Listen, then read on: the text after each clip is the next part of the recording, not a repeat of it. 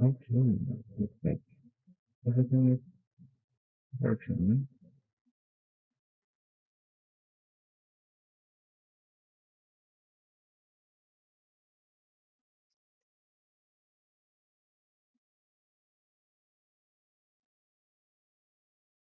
So this video, this old video that I made, reminds me that I actually haven't really made a proper setup for delivery on the logo in the logo van yet.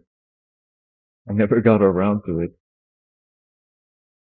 because I never really thought it's good. It's useful, but I wouldn't say it's good.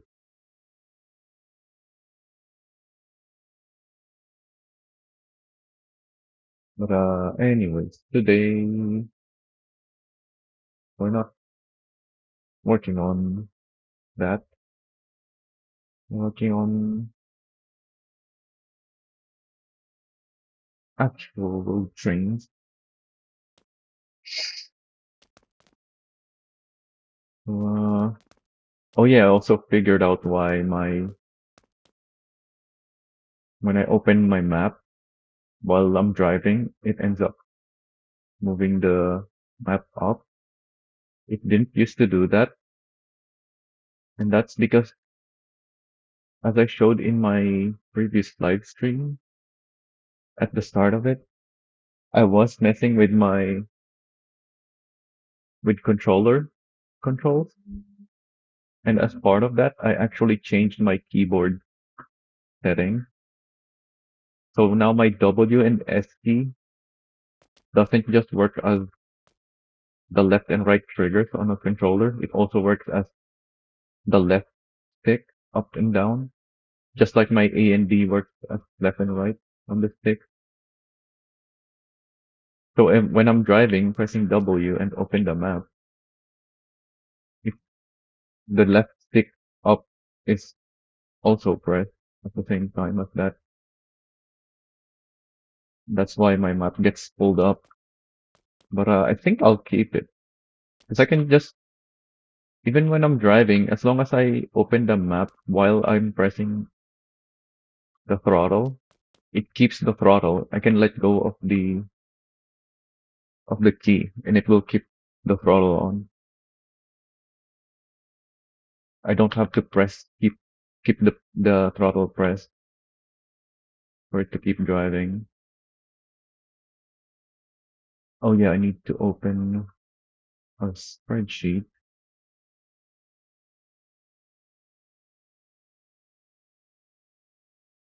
Well, actually, do I need to yet? What's our next step?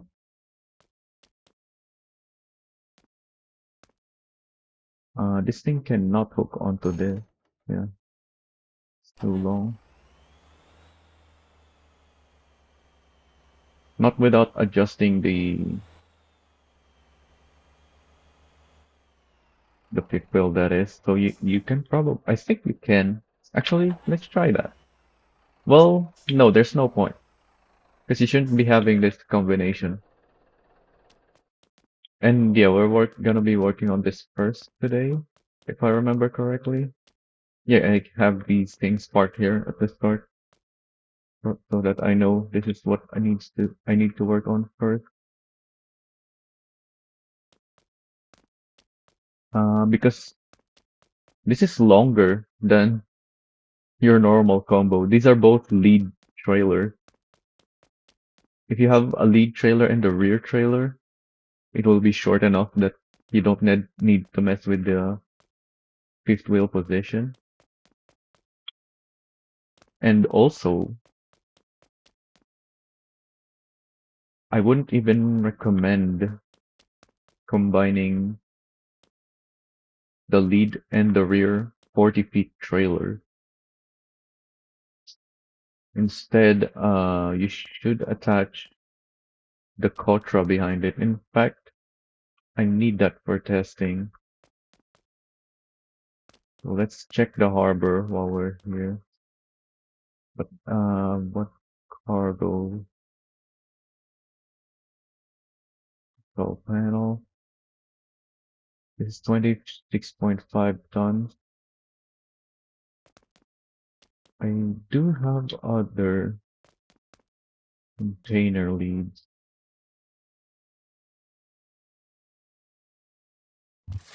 So I need to grab another combo. Oh yeah, we can try that now. Which truck do I have in the company? 770. Yep, it's this one. So we should be able to connect two 40 feet trailers on a Longhorn.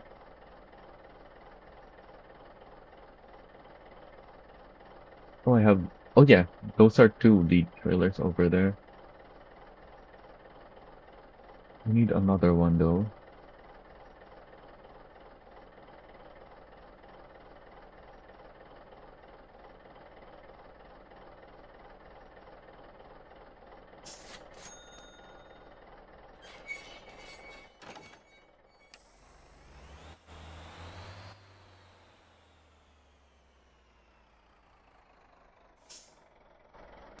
But instead of having the Conter rear, it should have the Cotra.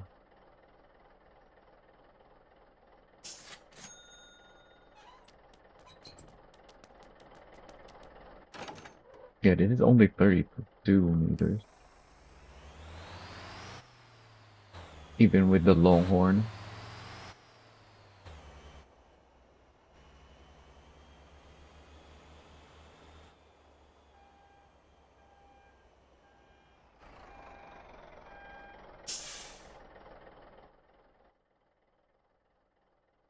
Let's see how much weight this thing can take. Oh, that's only 40 feet. I need 20 feet, and I need at least four. This is too light. Oh, looks like there's nothing heavy here.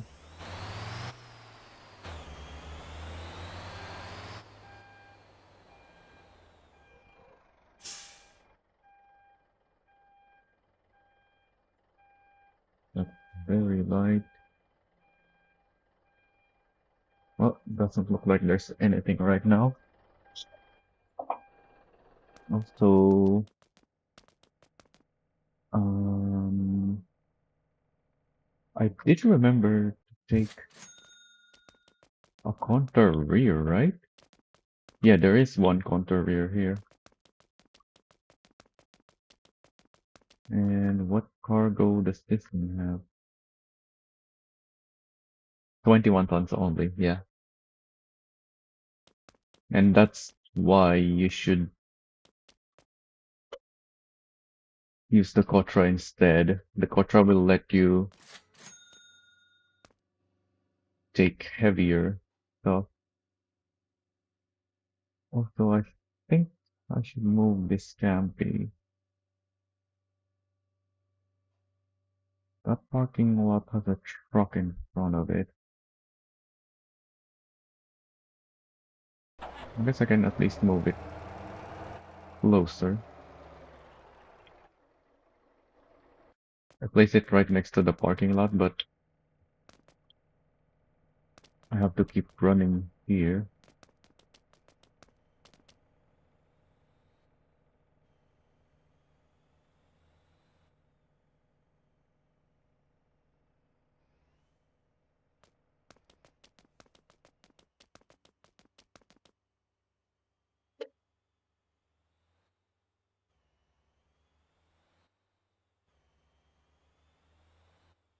Well, where there's nothing heavy, we should actually go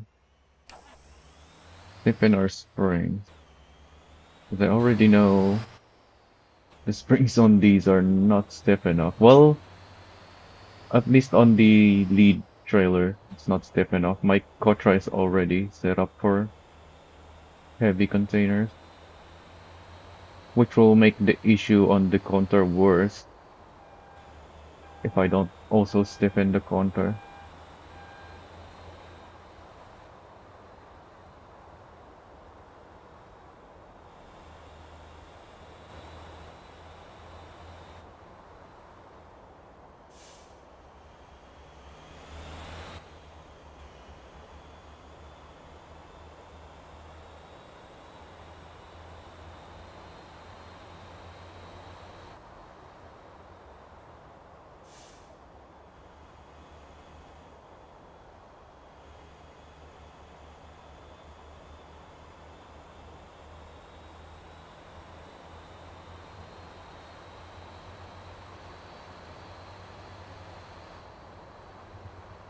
There's garages there at the harbor, but there's not much space to use there to drive around this long train. Whereas here we have a bus terminal. Although actually, I might even be able to just drive the front end. Nah,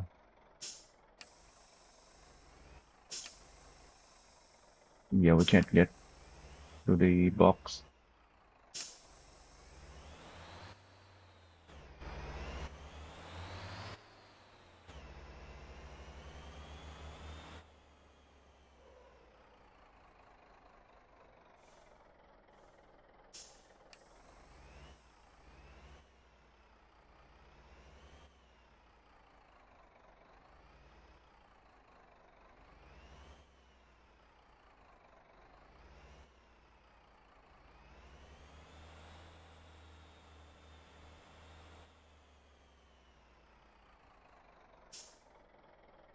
Let's look at my Kotra. Yeah, 200 springs. I think just put 200 on the counter as well. Actually, no. Let's go 300 to be safe.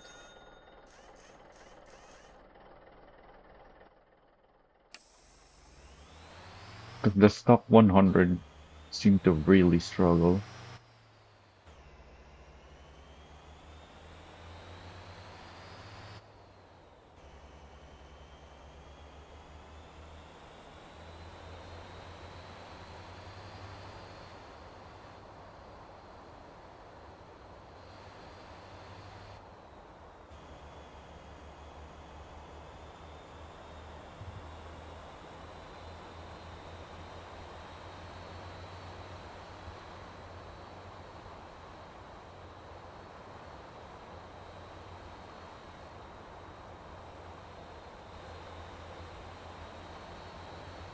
I'm still not good at maneuvering these trains because I haven't been using them really, which is exactly why I don't really have any tuning on these. They're completely stock.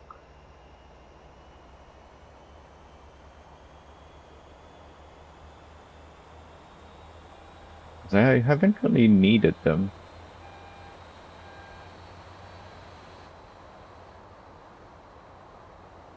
And this is the kind of thing where you really shouldn't be doing it if you don't know what you're doing or if you don't have a setup. But obviously you can't know what you'll need until you try it, so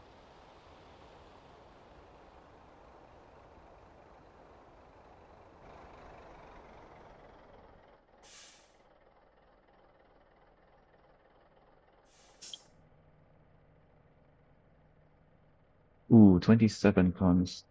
Let's see.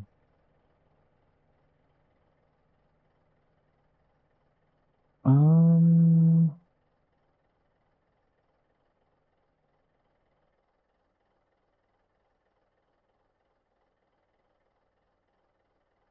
This. Hmm.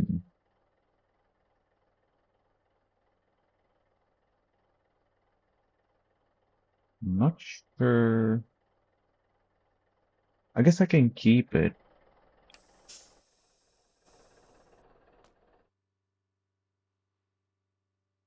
Um, because I do have. Where's my disconnect? Oh, there it is.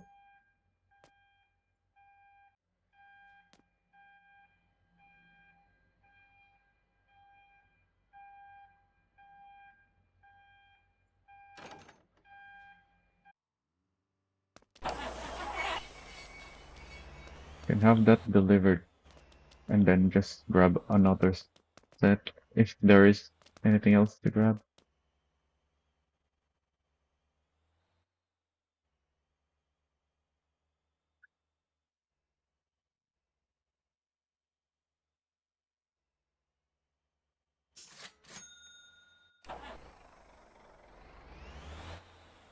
Oh, this one is not tuned.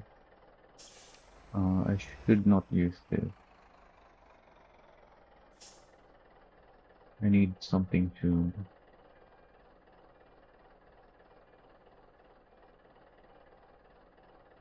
Well, I'll just have the company truck deliver the cargo later, but yeah, I will. So this is actually fine.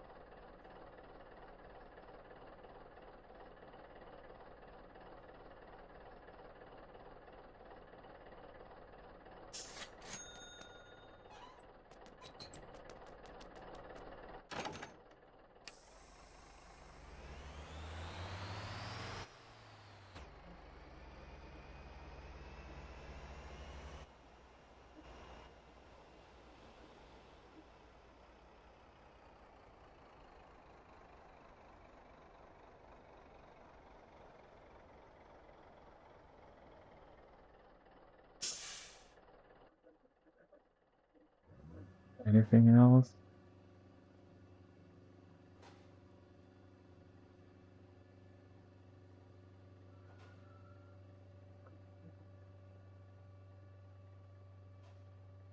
Nothing there. Maybe something here though.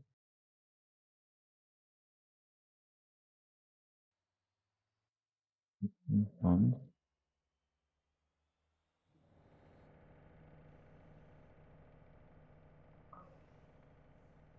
Ooh, interesting.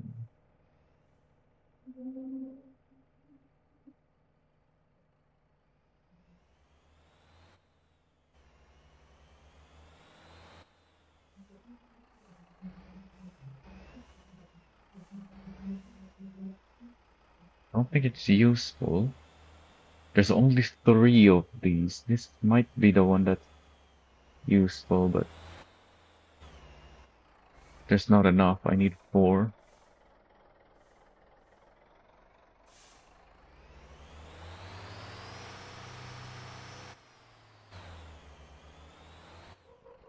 Unless there's something really similar in weight that I can grab. Nah. Oh, there's this one. Maybe this is useful.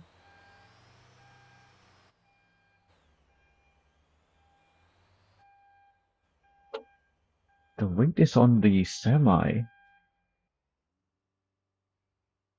Oh, but this is because the semi is not upgraded. I really need. Yeah, I really should have just grabbed an upgraded semi. I forgot that I'm checking the weights and it will affect the weights that this is not upgraded. Can't squeeze through there so long.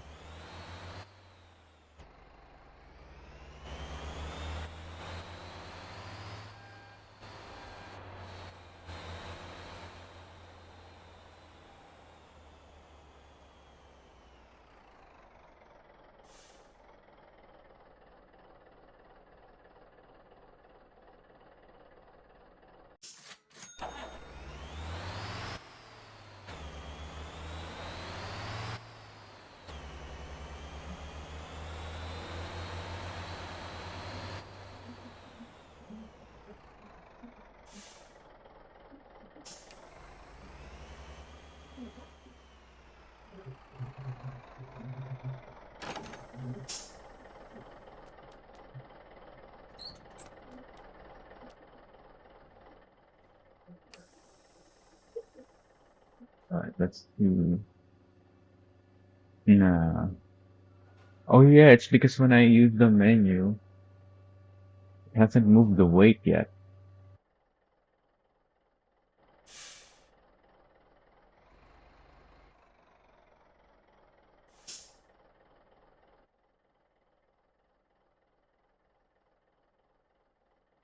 Because while I have this open, the brakes are on and preventing the weight from redistributing.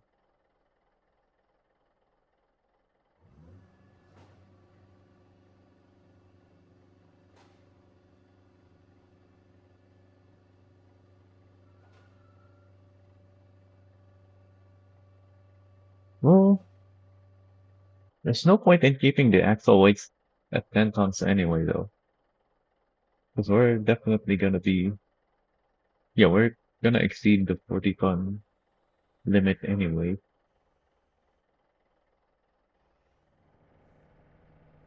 Well, what I should be looking for is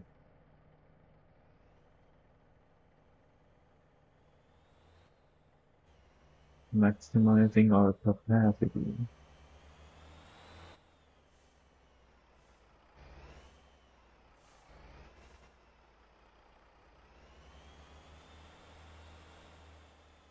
Hmm,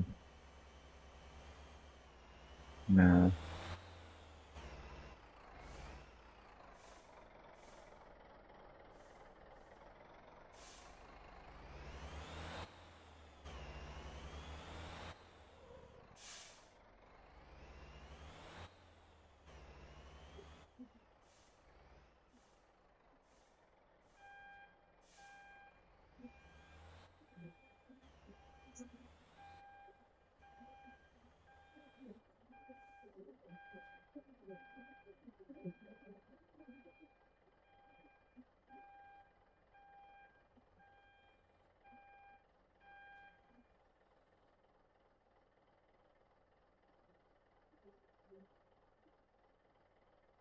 Maybe there is an advantage actually to having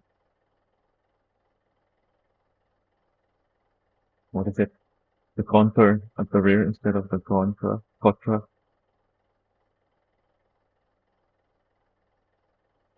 But the thing is, um,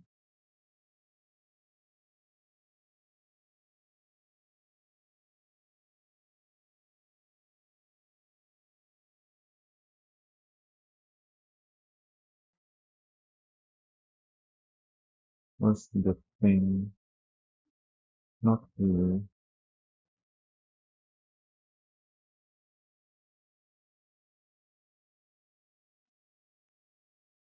Wait, did I skip it? Where is it? There it is.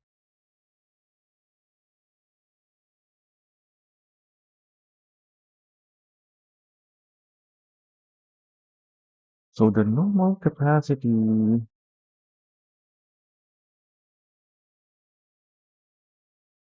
of the dualies on the semi is 16 tons per axle. The trucks are set up for the 10 tons because that's when you start getting overweight spines, but maybe I should make another setup for heavier cargo.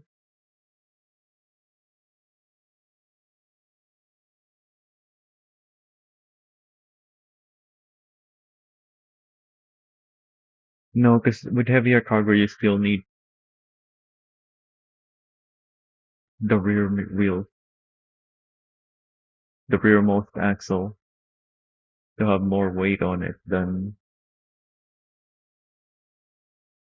the other axle, because that helps prevent wheelies.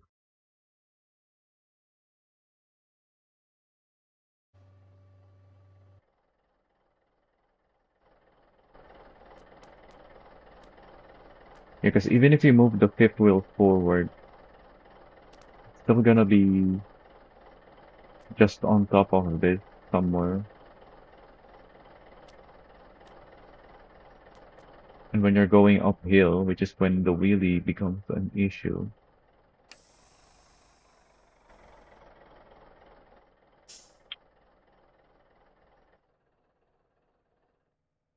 then it's, well, you're at an uphill, so you're at an angle. And therefore, even if you had the fifth wheel above that axle on flat ground on an uphill, it will still be behind that axle. Ooh, this is heavy. 28.7. Not sure how useful that will be, but I took it anyways.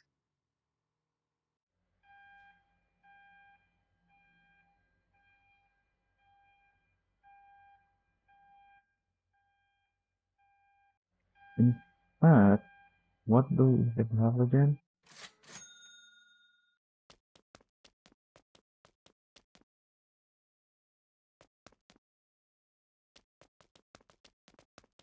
I don't need these to be here anymore, but that's fine. My main concern is our containers. Yeah, we have these, which are pretty much the limit.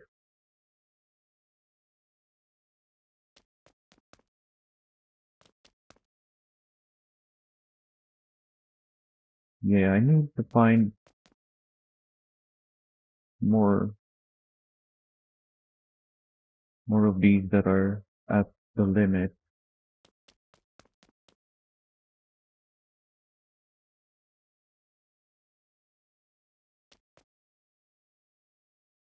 Yeah,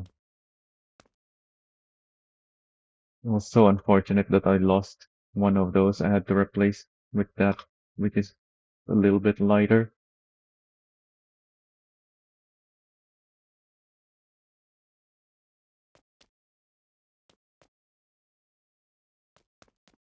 So this is 21. Oh yeah, the control panel is on this side. Can I not? No, I have to use the control panel. 26.4. Wait, yeah, that's heavier.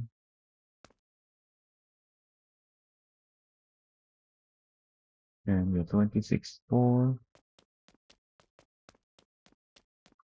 And then this guy has 27. So yeah, so a little bit heavier version of this.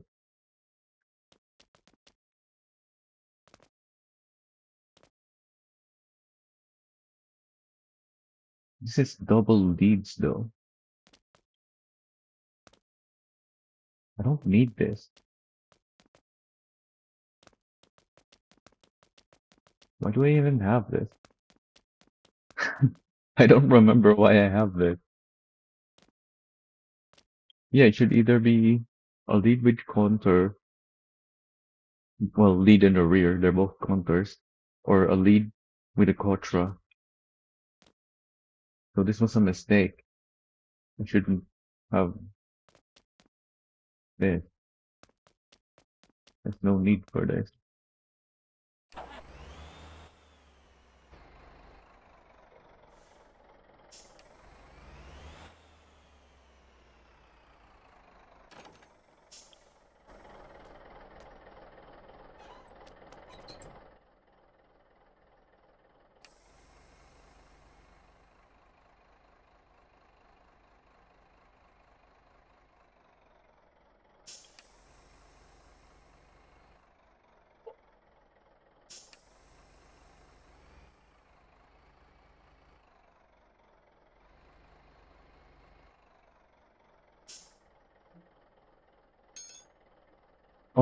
I despawned the wrong one.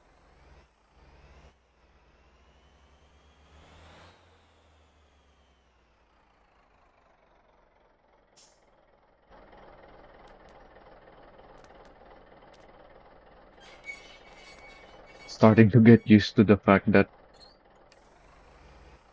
sometimes my tab key doesn't work in the menu for whatever reason. So I used the mouse, but then the mouse went to the wrong one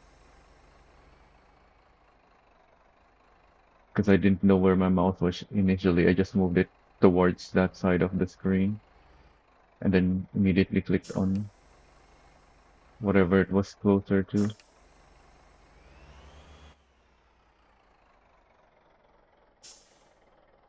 Yeah, my because my tab isn't working again. I don't know what's up with the menu, but the tab key doesn't work sometimes.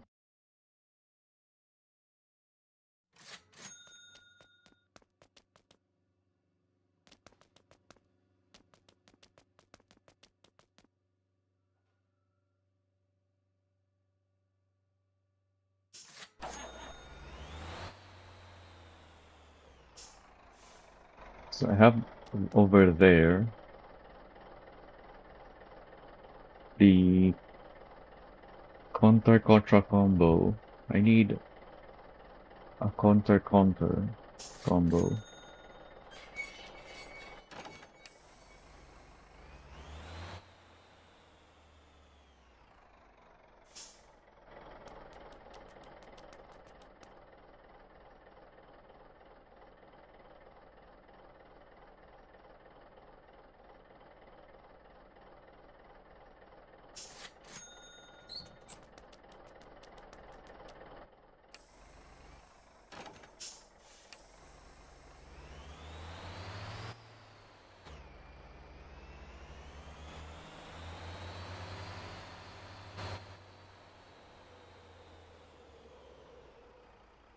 Oh,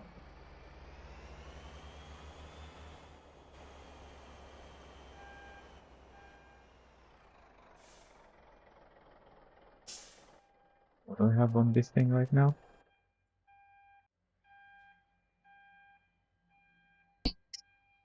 28.7. And it looks like the weight distribution is good for 28.7. Let's calculate. 18.8, 17.6. Actually, no, let's not count. No, I think I should include it actually. 18.5.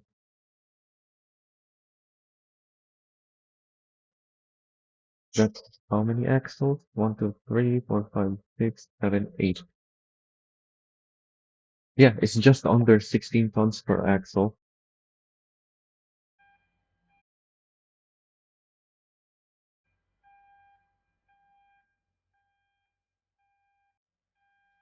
This is 28.7 tons.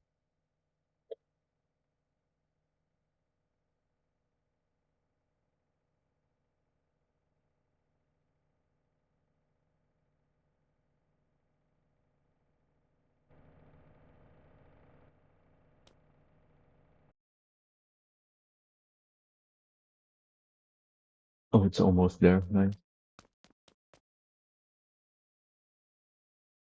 Because I'm gonna have to send it off already. Now that I looked at the weight,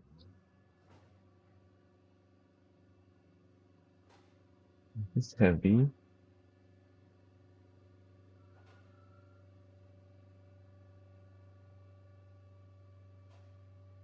And yeah, there it is. This is the problem with this combination.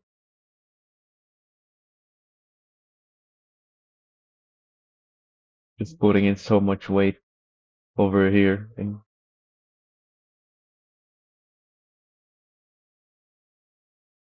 yeah, you can even see the containers here are up above this axle, whereas this is almost reaching the middle axle. And those axles behind it are all the way in the back compared to the Kotra, where the axles on it is towards the more towards the middle. That's why the Kotra is better for weight distribution. And that's why we have this now where these are not even over 10 tons yet. These are almost at the 16 ton. Unlike with that one, which has much heavier containers, and yet it was just about 16 tons for all of the axles.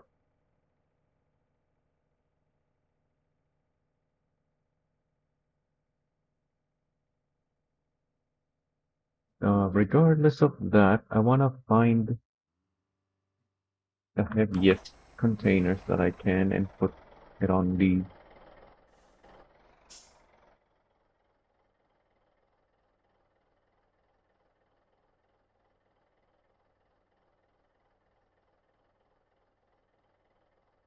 27.2, not quite.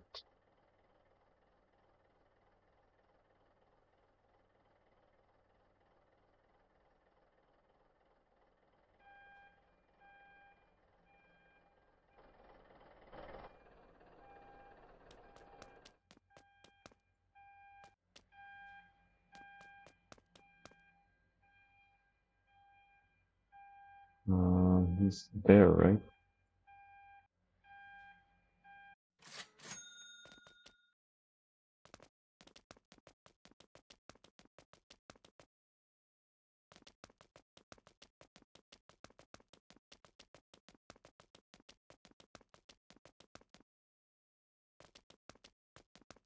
Since he parks here, I need to move this out of the way.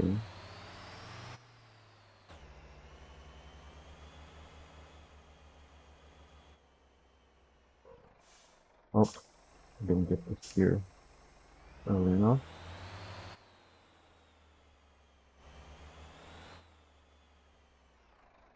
That should be good enough.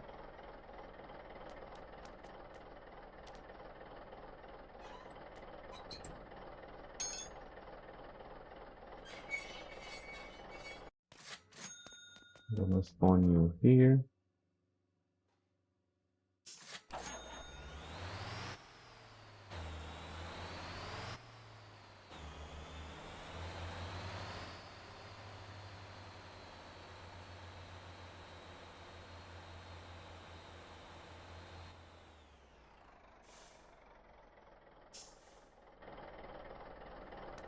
And have you take this.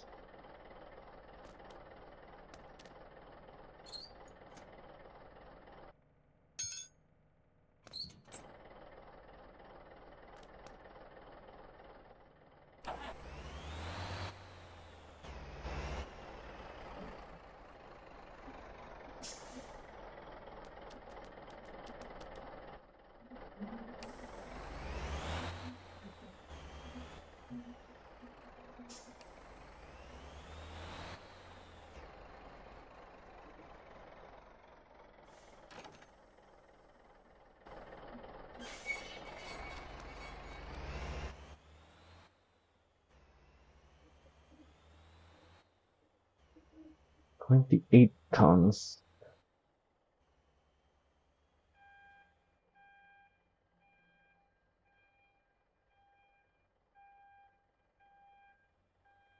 I guess we can have a look what happens with 28 ton.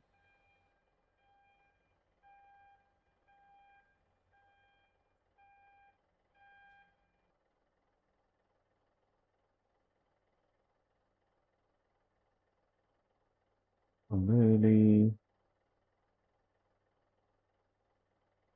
only interested in the heaviest ones though.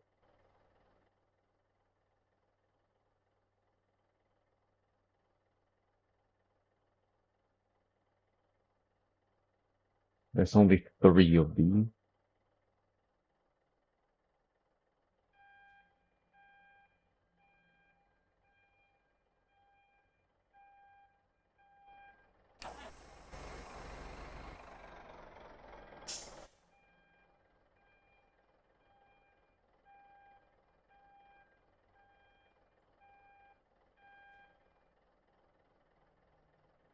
And I can't be combining different ones because they're gonna have different weights for sure.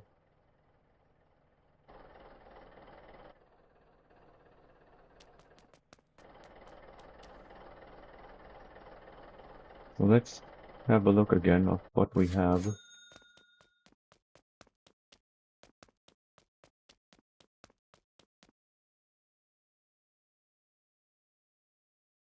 These are pretty much max weight.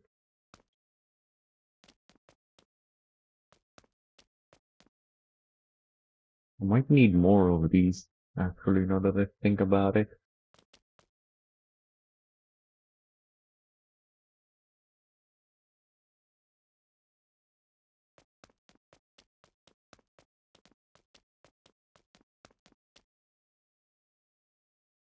And these are not even matching weights. Oh yeah, that's why these are not hooked. Yeah, I need something to go with this one.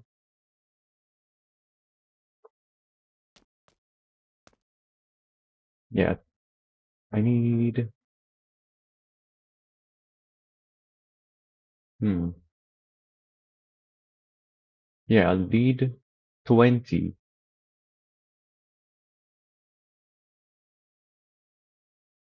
There's two. What defeat rears? The Conter and the Contra. So I'm gonna need two more combinations. This is starting to get tricky. I need to despawn this one to make sure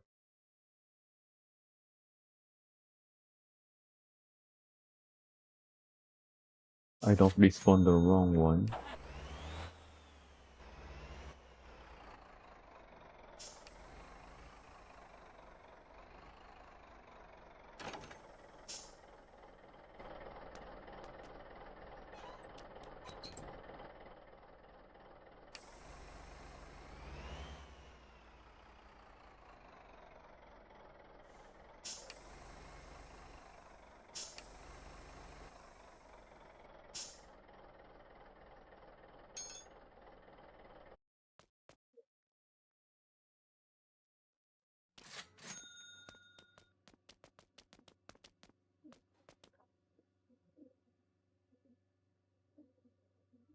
I need another kind of semi because I'm running out of FL1.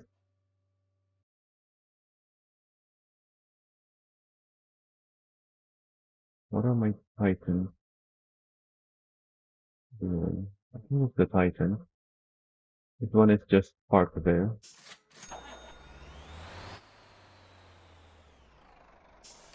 Oh yeah, I'm here for the short one, so I don't need to move forward that much. I don't know why I have a counter lead there, but I want to despawn the ones at the dealer. So I'm taking this.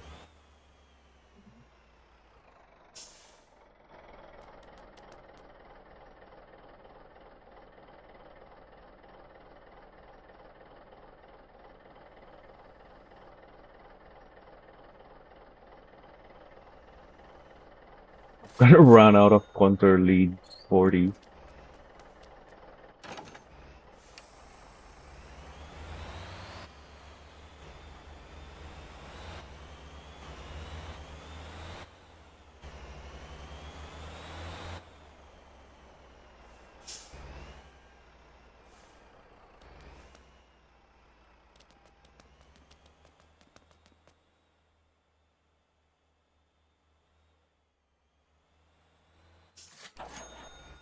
Actually, I'll take this one.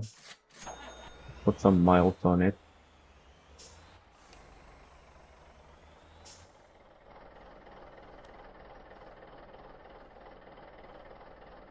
I need another lead 20.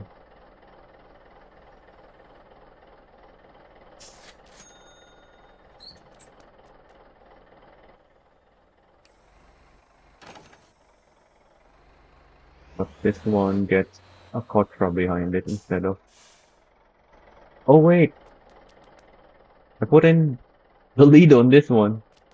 It's supposed to be a rear.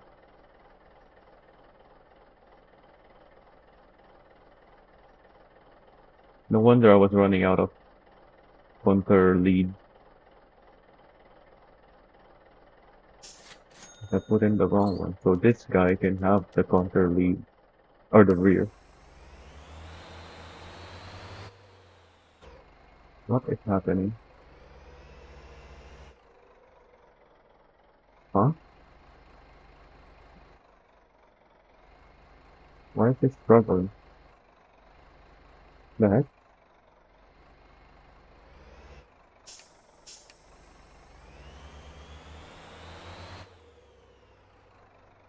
What? Why is the rear trailer dragging? I thought the wheels are locked up and I can't unhook it. Is it not hooked? Oh, it wasn't. Okay.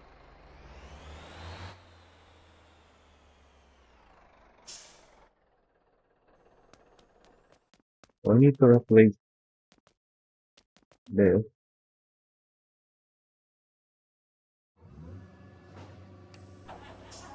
But first, let me check if there are heavy containers I can pick up. Oh yeah, that FL1 is not pulling anything. This part of it.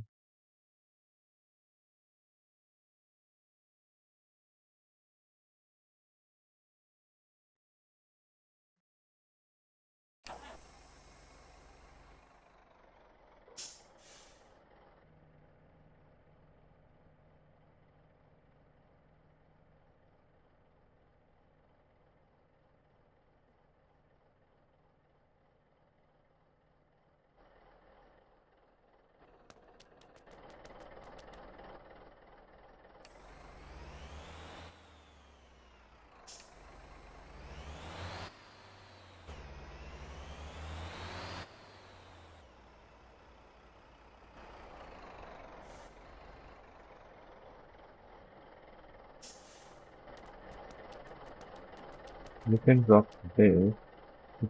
That's not the correct trailer.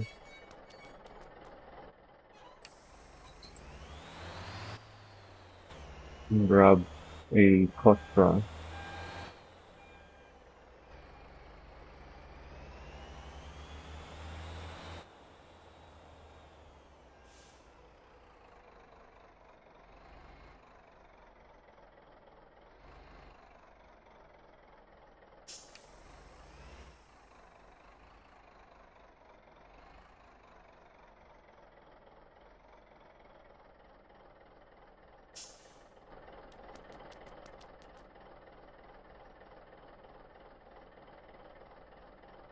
Do I have more Cotra? No. Hmm. These are all being used by my company. Can I take one of them? I think I can lose one of them for a bit anyway. Don't think this guy has it.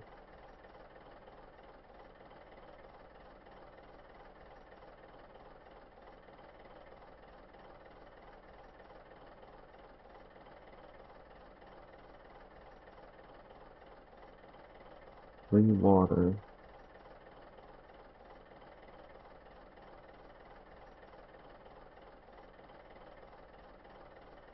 That's nice to find that.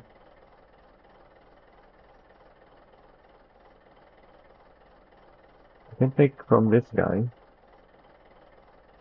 Yeah, this is an extra clock.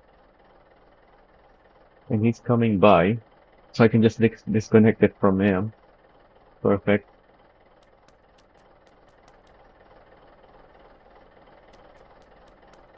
I need to despawn this one now that I know it's the incorrect trailer.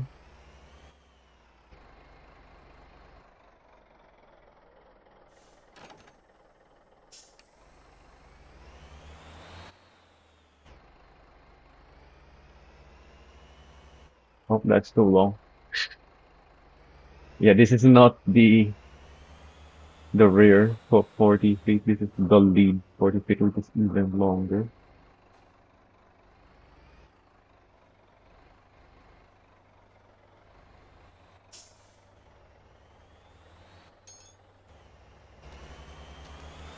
You wait a minute. Oh, stop. Where are you going? Stop. What?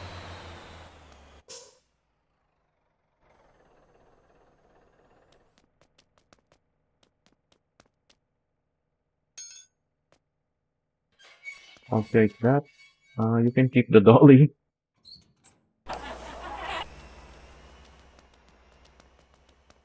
and then connect it to this one.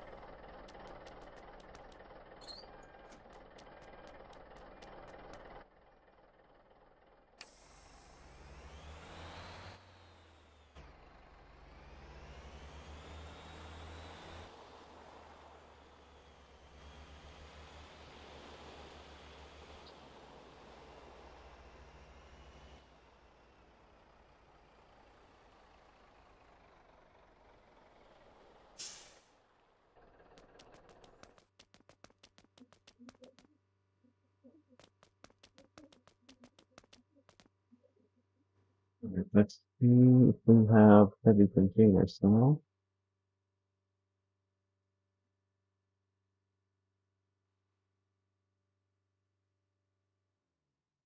Nothing here.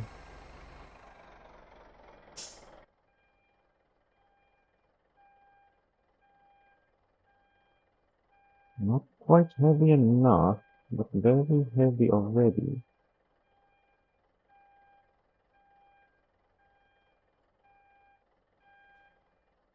I'll take it.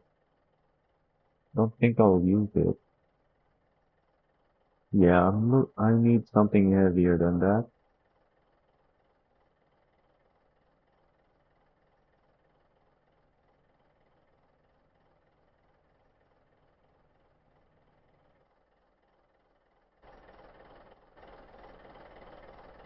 And then I need to get this out of the way. This requires this very specifically the super heavy stuff, whereas the others don't. So I only need to take this once I found the heavy stuff. Until then, this can be part out of the way.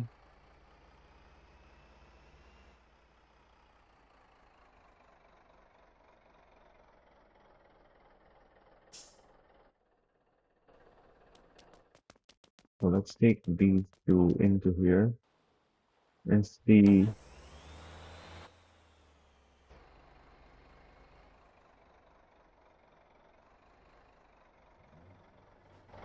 how heavy the containers these can take.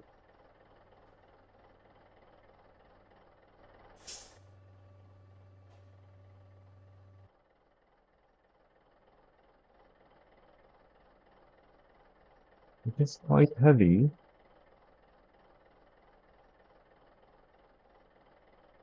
I wasn't expecting the rear to have that much weight, so yeah, maybe the other guy should take the these. Let's grab that.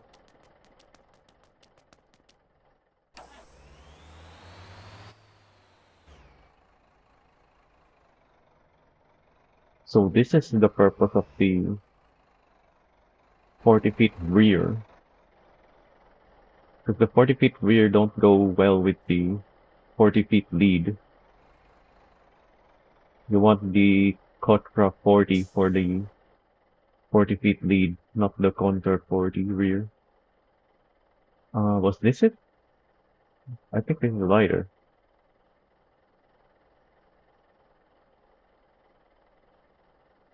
I don't remember the weight, but yeah, we can take something heavier than this.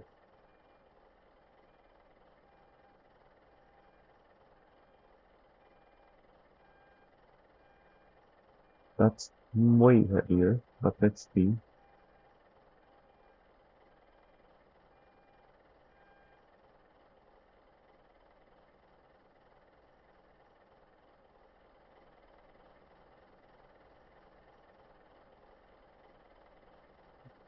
Interesting. Yeah, I think for this combo, this is a good combo, I think. So we can have really heavy containers on this.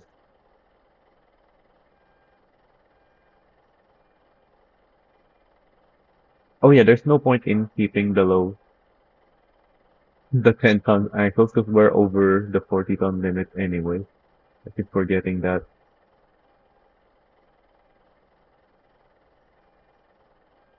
So for this one, yeah, I'm also only looking for the heaviest containers. Although for this one, I don't need three. I can have one with slightly different weight and then the other two on the front, on the rear rather.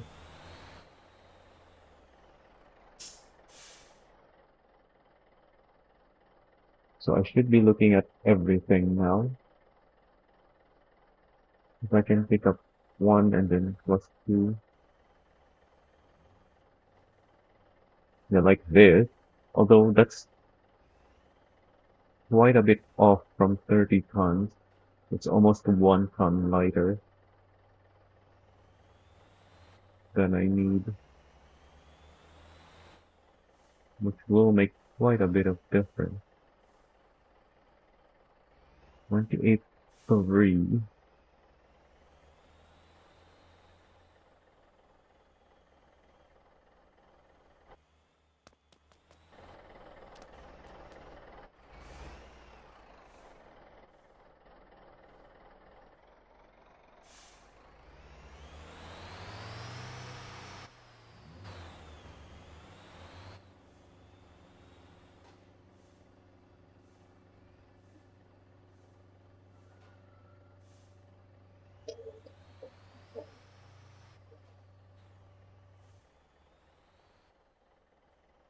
Ooh, 29.4. That's heavier.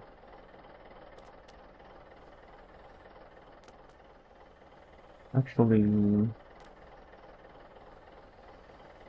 which guy do I wanna take that on? I forgot that they both have the 20 feet at the front. So maybe I can actually go on this one.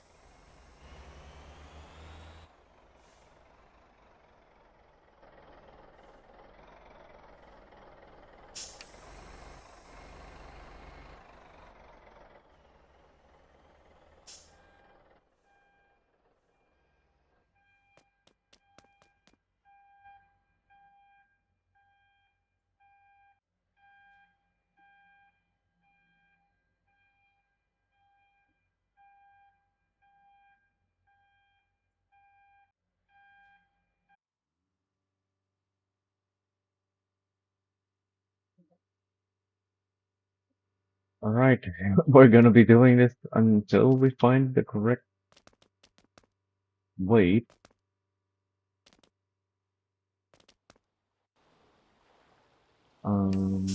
What's the weight on this guy? 29.4, yeah, so that's very heavy. And also, I should be checking here. but it is not as important, so I haven't been checking in. I don't even know if they change the weight on this often. I don't think it shuffles as quickly as the container. I can also go here and check, but I'm probably not gonna find anything useful here because it's so far away and there's less options here. Yeah, you can see the scroll bar is bigger. There's only a few items to choose from.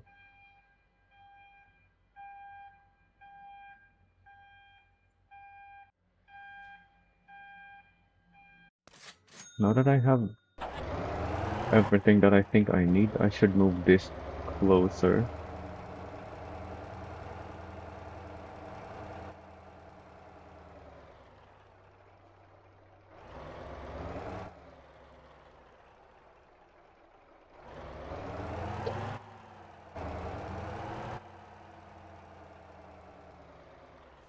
Oh, that thing doesn't have collision.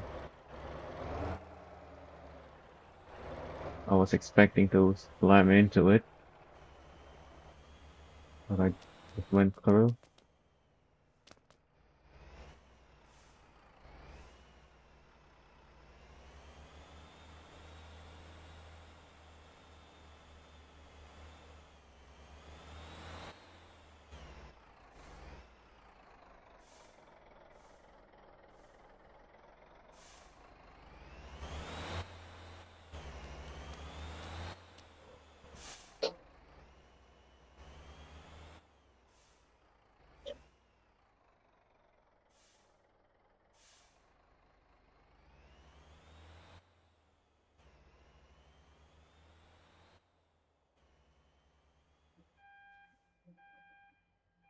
Hopefully, at some point, we can at least have better weight options on the cargo, so we won't have to wait on over here.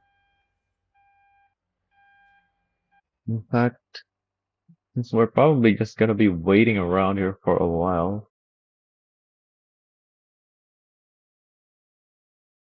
let's see. Let's put something on to watch.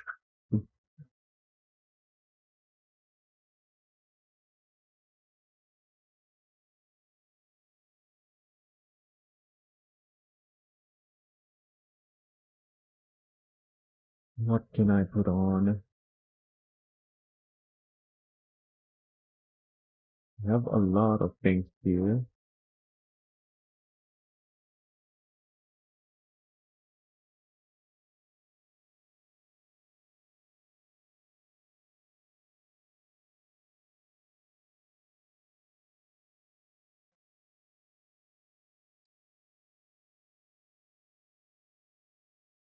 Most of them not really for watching though.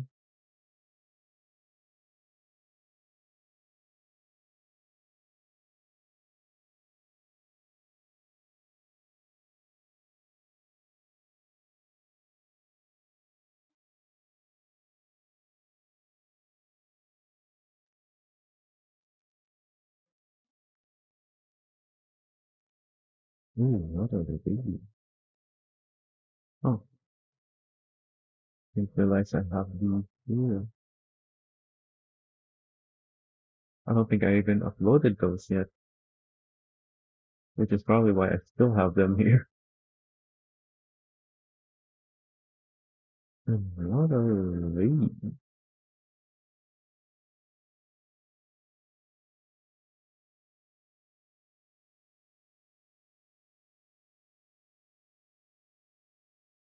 Even more stuff that I apparently haven't uploaded yet.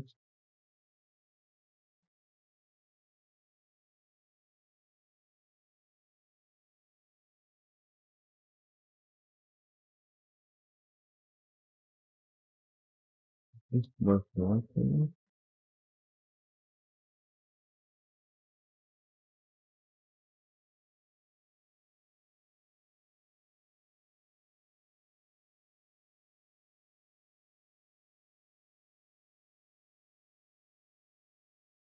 Uh,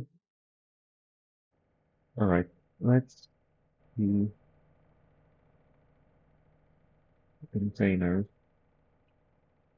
Ooh, 2197 is 29.1, which I believe is lighter than that.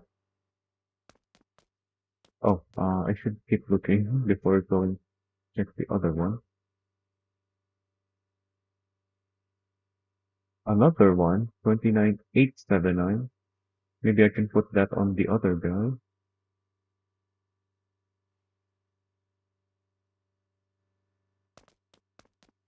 Not as heavy as what that got, but I think it's heavier than this. Yeah, this 29.4.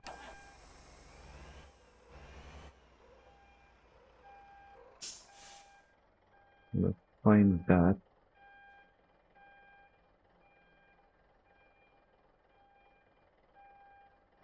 And then check the other place for more.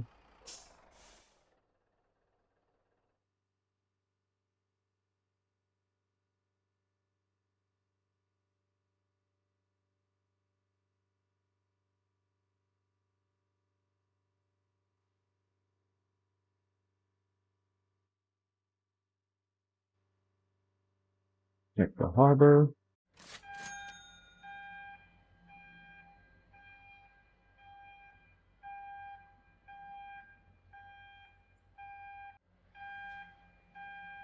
Nothing heavy here. I should move this as well while we're here.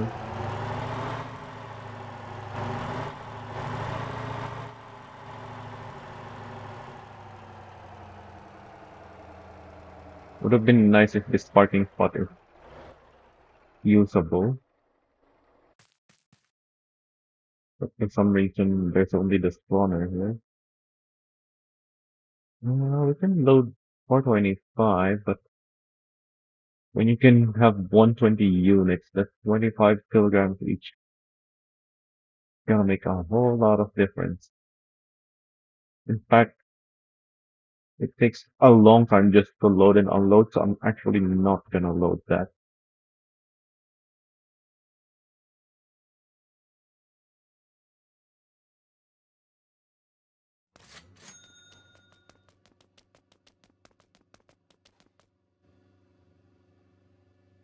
'Cause I might get back there and find something heavy, but then I first need to unload and it might expire before I can load and before I can unload and then load because it takes so long. Even with me using both the mouse click and the hotkey to load and unload, it still takes so long.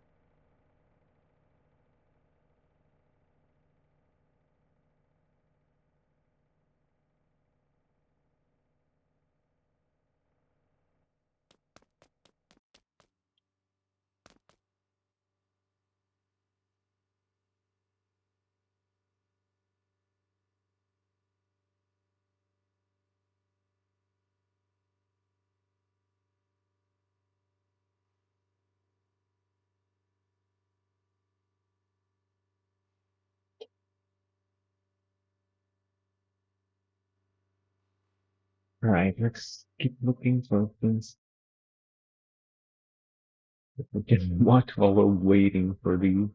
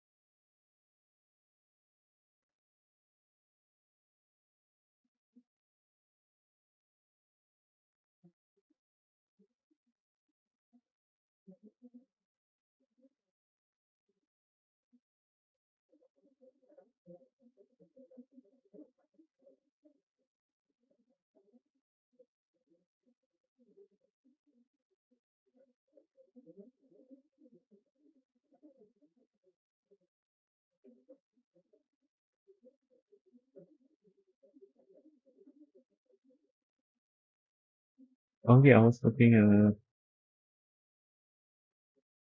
what was it?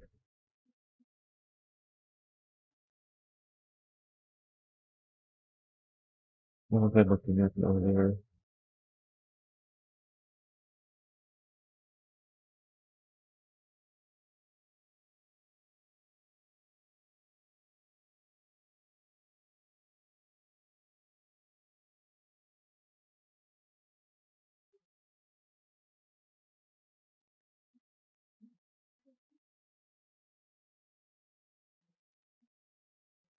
My chocolate playlist.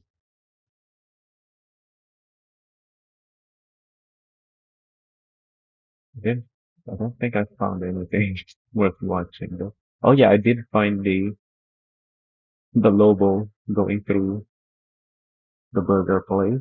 Not not really anything else worth watching. Except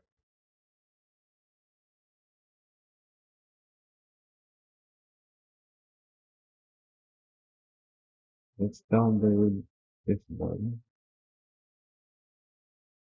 Hopefully it doesn't take too long.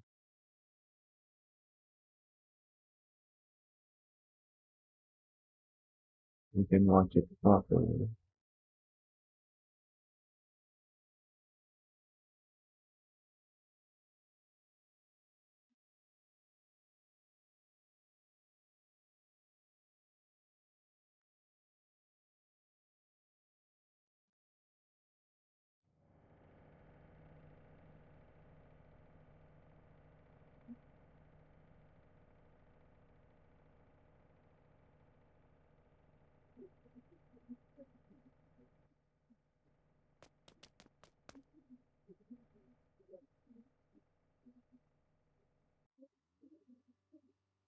Oh, I just opened a folder that we might be able to, might be worth watching.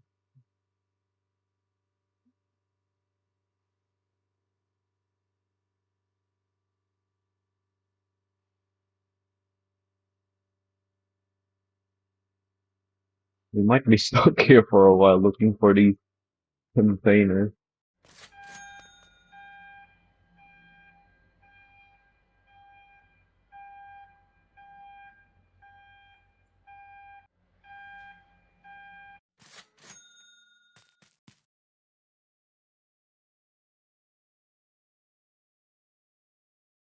That's why I'm looking for things we can watch while waiting for the stuff to shuffle.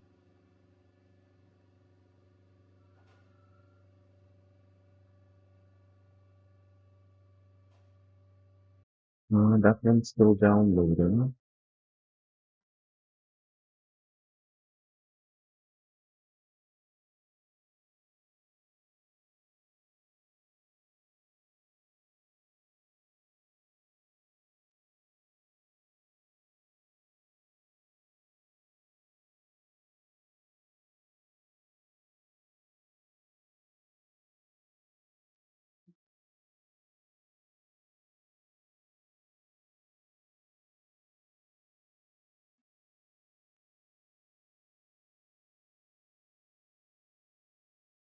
Eh, not bad.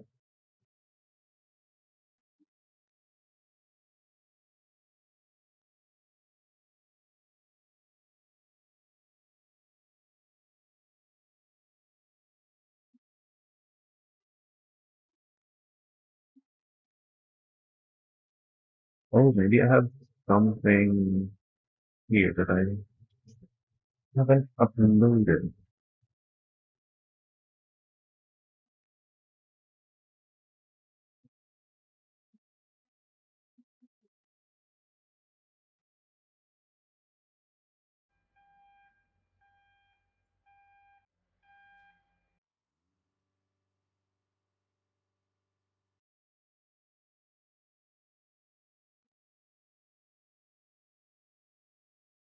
And probably never will. So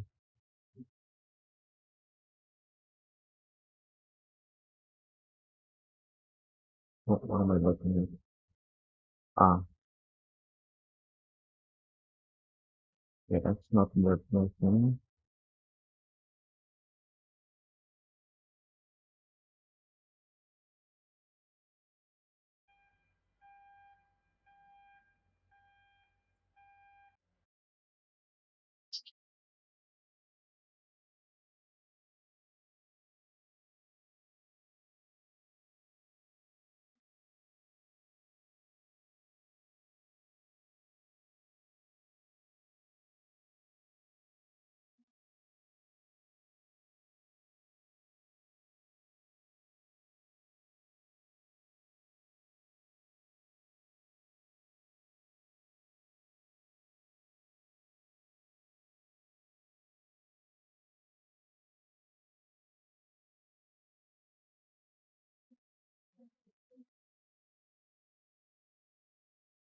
Oh, apparently I still have these.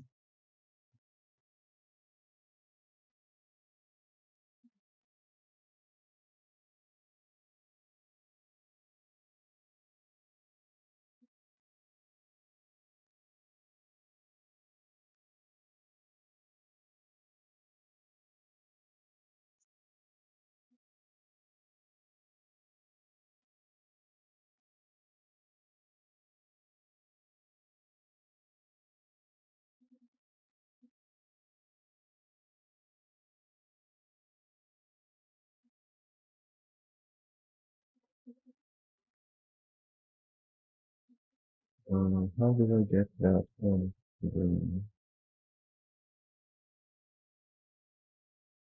Oh, I didn't set this up for this. Hang on.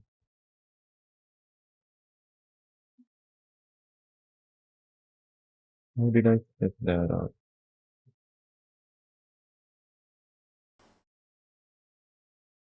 Okay. Um,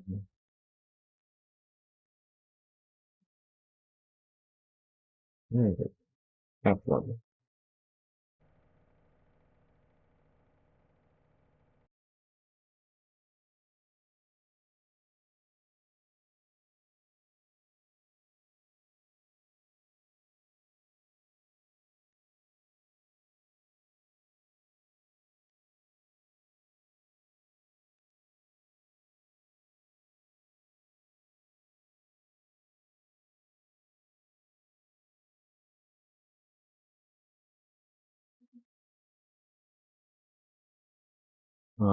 I have to add the audio separately. How did I add the audio? That one.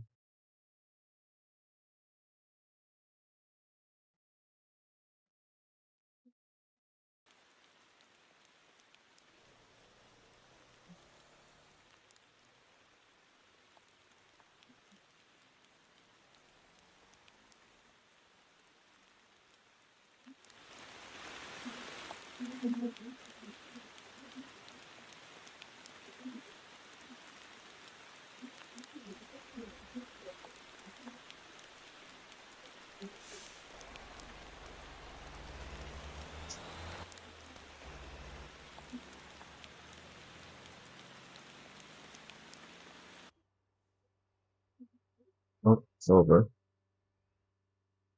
Hang on, I'm looking at the container. 29.8 that's lighter than another 29.8. This is 1 kilogram heavier, and it's just a single container.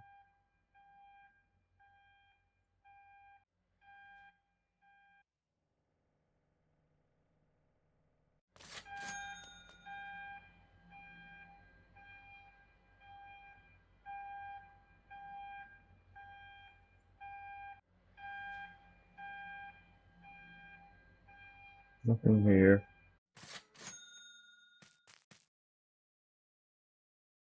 Nothing here. Okay, let's go back and find something else to play here.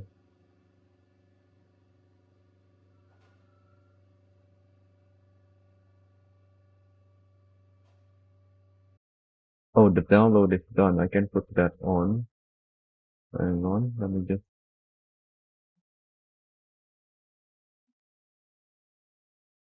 Where did it save the thing?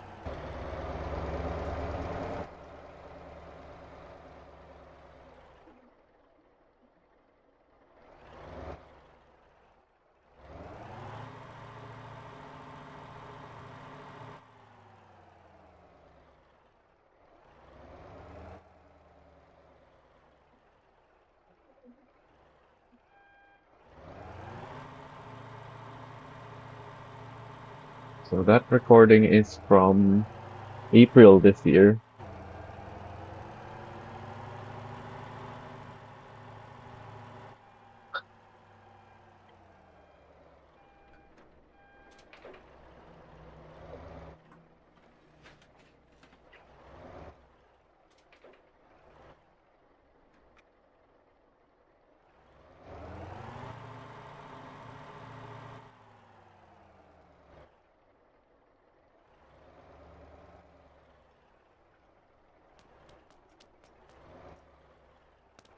I called it the Fool's Errand because it was April 1.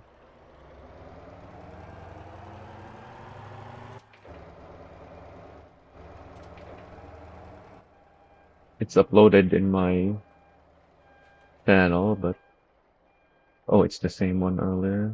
Okay. If you want to see the whole thing,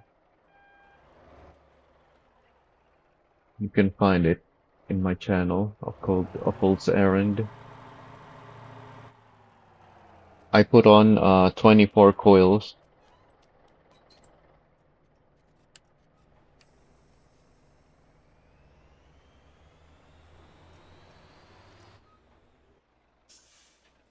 and delivered it all the way to the harbor, the Jeju harbor, not Dasa harbor, on my own power, except for one place where I could make it up on my own if I just had a higher FDR. So after that, I changed to a higher FDR and I was able to make the delivery, the rest of the delivery on my own power.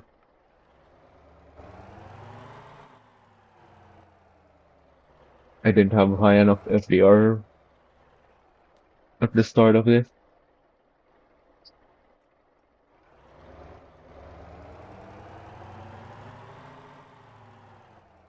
In fact, I used that as a reference to figure out the weight numbers that I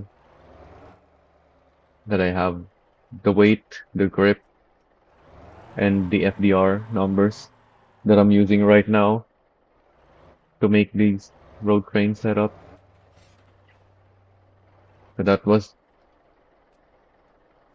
video that was supposed to be just something to do in April 1st actually ended up being quite useful.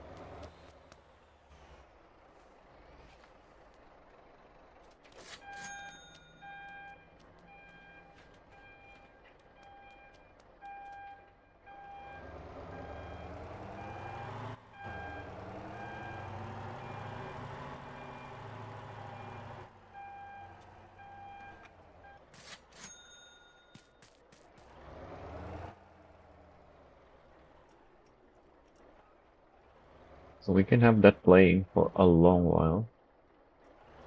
Because that is let me see. The whole video is 2 hours and 30 minutes, although I skipped a bunch of it at the start, so we're at the 26-minute mark. We still got more than 2 hours of that left.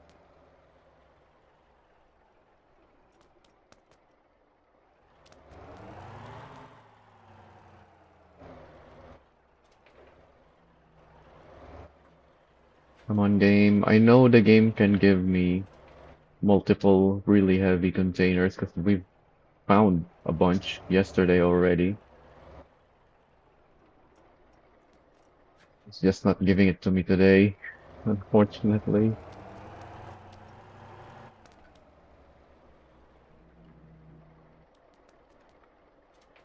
That's a single one and it's not really heavy enough.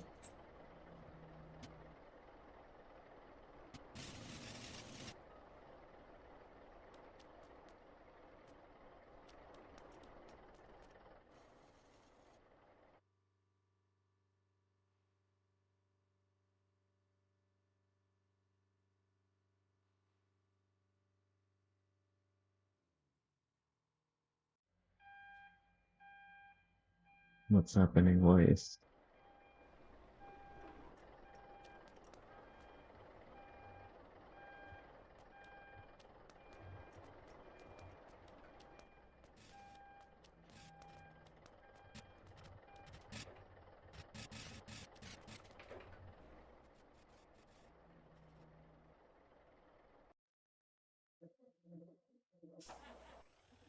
Oh, and I was in my single player world, but now I'm going to multiplayer just in case I need help, which I did ended up needing in that one section just because I didn't have the correct FDR. Although the most useful help was really the most helpful thing in multiplayer was really the refueling, because the Atlas has a tiny fuel tank, but also it's the best one to use because it's very light and but also it's very strong. The suspension on it is much stiffer than, well, about twice stiffer, double the stiffness than the other semi trucks. Although I don't think I maxed it out. I don't remember if I maxed it out for this run.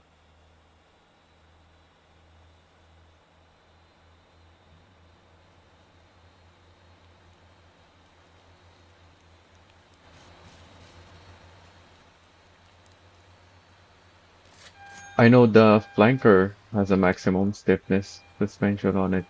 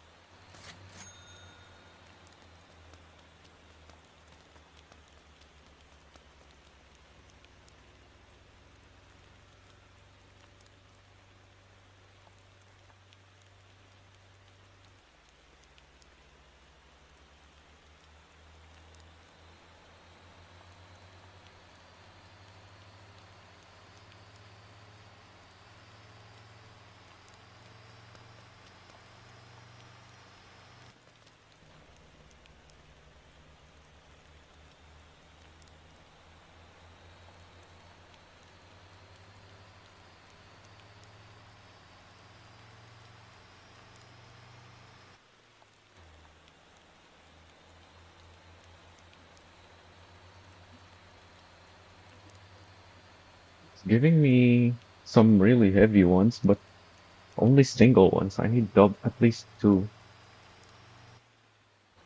And I need one, two, three, four. I need eight in total. Although I only need them in pairs. Although for the other truck setup, ideally it is all four of the exact same weight.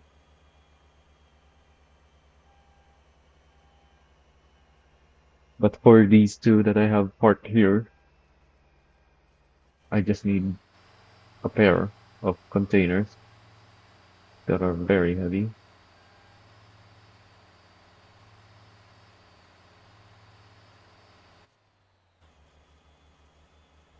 I guess we can speed this up, but this is very slow. Alright, let's do it. Actually, let's go up to triple speed so we're not watching it forever.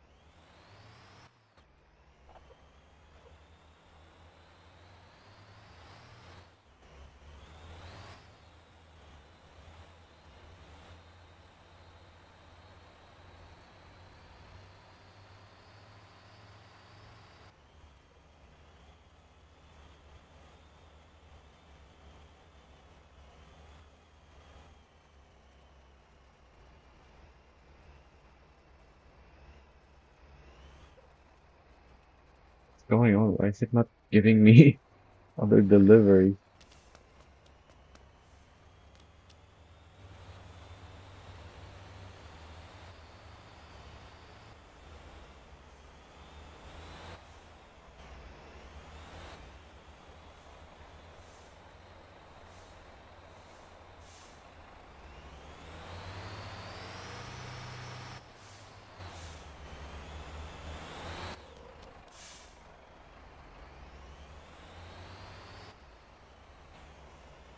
Oh, now everything is about to expire and get replaced. Just took a while.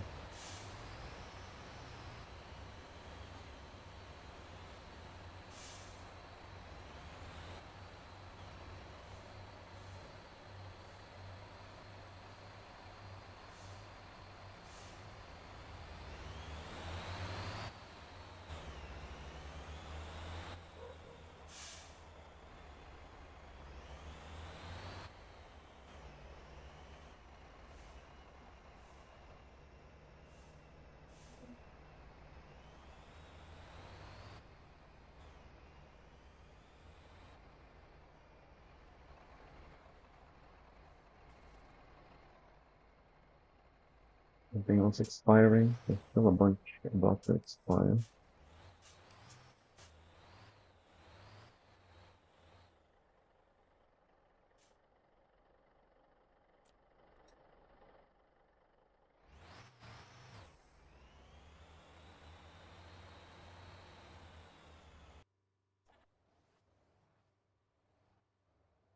Oh yeah, and the server crashed.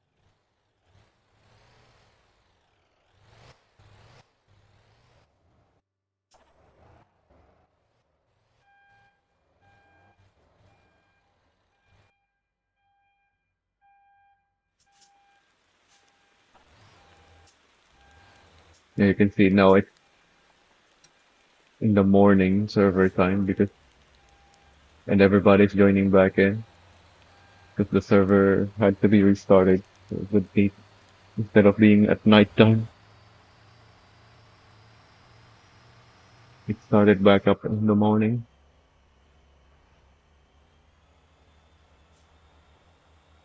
What? Why didn't we get copper still expiring?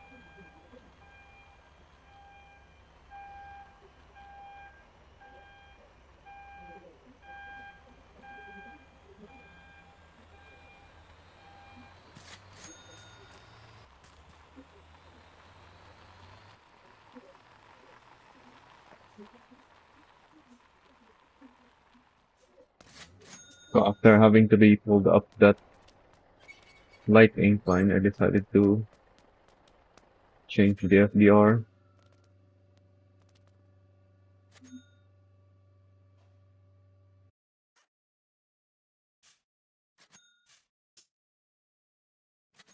because at the start I added more coils.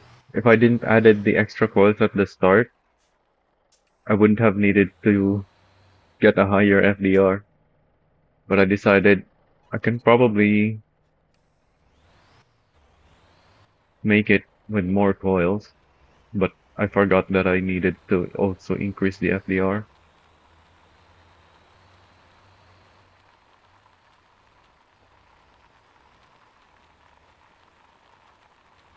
So from this point, now that I have higher FDR, I'm able to make the rest of the trip.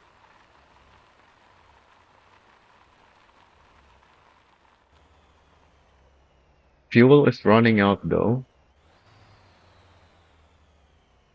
and we're nowhere we're close to a gas station, even though we refueled to the first one that we passed.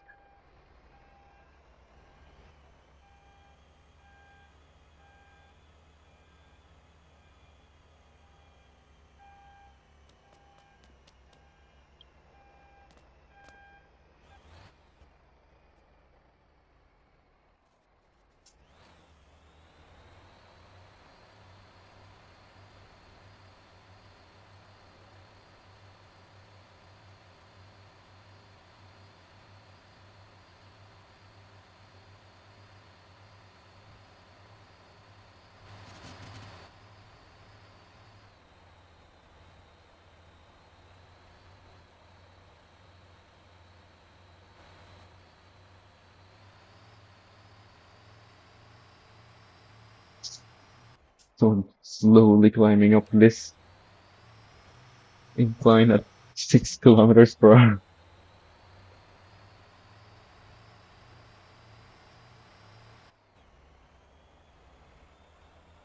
It doesn't look very slow, but that's the triple speed of the video.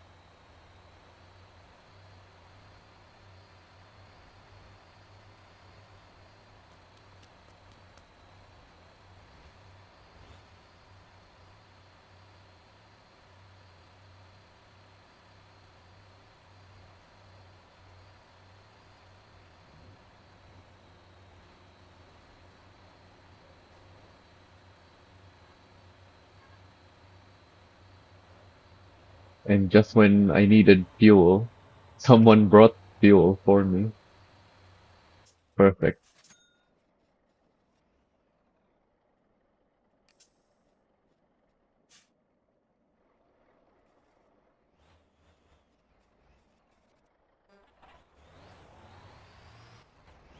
That's why I decided to do that in multiplayer. Stuff like that, and it worked out perfectly.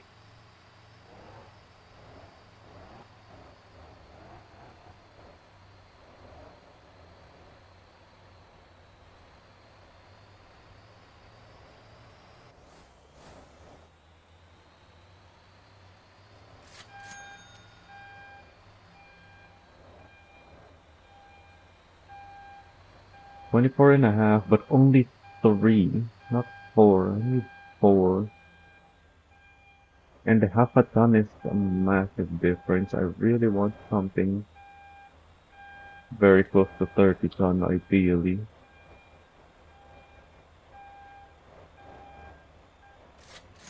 Oh, I should check the ring.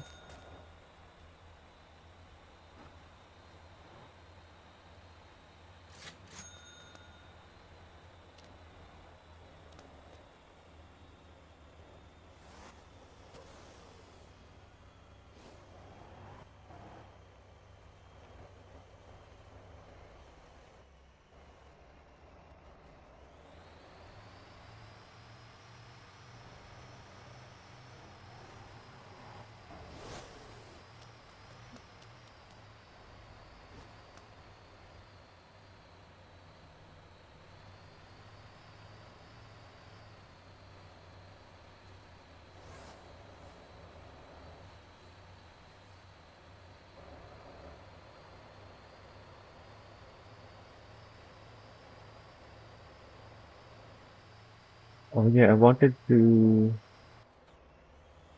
go through all of the Halloween outfits. This is the number 0. Let's go use the number 1 Halloween outfit now. Oh, it's the hot dog. It's not really for Halloween, I would say. Let's see the other one. Okay, this one. The butcher.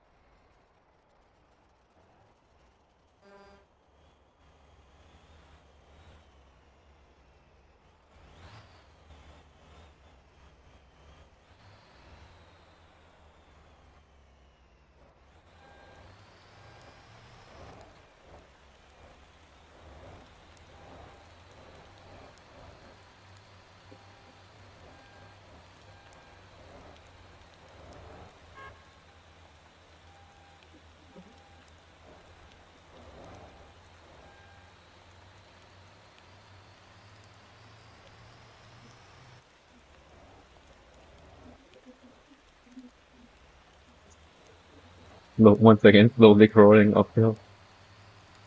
5 to 9 kilometers per hour. Surprisingly, there's enough grip even though it's raining.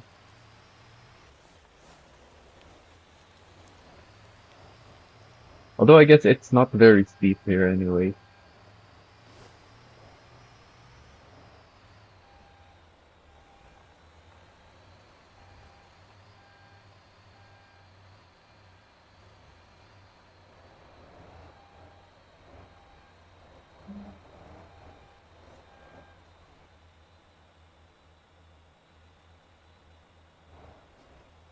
Also, I have a different light setup on my Atlases now. And the way I got those lights above the truck is using by putting on the one of the roof pieces, the aero pieces that you can put. I attached it to those and then just removed it afterwards once the lights are on.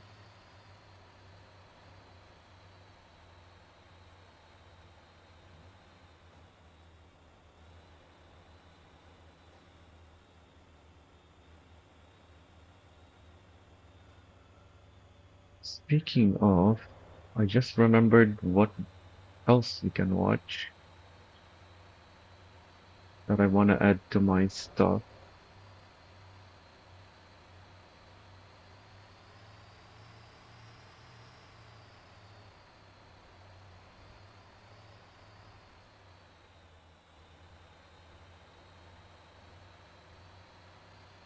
Yeah, I want this.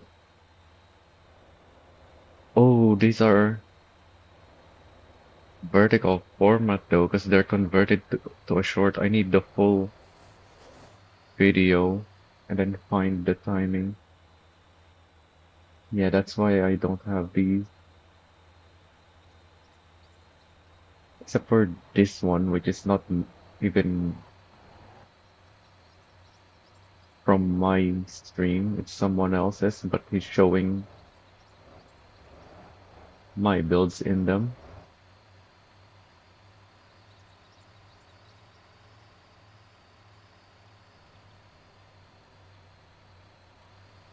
And I'm the one who clipped it. So,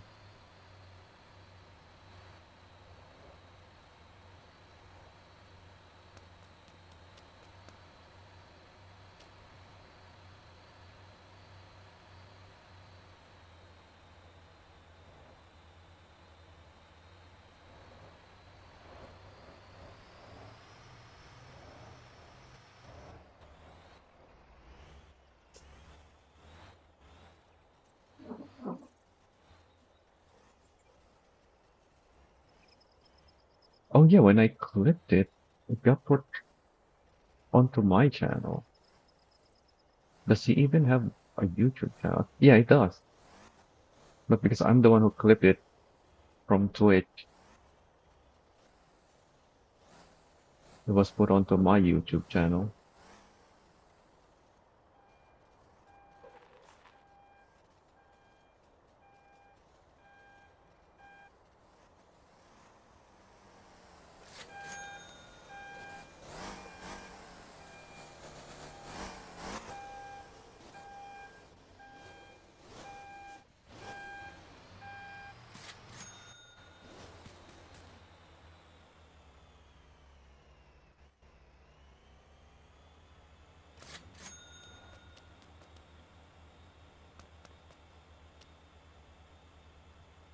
Oh yeah, the admin in the V12 Lambo there was.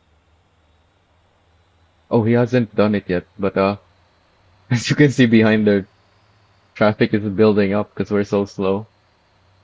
So at some point he's gonna be despawning them since he can do that as an admin.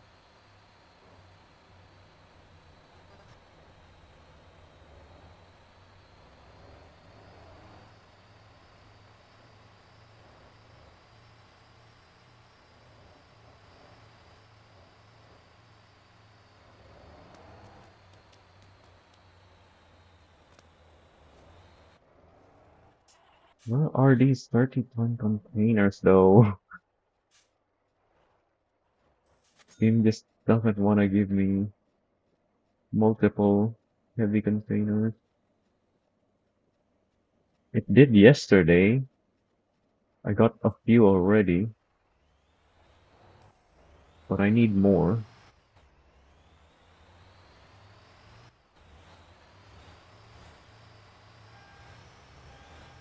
Once again, needed fuel.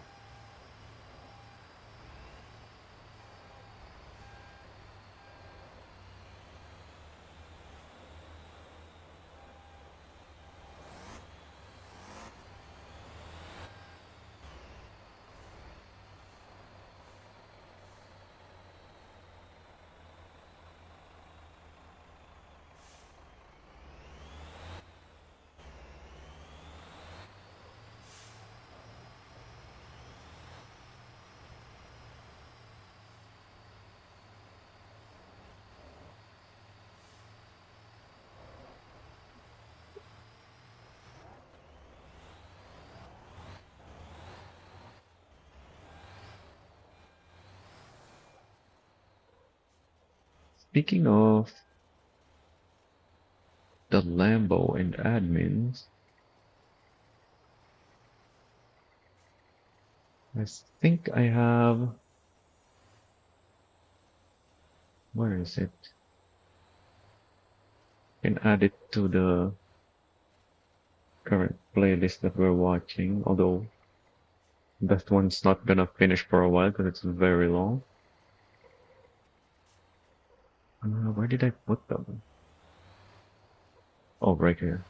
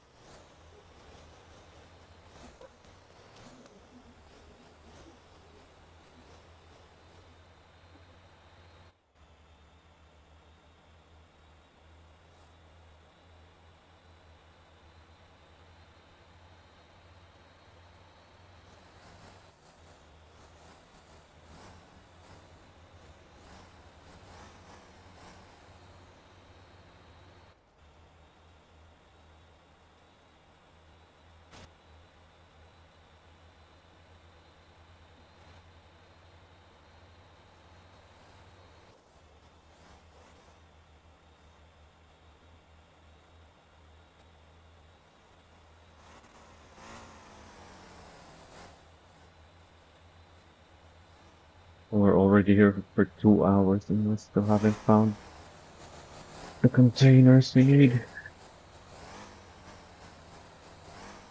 We might not get to the testing and tuning part of this then.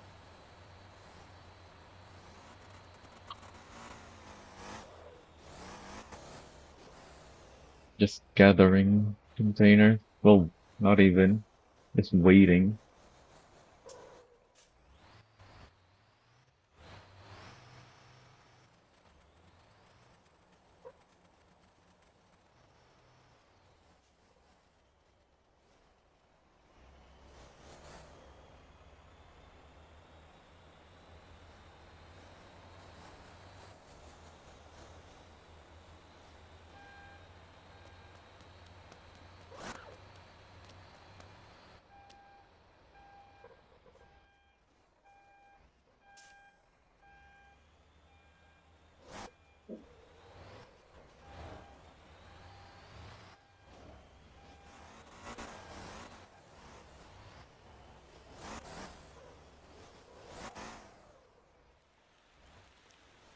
Oh yeah, I dropped off 4 coils there.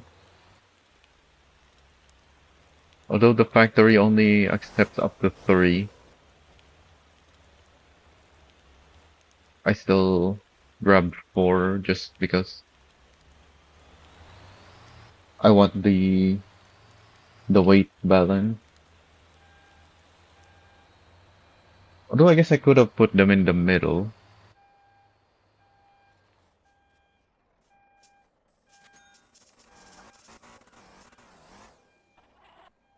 So now there's coils floating on the back of the trailer.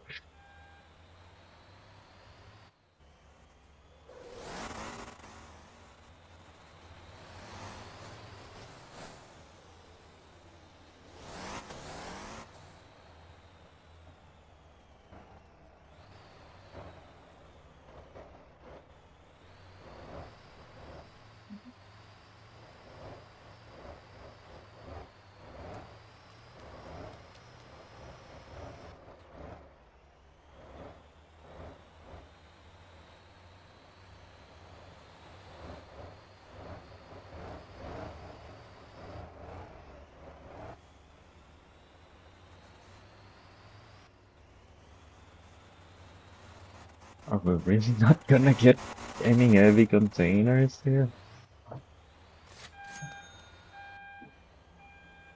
There's so many containers spawning, but none of them are heavy enough.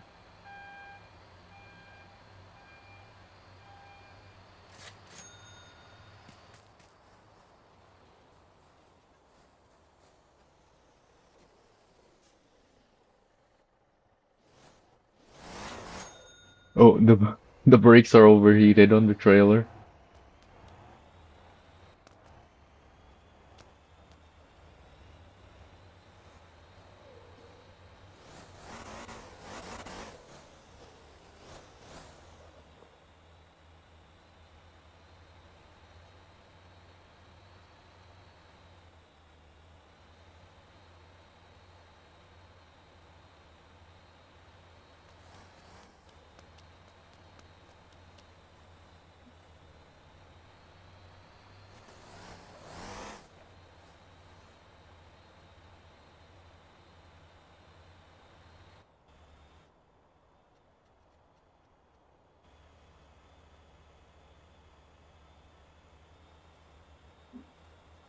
You know what?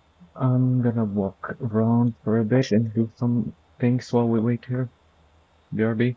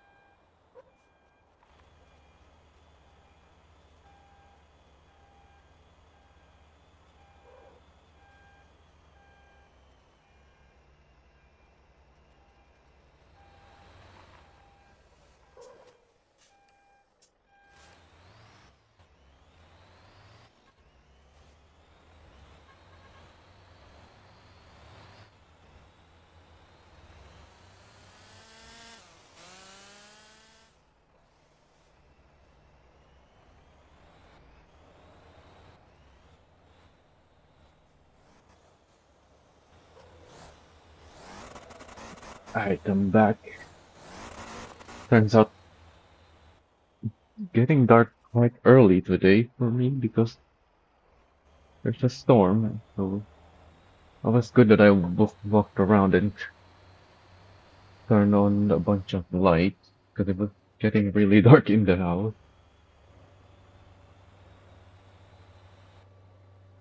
Also, that's one of the reasons I'm keeping this Ko-Fi bot on the chat to remind me every hour to check on stuff. So we are getting 29 ton stuff, but it's all low 29s, not close to 30 ton.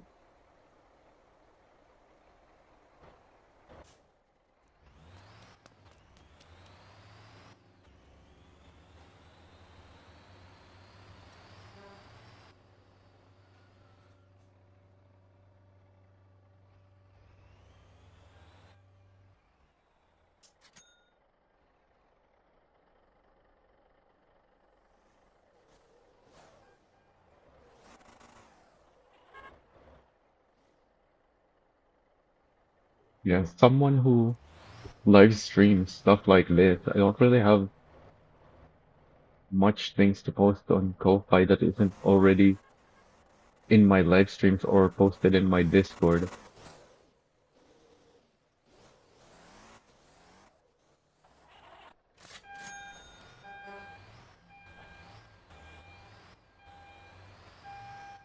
So it's just another place to find my stuff at a later time than everywhere else.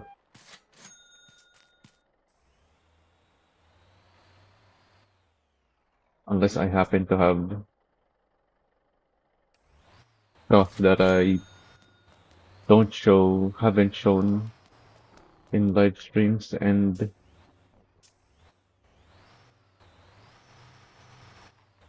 also not yet posted anywhere.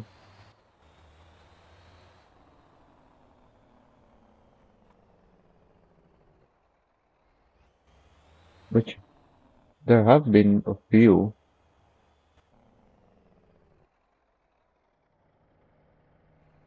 In fact, my ambulance builds are not yet in my Discord because I only made it when or by request. If someone requested it to me, and they're not complete builds yet. They're just the decals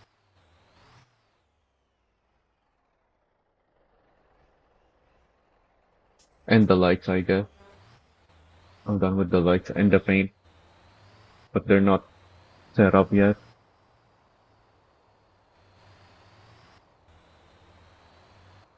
But I have them in the workshop, so I could post them already in my Discord, the codes, the workshop code.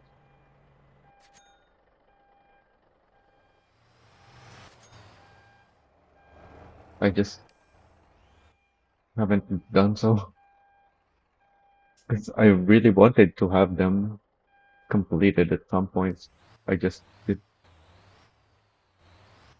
haven't gotten around to it.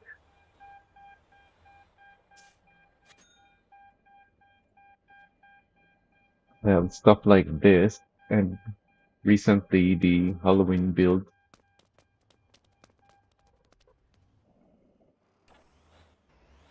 Well, not really Halloween build. The Halloween builds didn't take much time to update and upload because they're all just the same builds from last year. I just updated them for because the game has changed quite a bit.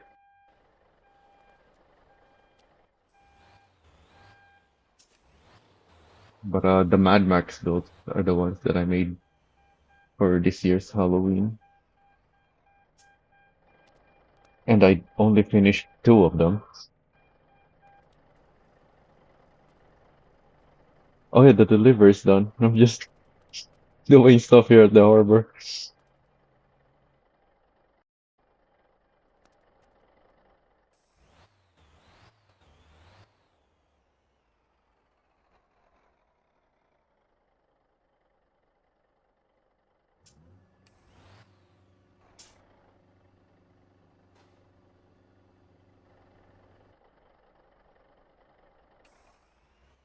Alright, let me put the speed to normal again then.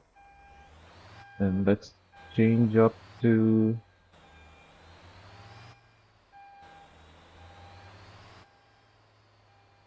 what do I want to watch next.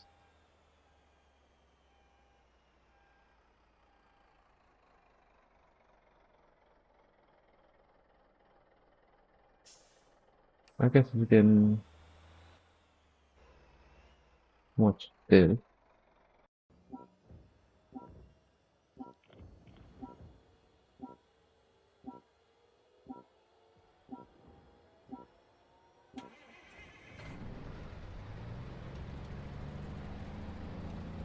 A game that I don't play anymore, but mostly because there's not really enough players playing it. This is one of the most fun I've had in that game, in the PvP mode, where you need teams of 15 players on each side. And that's why when there's not many players playing it, it's hard to enjoy because the PvP queue times get very long. So in this one, this is a modern tanks combat game, but on this one I'm using a scout vehicle with an autocannon on top. So I'm looking for flanking for enemies that I can flank.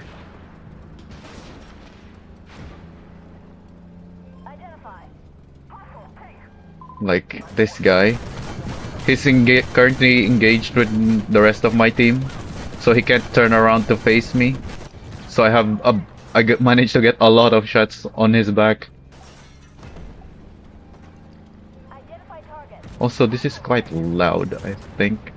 Oh, it's only 50% volume. It's loud for me. I hope it's not too loud for you guys. It is gunfire, so it's expected to be loud, I guess.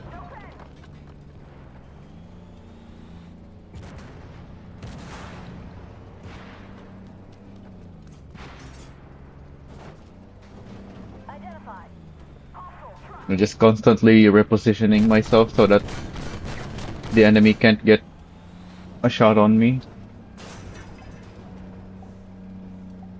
We're just getting started. 29849. That's heavy, but it's also just one. Is it heavier than my other truck though? I might be able to take that for the other truck. It's not heavier than this one.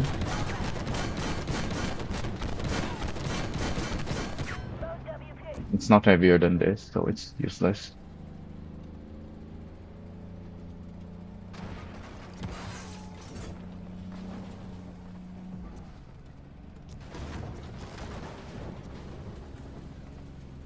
You know what? I'll take it anyway for the second trailer, even though it's just one.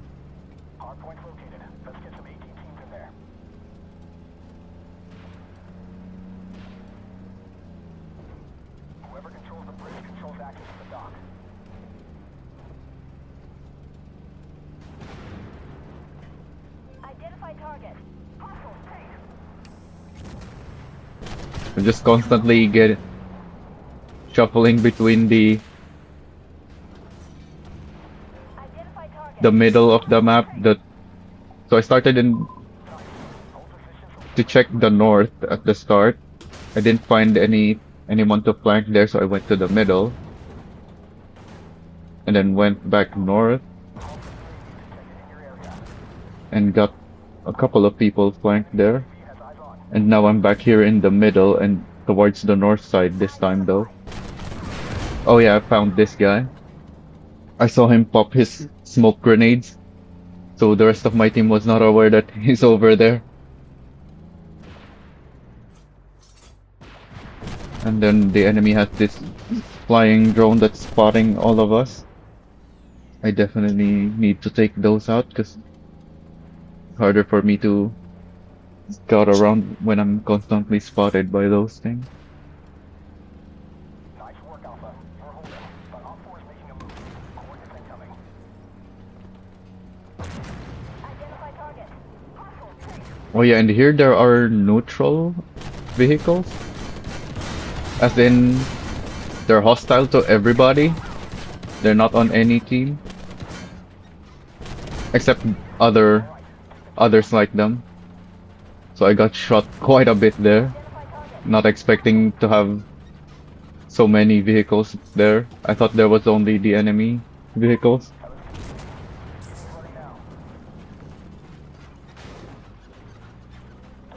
So now I only have what, 76 health, which is just a single shot even for my small autocannon. A single shot is enough to destroy my vehicle.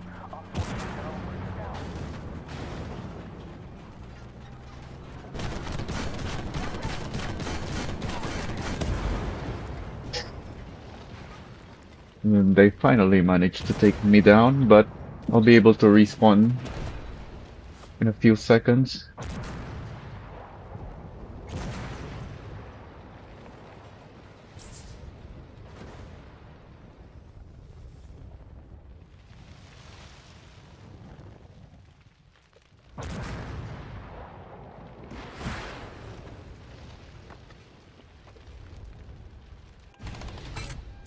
Oh yeah, in this game mode, each team has points at the top, and when you're when you get a kill, then you reduce the opposing team's points, and you can also capture certain zones that are marked there also at the top. So right now, each team has one zone. That's why one is red and the other is blue. And that provides passive point reduction to the opposing team. And as you can see, the enemy team's total points is a lot lower than ours. They're getting wrecked this game.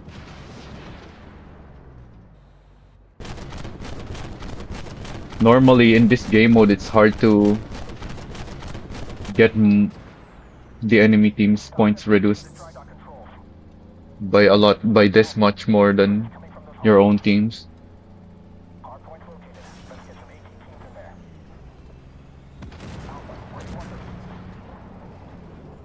It's usually very close, but not this game.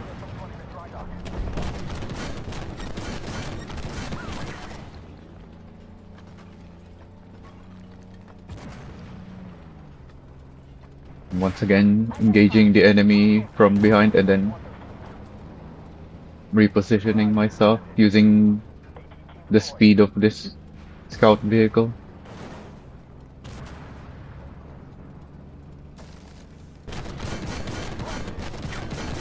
Oh, it's this guy again. I didn't know he was there, but I was just trying to flank the guys that I attacked earlier, like this guy. But he happened to be there, so he got wrecked. He didn't even get to hit me.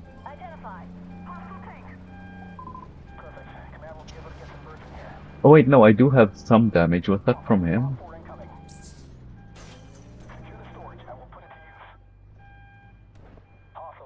No, that was from earlier. From the neutral vehicle.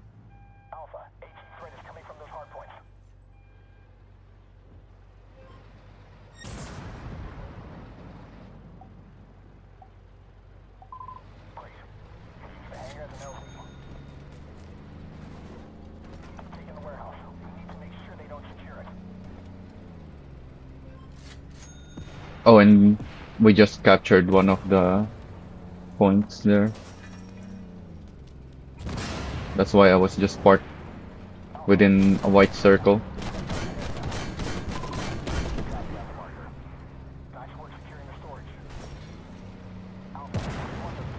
Then this guy, he can't turn around to face me because I have a teammate on the other side. Deployed. Alpha, AT threat is coming from those hard points. Hold.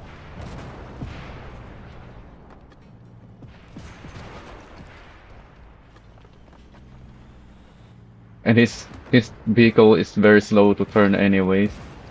So he didn't really have anything Nice work. to to fight back there. Let's get some AT in there. Defend the bunker. On 4 out. And then it's this guy again.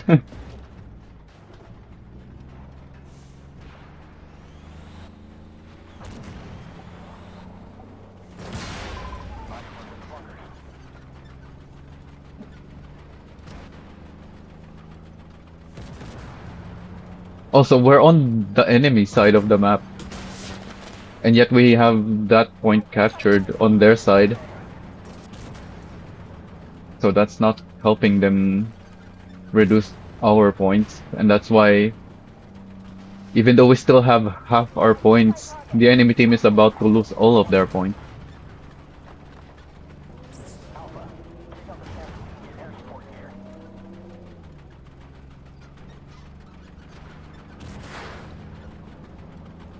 Roger, sending. Also, this is just a replay. That's why my gun is aiming in different place than the camera.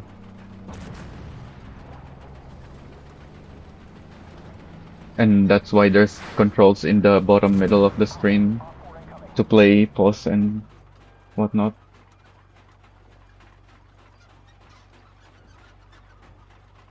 The wheel audios keeps playing even after the game ended.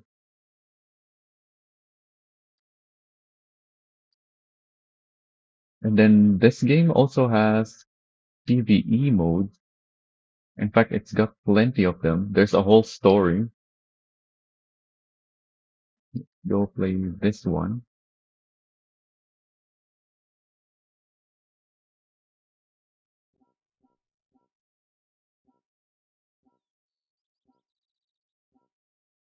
So this is one of their PvE modes. Actually, which mode is this? This is heroic. So this is the maximum difficulty. If you don't know the mission, there's no way you'll be able to complete this mission. Because the missions are set up specifically that you need to very quickly deal with with all of the objective. Otherwise, you either run out of time or you get swarmed by so many enemies. And this time I brought a sniper where the further away I am, the more damage it does.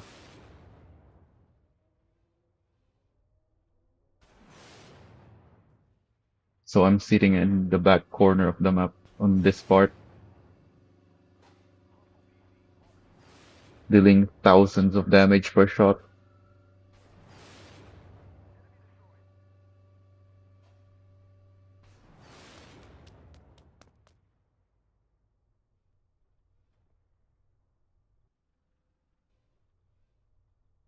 Oh, this one, 10 pieces. Ooh, okay, I think we finally found our containers. There's lots of it. Quite heavy, and there's... Wait. Oh yeah, I need to remove this one.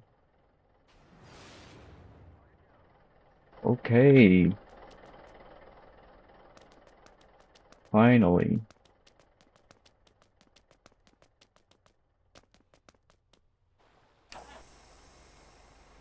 Let's grab all of them. Well, there's gonna be two extra. I don't think I can use the remaining two. It's probably gonna despawn before I can even grab a vehicle to load it on.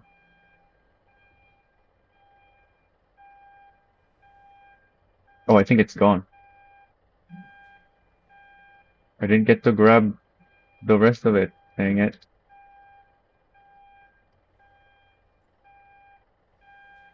Is it this one? Oh, it's this one. Thankfully, it's still there.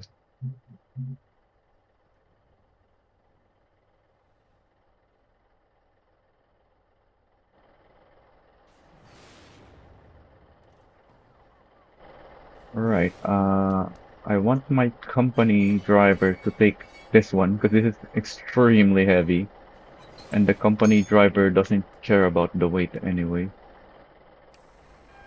Let me swap this truck.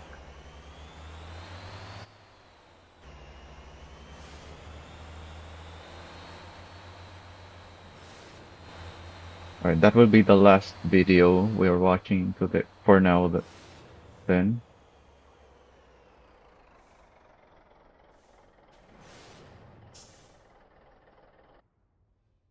My company truck has something here though.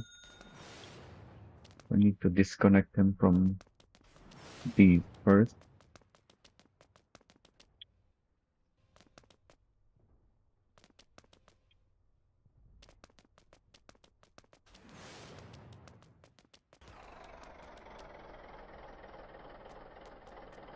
Oh,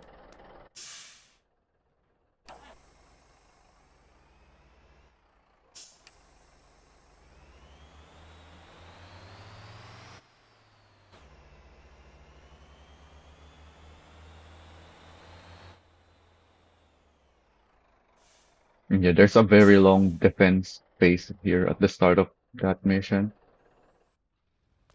where you just get swarmed by a lot of enemies in multiple sides as well. And the enemy, you can lose the game if the enemy manages to capture the point that they're all driving towards. So you can't just sit back anywhere. You can't just snipe them either, because if you're all too far from all of the spawns, then you can't see the ones that are doing the capture.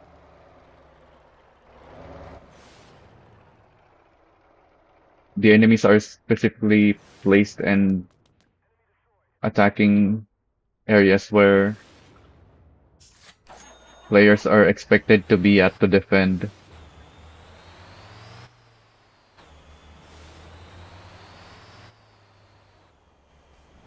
To make the defense much harder. And then there's this second phase where this time we're the ones attacking into the small town.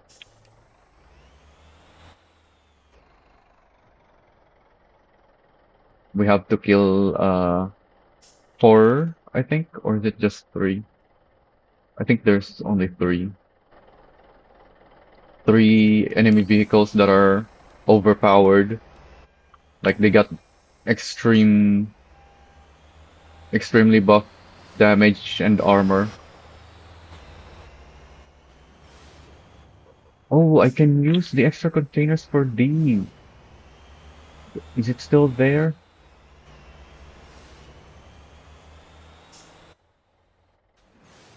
I don't know why I didn't think of it right away. I don't think it's still here.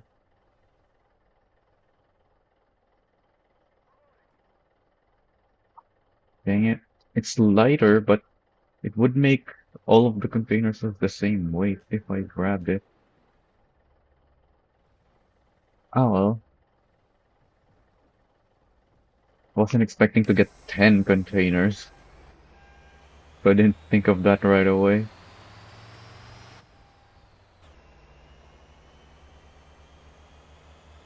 Alright, let's take all of these to Ansan.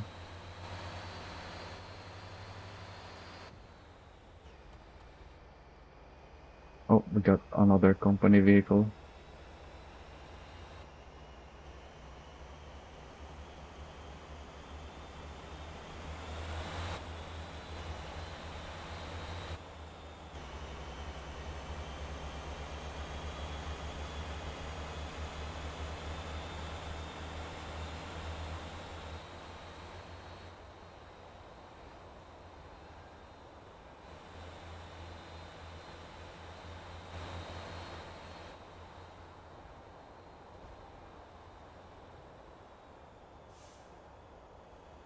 So my sniper vehicle here is quite useless in the town.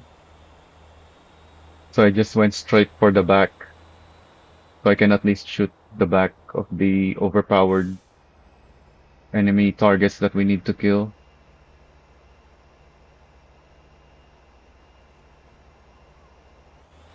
Because this sniper is also not very good at penetrating armor at short range. It also gains penetration at a distance. So I need to be shooting them at the back to deal damage. Because their side armor is very tough. And their front is pretty much impossible to damage.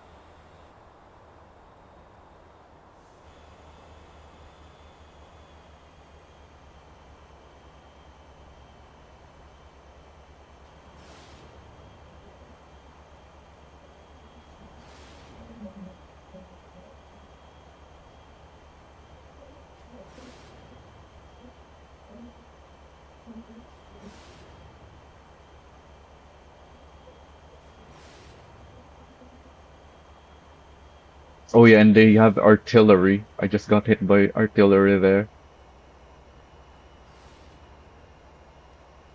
At least on this part. At the very start, they don't have the artillery yet. But on this part, since you have the cover of the town, they added artillery to make sure you actually use the town for cover and you can't just go wherever you want.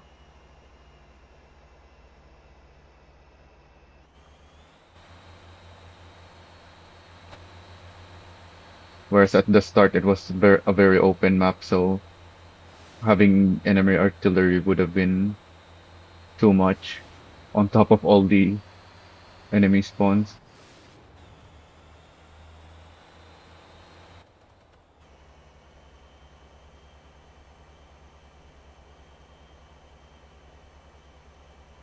So this last guy has a lot of health. So it's taking a while to kill him. He's also got better armor than the other, and they all have overpowered armor already, so he's very hard to kill. He's also in a tight space. He's stuck in some corner there where it's hard to drive around him.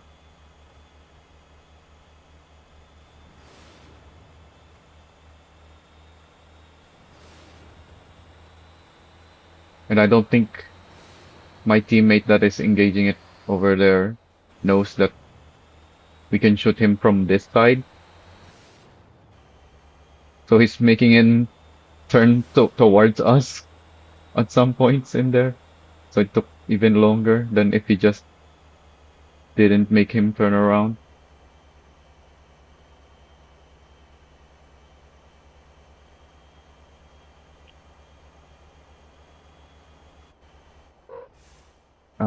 I'm still just driving, so let me add this other one, what we're watching. We probably got more time. So this one is no longer heroic mode, but in terms of the story of the mission, this is the one that comes after the one that we just watched. So now we're the ones in the city, in the town rather, and then the town is gonna get attacked by a lot of enemies here, including artillery. But I brought my own artillery this game, so I can just easily shoot down the enemy artillery.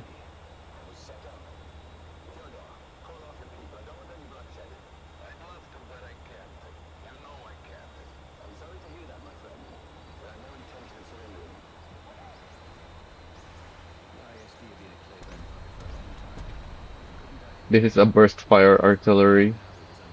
I think it's got 4 shots, so it also works fine engaging enemies directly,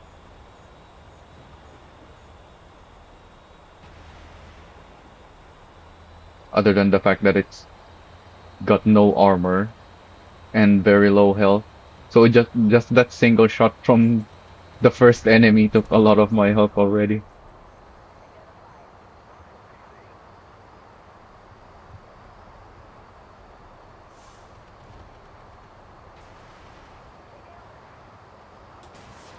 And there we go, another shot.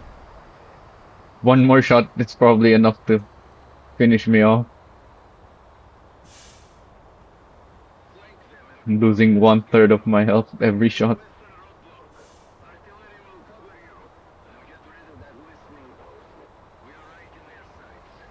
Also, the plane you saw at the end of the previous one flies around in certain points of this game, and that's the target of this mission. We have to destroy that plane. It got thousands of health for some reason, even though it's a plane.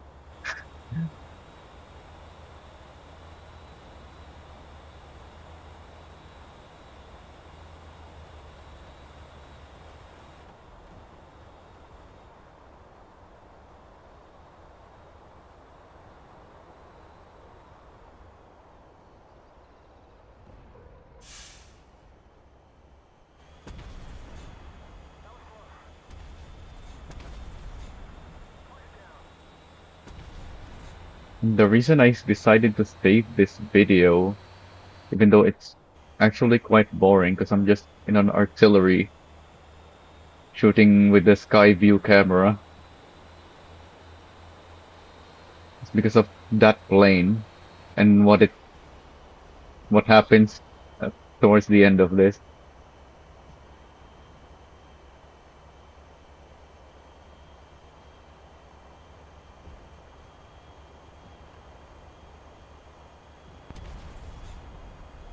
So yeah, the PvE modes are 5 players.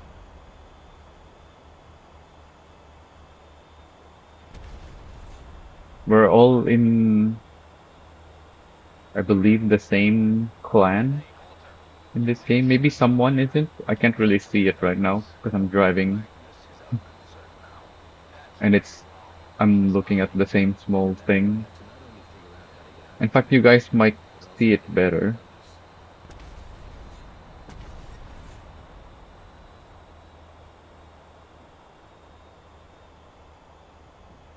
But yeah, we're all here as a full team. This is not heroic mode, but this is still a difficult mode. This is the next highest difficulty.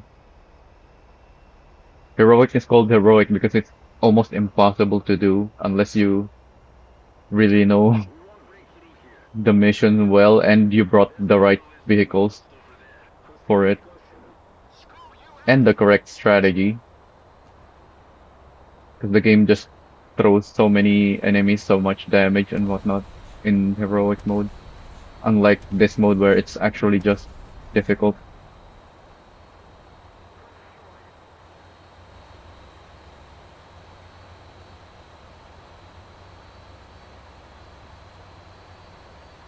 Oh yeah, I sniped the enemy artillery right there. I know exactly where they spawn, so I didn't need, even though I couldn't see them. It's pretty easy once you know where they are, because there's stuff around them that kind of marks their exact position where they spawn. I think there are sandbags around that guy's spawn location. So I just got in the middle of it.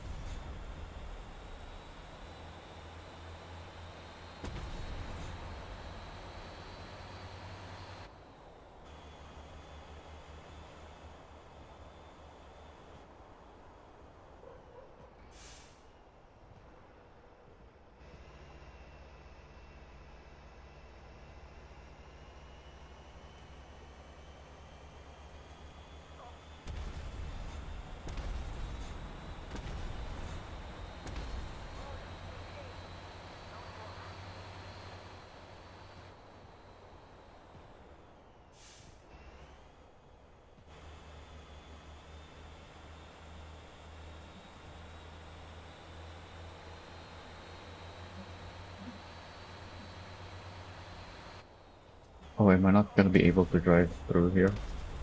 Did I block the road? Uh, kinda.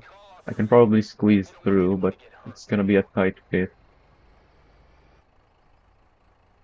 So I'm just gonna put this here and then connect to those that are in the way.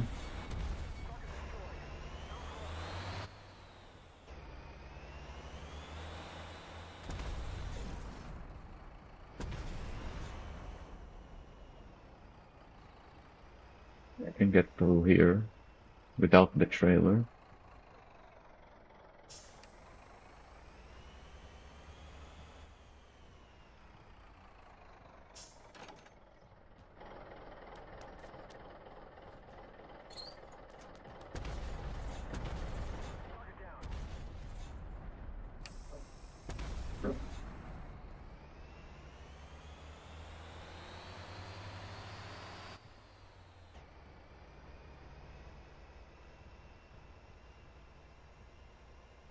So where do I wanna even place these?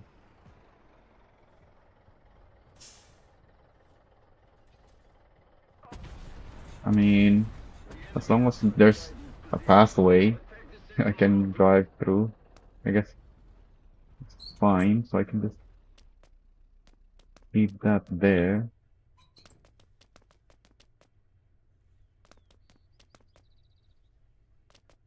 Or I'm waiting for the artillery to spawn before shooting, because I know it's about to spawn here. Oh, my teammate even spotted it for me. Well, for himself. He shot it himself. Our scouting vehicle in the team.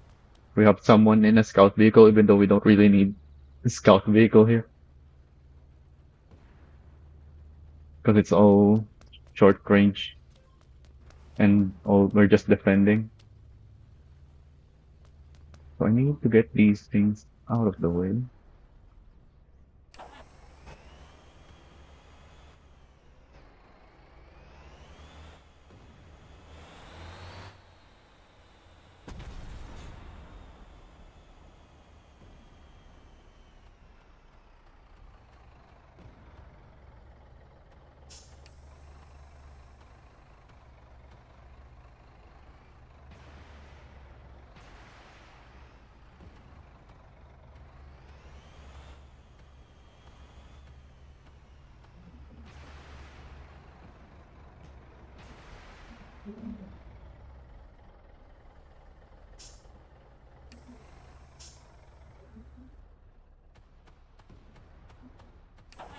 And then let's start them lined up.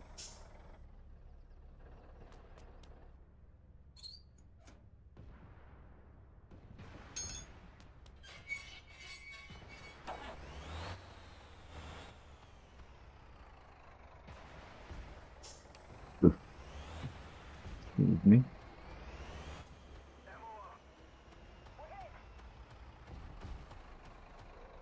Oh yeah, I think one of or two of our teammates are already dead. Because like I said, this is still a difficult mission. And one of us was in a scouting vehicle anyway, so he never had a good chance to survive unless he played very safe, which he didn't.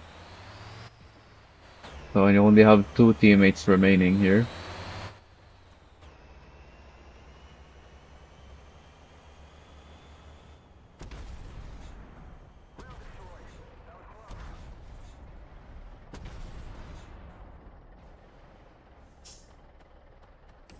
Okay, so now the defense phase is over.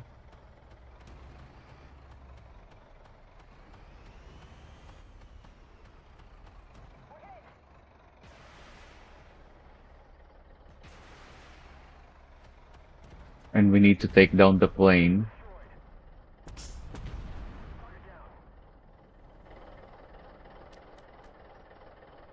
And that plane has a powerful gun on it. especially against me in an artillery with no armor.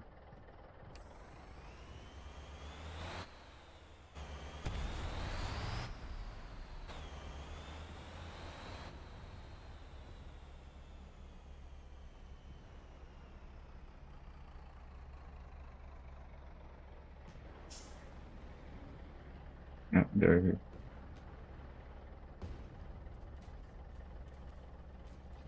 And like I said, it's got a lot of health. And since two of our team members are already dead, we don't really have the DPS to shoot it down in time. So we need one of the side objectives here. We need to capture it to take down a lot of its health.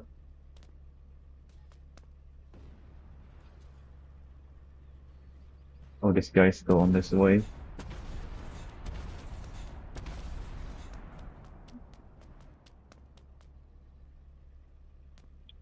So one of our guys goes in there to capture it.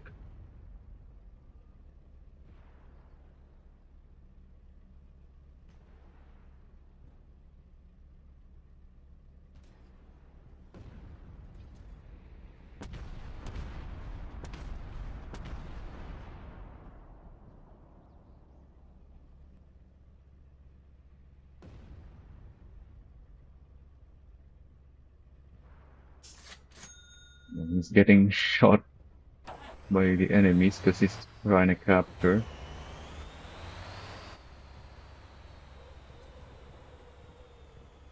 And there we go. He managed to capture it for us, thankfully. Otherwise, we wouldn't have been able to complete the mission.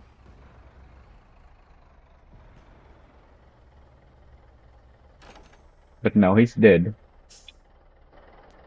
Because there were too many enemies around him. He couldn't hold all of them off.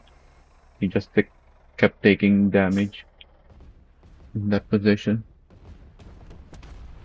And then my other teammate got sniped by something that we couldn't see because we don't have our scout vehicle spotting things for us anymore. So now I'm the only one left against a plane with still a decent amount of health.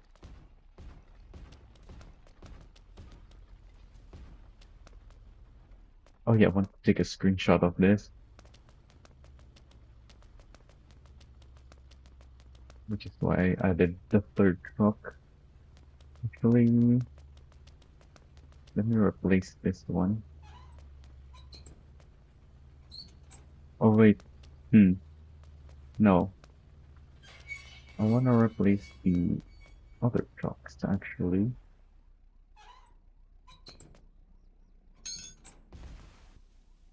with the same truck as that.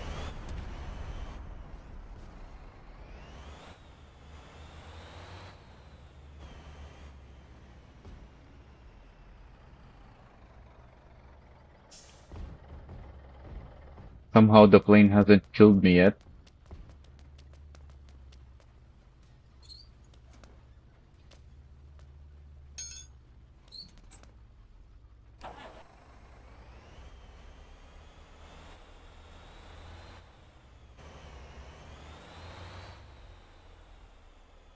I'm waiting for him here around this corner, hoping the building will keep me safe.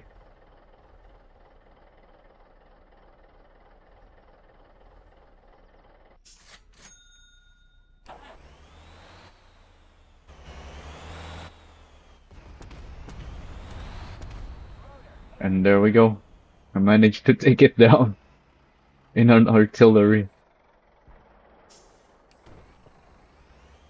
Bravo! What's next, Holder? Why do you think Sebastian sent you to Clarcelli? You're finished. So it was Sebastian. I see. Magnus. I can't stop the operation, but I can give you half an hour window. Try and get as far as you can. I only had two choices. Hide in some hole like Conters, or accept the challenge and face the entire world alone. I chose. Alright, that's enough of watching stuff. Now that we have all the containers we need, we can proceed with the testing and tuning finally. But first I wanna take a screenshot of this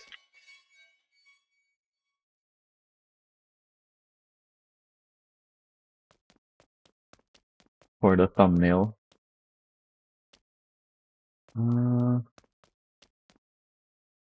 Can't really see what's going on. I need to get higher.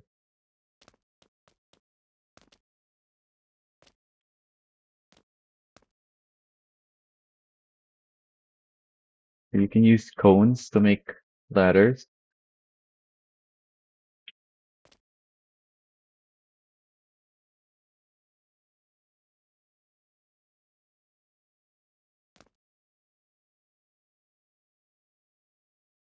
Then, to give our screenshot a nice looking thing, you want low FOV. Oh, the tanker's in the background. That's fine, I guess. Actually, no. I don't need those things anyways.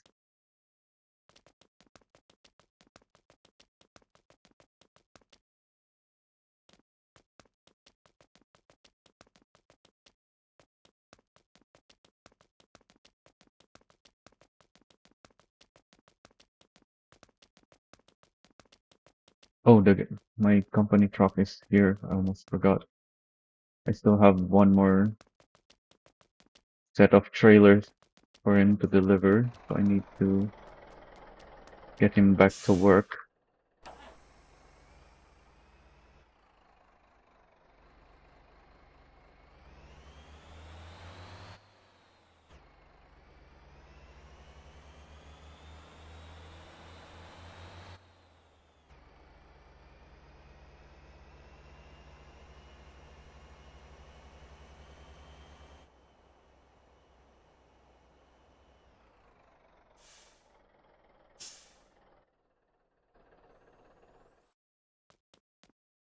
Need to disconnect this. Go back to the harbor.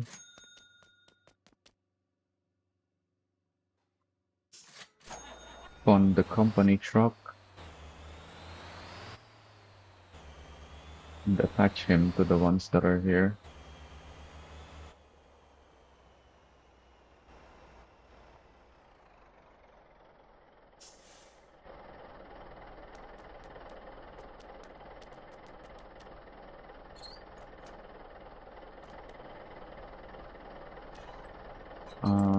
Oh, it's right there.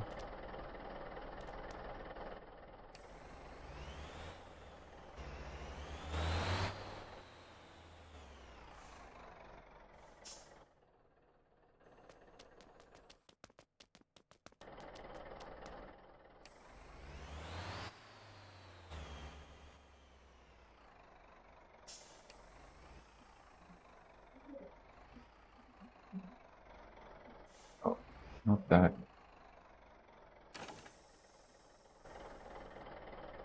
Alright, up you go. Go back to the ring. Alright, screenshot. Need a truck to move the tanker out of the screenshot.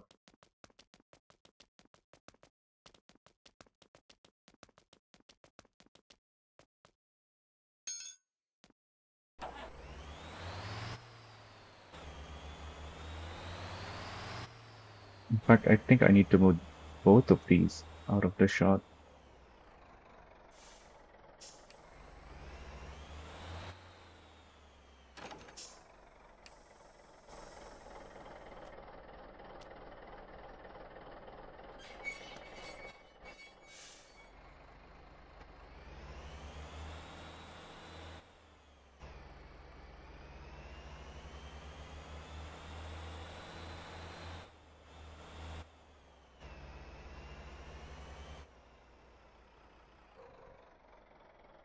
I might need them still later, so I'm not despawning them.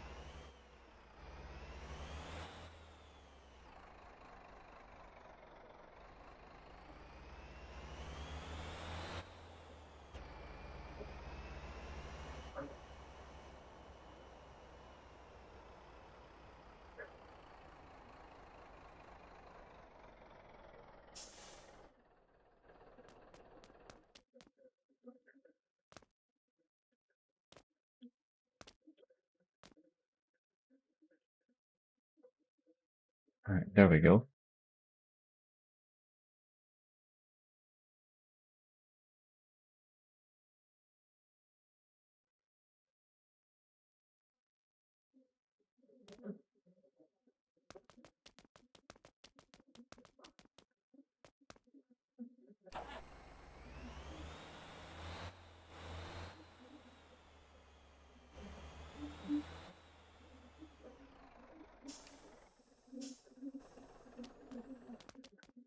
Actually, or piece on the side here.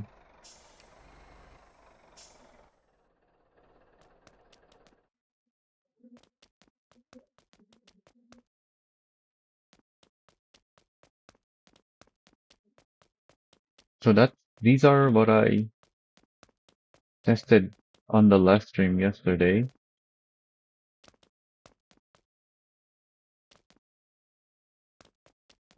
But today, though, we have the containers finally.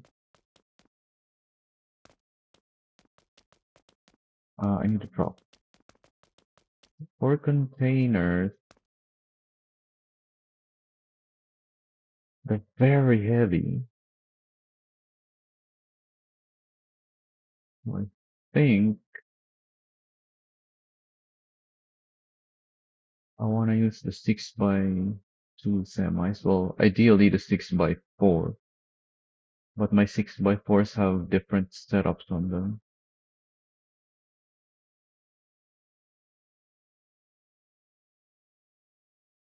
Yes, I'll use the 6x2s instead. Just for the tuning process, not the testing later.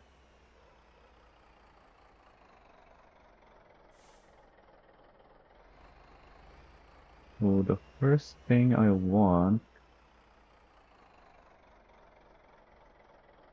I guess, are these big ones.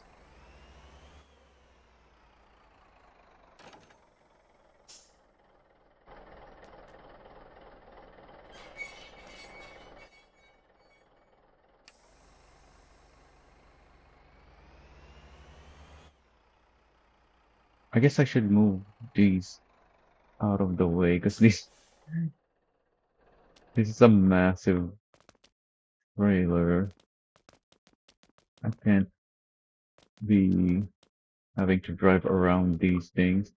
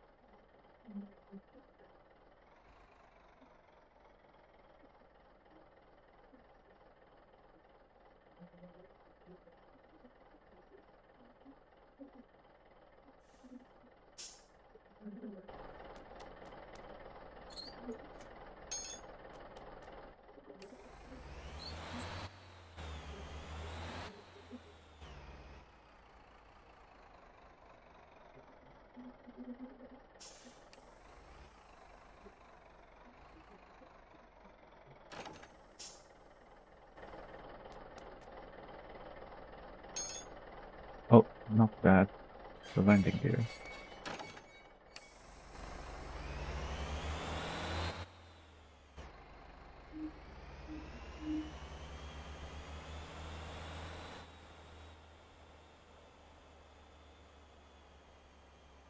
Oh, actually, I might wanna have this as one of the first things we test with. Let's put it here.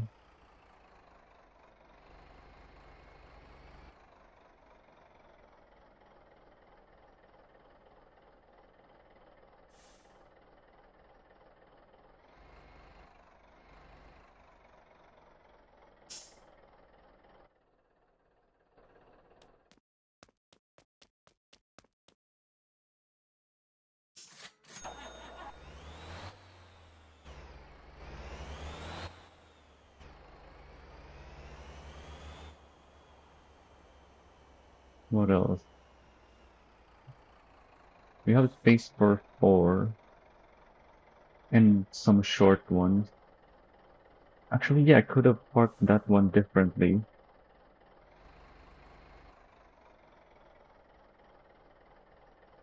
Oh, this is also a long one, like those two. What is this one for?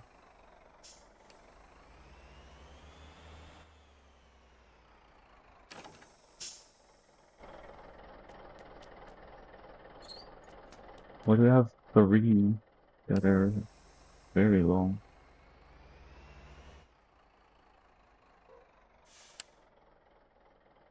This is 27 tons. I see.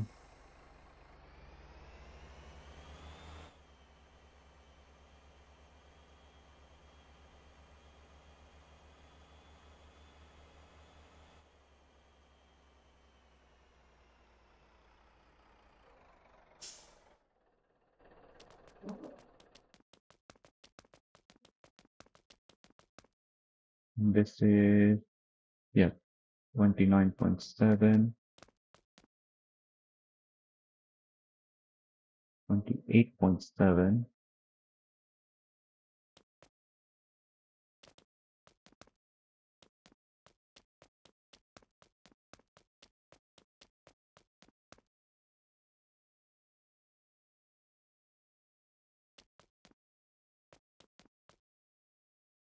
What's this again? 27.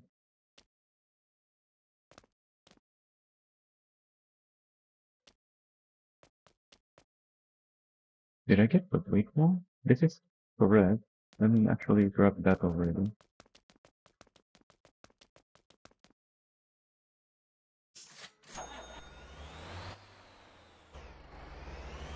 There's definitely one that I need.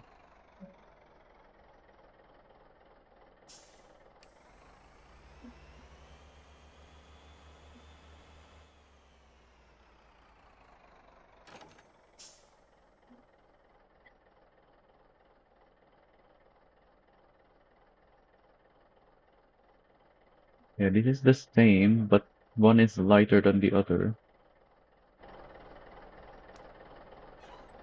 So I should be comparing the weight of these two. It is the lighter one, 27.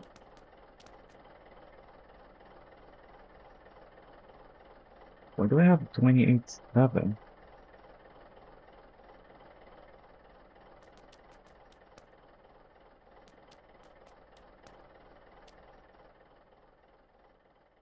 What's the point of this?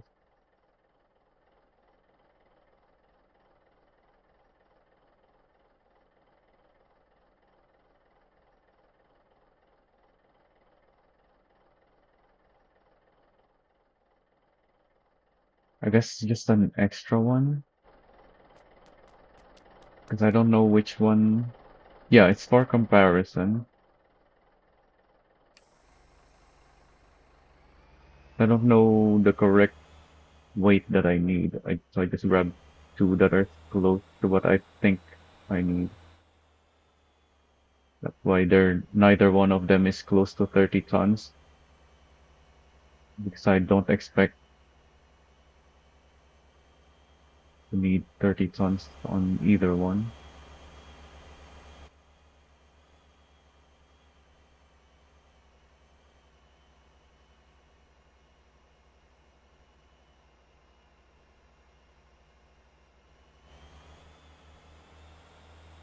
Yeah, it looks like this guy that I parked here don't need to be in this position.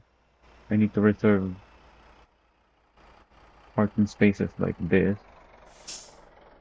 for stuff that are bigger. And this is a single trailer, so we need to move out of the way.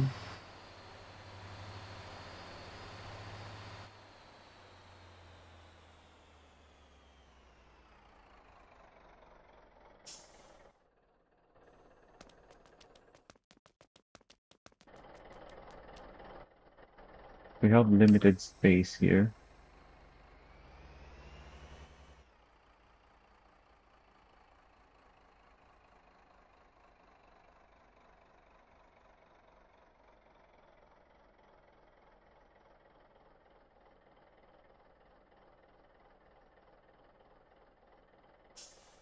Because if we go over outside of the bright the bright colored zone, it's not flat anymore.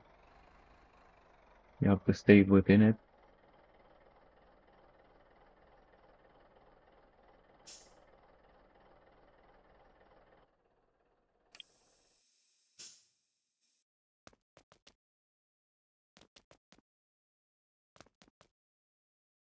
Oh, I should have taken those two first, because those two, I want them next to each other. Also, I only have 4 of these drops.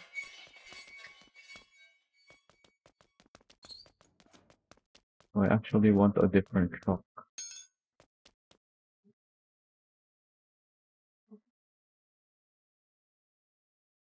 Wait, I only have one more trailer though.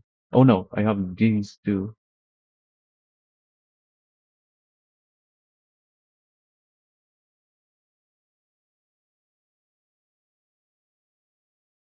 That one is shorter.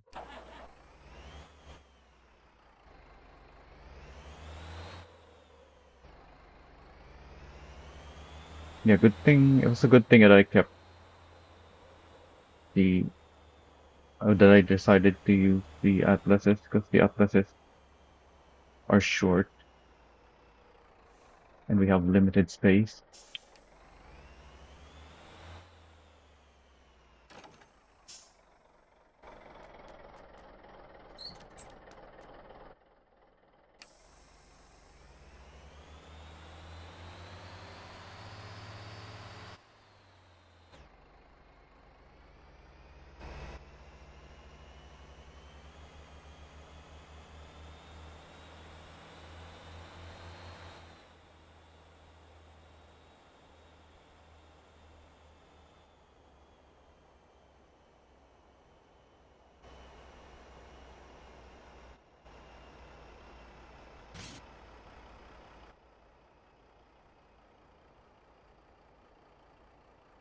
I went too far left.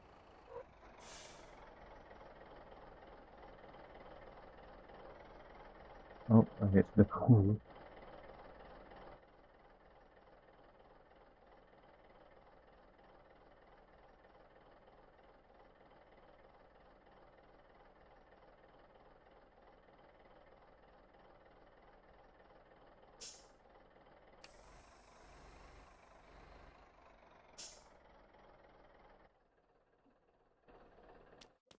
Okay,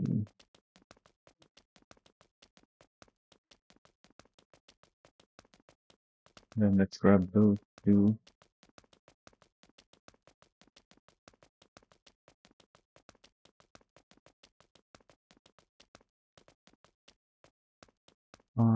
Which one is heavier? Lighter. The, the heavier one.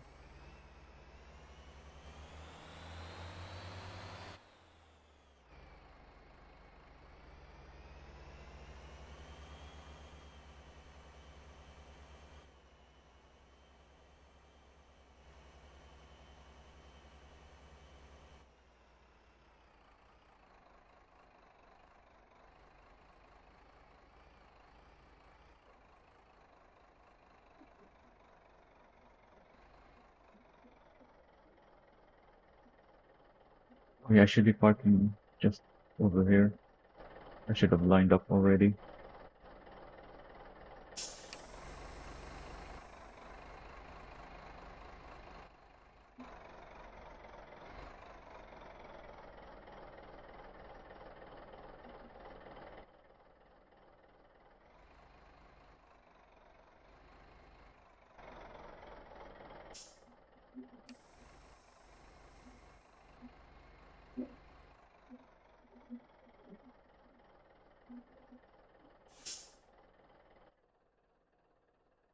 Is that good?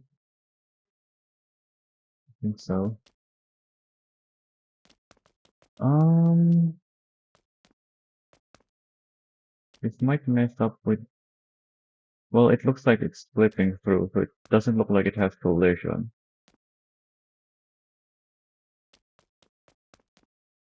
But I guess I can move it a little bit forward to at least make sure we're not affected by if it has collision.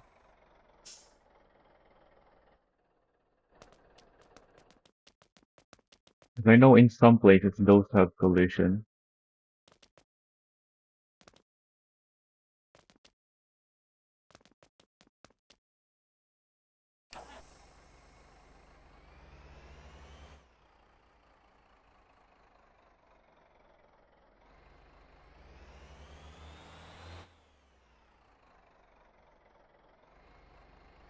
Oh yeah, we have that one as well. I forgot. Hmm.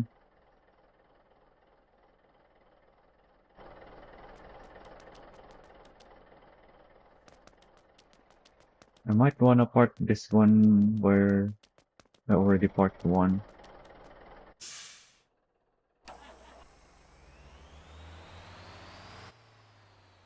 Yeah, because this is the same as one that I parked there. Oh, you know what? You can squeeze more.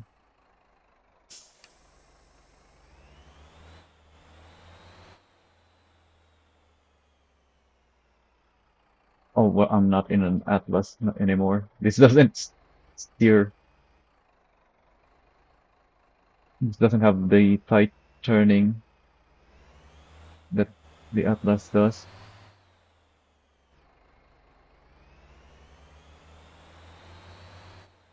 Good thing I might still manage to make that.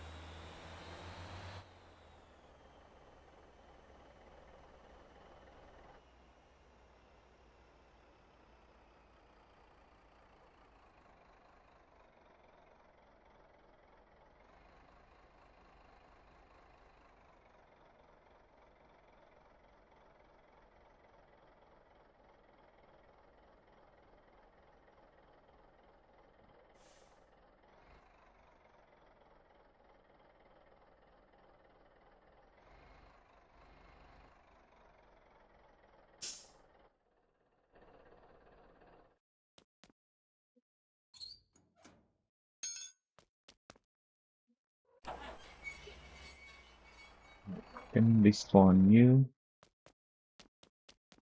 and which one should I park first? I think this one.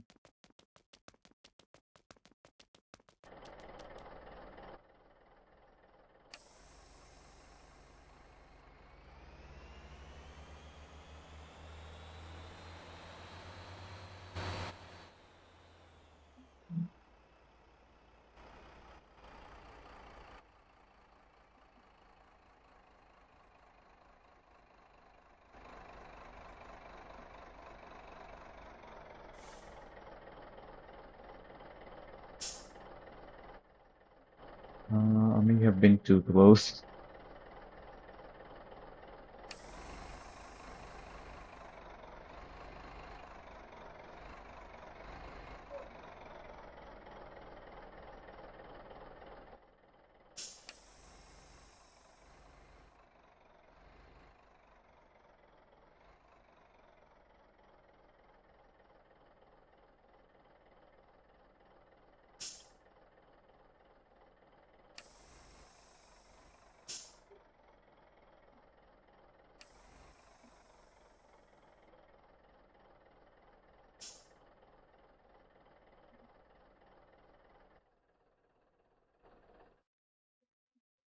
That looks good. And then I need to move this to be like that, because those are the two that are similar.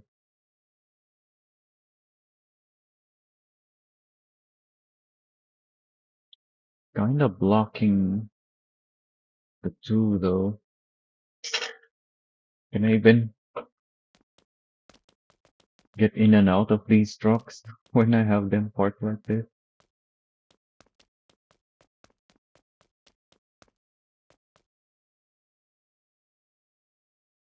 I can, okay, good. Huh.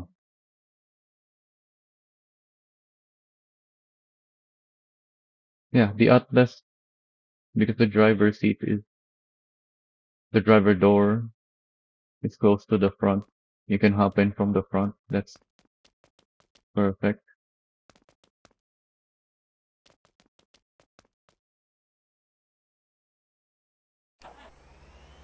Alright, so I need to turn this around.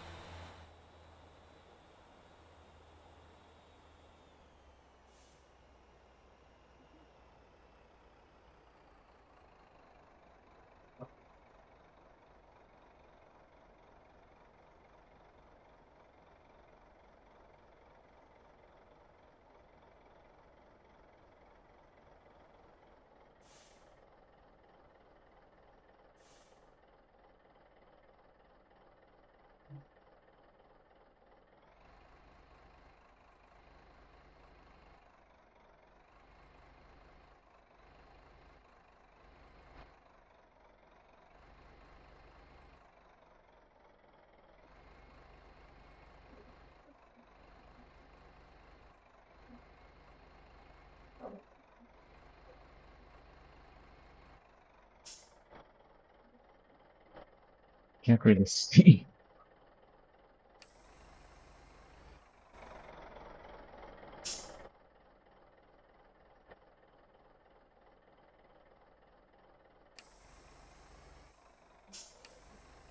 Need to back it up too far forward.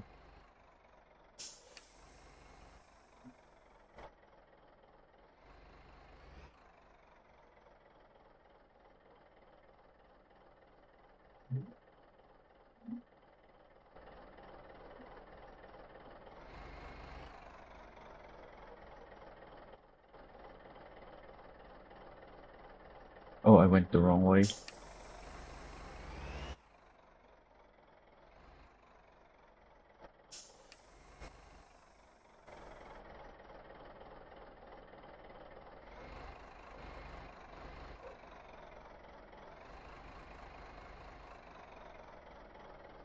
Ah, that might have been too much, but that's fine. We gotta move forward again anyway.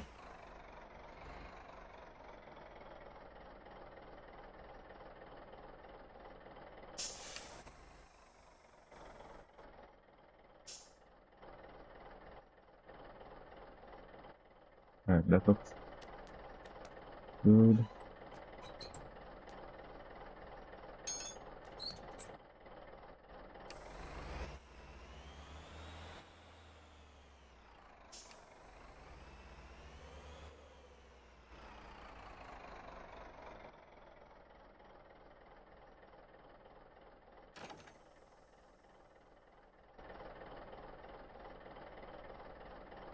It's not straight. Gotta straighten it out.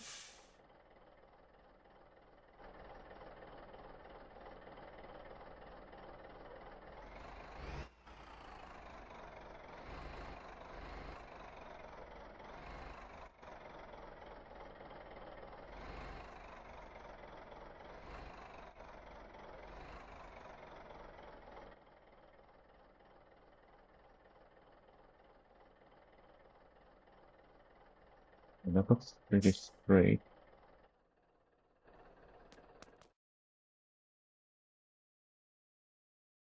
Uh, where's my other atlas? Oh yeah, there's 4 here already.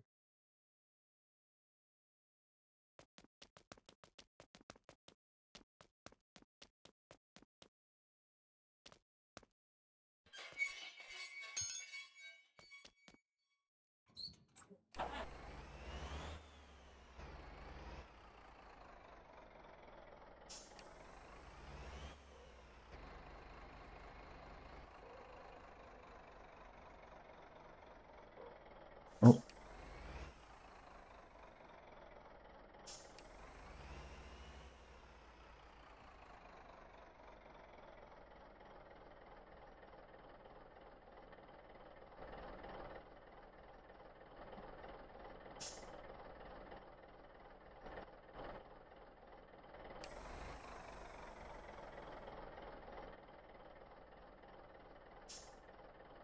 This is too close.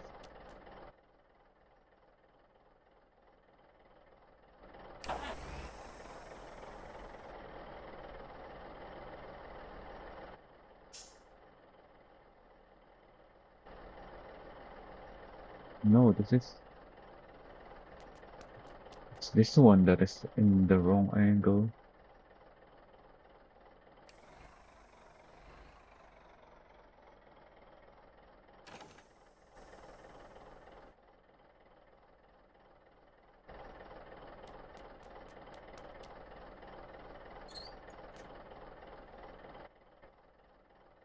Yeah, this is too angled.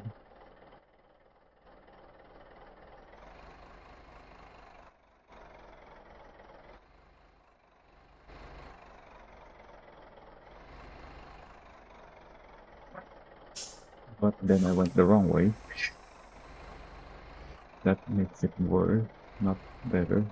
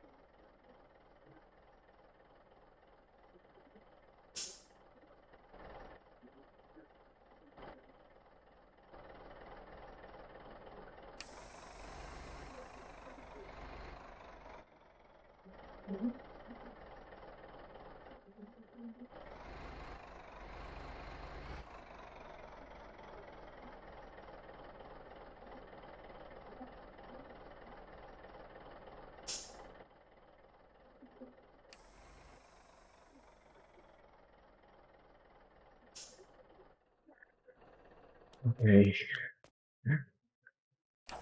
so now they both can use this.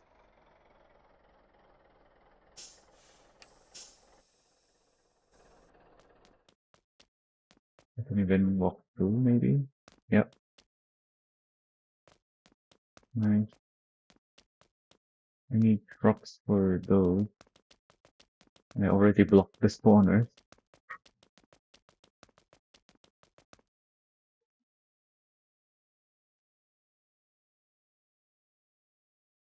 Guess we can use the upper one.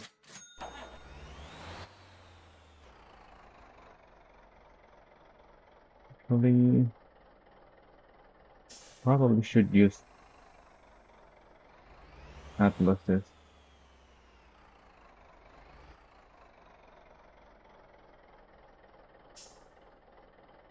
I don't have any other 6x2s though, so I'm gonna have to use these two.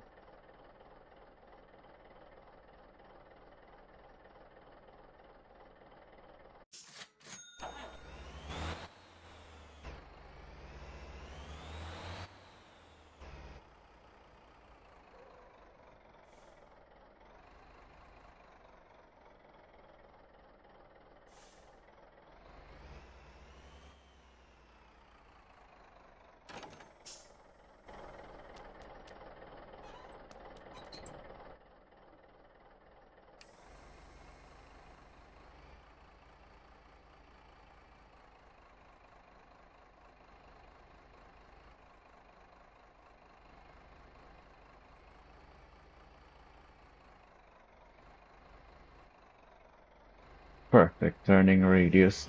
This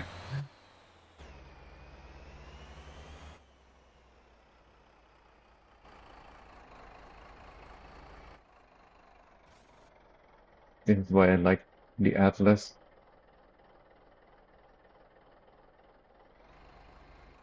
That and because we have three variations of it.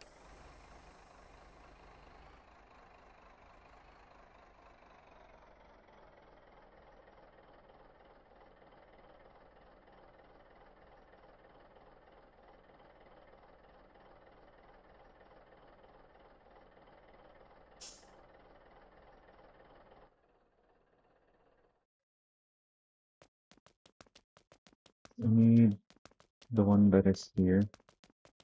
Number 3.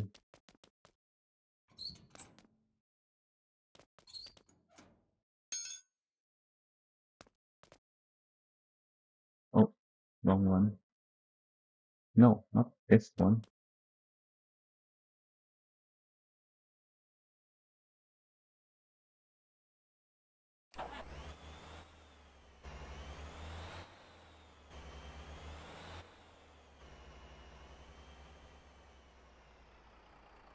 The number 2 and number 3 are exactly the same except for the FDR, whereas the 4 and the 5 have stiffer springs on them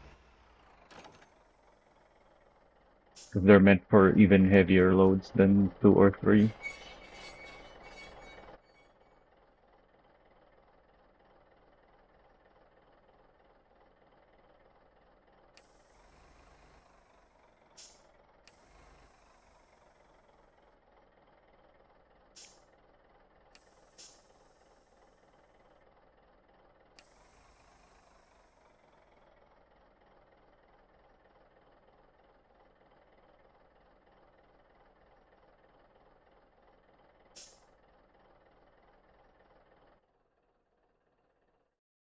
Okay, I remember that I stiffened some of these already. Which one is that?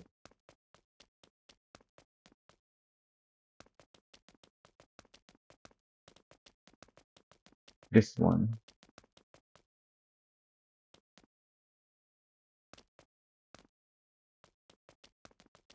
Yeah, that looks like the only one that is stiffened.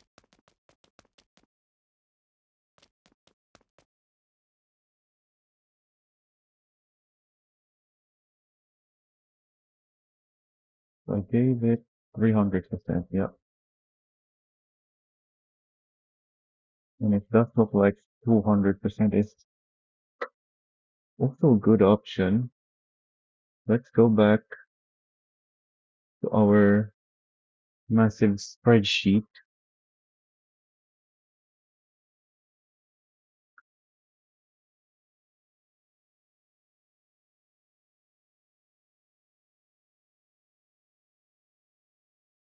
And add in a bunch more rows for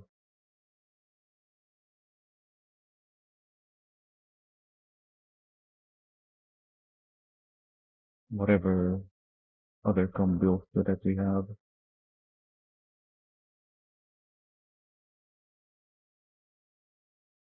So this is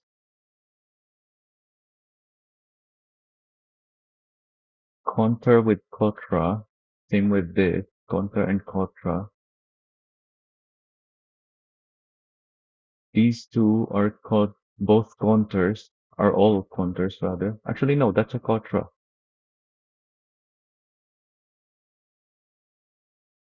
We have 3 Conter Kotra combos, but these two are have the Conter 40, that's a Conter 20.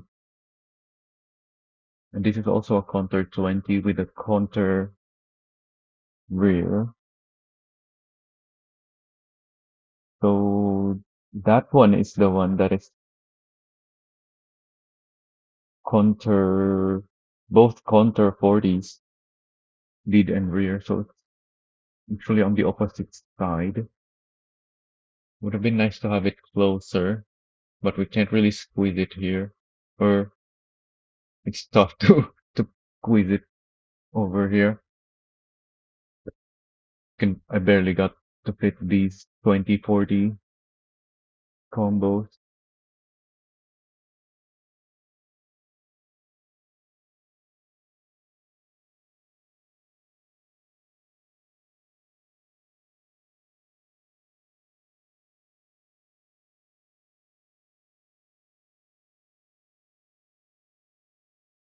What's that one? Contra and Contra.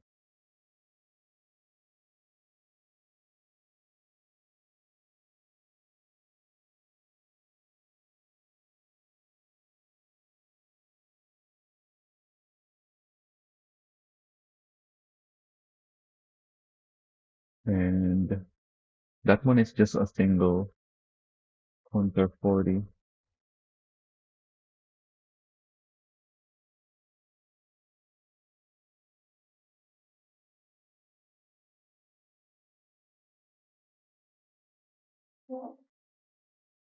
I don't have any Conter 20 rear, but that's because I think we can just set it up separately.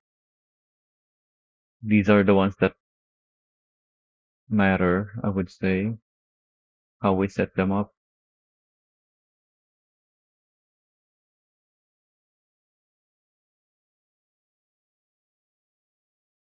Yeah, I have two of each.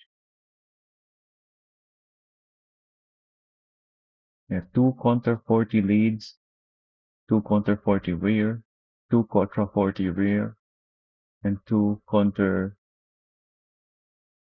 20 leads. Oh wait, I have three Conter 40 leads because this one is. Oh wait, no, this is not a lead. This is a rear. I have three rear. I guess I should write what it is just to make things clear. It's obvious which ones are leads because obviously you can't have a rear without a lead. But for this one confused me because it's on its own, so it could be a lead, but nobody's gonna be driving around with just the lead.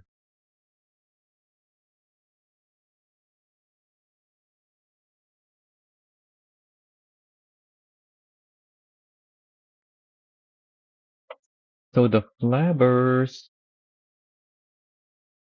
had 60 tons on them.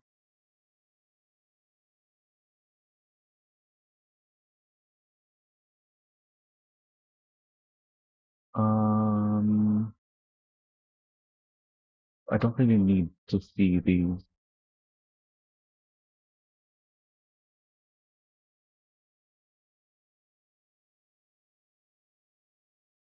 Actually,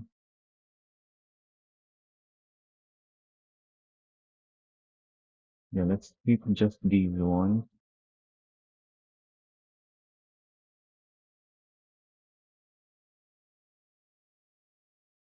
So this is the final flabber lead and rear, flabber lead, flabber rear,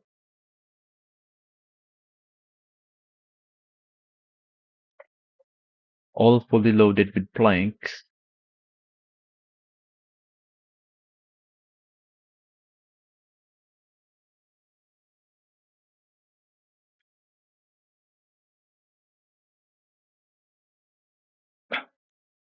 No, these ones are empty, which is why it doesn't say here.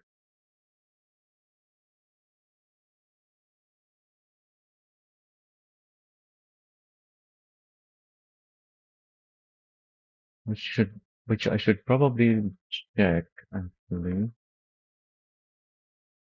Mm,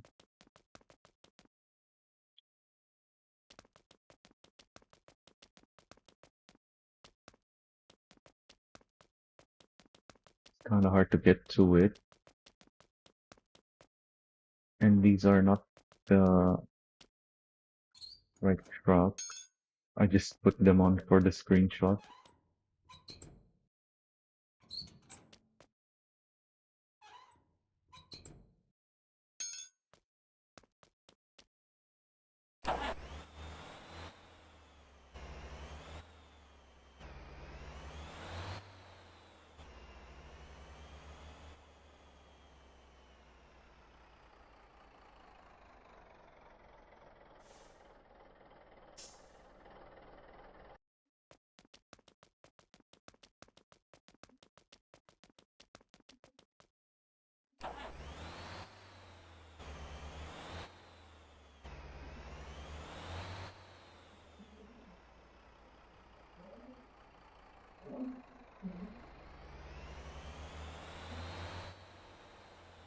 Oh yeah, there's a couple more containers here.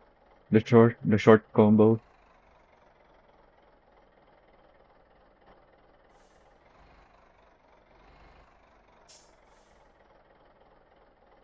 Can't really fit it anywhere, but it's here. I have it.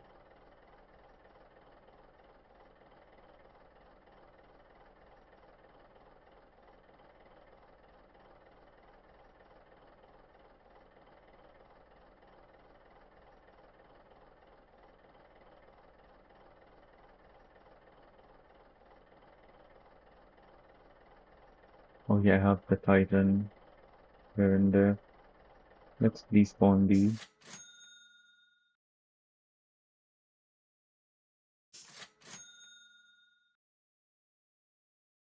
Well, actually, we may as well use this now that we have it.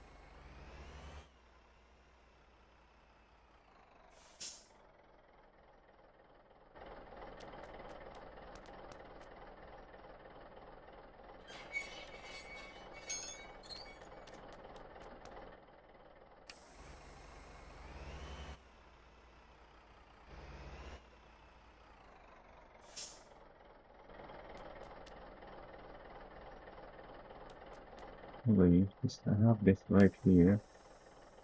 I may as well look.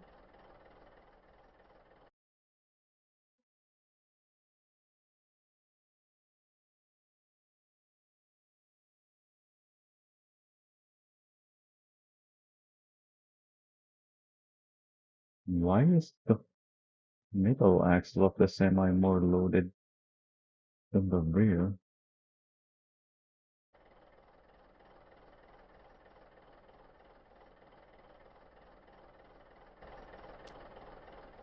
Is it because this is pushing down on it?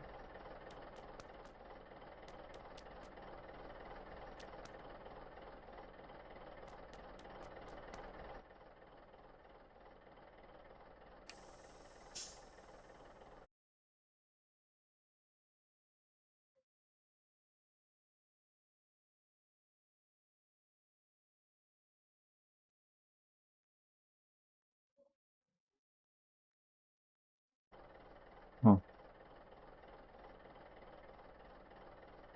the fifth wheel is over there, but shouldn't be colliding even, I would say.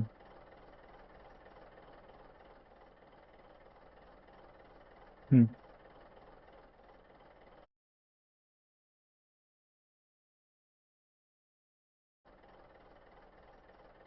how heavy is this? 6 tons? Wait, what? No, that's 5,000, 5 tons. 6 pieces, so it's 30 tons. And with this one,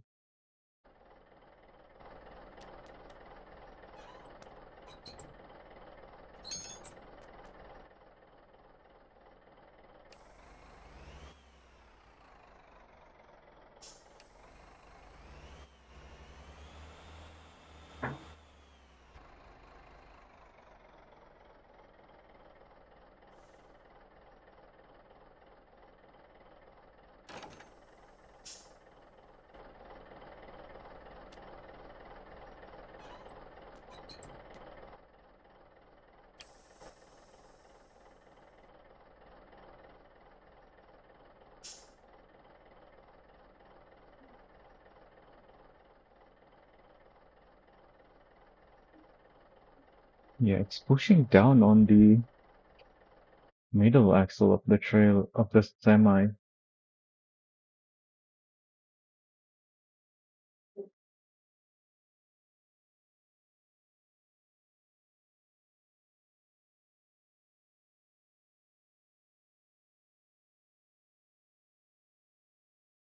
Weight distribution is pretty much the same though, even though the semi is struggling to keep the weight, which yeah, actually no. This is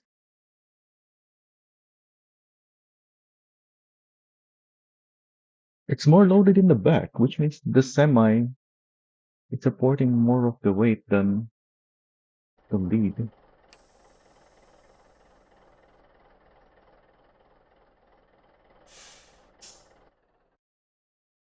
Hmm. Not that much more, but it does. But at the same time, it's also pushing down on the middle axle instead of the rear.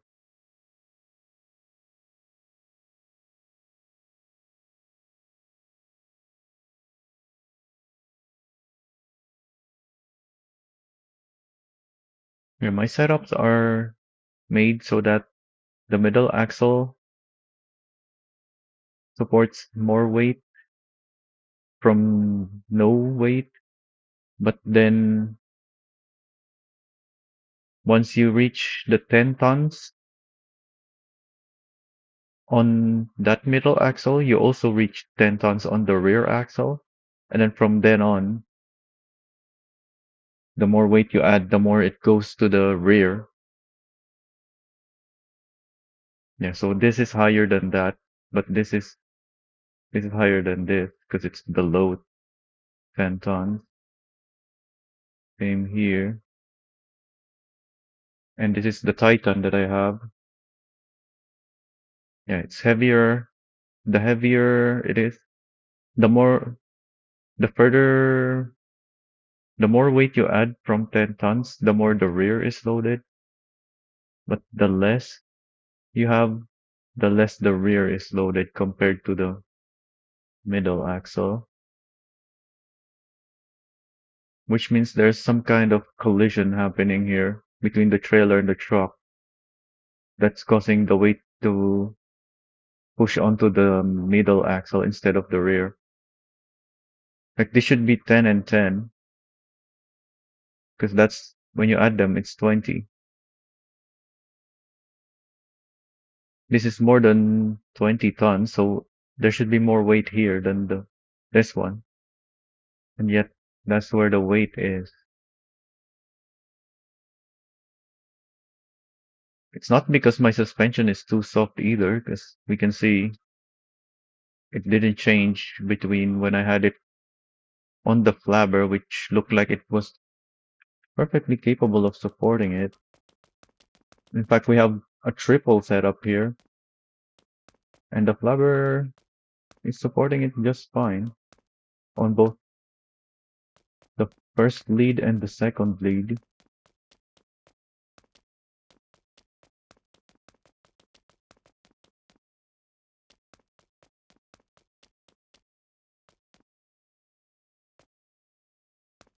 Yeah, this is not even clipping the fender yet. So that's a perfectly fine weight for it.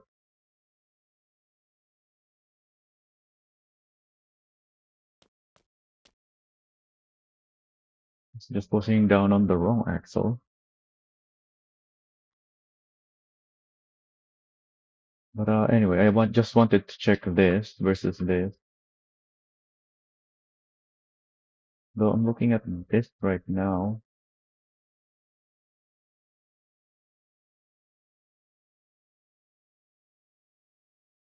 This looks wrong.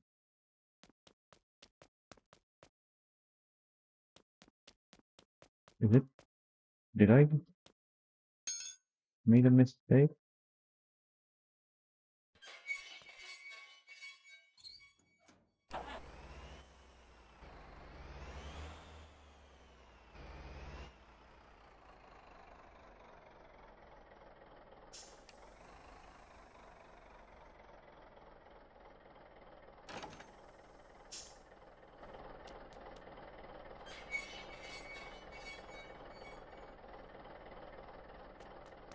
Hmm.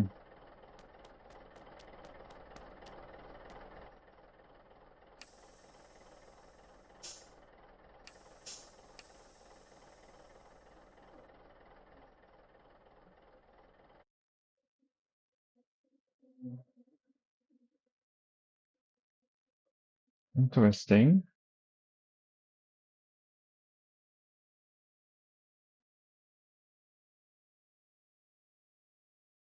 This has more weight than this, even though the other axles have less.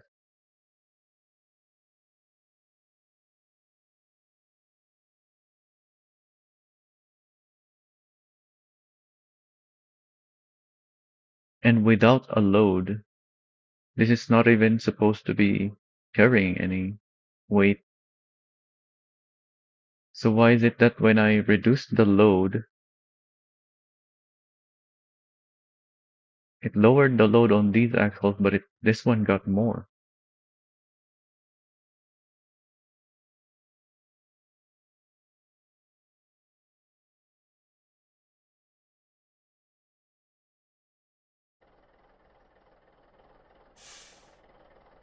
Does this have the wrong setup on it? I'm pretty sure it's correct.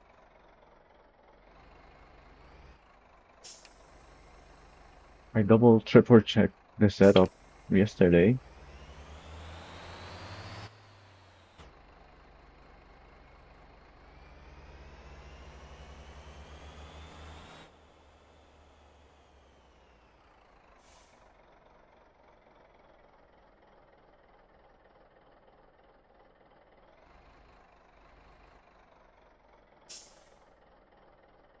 No, not the Titan, that's another. Oh, this is stock. That's why.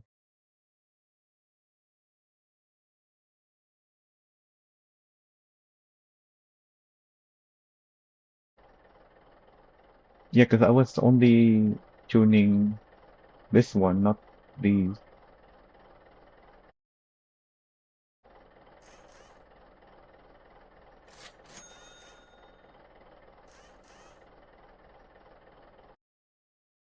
Which is why I don't have the other combo here.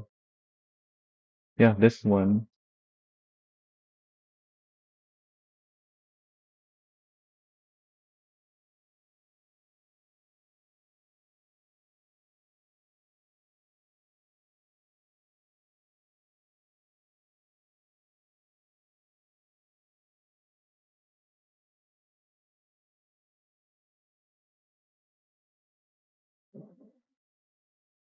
There's an empty row here. That.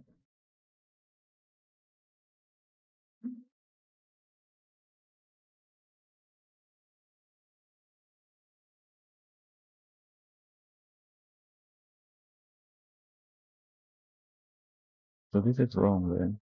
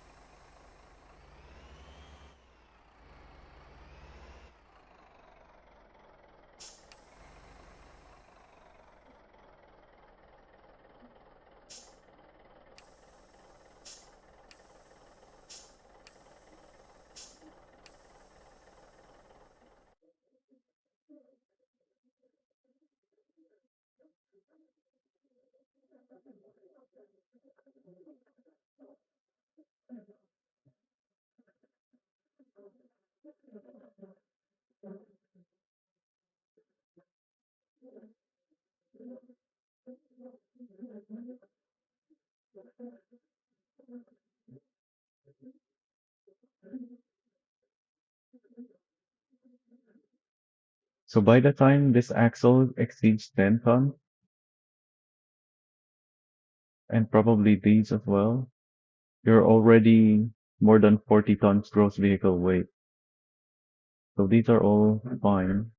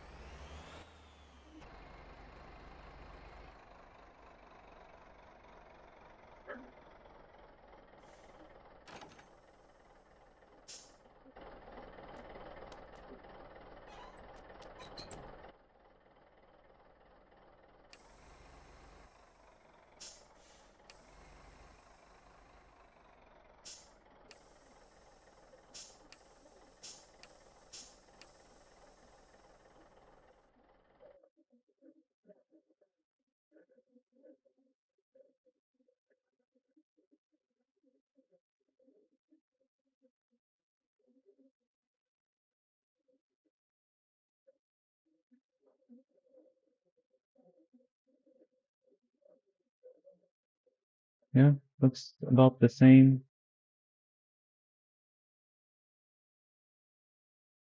There's a little more here, just coming off of here. Actually, no, these are both zero point 0.1 less. So it moved zero point 0.1 here and here from these two. So yeah, I think my Flabber setup is already almost a perfectly close match to my semis. Because it has a fifth wheel behind it, and yet it's supporting the weight the same as my semi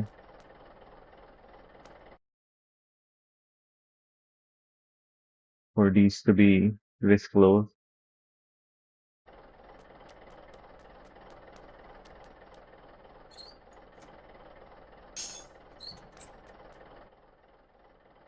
Now we have to check the rear, which, considering the results of the others, it's probably also correct.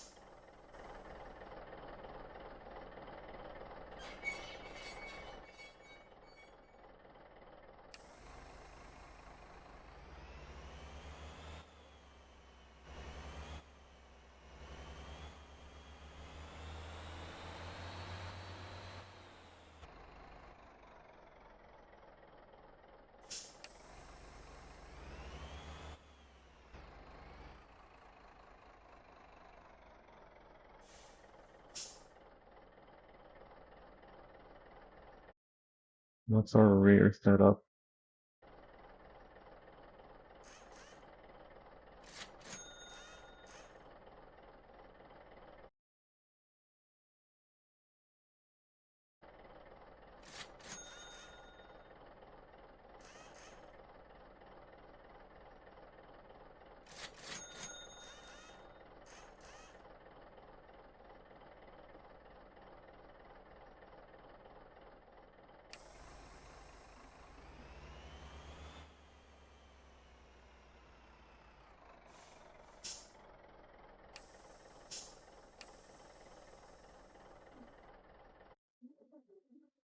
Where do I put this?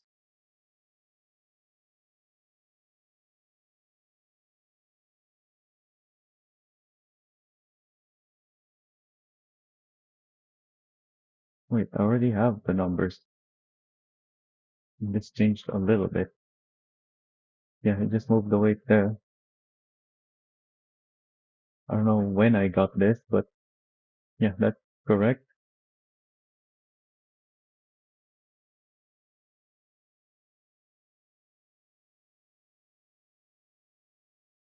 So I need to indicate above this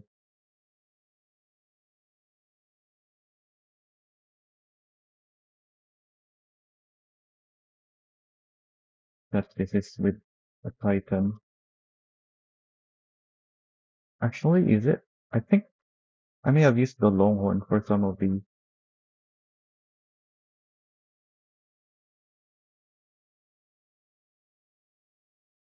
or even the Atlas. I don't remember anymore what we did yesterday. But most of these are on the Titan anyway, so. And all of my semi-trucks are set up to work identically anyway,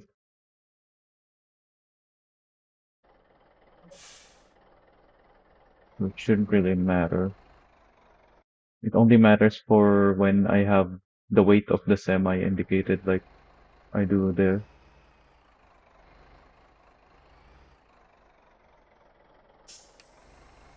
And on most of them, I don't have the weight of the semi indicated. I only wrote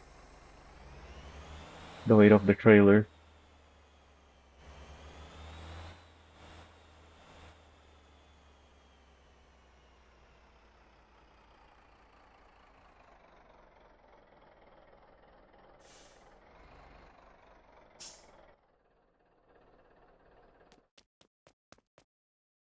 Alright, I think it's a good time to take a break.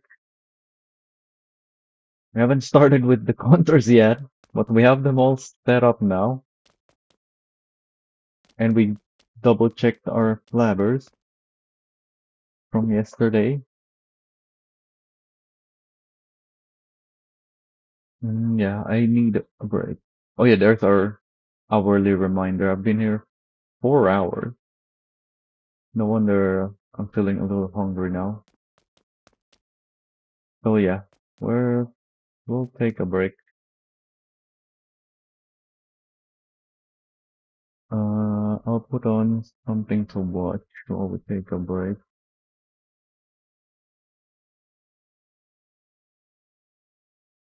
I guess we can go with more races. What was the last one from yesterday?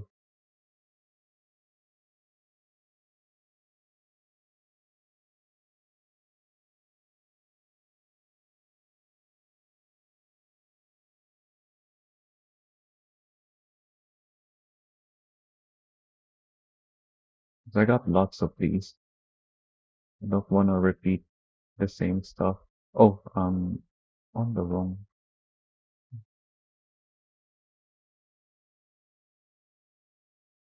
Let me see what was the last one that we saw yesterday.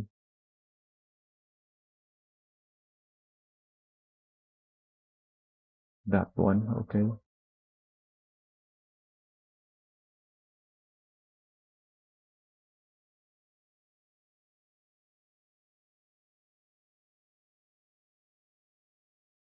There's the playlist. And put all of these in there.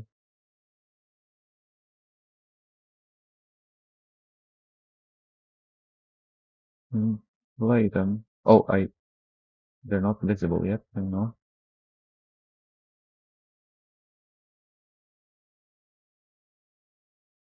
Why is it not visible?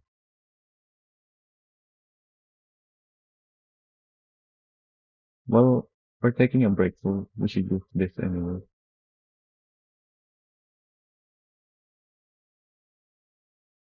Alright, BRB. I'm gonna go grab some food.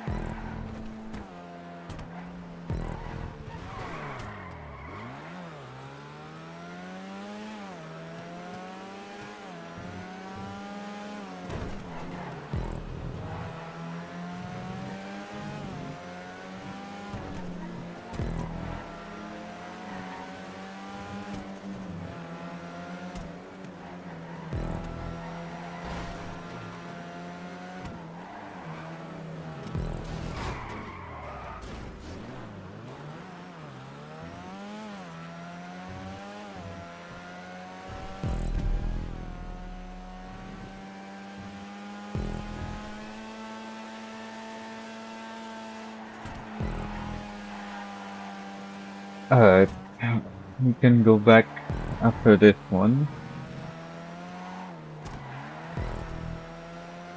The misleading sign. Don't know what he's talking about there. Have you guys seen a sign that points the wrong way?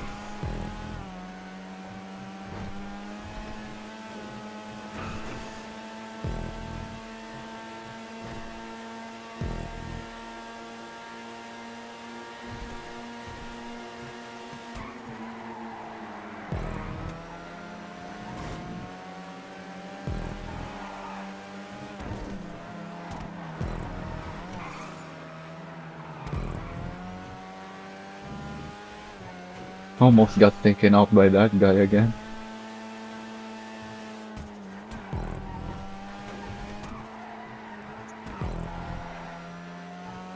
This guy ahead is pretty good, but it seems like my car is just better overall on this track.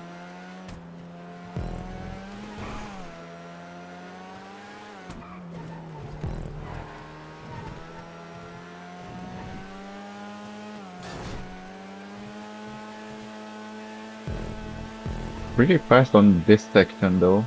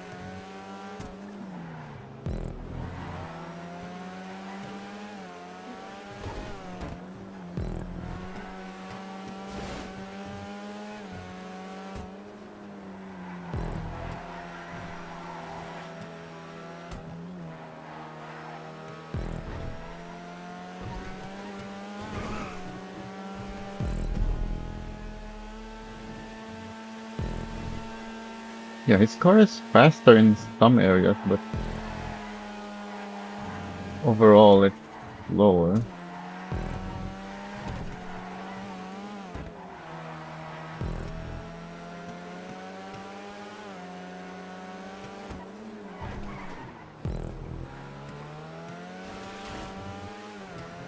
Good enough to always be giving space whenever it feels like I can make a move.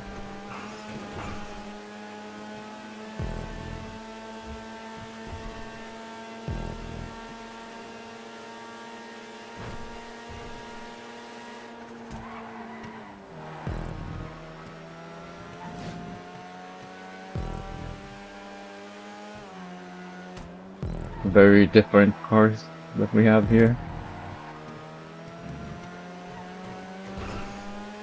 And then I'm just much faster here for some reason.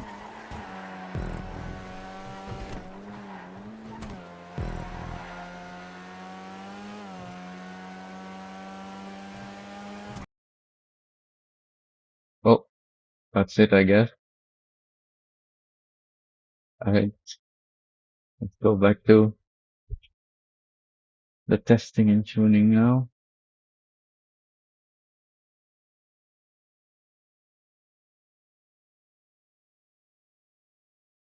Okay, so we have 5? No, we have 6 here. What am I missing? Oh, because 2 of them are the same, but with different weight, cargo weight. Yeah, these 2 in the back are the same. but this one only has 27 tons.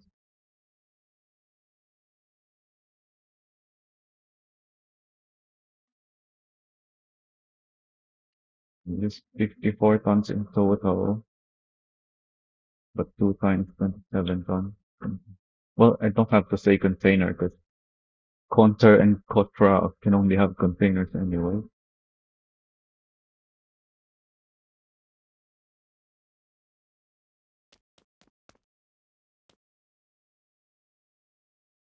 This one has 56. No, that's 57.4.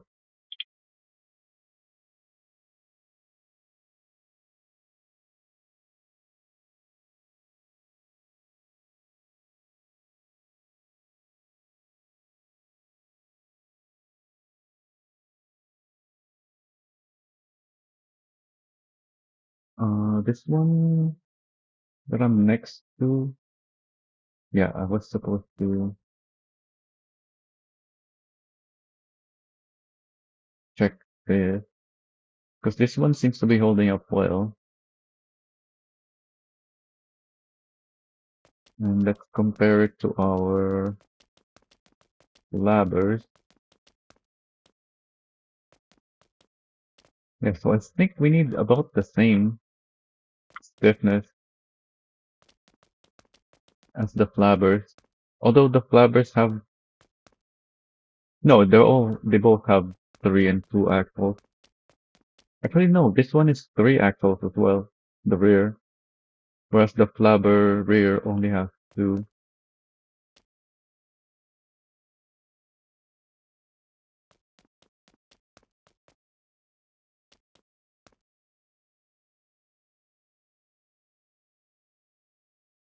So this one is holding its weight pretty well, it looks like.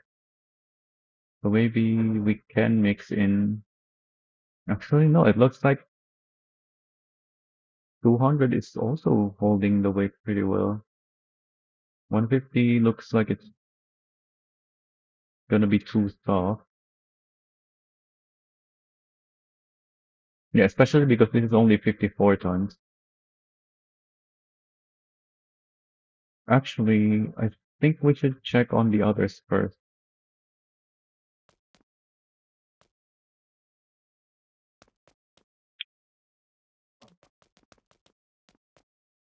Well, this one at least, because yeah, this one has very heavy containers on it. This is what 29.736, so it's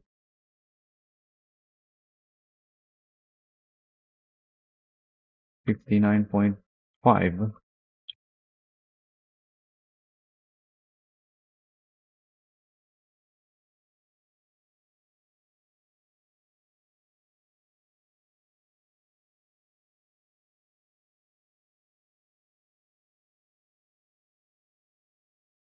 Actually, that's not 2x, that's 4x.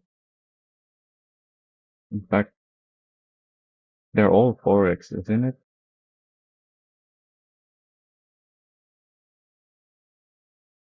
Yeah, it's all 4x actually. 29736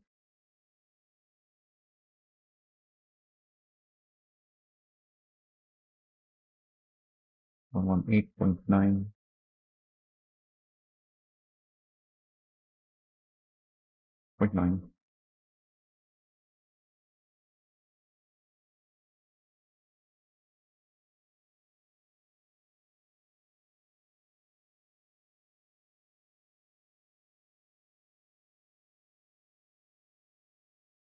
So with 150, yeah, 150 is looks like it's too soft.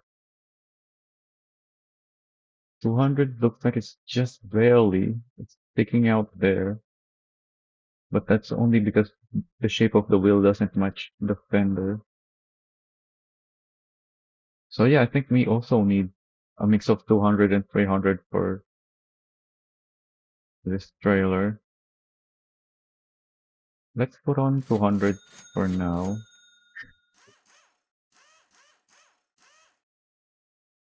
Then go and look at the rear.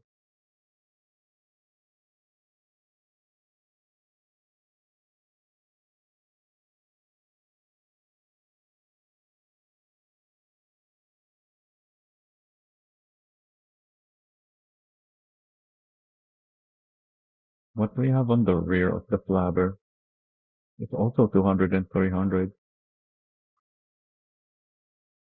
but that is with 2 axles. This is 3 axles. What is? Yeah, that's 500. So we only need 166 if this is uh an equivalent thing, which it looks like it is. Yeah, that's about the same.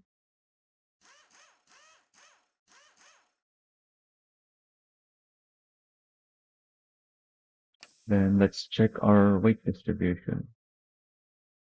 Oh, the truck is not holding it well though. The truck is squatting. Yeah, it's 16 and 19 on the truck. Well, the trailer has more actually, 2220.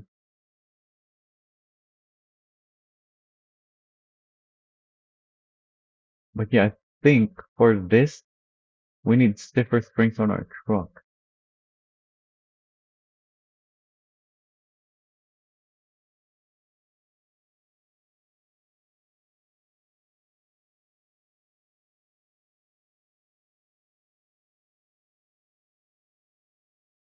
If we want to level it properly, that is.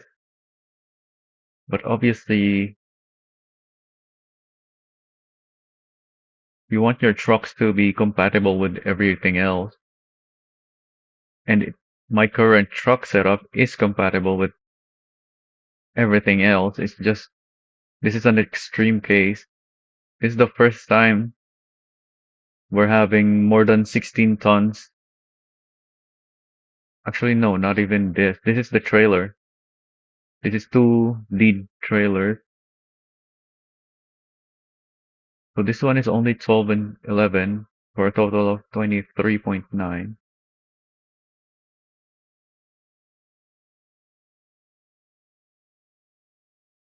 This is 23.7. Although that's the Jamusi, so it's lighter. This is also 23.9. So the Vamos is actually quite similar to the Flabber with planks. Yeah, they both carry planks.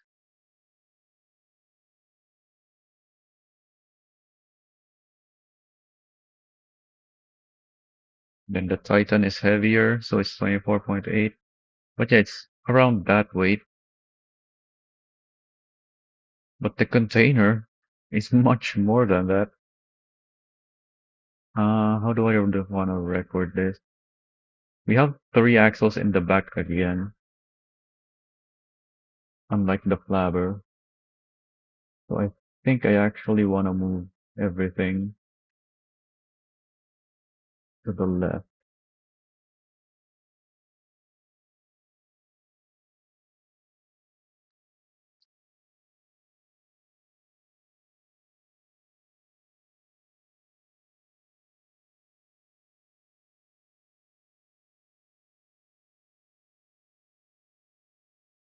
Yeah, that way we have 3 here for the semi, 3 for the lead, and 3 for the rear.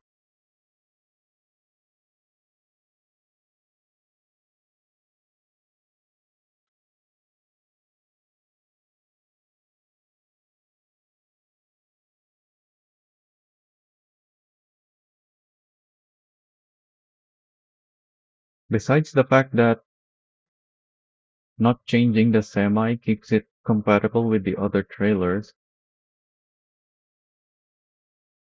there are also advantages to keeping the semi stiffness the way it currently is instead of stiffening it, carry the extra weight.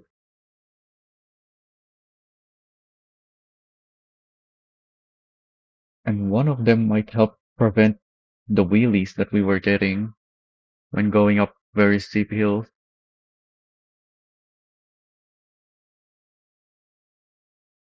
Oh yeah, how much is this? 36. So according to our calculation, not calculation, estimates, 36 is only enough for 100. But as we already know from testing, if we're not going the extremely steep roads, which we probably won't because there's no container delivery that even goes through what we tested at yesterday, not even close, then this is probably enough for what we have, which is only 140.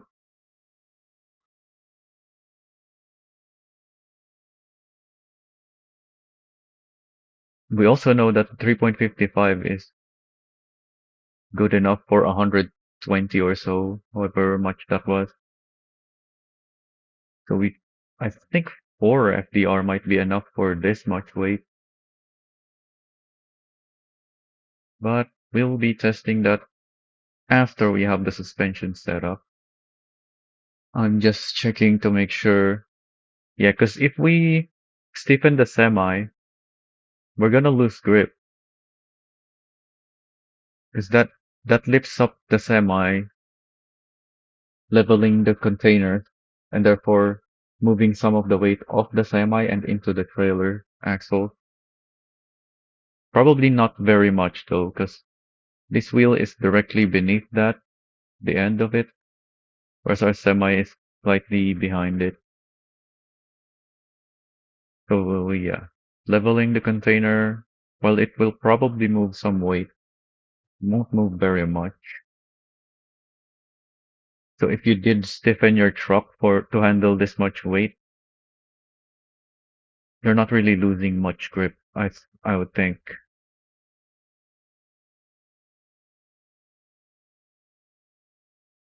And yeah, let's try, yeah, for now we can try setting up the trailers for our current semi truck. Because this is the absolute maximum anyway.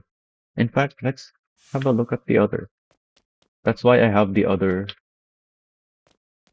stuff here.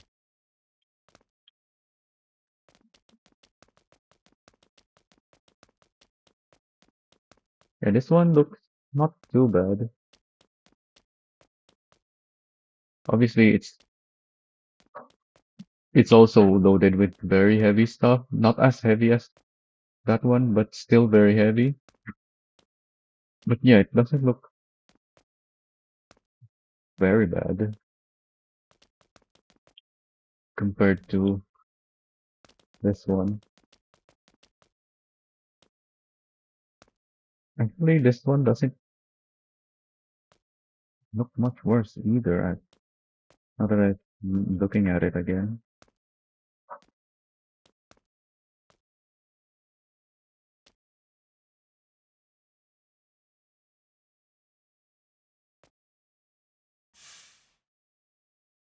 Oh yeah, let's try to set up the trailers first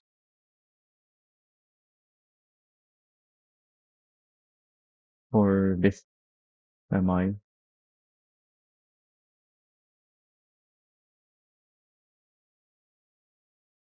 We'll probably see a difference with this. Oh yeah, that's perfect. That's why it's perfect that I parked these next to each other. So we can test the results of just this on that without this lead in between them. Yeah, they both have the rear counters, unlike the ones back there where they have the car truss instead of the rear.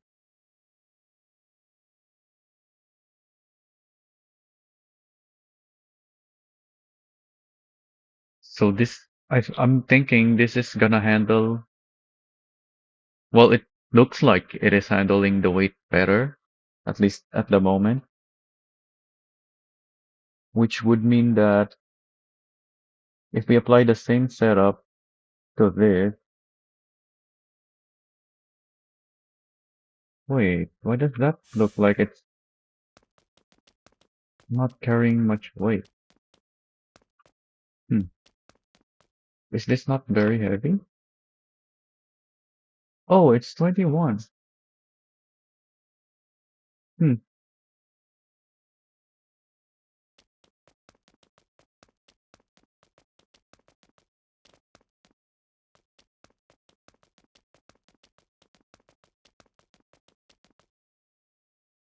Okay.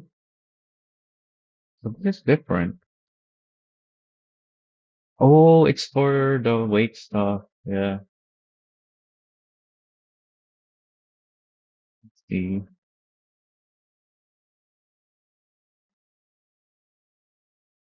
Hmm.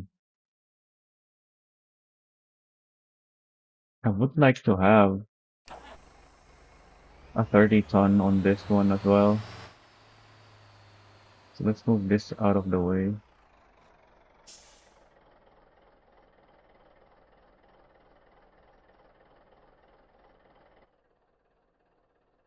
and see if we can find.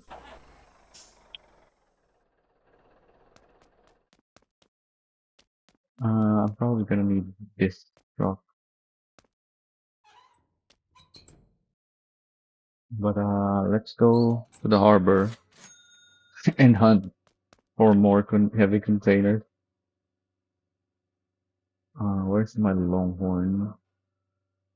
This, yeah, this is the company Longhorn.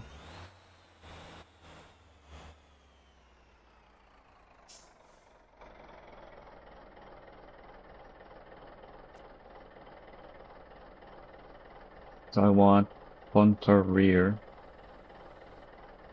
40 feet.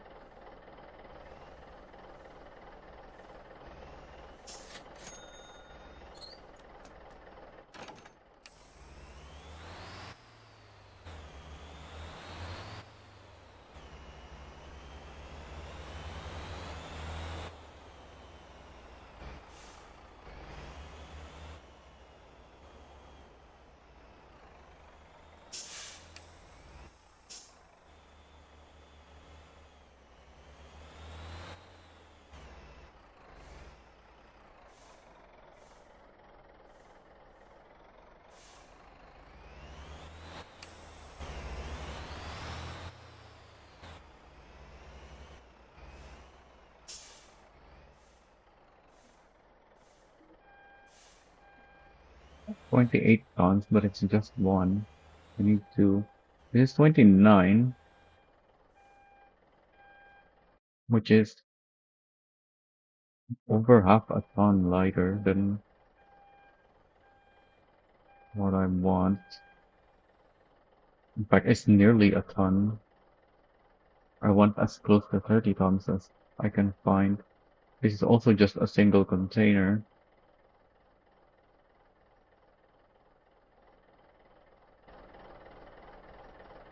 Let's see, maybe there's something here. There is. Okay.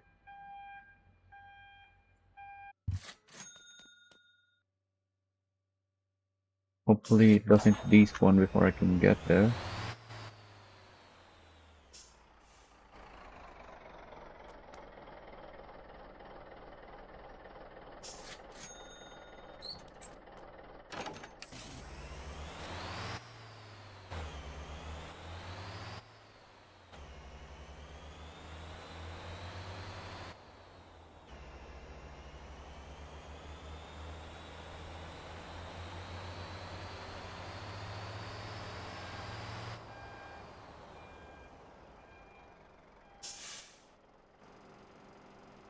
Where is it?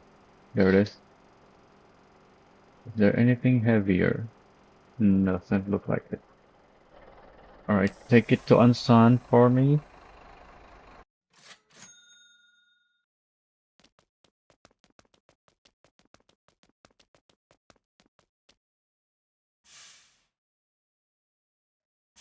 My tab isn't working again on the menus, even though I can use it just fine for the git. for the game. Just not working in the menus again for some reason. What are we looking at here? More weight at the front and less in the rear. Yeah, that looks like because the truck is not able to support the weight. If it was able to, this might be perfectly flat. What about this? Only slight difference here, and then too much here.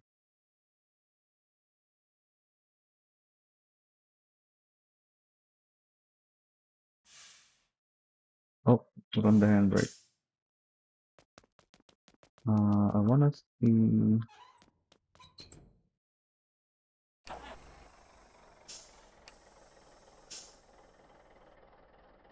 This isn't very heavy, but I want to see the axle weight distribution. Yeah, even with this, well, I guess this is stock, right? I probably need to stiffen it.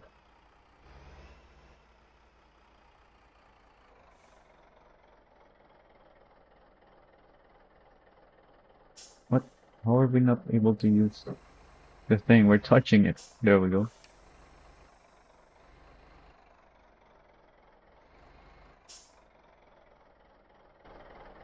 What stiffness did I put on this? Oh yeah, I can just. Oh, I haven't written it. This is 150.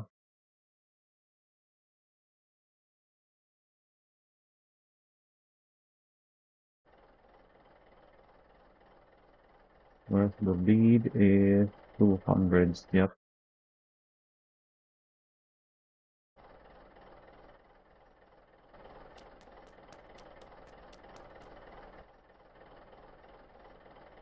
Okay, the tab works in the menus again, thankfully.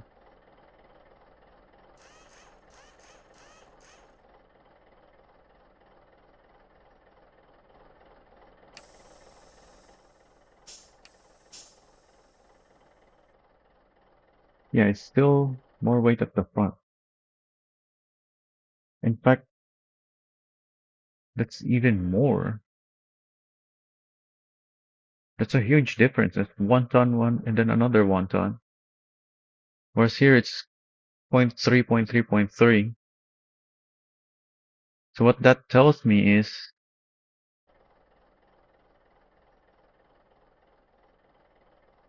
for both my semi and the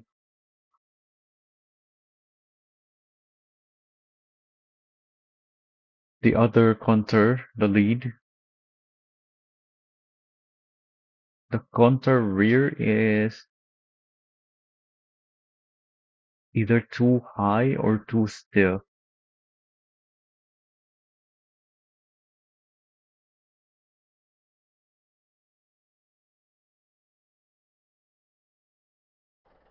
It is at 150,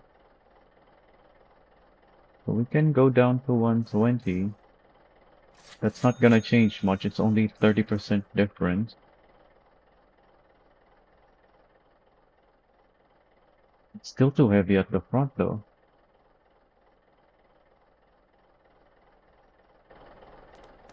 Let's see if we do that here.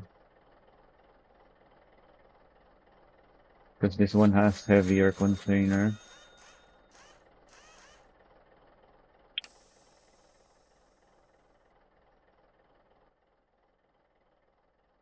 This one is completely flat, which means when we have lighter containers,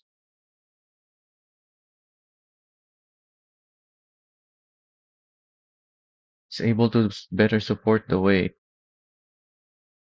So what we need is to soften it further but give it more height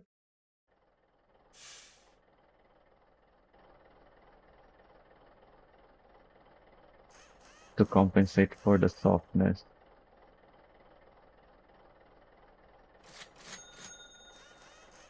we already got this perfectly flat on 120s.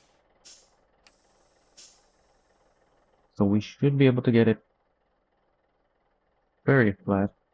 We need more height, I think.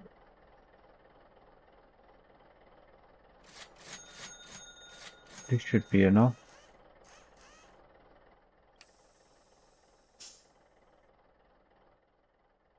Yeah, it's almost completely flat again. Let's try that on the other one.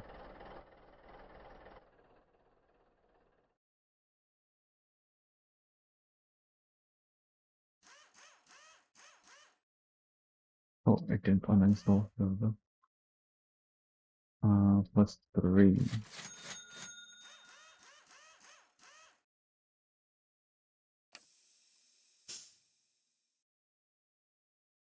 It's still too heavy at the front.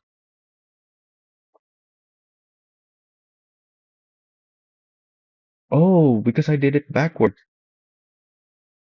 I need to stiffen it and lower, not soften and increase the height. Yeah, because this is the lighter one. That makes more sense now, because, yeah, 150. It's closer to what we have on the lead trailer. I don't know what the height adjustment we need yet.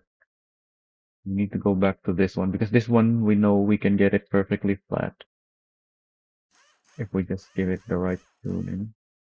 Whereas that one is where we figured out that we need to change the stiffness. I guess we can try -3.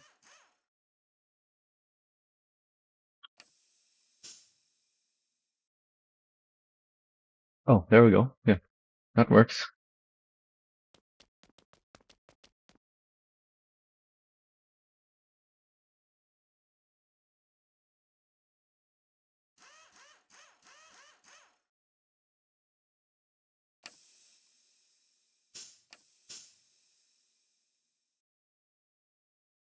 Still too high.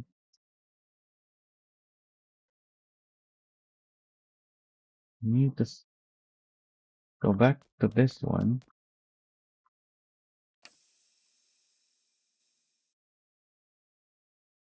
Stiffen and lower the height.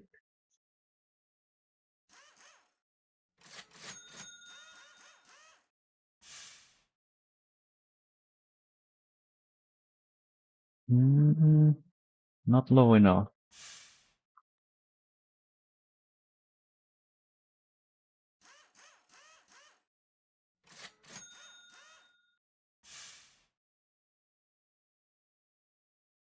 There we go.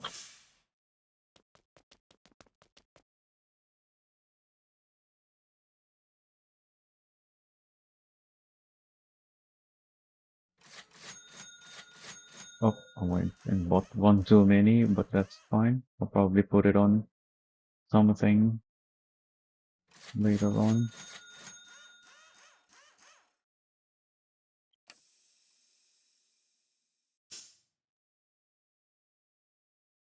What? It's still too high at the front? What is going on? Why is it not changing?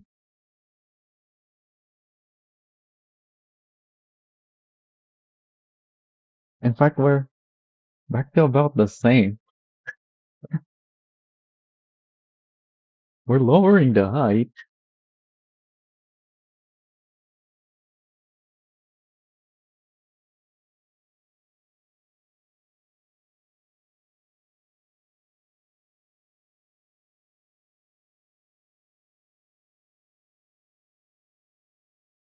I already lowered it a lot.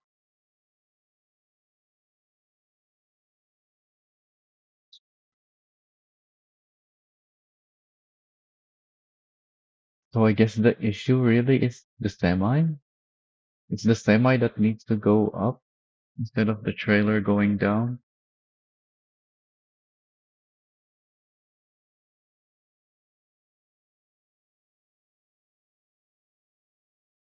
I really Like to avoid having to change the semi setup just for this trailer because it works on everything else.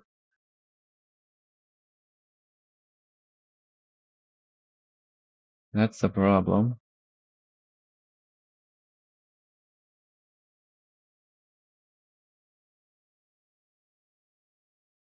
It's not even loading the semi though. That's the thing. The semi is perfectly tuned for to handle this and a little more. Wait,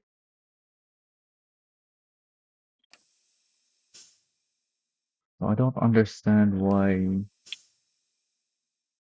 that seems to be.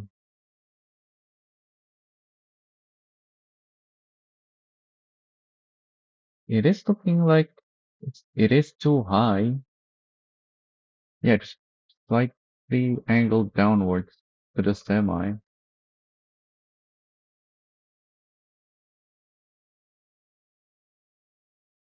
So I guess we just keep lowering and stiffening. We can't go much further though, I don't think.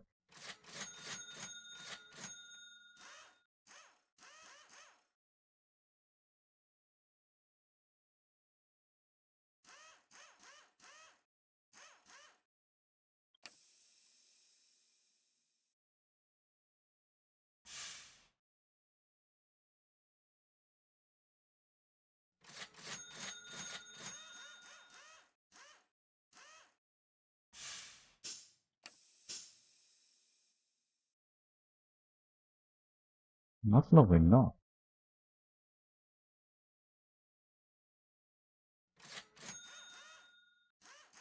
Yeah, that's what I meant when I said we can't go much lower. Yeah, I only stiffened it a little, but I already had to lower it so much for just that adjustment.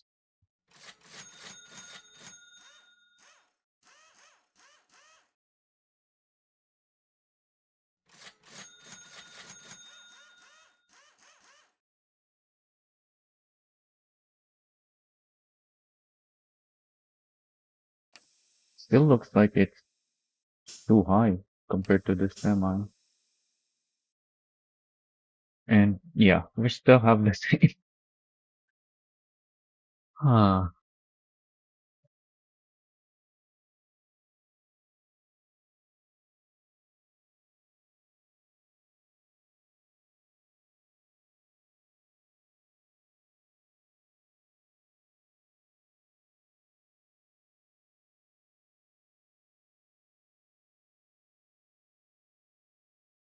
and the 10-ton mark is not even important. 'Cause by the time it reaches the 10-ton mark, you're already more than 40 tons in total weight.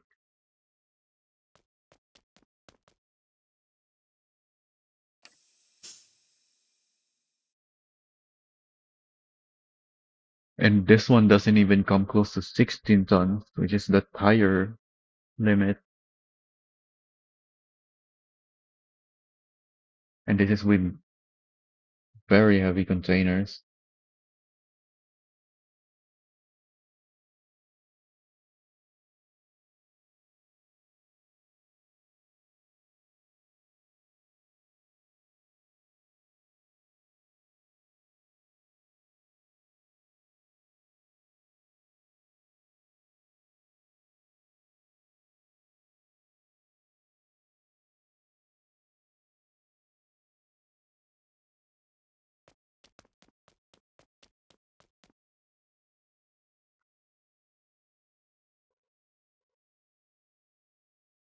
I can't use the garage.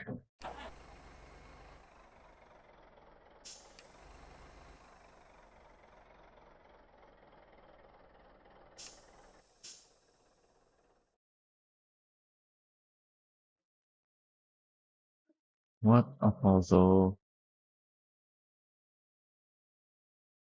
This is the kind of stuff that I sometimes have to deal with when making these builds.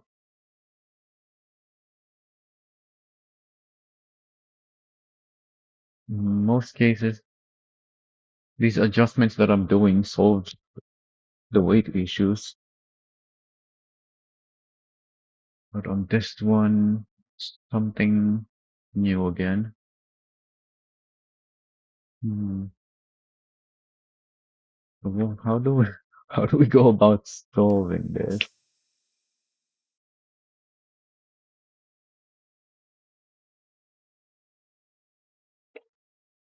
It's not really necessary to solve it.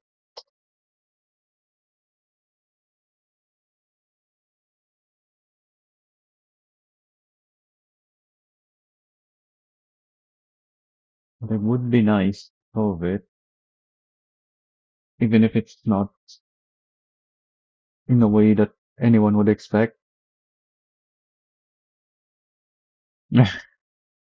I don't think we're finishing this today.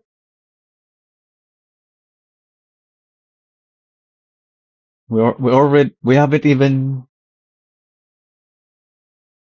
gotten much of anything, and we're already stuck on a problem that for some reason I can't solve with the usual solutions. I'm so confused by this. First, we have too much weight on the middle axle of the semi for some reason. I don't know why that is, but I'm guessing it's just because of the way the trailer hits the semi, and that same thing that's causing that is probably the reason that's causing this other issue, which is the more important one that I would like to solve, which is that we have too much weight on the front of the trailer for whatever reason. No matter what I change, there's too much weight at the front.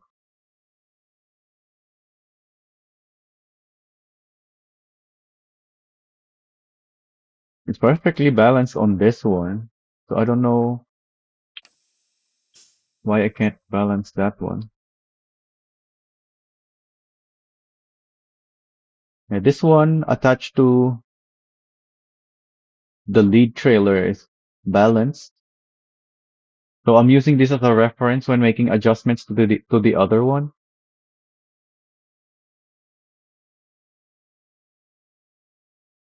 So when I make changes to that, I make sure first, before I make any changes to that, I test on this one first because this is perfectly distributed.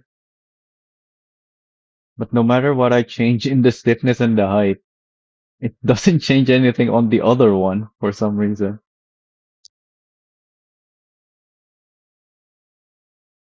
What do you mean big ones? We have 6 sets here right now, and there's one more in the way.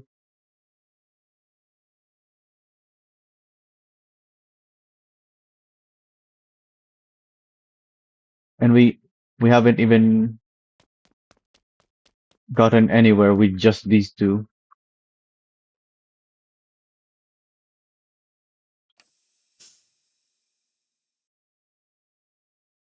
So we tried so far. I guess we can note these down. The contour rear. This is the first one we had, the 150s on stock height. Then I tried 200 and currently I have 300.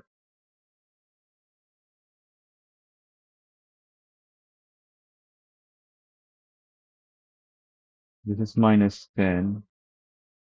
Wait, am I misremembering? No, that's not minus 10. That's what, minus 6? What did we put on the 150s? Is it stock height on the 150s? Let's try 150s again.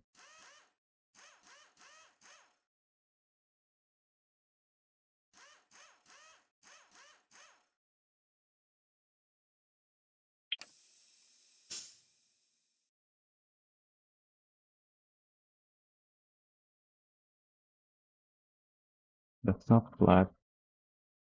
The 150s make be the -3.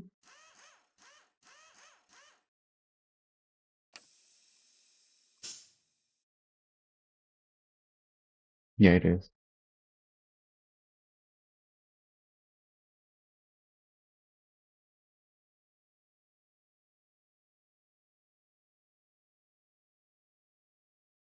Yeah, let's write that over there as well.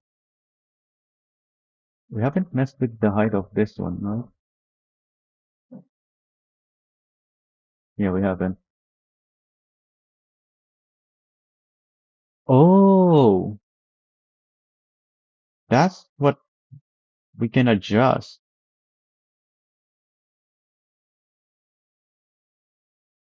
Yeah, we need to move weight on the back of listing anyways. When we do that, um, we can do that by lowering the height of it. We already know that this other one wants to be lowered anyway. And when we lower it, it is gonna put more weight to the front of this, which will be equal to what that has. So that's the solution. I see. Let's try lowering this then. The solution was not on the rear. It was on the lead trailer. It's still too high. But already we moved some of the weight forward on this. Not by much though. So I think we need to lower it some more. What's our stiffness? 120? We can try matching this. 150 -3. That should lower it by softening. Still not enough, but maybe good enough for this. So now we adjust the rear to flatten this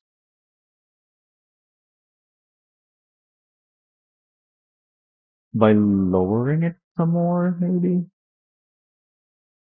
Yeah, they already have the same stiffness. They're both on 150s. So this just needs to be lower, maybe -7.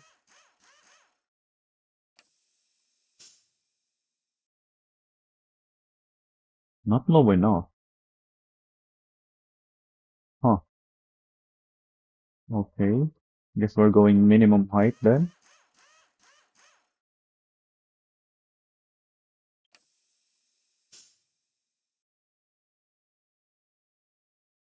Yep. Now that's flat, mostly.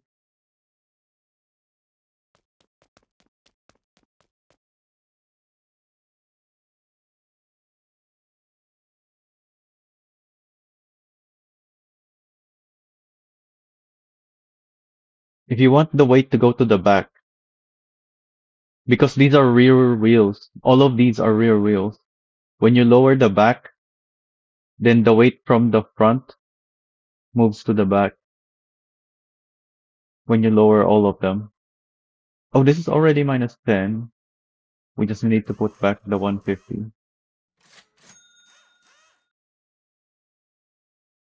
Yeah, because it's rotating from this attachment point at the front.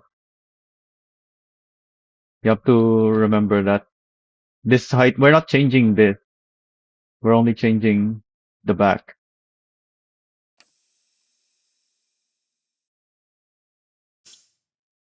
So if it's already sitting flat, then your weight is probably distributed properly, assuming everything is working correctly. But then when you lower all of these, it's gonna sit at an angle, which means, yeah, the rear one is gonna have more compression on it and therefore more weight.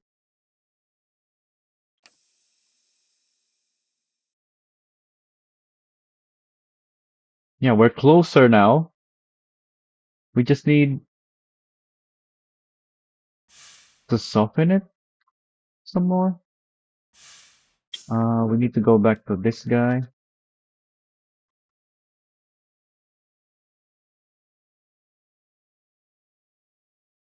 It's not looking good though. The wheels are going through the fenders, but we have plenty of clearance anyway, even even though it looks like that. And you have to keep in mind these are very heavy containers. So that's expected. So we can try 120. Yeah, it doesn't look good, but it is. Sometimes that's just how it is. Don't judge the book by its cover, as they say. Just because it doesn't look good doesn't mean it's not good. Okay, yeah, that's perfect. -8, 120.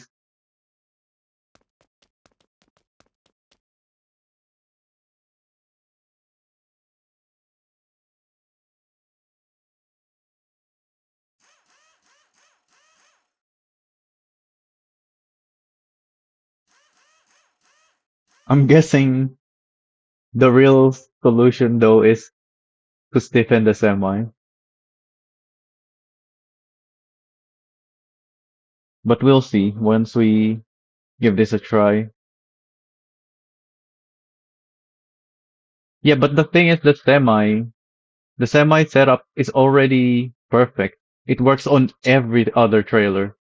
So you don't want to change that because if you change that, then you have to change everything else.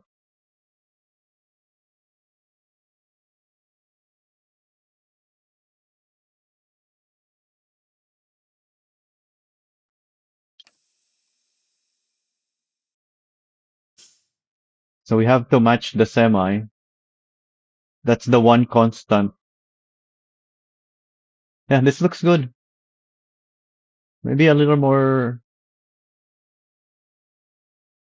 at the front, but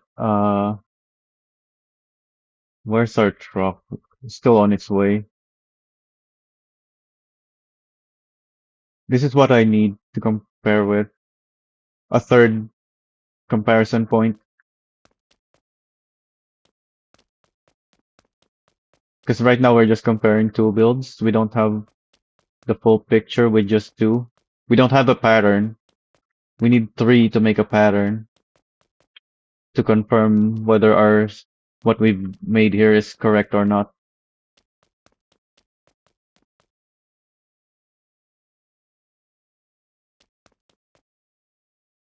For now, while we're waiting for that, we can try. Let's note this down. We're at -7.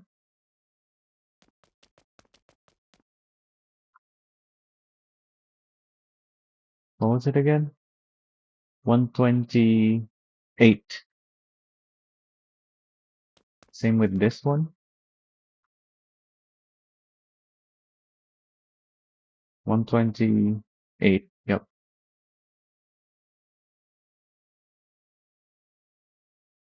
Actually, no, let's not replace that. We might want to go back to it.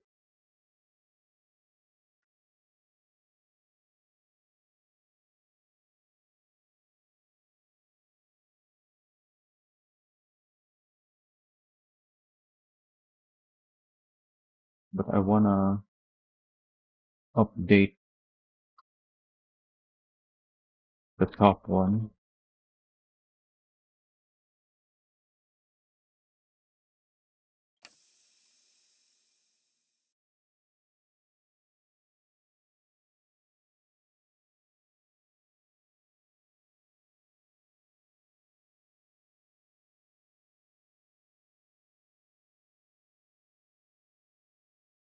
So we don't have this.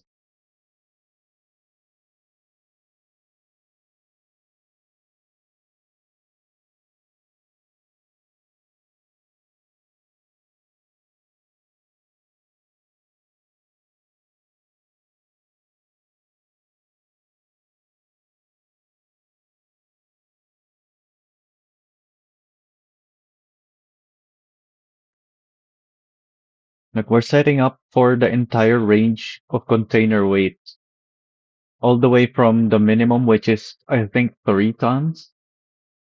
When you deliver the container, it becomes 3 tons because it's empty.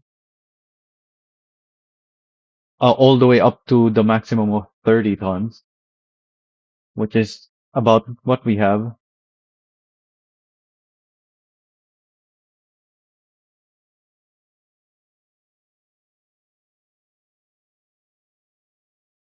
Yeah, so we can see here. Oh, it actually added more weight to the back here. It's more balanced.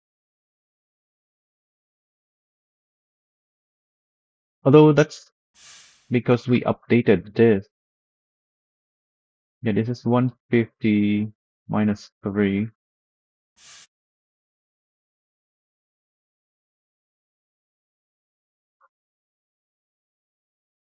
Yeah, so that's not actually correct either. 30 tons is the maximum, but it's quite rare. We have 29.9 tons containers in one of these.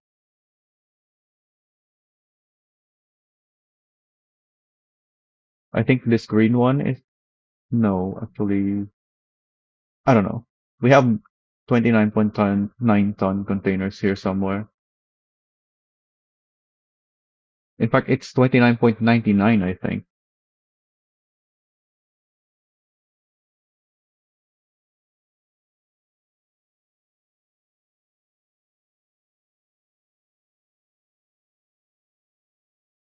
Also, this is times 4. This is wrong. 114.8.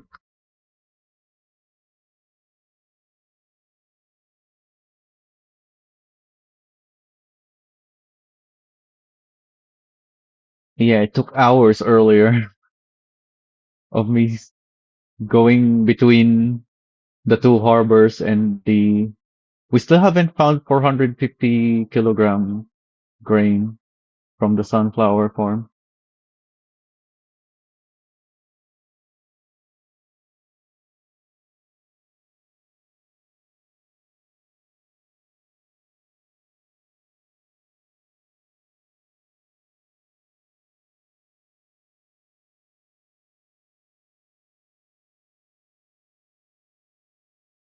Not for this kind of stuff.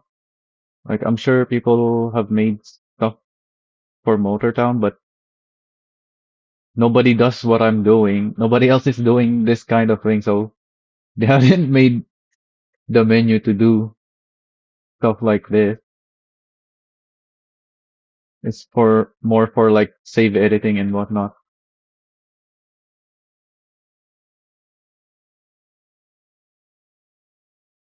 Now that I think about it, this looks like the same pattern. Yeah, 150, 150 minus 3. So we can probably give the same stiffness and height to the lead trailer as well.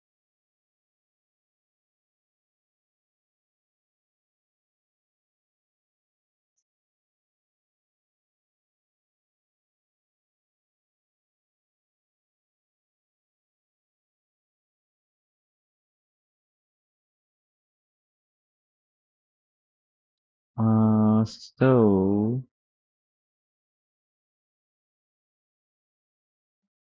did I put the handbrakes on? I didn't. Okay. This one I need to save the numbers for.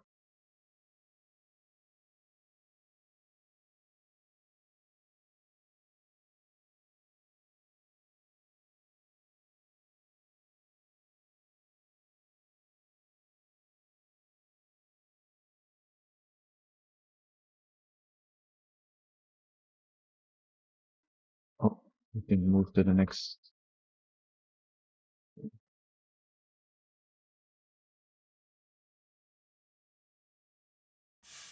So knowing that, since we don't, yeah, this is still on its way. We can go try it on these other stuff.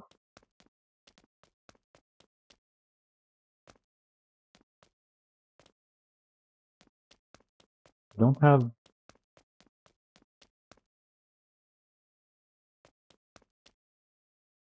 Wait, it's on the other side. Okay, yeah, this one. So these are different trailers. This has the 20 lead, whereas this one has the Kotra.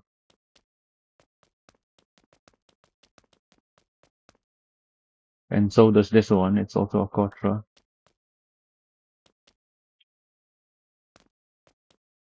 And the Kotra setup is fixed already. So I guess, yeah, I should start checking on that. My Kotra is set up properly.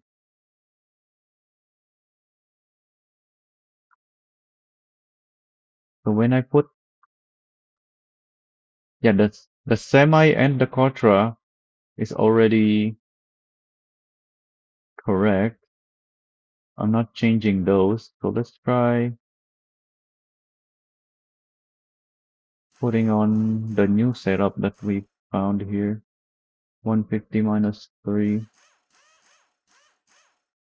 Well, there hasn't been an update since yesterday, so we're still working on the same stuff.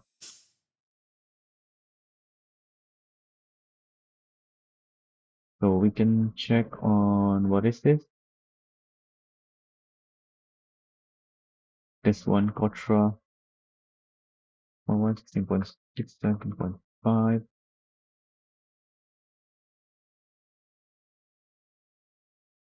Another 17.5, but then only 15.8 and 14.1. Oh, because the rear is lighter. There wasn't. It's still the same. There's no change.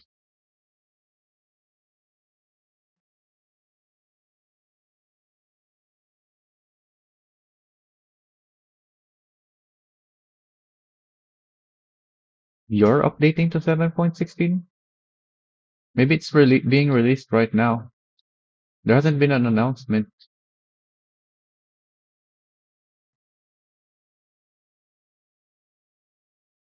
But if you're updating already, then maybe it is being released already.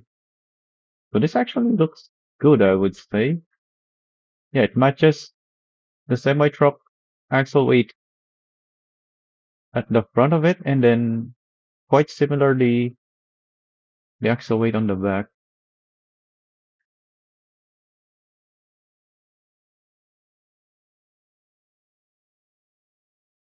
I'm still in the test version, T6.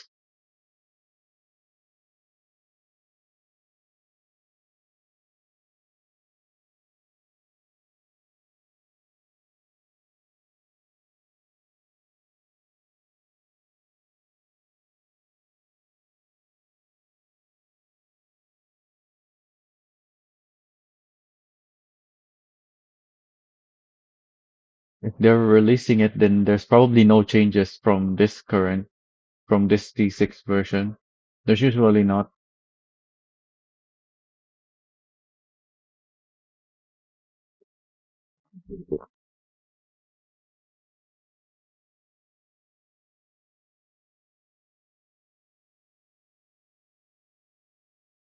The only thing I see here is we have a big range of weight,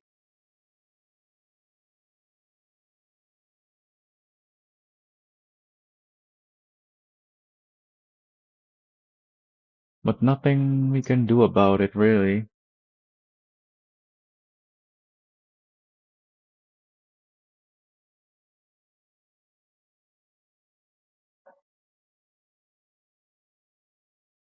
Is there...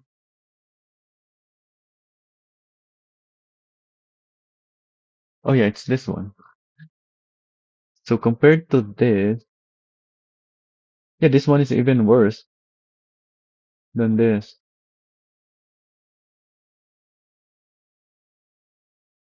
It's the same pattern though. This is not something you can fix because you can't move the axles where they are. That's the only way to fix this issue where we have a lot of weight over here. Actually, no, this is the heaviest one. And then less here on the back. The only way to fix that would be to move the axles, which is obviously not something we can do. But yeah, this is worse. If you combine the contours, you get worse weight distribution than if you combine the contour with the Cotra.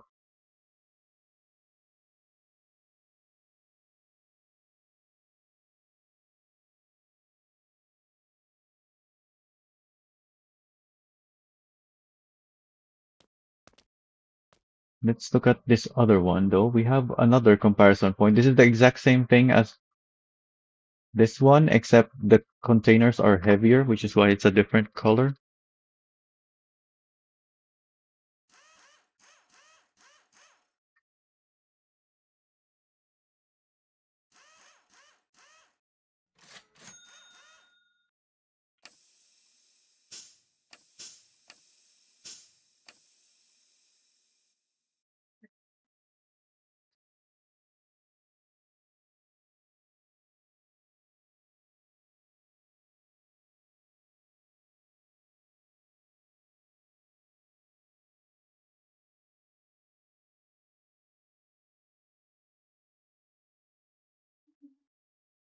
Oh yeah, we're exceeding the stock tire load limit of 16 ton per axle. So this is not good. But yeah, nothing we can do about it. Yeah, these are all over the limit. So if you want to transport such heavy containers, you need the upgraded tires.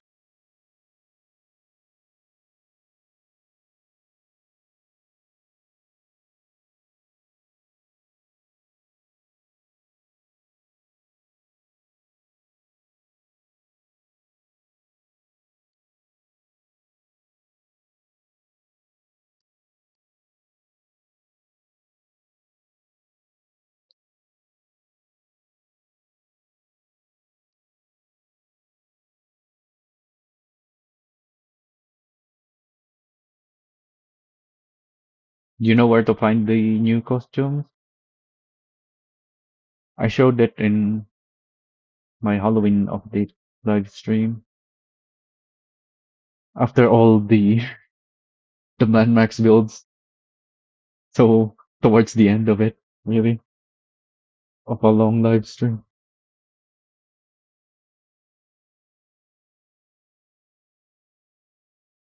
But that's why I put timestamps in my live stream.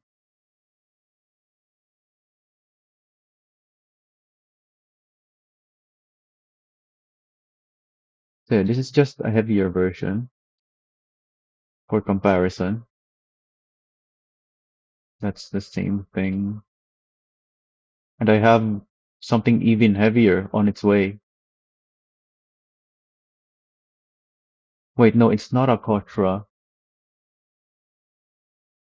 It's a single, yeah, it's a Conter 40 that is on its way. Oh, I didn't write the weight on this thing. How did I ended up on that?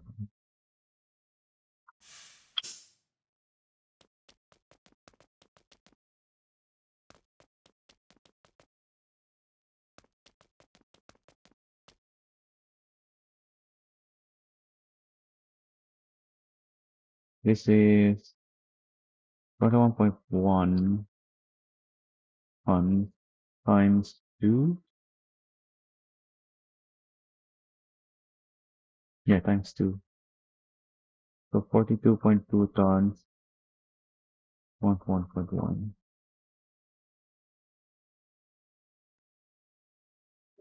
I have something on its way. Oh, this is perfectly on the 10, huh? But I guess it doesn't matter because we're over the 40-ton weight limit anyway.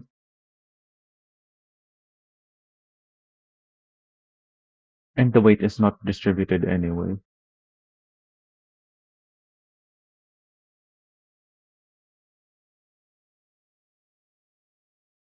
which is fine because we're over the limit. I only care about hitting the 10 ton per axle if it also means staying below 40 ton.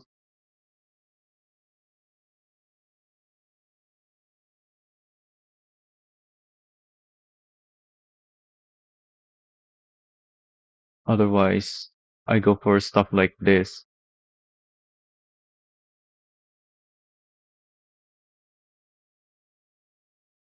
So we can maybe adjust this. I need lighter versions though.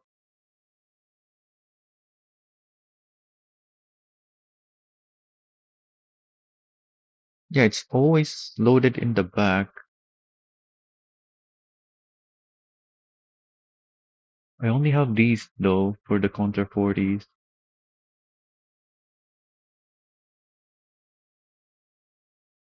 Oh yeah, let's try the softer spring to match the rear. Because we found that for the rear, although it's not yet a pattern, we can't confirm it yet until the other thing gets here. That's probably still the correct one to go for. -8 120.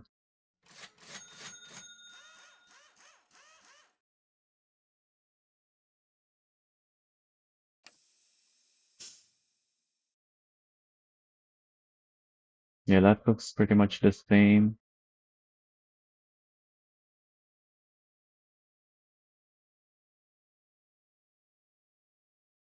Which one is this? This one?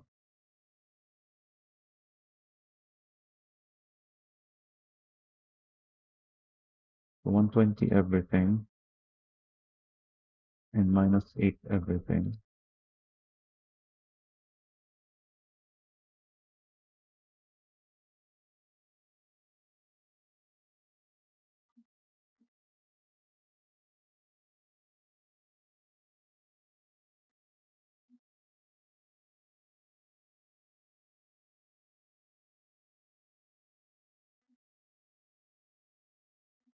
Oh, this is already better distributed actually.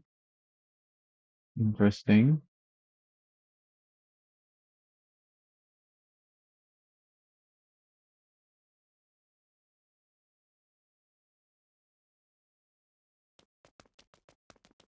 Where is our third thing? It's almost here.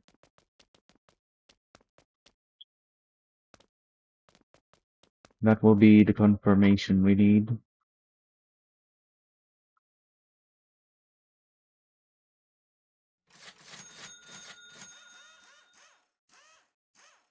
Hopefully this still drives good. Because I'm worried that we didn't stiffen up the springs enough. So we'll just flip over to its side when you try to turn with this.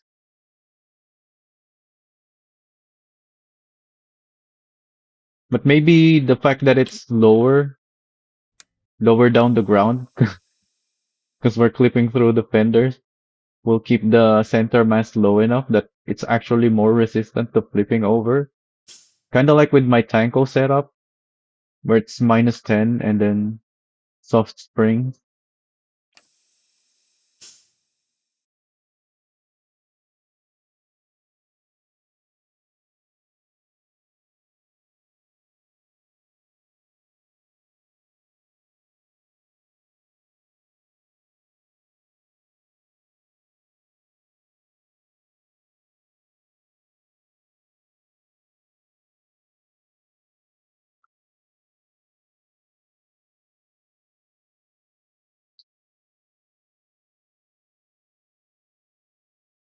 Um, let's look at this. Yeah, it's better distributed when it's softer.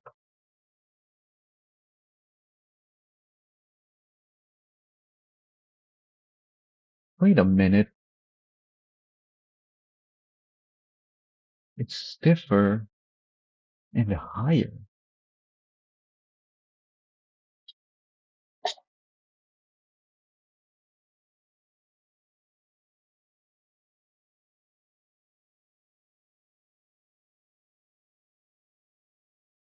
That's why it wasn't distributing the weight well.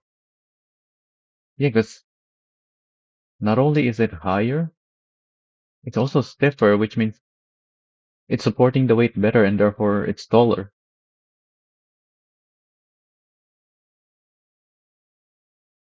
So we know that everything else is not a good setup.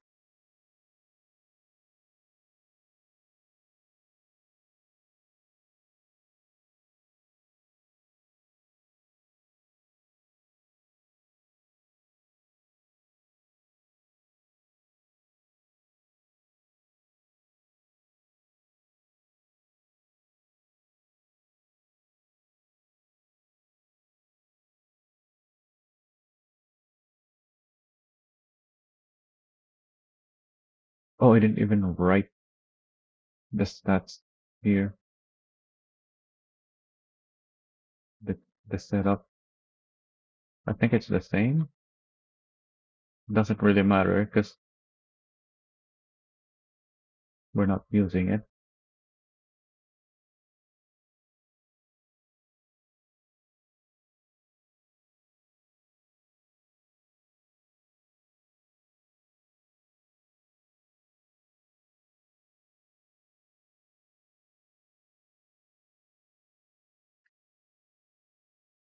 Let's just put them all below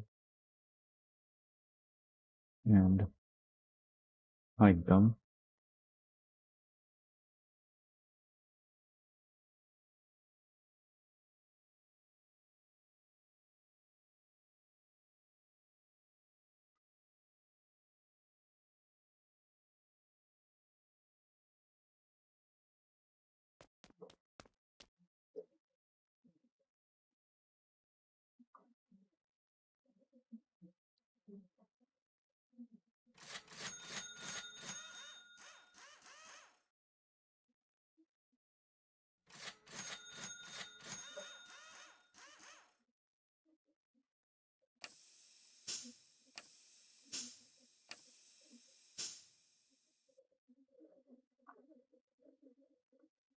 Four, 15.5, 19.3, 9, 4, 15.9, 17.3, 15.1, and 12.8.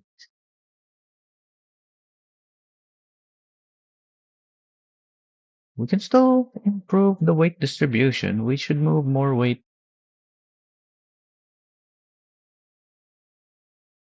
to the back.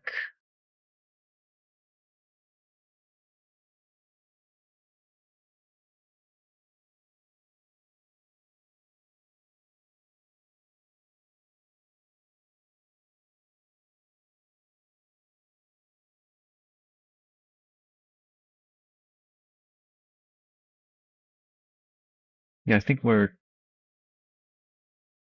too low now.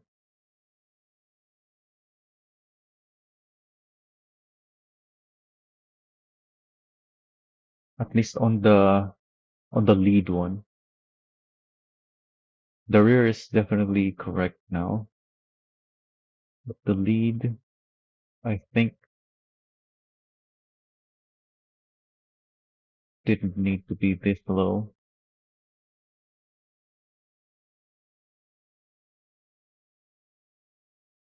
because on the semi, the rear is almost flat, but on the lead, we're getting a lot of weight at the front.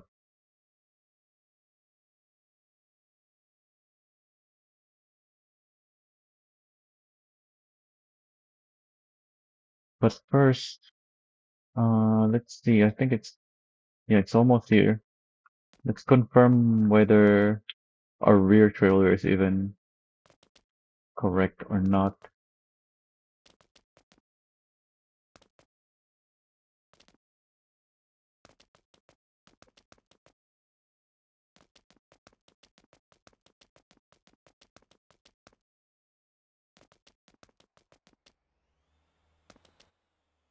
before we finalize the lead.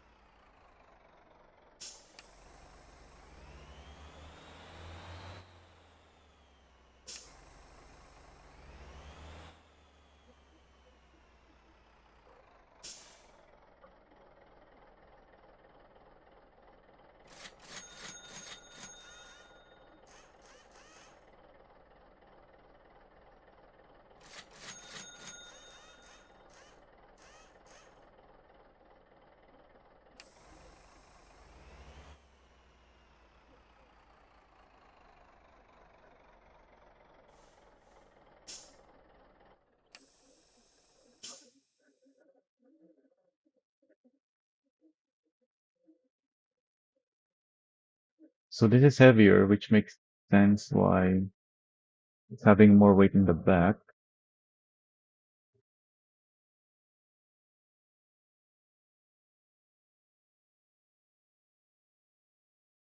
Oh, I should move everything above the hidden stuff.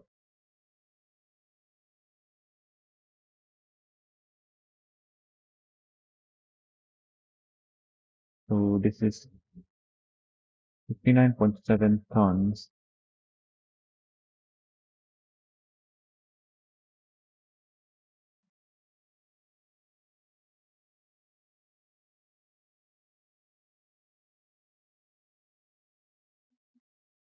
And this is with a longhorn, but that's fine.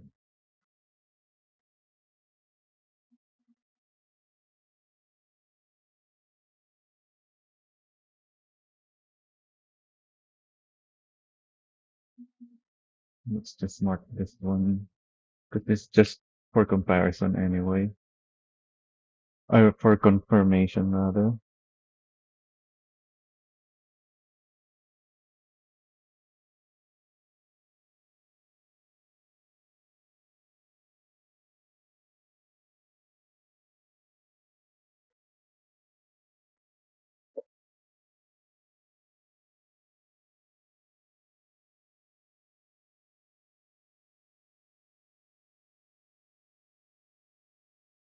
So we added weight and the weight moved to the back. Makes sense.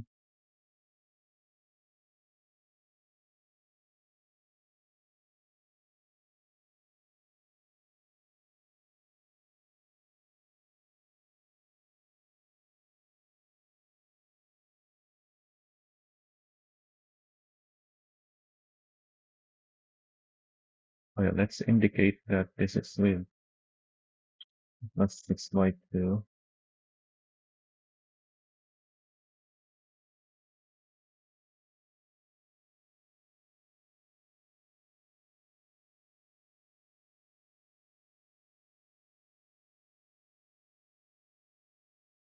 So yeah, we need to fix our lead trailer now.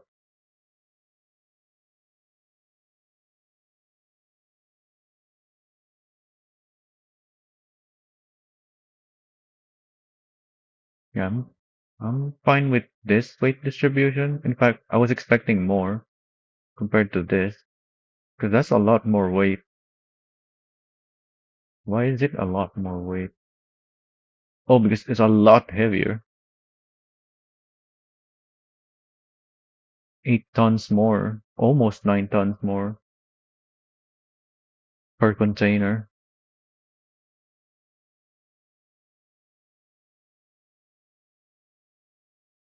Yeah, so the fact that it's not even badly balanced, it's only point 0.3, point 0.3, point 0.3.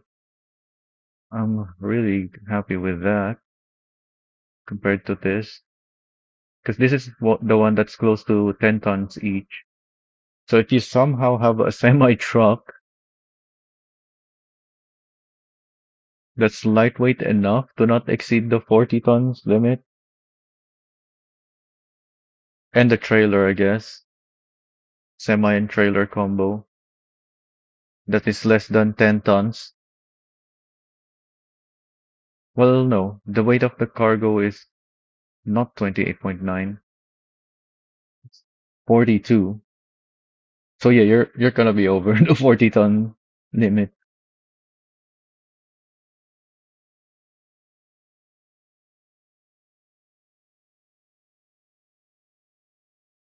So yeah, I think we're good on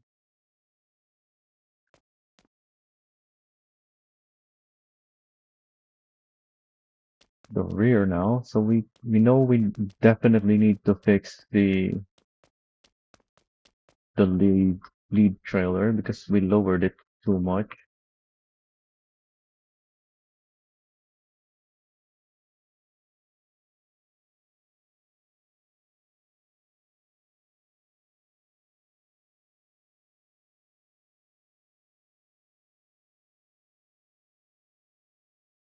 In fact, let's put it back to the -3.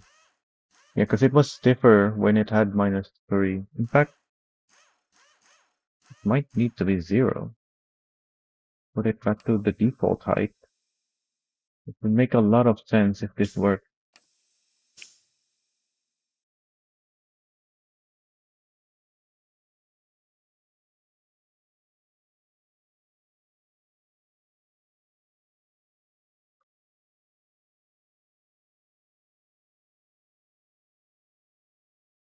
Looks like it got worse. Well, worse for the lead trailer, but better for the rear. But actually, we need to be similar to this on this weight. But this is similar in weight of container.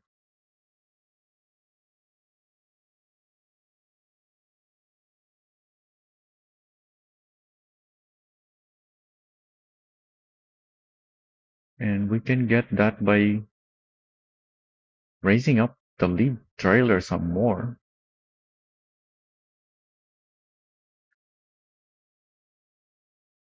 So I think now that it's on stock height, I don't want to raise it some more, especially because this is a -8. What I actually want, I think, is maybe even make it -4 and then try to find the stiffness that we need for that height. So I'm lowering it again, but it needs to be a lot stiffer, so maybe 200.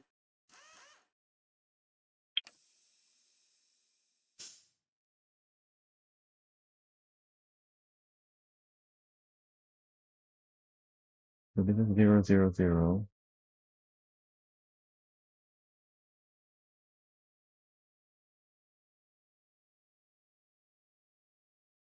Whereas this one is 200. Looks like I got it already.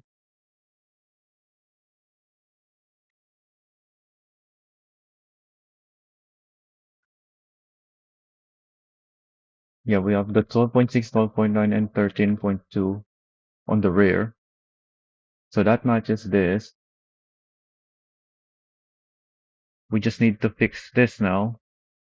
Put more weight on the back than the front. And I think we can do that by adjusting the stiffness. Oh, it's 300 though. That's much higher than 200. But let's see.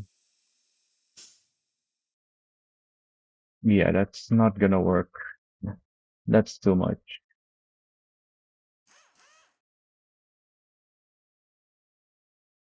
What about the 150? Does it work? It's too much as well. So we have to adjust the height instead of the stiffness. Give the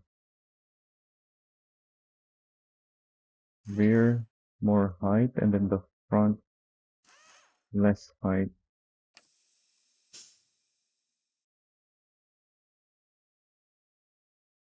Need more on the front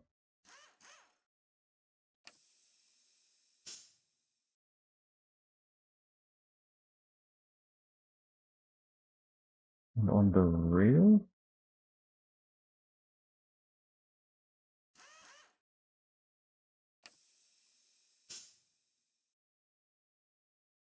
Now the rear is too heavy.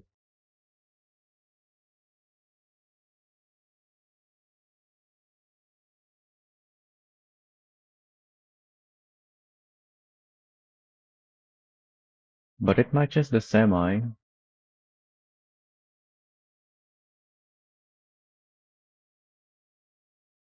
And this is an Atlas.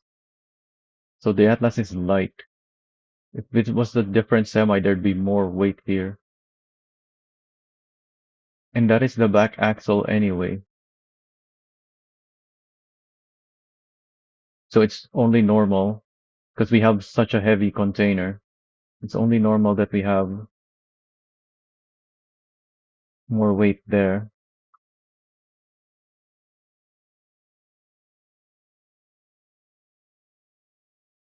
Oh, I should just do this separately.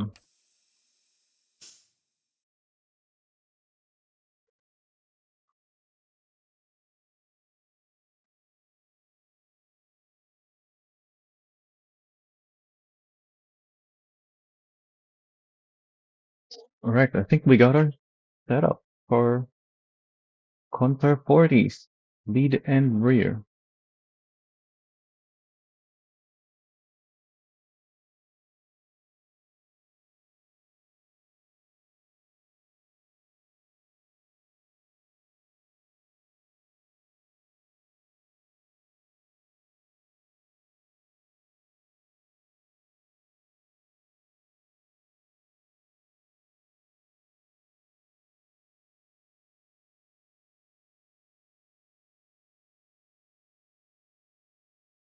Oh wait, this is without the lead.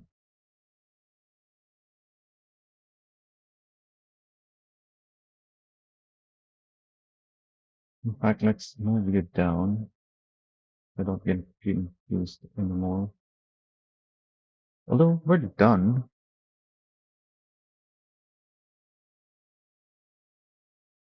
I'm not gonna squeeze anything here. We're gonna be adding stuff for the others above.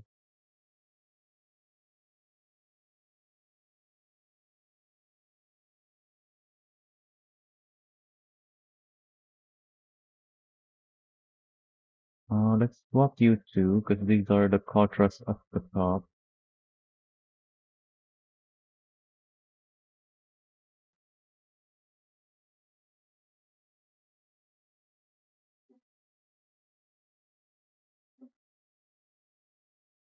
Let's have a look at this.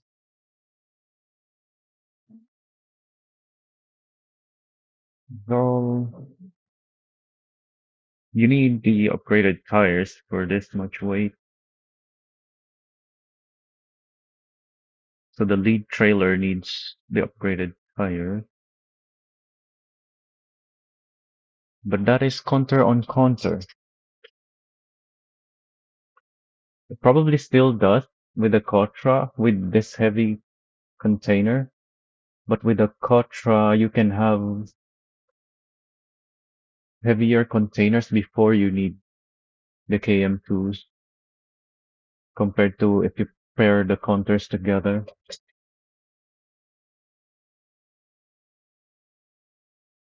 Because you're not even maxing out the limit on the rear.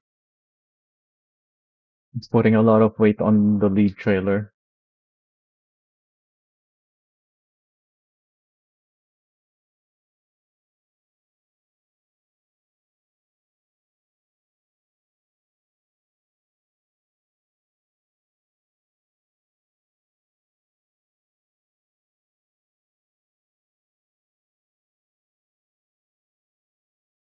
Let's compare again, just to confirm.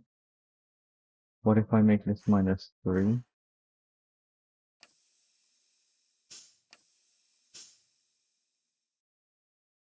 Yeah, it puts the weight on the middle. 19.6 there. And on the front. So the front becomes 19.7, which is not what you want because it reduces the weight on the semi and therefore less grip. So you're less likely to be able to make it up steep roads. Not that it matters for containers, because you're not really going to be transporting the containers over steep roads, but still, this is the way to go about it. So let's move to, actually, now that I think about it, these should be here. Nah,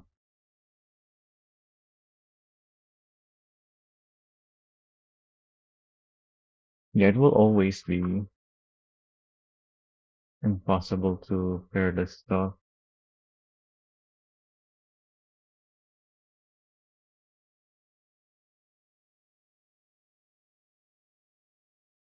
because we don't have a circle here. We have a table, a square table,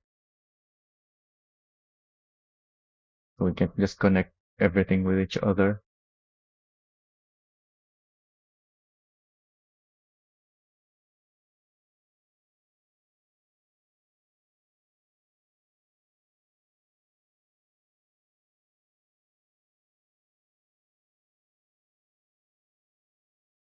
So we need to update those.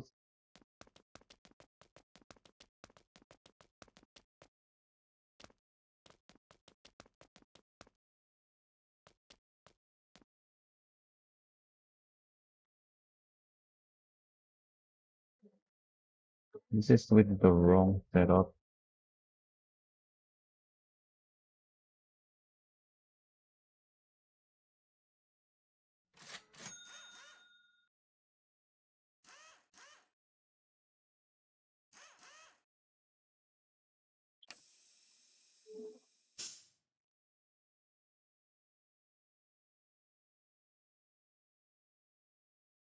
So this is with Kotra.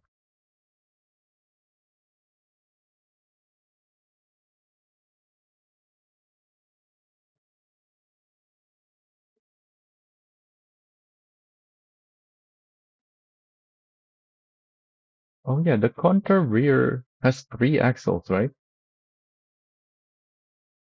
Yeah, it's these 3, but we only have space here for 5.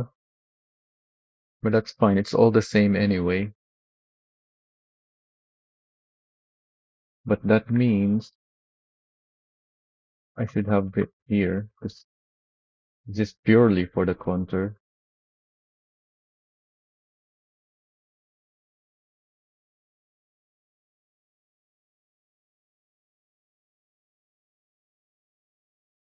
So I'm on the 27 ton right now. Why is this the same?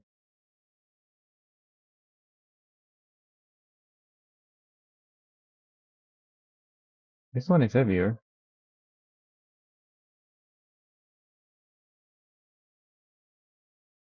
Did I replace this by mistake? I think I did.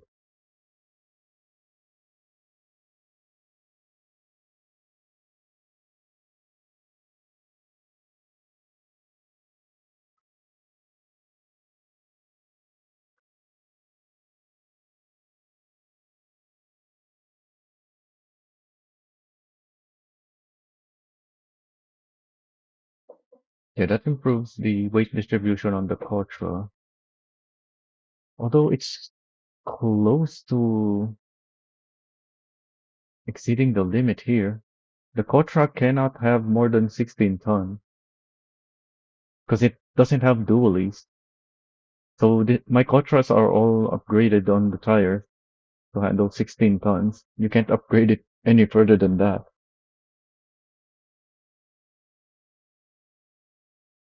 And this is not even 28 tons, not even 30 tons yet.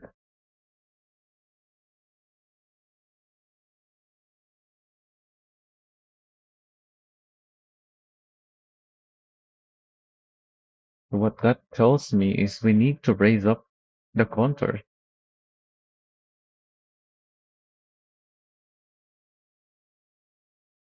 At least the lead trailer, that is.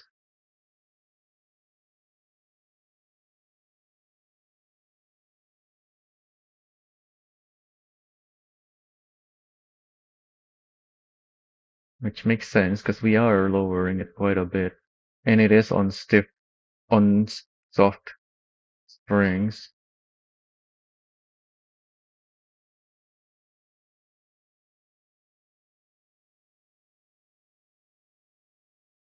Which will mean we'll have to adjust the contour rear as well to compensate for the increased height on the lead.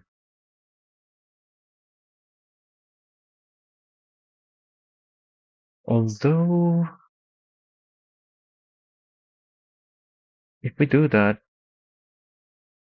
this is not gonna be affected because this is attached to the semi. It's not attached to the lead. But that's fine, because yeah, that's just fine.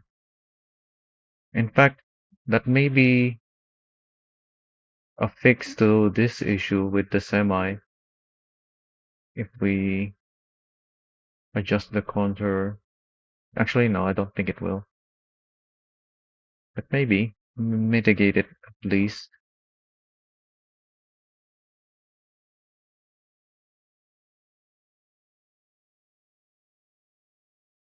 Yeah, we have the height difference set already though.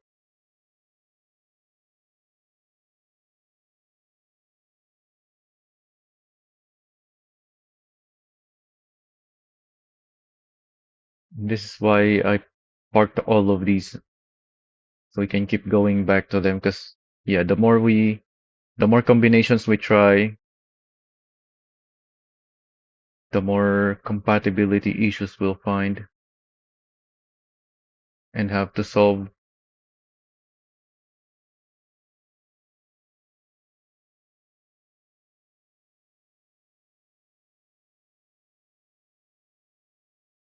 So what I need now, I need a Quattro with 30 tons on it. This one is not 30 tons, but it's closer to 30 tons.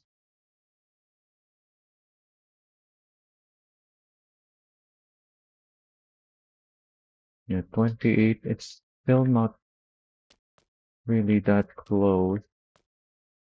This is a Quattro as well.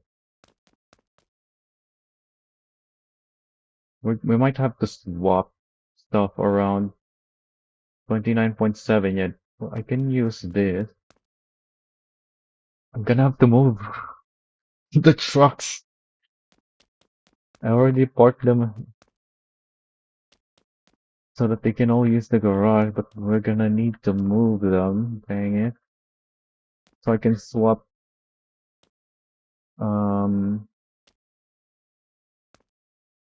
yeah, I need a lead with close to 30 tons. 29. Oh, this is the perfect match. They have the exact same cargo. Yeah, these are all blue containers because they're exactly the same.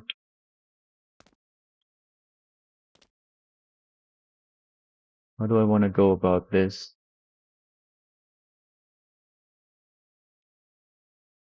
This one also has the same blue container. Yeah, 29.7. Don't think these have, yeah. I only took 8 of these blue containers. In fact, this blue one is different, I believe. Just like this one, this green one is also different. It just happens to also be blue. Yeah, this 4 here and the 2 there and the 2 back there are exactly the same. So what I want to do is,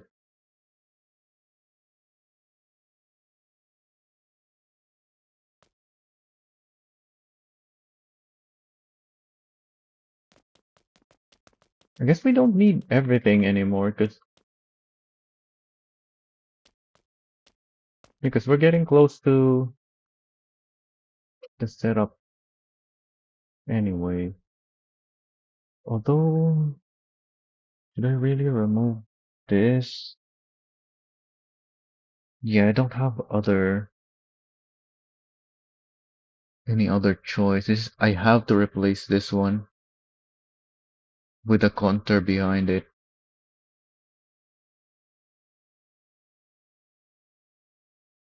But before I do that, I still need this. So we'll have to just try and figure it out using what we have right now, before we mess with anything. So this is the next heaviest that we got. This is the combination I want with the 30 tons, but it is not 30 tons. What is this? This is the one that I replaced. 114 tons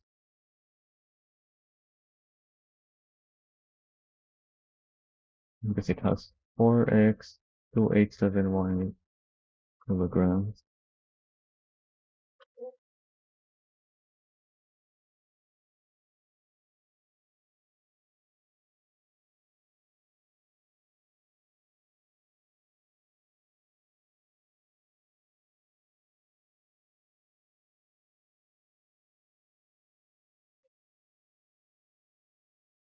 So we're gonna be adding 1 ton per container, which just means 4 tons in total spread across all of these axles.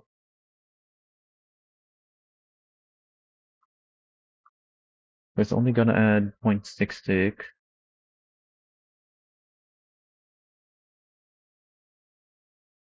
which means I need to put this down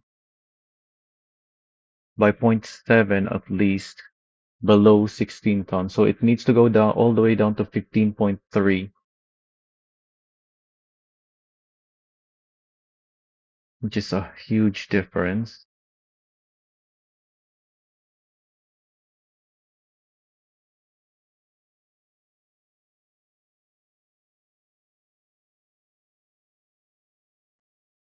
Wait, we don't even have the setup on this one, don't we? Yeah, we don't. But it's probably still not gonna be enough because that's a big difference.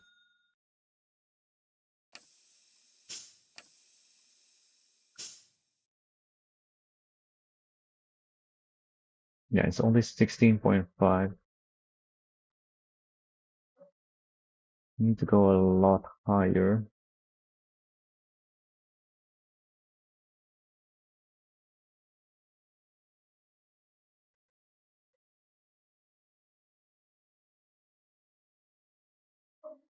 Higher by 6, I would think.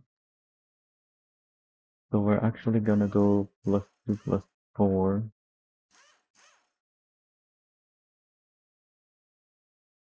That's a massive difference. I don't like that idea, but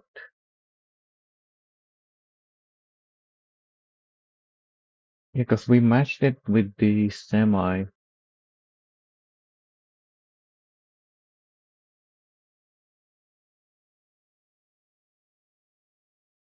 Don't like it, but it is the solution, and even though I don't like it,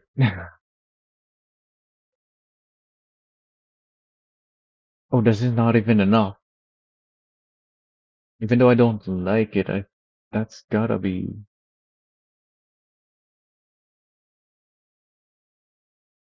yeah, that has to be done.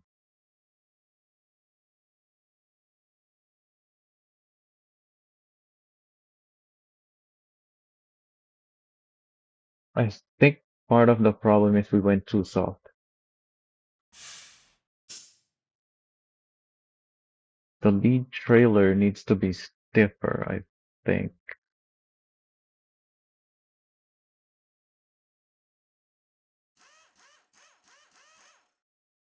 So let's put 150 and then go back down in height.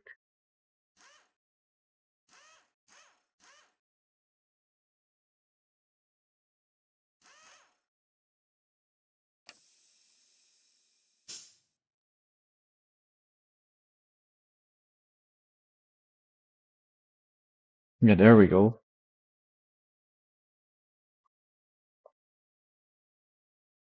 Not high enough really, but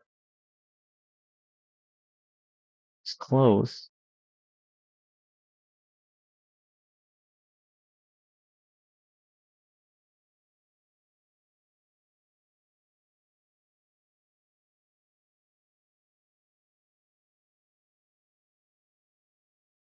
Try raising it up some more.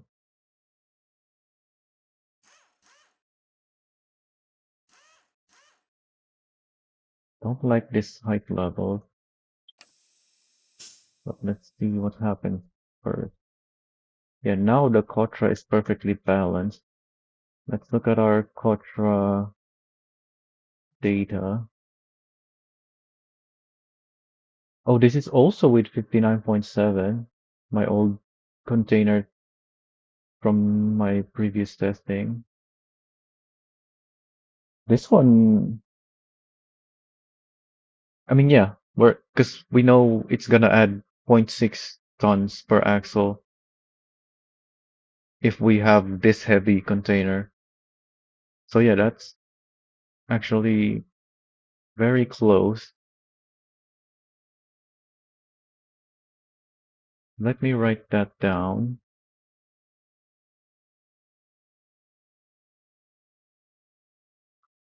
but I still want to adjust things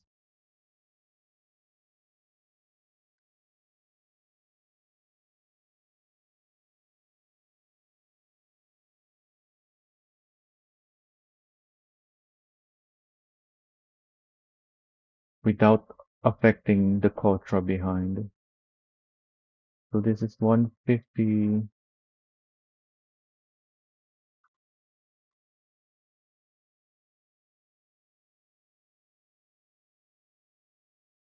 So we're going back to stiffening it again, but I think this is the way to go. These containers are so heavy. In fact, let's look at our Kotra again. Yeah, my Kotras are at 200. What else did I adjust on the Kotras? The height is stock though on the Quattro.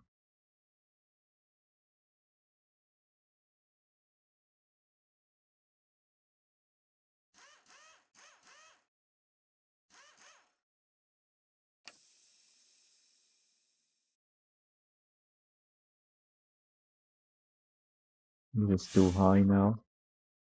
Oh yeah, because 150 is a big jump to 200. So yeah, I think it is 150. Unless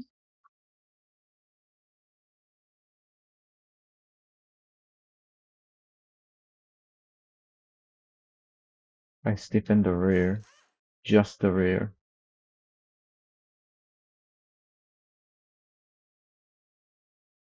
That's still a big jump, but let's see what we get and adjust from there. Yeah, the Quattro is now perfectly balanced. There's less weight in the middle and too much at the front.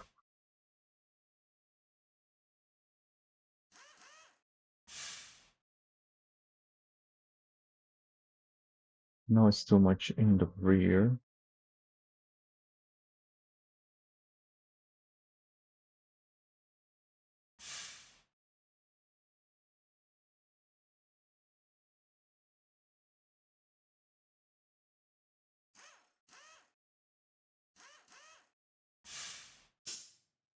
Oh wait, I did it backwards. I should be adding, not reducing. This is +1. This goes to -1. Yeah, that makes sense. There we go.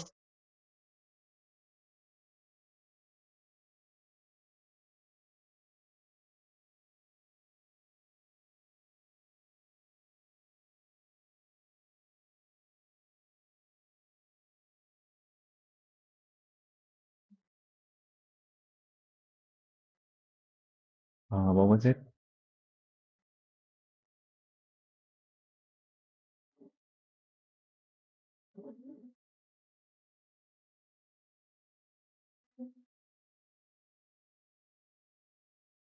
-1 +1 and 0. Yeah, that looks a lot better than going -6, -4, -2 on 120s.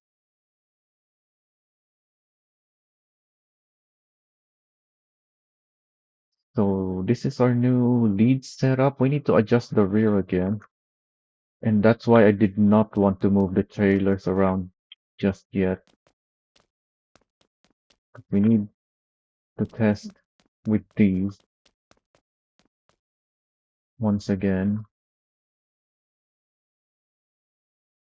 which I wouldn't have if I messed with it.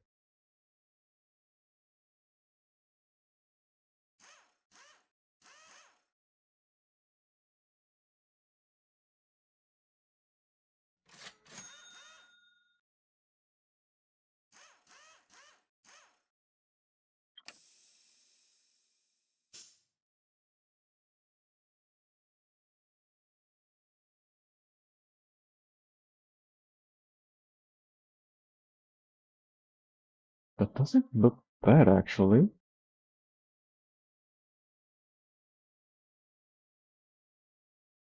I thought I'd need to adjust the rear, but that looks fine.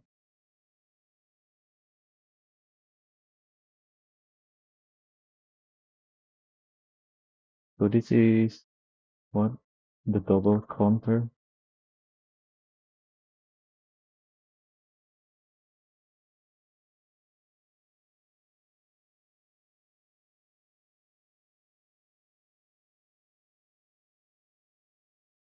I still think we need to adjust the rear though, but let's save this data for now.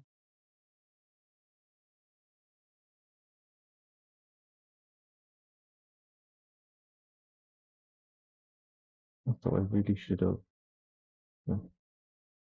Oh, Move these.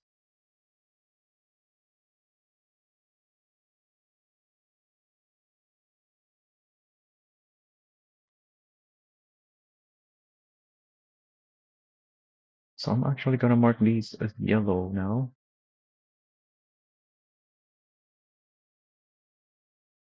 Well, actually no, green.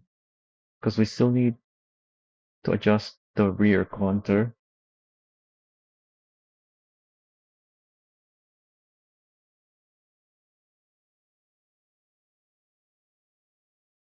Only by a little. It's a tough one though, because it's got 3 axles as well, unlike the flabber. So what do I even want to adjust on it? It is quite soft at 120. It probably needs to just change to 150. But now that I stiffen it, I need to lower it.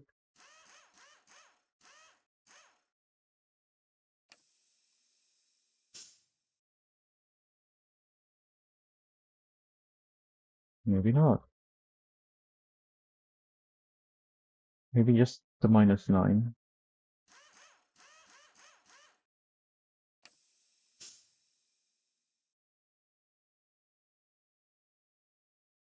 Hmm? No? Okay. Let's go back to -8 then.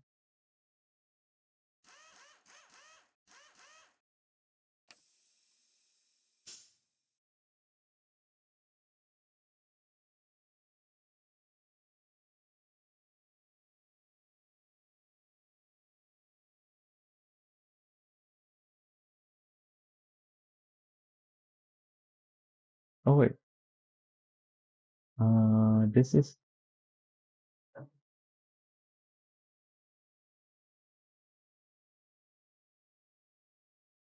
not Kotra. This thing.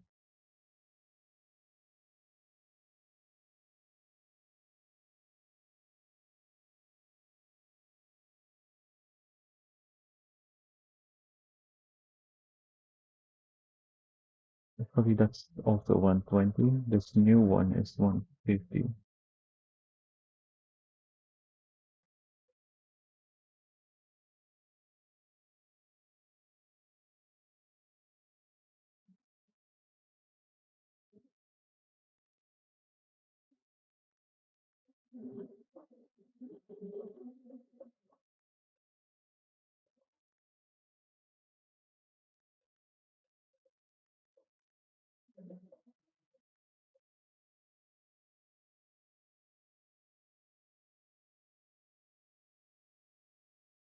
Wait, these are Kotra.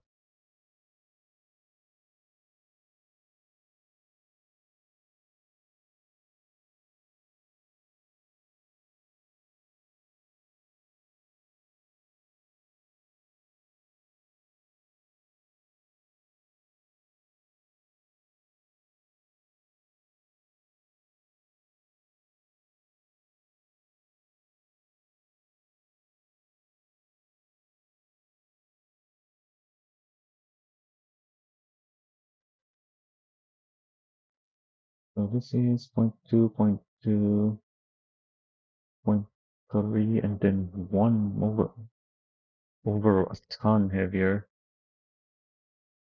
Really wish we had more stiffness options instead of having to jump from 150 to 200, but it is what it is.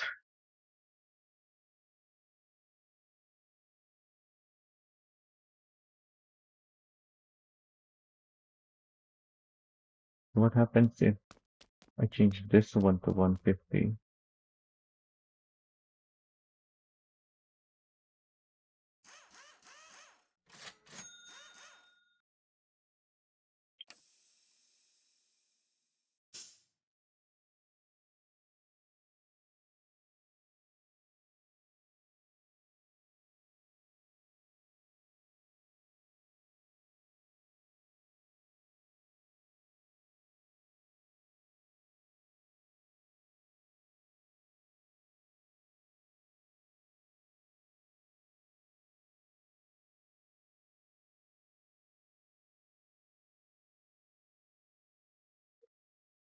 It is too high.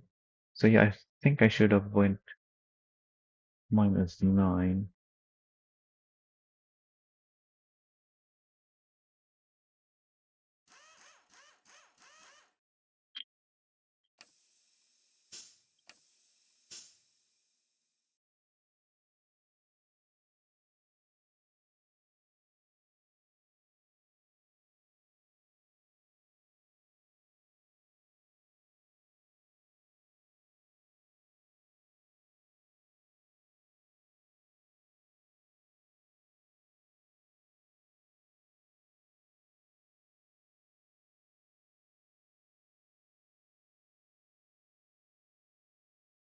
And go back to this one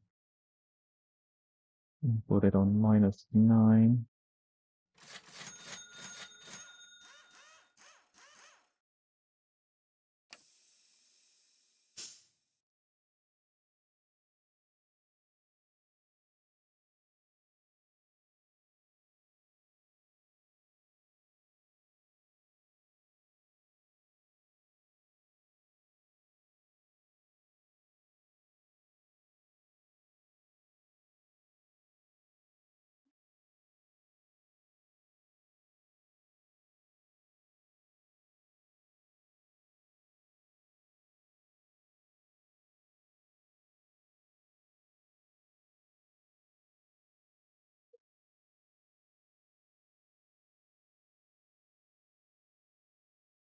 Why is there 13.2 here?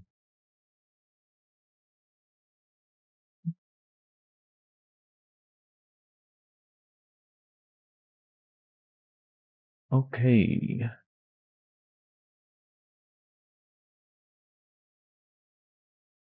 So now I think I'll mark this bright green because I think that's already perfect, but we haven't tested it and we haven't checked the other combos. Although with the other combos, we just go with the same setup on half of it and then figure out what we need for the other half.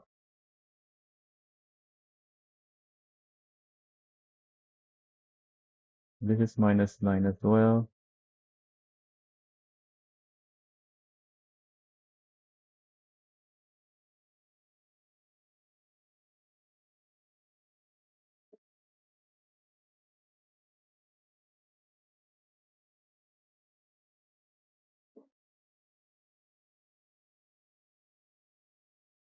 Alright, we might actually finish this today then. We just need the Conter 20s. Wait, I don't have Conter 20 rare.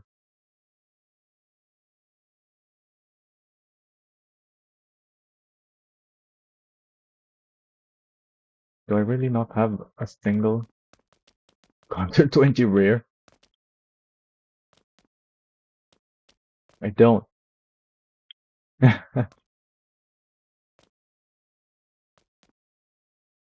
But first we need to figure out the Conter 20 lead anyways,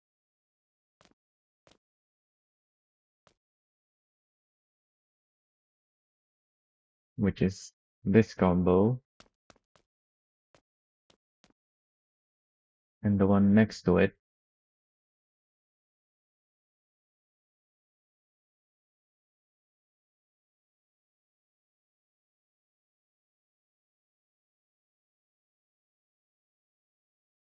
This also has 3 axles, so we can probably try giving it the 150s right away and see what happens. Looks like it's not happy. It might need 200.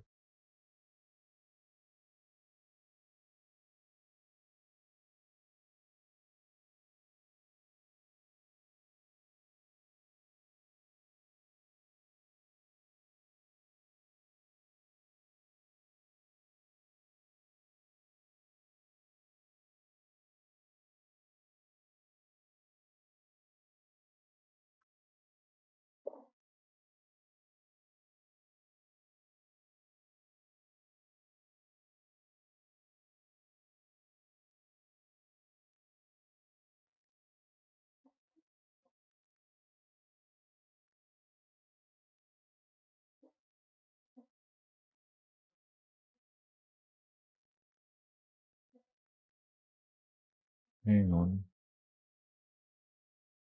Let me run my thing. Where is it?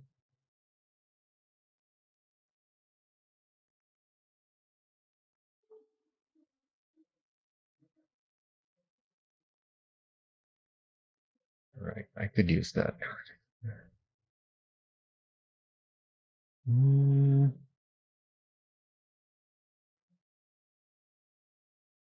so before I gave,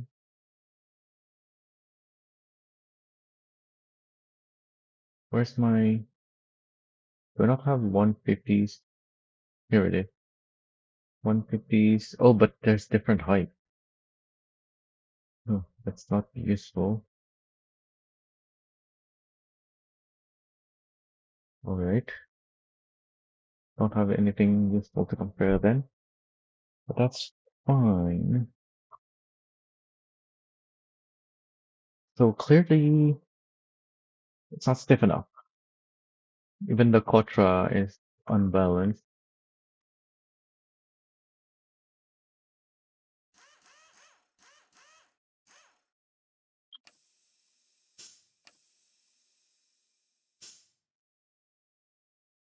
No, the Kotra is close to being balanced. So we're just gonna replace this.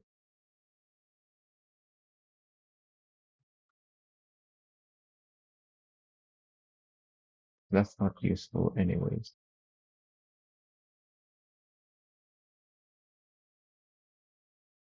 We have 200s. Now what? We need more height.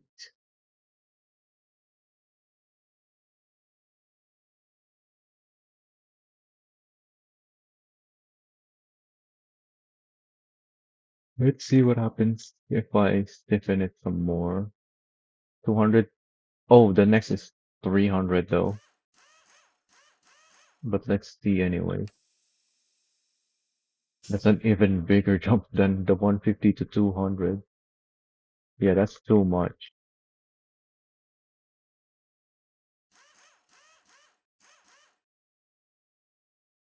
So we just have to adjust the height.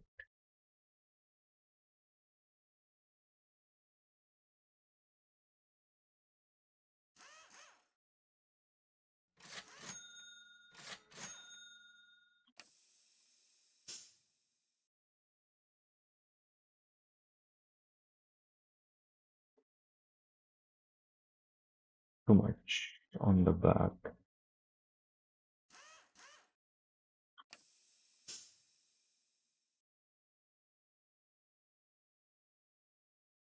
Uh,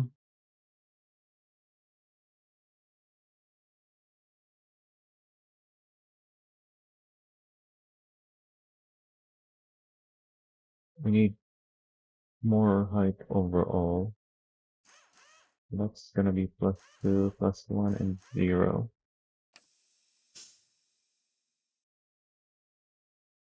There we go.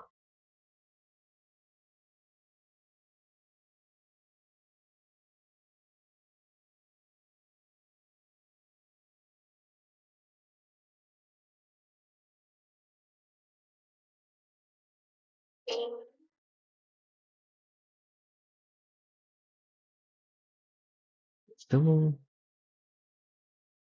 too much at the front, actually.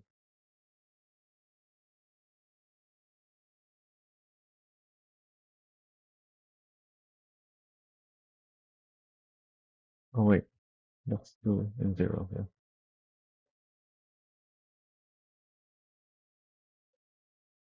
Well, no, it's point 0.3 and then another point 0.3.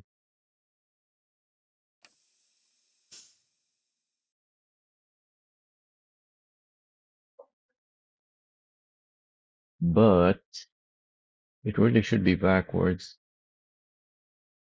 if we can do something about it, which I don't think we can, because if I change it anymore, Gonna be too much.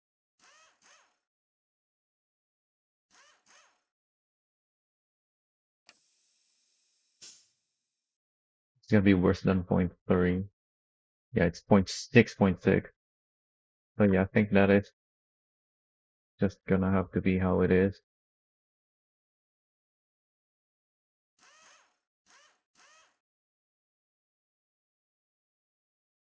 Let's try it on the other one. The one with a Conter instead of a Contra. Is it 200?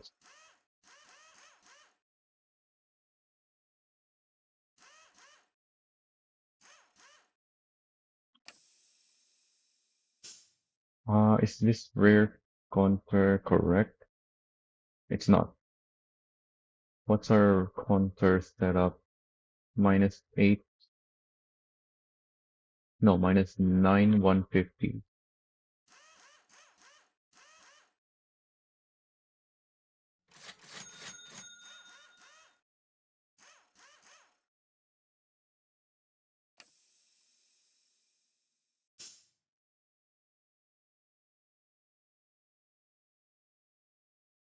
That's right at the edge. And yeah, this is what I was looking for. The one where we have more weight on the back. It just needed the Conter instead of a Contra.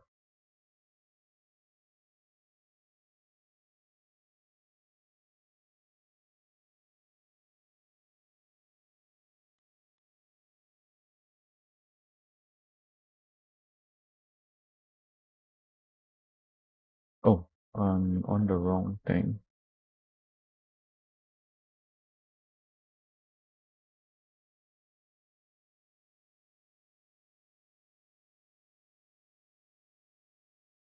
What? Why is it wrong?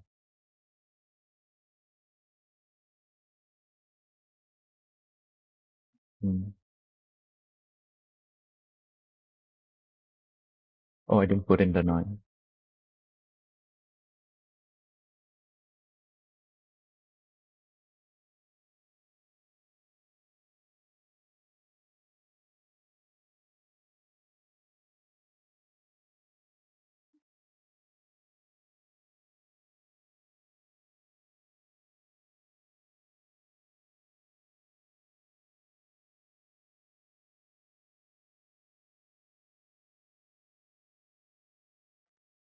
I think we have it. We just need Conter rears now.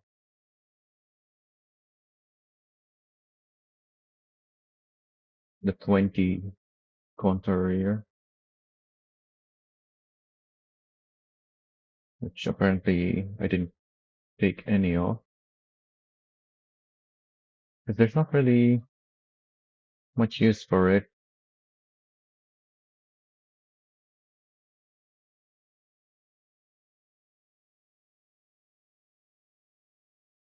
Just something you put at the end if you don't want the 40 feet on the rear.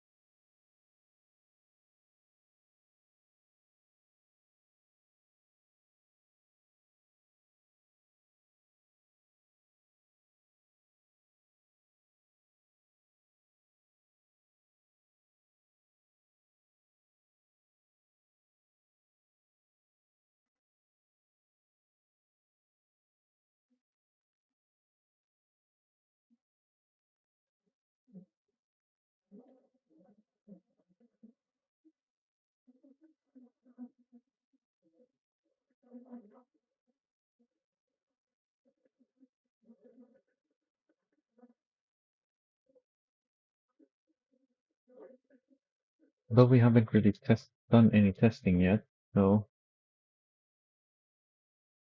what do we even do for testing?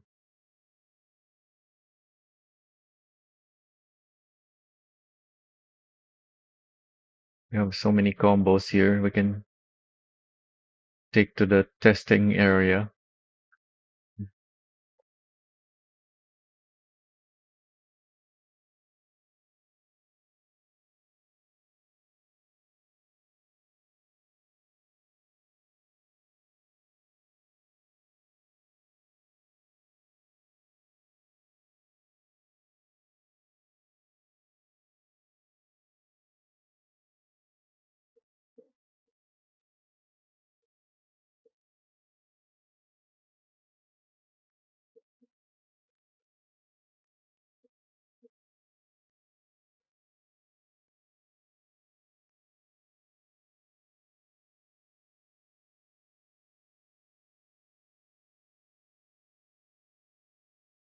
Oh, that was the perfect container weight, I just realized.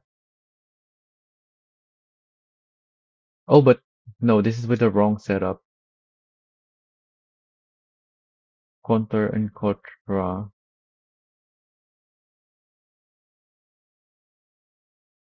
We haven't tried the latest setup on this one.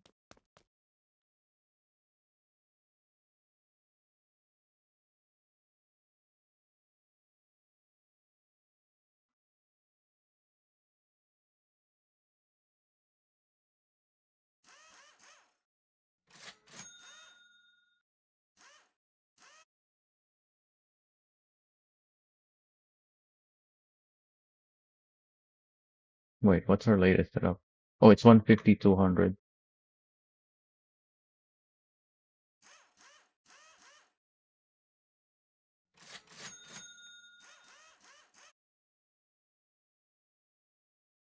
Yeah, here. That's the rear.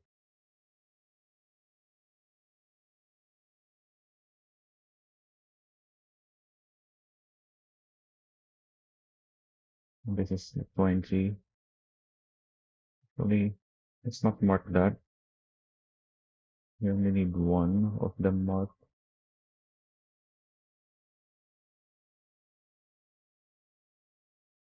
Oh, does this one have the correct counter setup?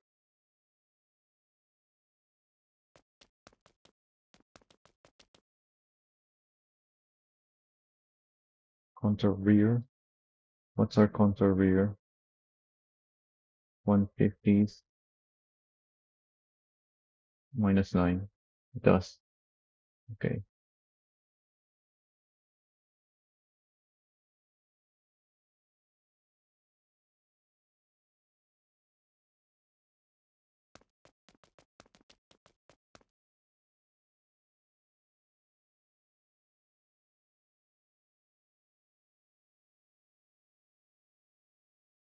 It is minus 1 plus 1.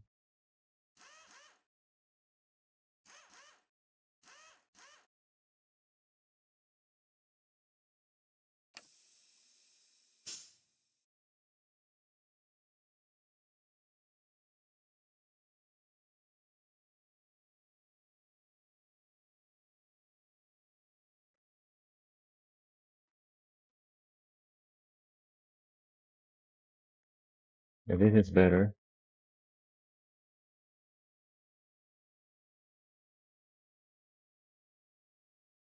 Perfectly flat on the rear.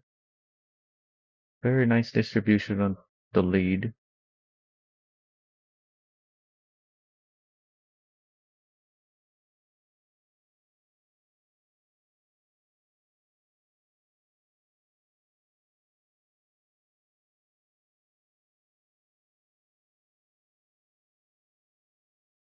And this is why you combine the counter with the contra instead of combining counter with the counter. Because this way you're not overloading the counter lead. Because the contra takes more of the weight compared to the counter rear, which adds more weight to the lead, causing it to get overloaded.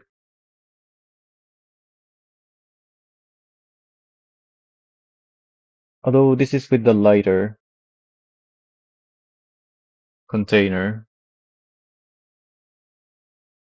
But the thing is, even if this had lighter container, there's too much weight. Like this is 4 tons over 3 times on all three axles. So losing 4 tons is not enough.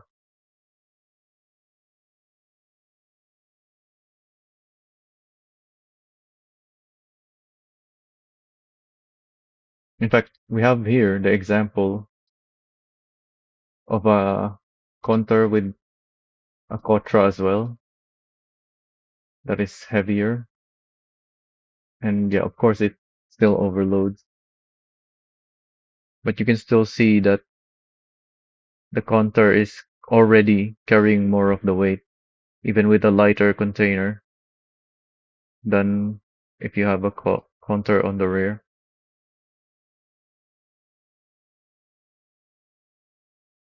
But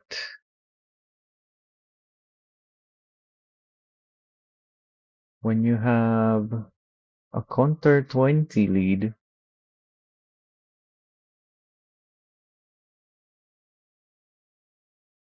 you can use whichever combination you want. You can use either a Conter or a Contra.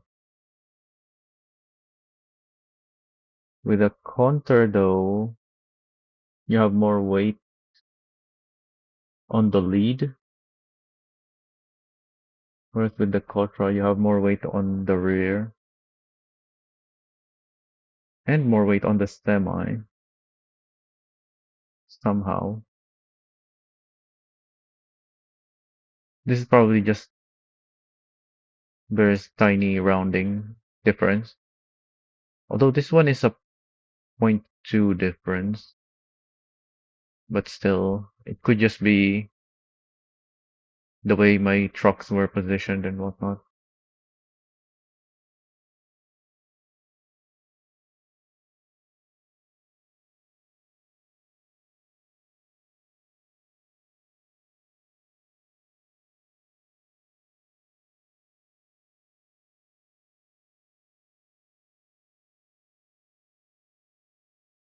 So we have 3 setups here for the Conter front, Conter rear, Conter 20 front, or lead, not front. So we just need Conter 20 rear.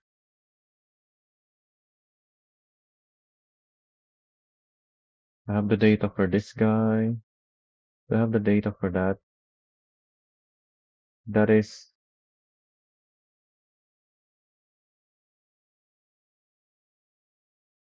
the heavier Conter Cotra, which is this. Which, yeah, I have it right here.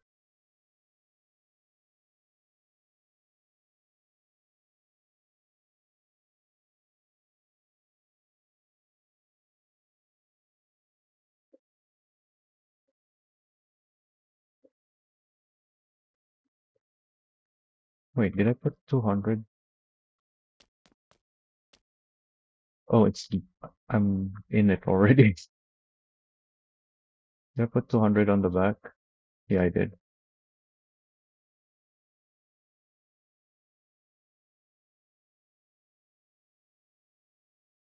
So that's this one, or these two parked next to each other.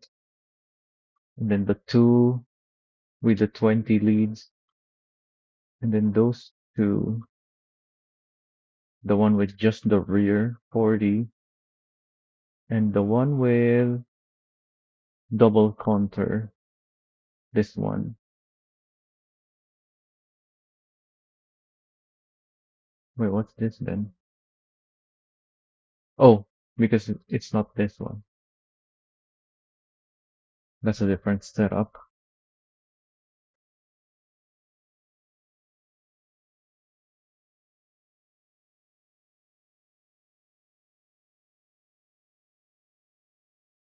It's not this one either.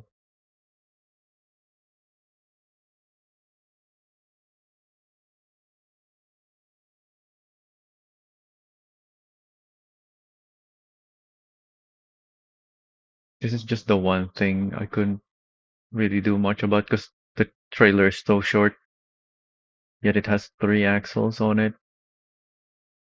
So any small adjustment I make makes such a big difference. So I couldn't move the weight to the rear. But I think, yeah, that's only because it's too heavy with such a heavy container on it. Oh, I didn't even write the container weight. Let's actually update the 27019 kg. What is this? The Conter rear.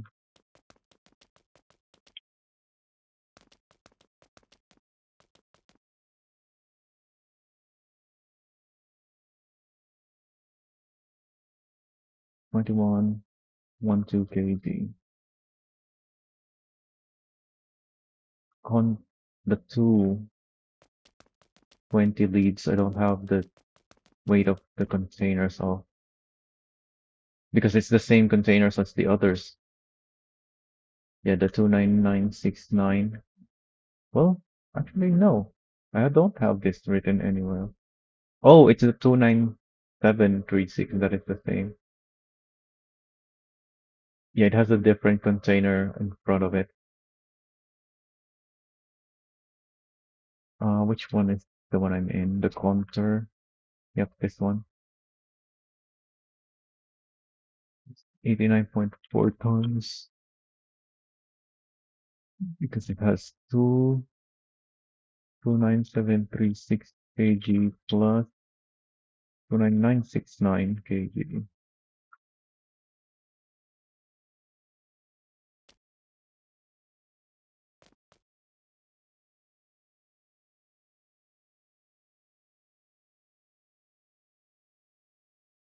This is 89.3 tons, slightly lighter,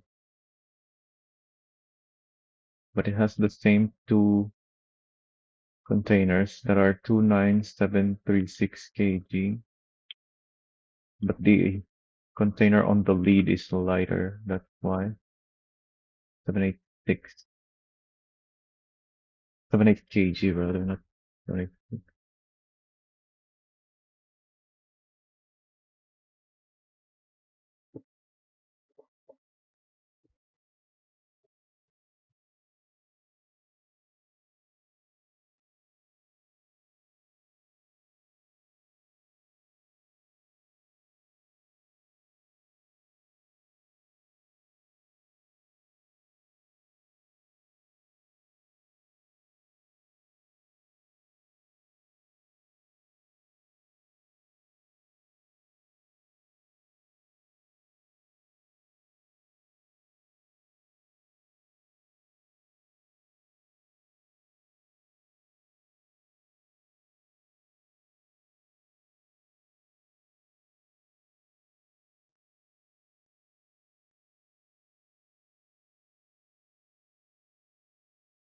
We try to look for containers for the 20 rears.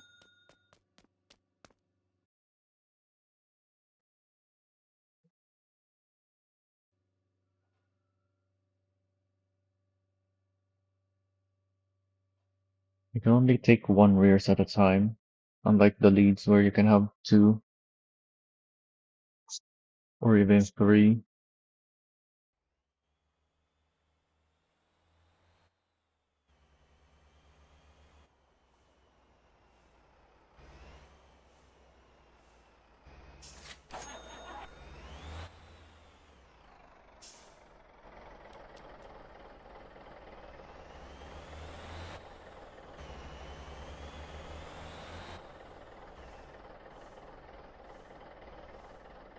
I have a rear 20 feet there somewhere. Oh yeah, I do have a Conter rear there already.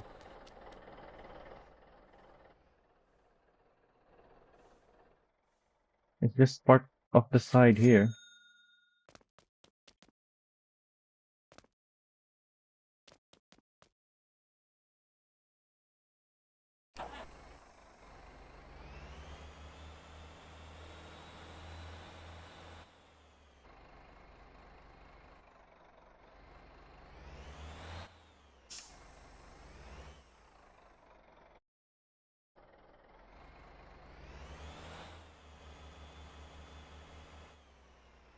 So much harder to move around with the bigger semi.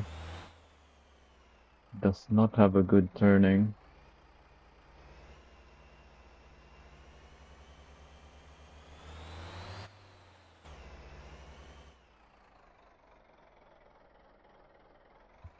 Oh, I missed it.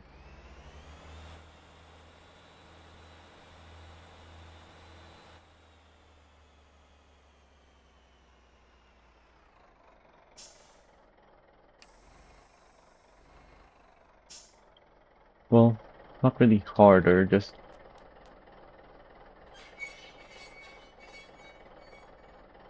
needs a lot more space.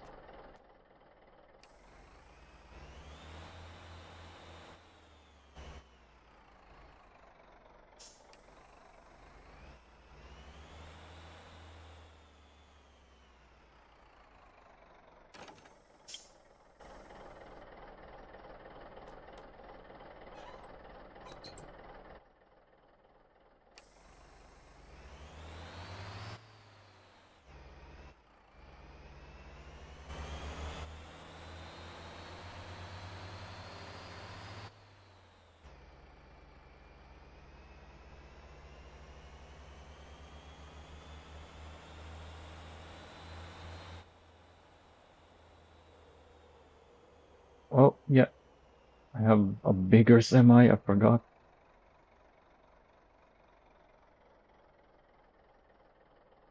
Oh, and I pushed that thing out of the way.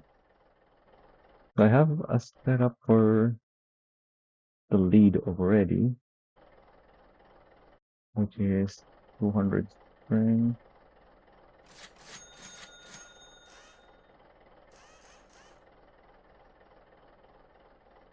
plus 1 plus 2.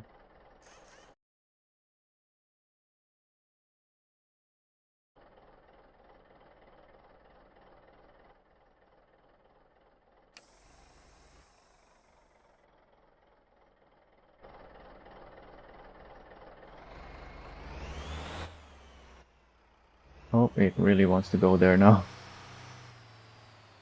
Dang it. Alright, let's try this again then.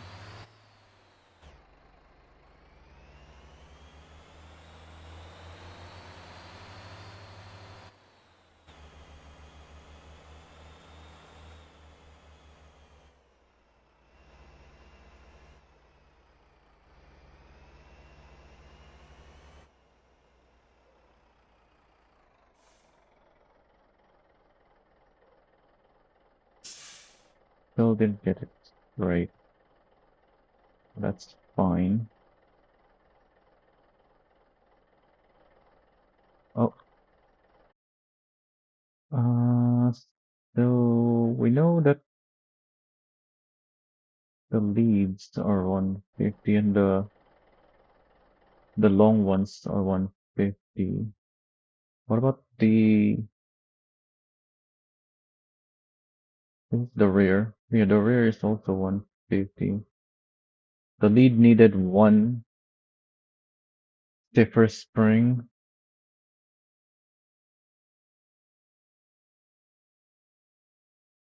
The short ones probably also 200. This one is only 2 axles.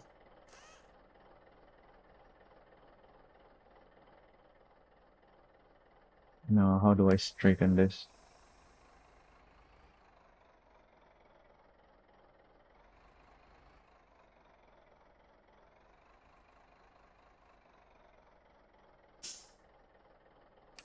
Good enough.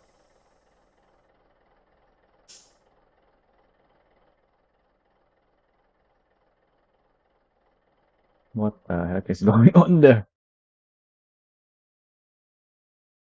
So it's Conter 20 lead with Conter 20 rear.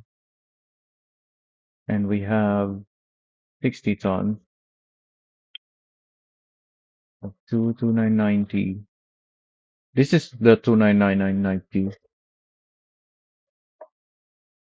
containers. I have found, I think, exactly 30-ton containers before. at least once. I might have a screenshot of it actually. Let me look at my old weight data screenshots. Because I used to just take screenshots instead of making this table.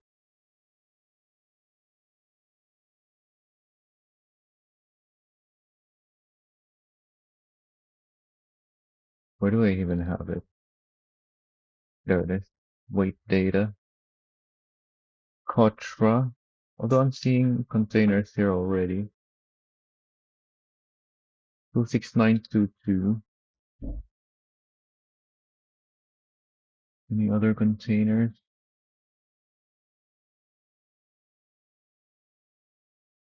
This is 29417. I think this is the same, yeah.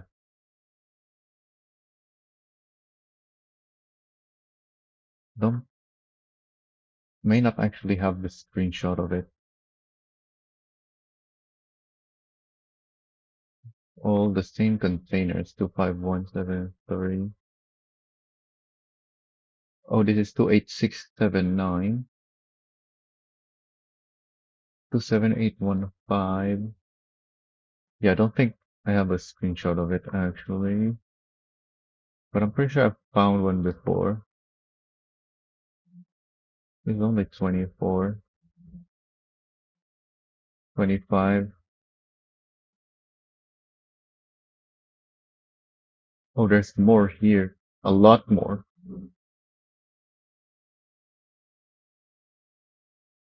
Don't think it's here either though, because this is CUDA.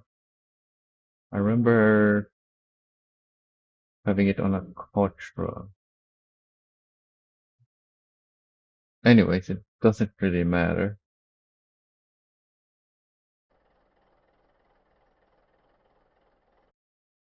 So let's record this. Oh, what was that? 1, 4. Why are the numbers constantly changing here?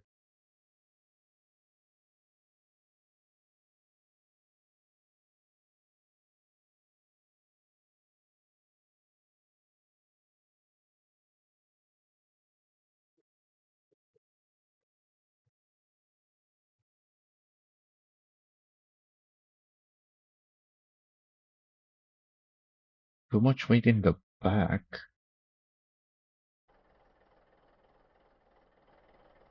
Only by a little. But also this is only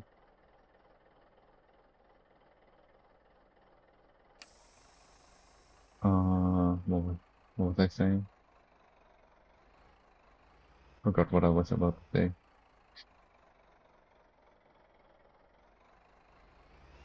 And I messed up the I wanted to brighten it, but I just made it worse.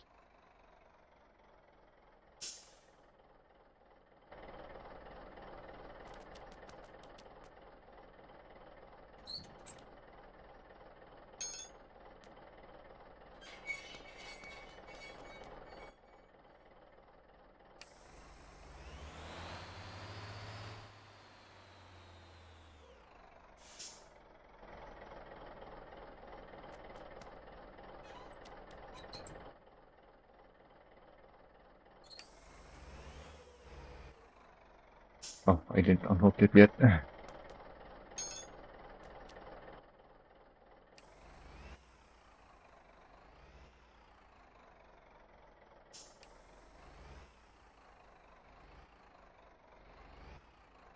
Long nose.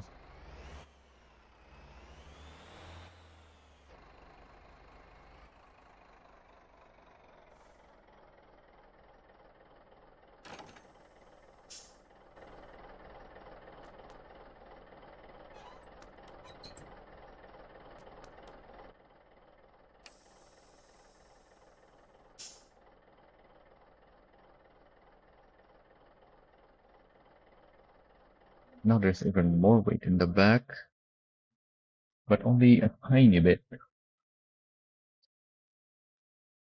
So yeah, I think that's actually good. I think I want,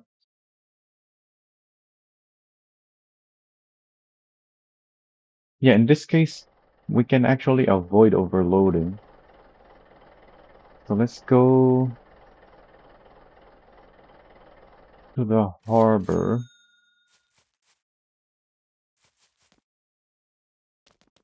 and find a lighter container.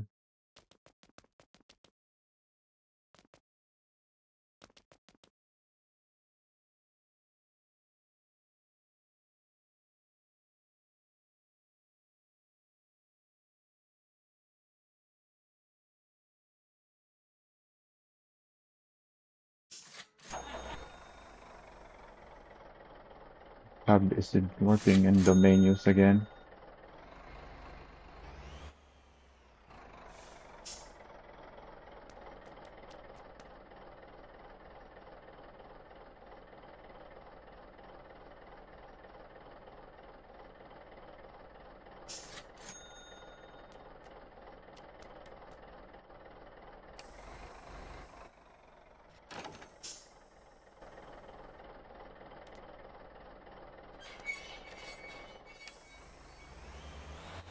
Oh wait, no.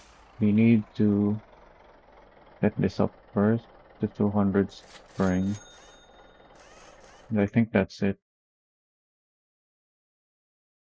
Well, I didn't write it down, but pretty sure that was the only thing I changed. And besides, we're doing this right now to figure out if we need to change anything.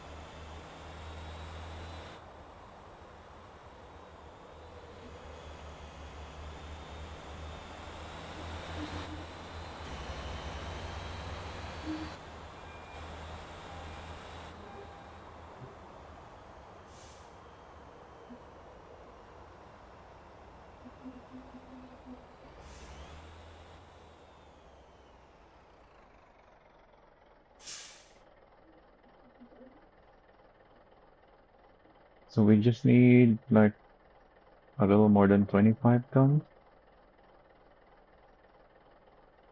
This is almost 26 tons. Actually, we need less than 24 tons. No, less than 25, which this is. But I think we need less than this. Yeah, that's still maybe actually less than 24 tons.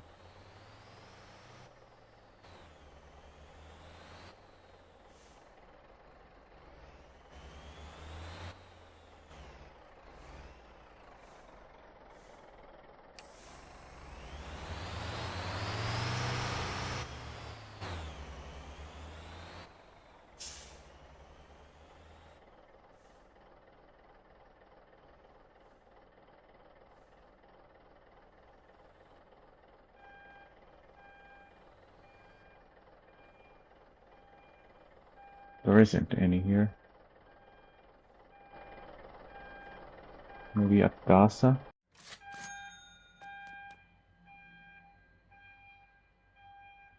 That's still more than 24.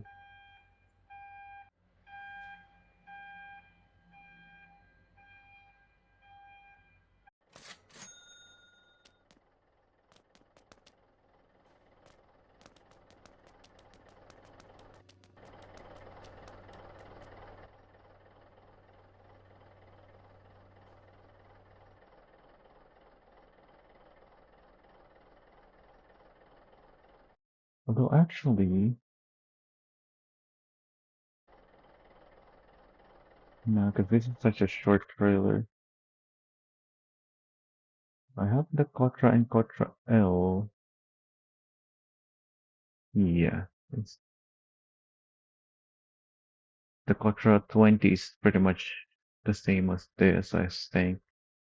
It also has 200.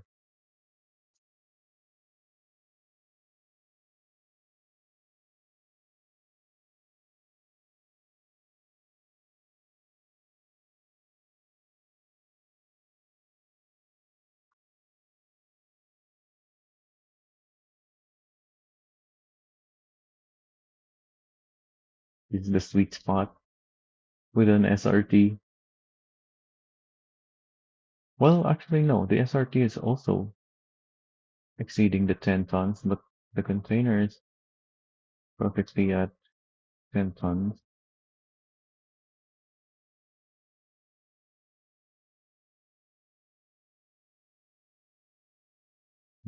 SRT is already the lightest, unless,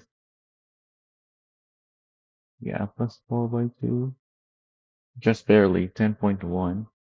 Yeah, because the Atlas actually has less weight on the rear than the SRT. For some reason, the SRT has more of its weight in the back.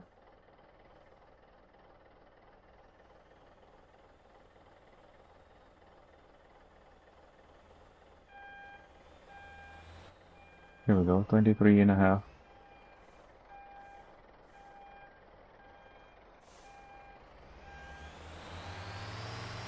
Yeah, I think we need to tune this pretty much exactly like the Quattro 20.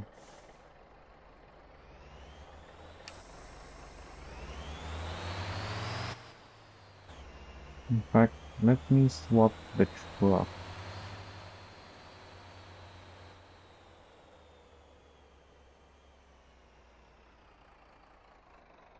to the Atlas 4 by 2.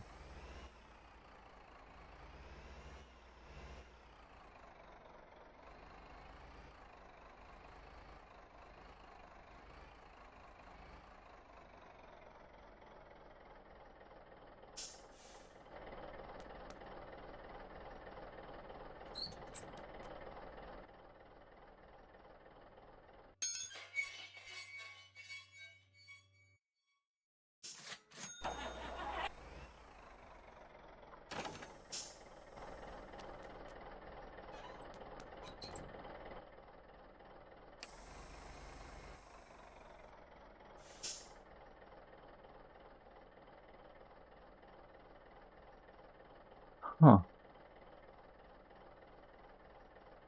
the weight got changed. It's not supposed to,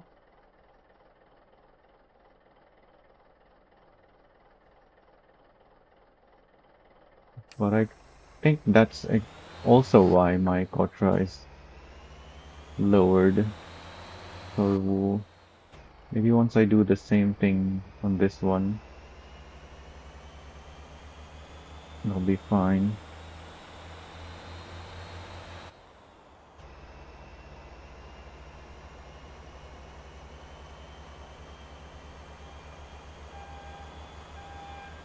Can't go into the garage with this truck though.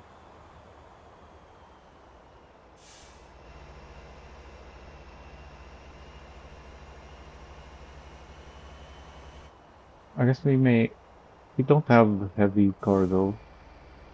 We can drive to Bourgeois.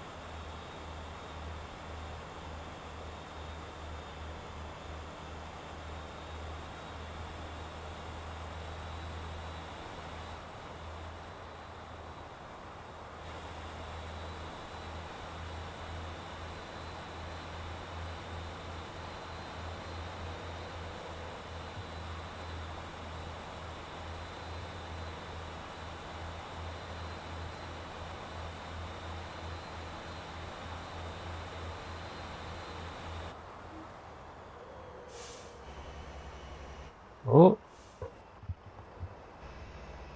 went a little too fast there. I was expecting it to drift because it's just been drifting. It wasn't showing any sign of flipping over until then.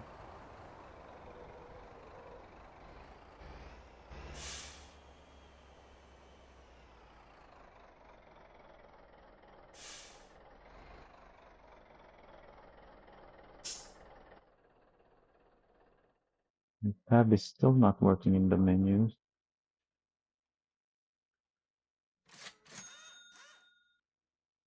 What's our other counter setting?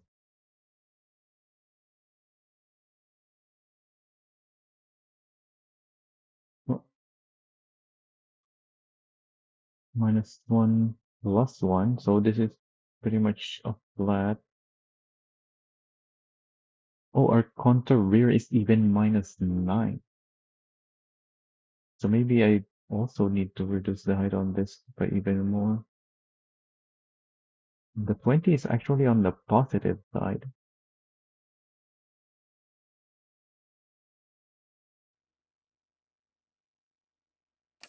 Let's see what we got here for now. What? Why is there so much weight in the front now?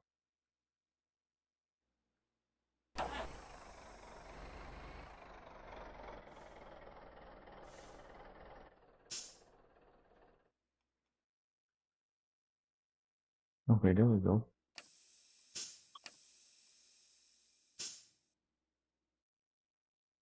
That's still worse than before, but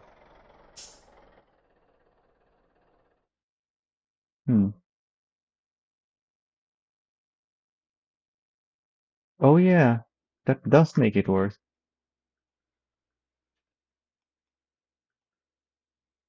No, it doesn't. I mean, yeah, it does, because this is more.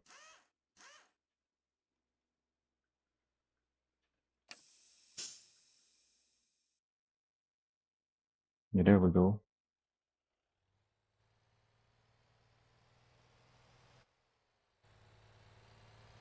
Maybe I don't even need to. Maybe even plus, no, not plus, -1 is enough.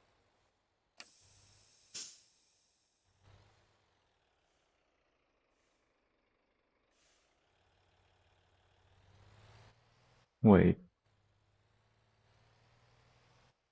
but if I change it to 0,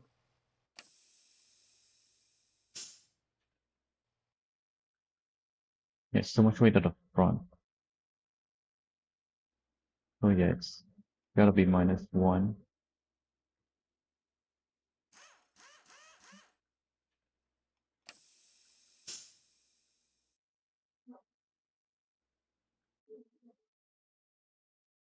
Okay, we can go do some testing now.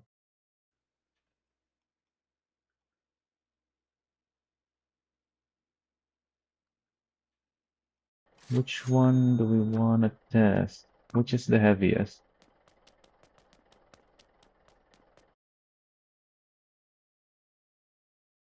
Supposedly, I have four 29.7-ton trail containers of something on a double counter, which is this one.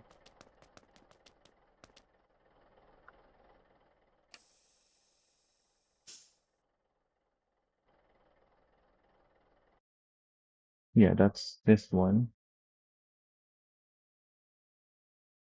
We have 1620 on our tires.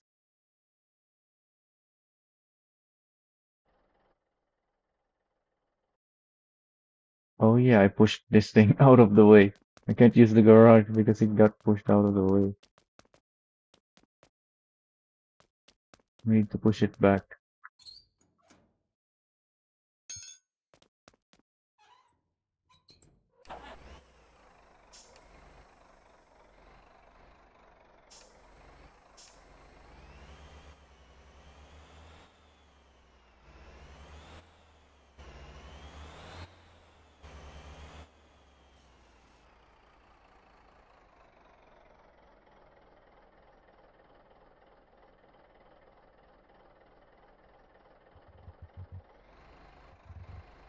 Oh, you can just squish those. They're soft, but if you push it against the wall, they'll still push you back. That looks close enough, but let me give it. Oh, I missed it. Give it one more push to make sure. Okay, there we go.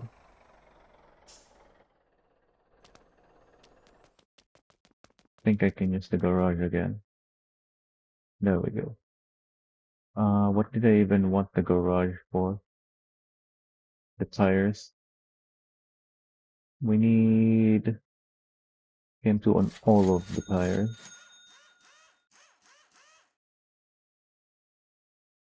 I also want 150 brake power. But this is a lead trailer.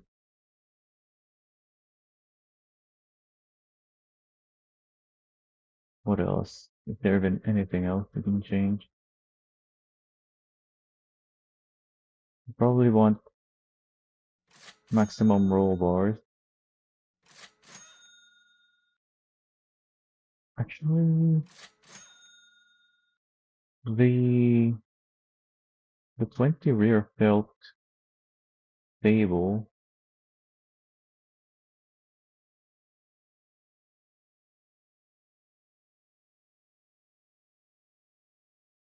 We have 200 150 springs.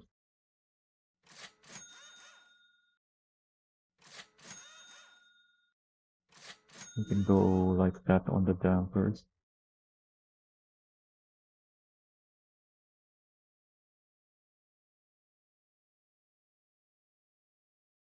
I think I also want 20 spacers on these.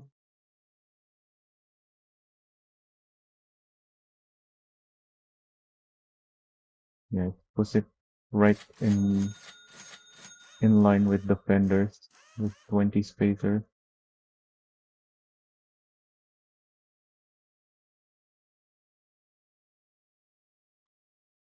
Okay, my tab works again in the menu, thankfully. And then this is a rear trailer, so I want 200 on this.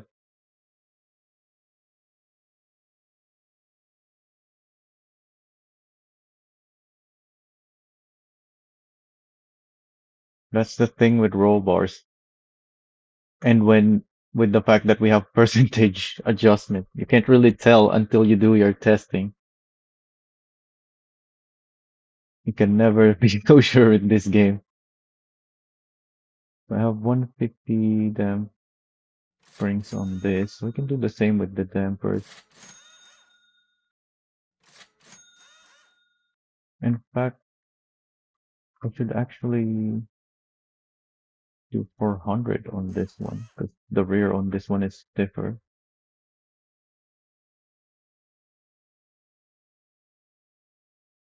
But it's all about where how the weight moves around when you're cornering. You can't just say we need to stiffen it or soften it. You actually have to see what happens. It's not just the fact that it's a percentage adjustment.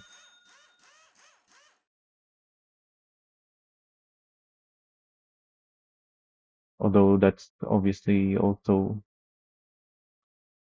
not helping. So the rear, yeah, this is a Conter, so it doesn't really need to upgrade the tires on the rear.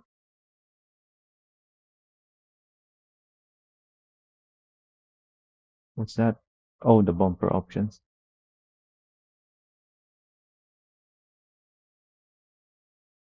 And I think we can go do our testing now after we refuel. Oh, wait, I'm on the number 3 truck. Let's look at our numbers again. My number 3 truck is 3.55, only up to 104 if it has 34 tons of grip. We have What's that? 16.4, 19.7.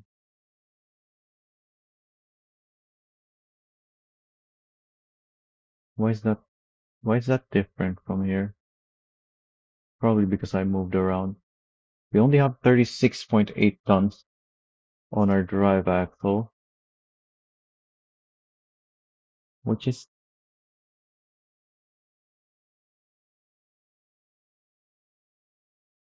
higher than 34, but we're also 141 tons.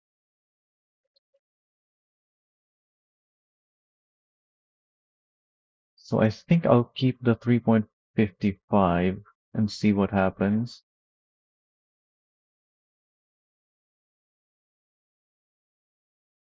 Yeah, because the 3.55 was doing pretty good. It felt like it had power to spare when I did the testing with the planks, which is 120 tons.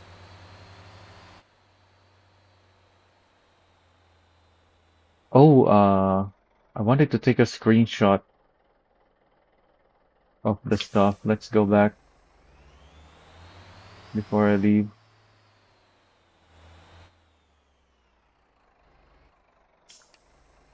Can I back this up there in this space?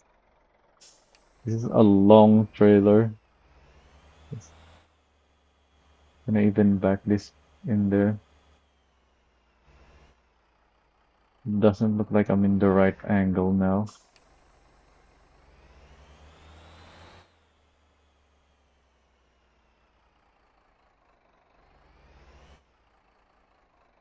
We're really struggling to pull this thing around.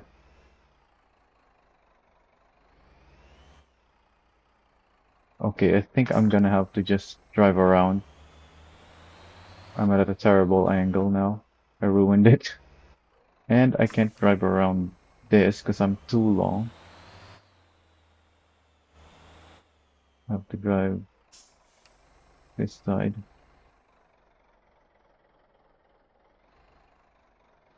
Yeah, the 3.55 felt strong.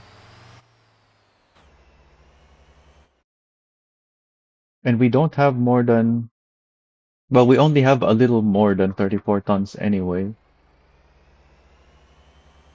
So I doubt we'll need more.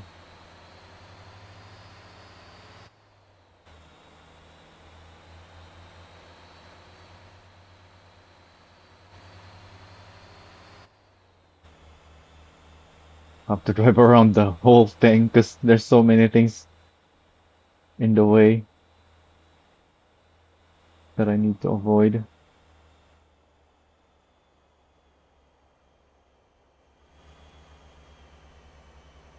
Because this setup is so long.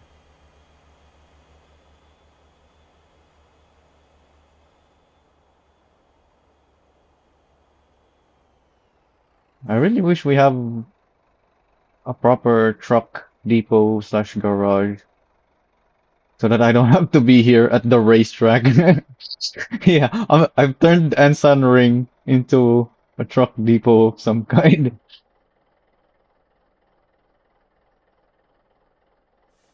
I'm still not at a good angle.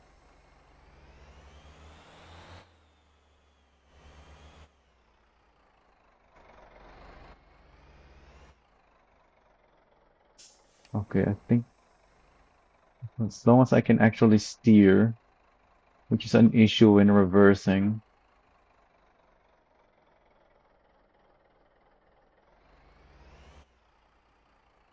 then I should be good.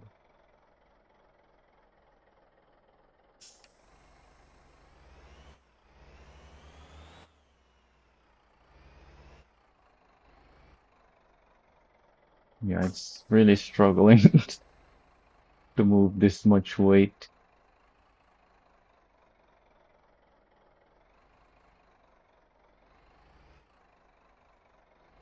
I'm moving too far right.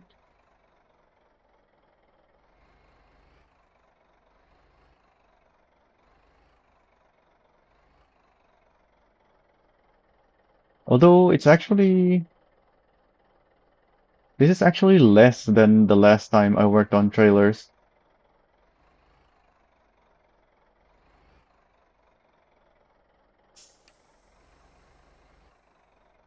Did I show that screenshot last time? Well, actually, hmm, because that's, I don't think the screenshot that I have is even showing the whole thing that I had.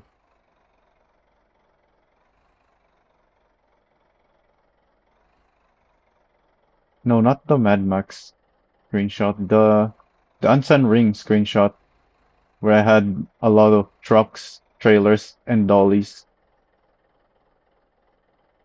Oh, I hit something. What did I hit?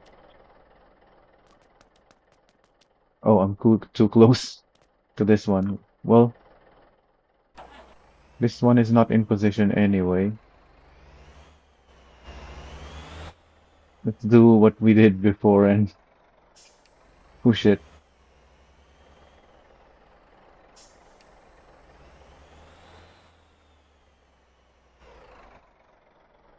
Oh, that's not enough. We need more. It's just that's so heavy. Not really moving. Need more force. A little bit more.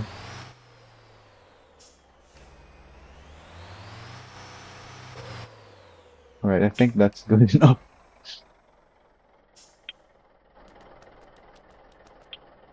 I have a screenshot of my depot with the stuff, but I don't think I took a screenshot of the whole thing.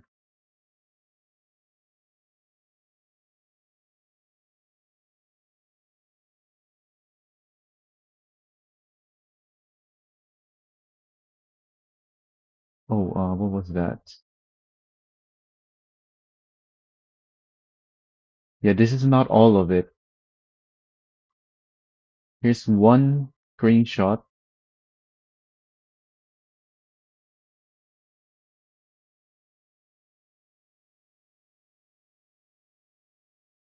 Here's one more.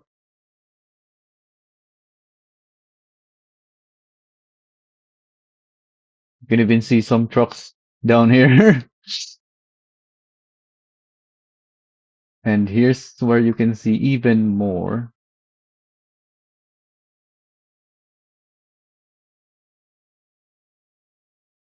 We have all the trucks and some dollies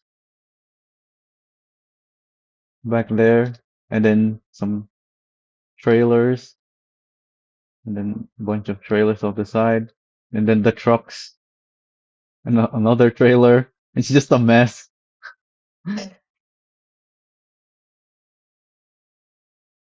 And this is already with some of them removed. I think there's more on the right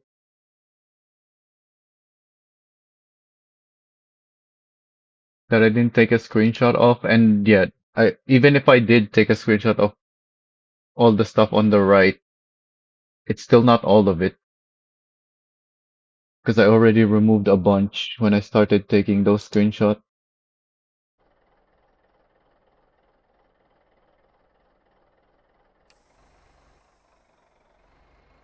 Yeah, because if you don't line them up, you can't use the garages. Like, that's the reason I'm here to use the garage.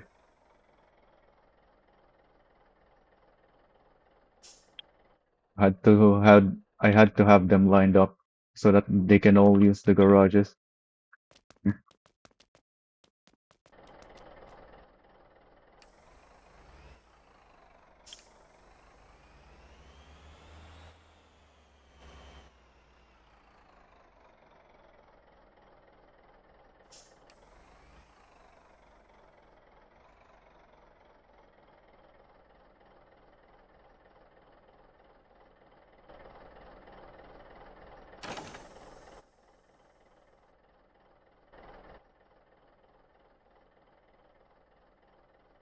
That's not lined up.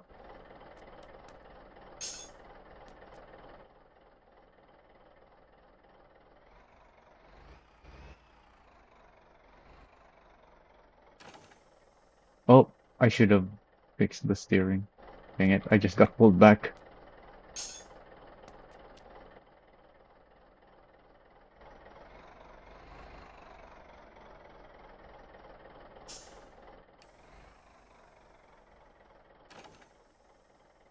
Alright, that should be good enough, I think.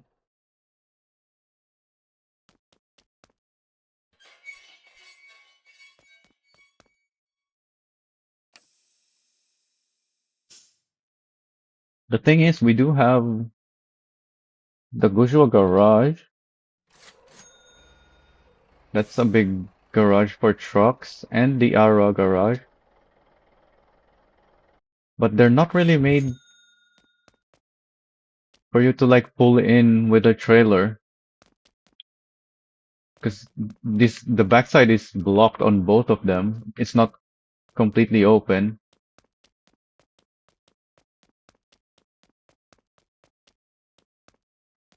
Can't even really drive trailers around here either, because there's not much space. Your trailer's gonna get caught on the corner if you make the turn here. And even if you do get back here, it's blocked. You have to pull in reverse. And even if you do, the garage area ends here. There's a line. So if you have, I guess this may be enough for the 35-meter length limit.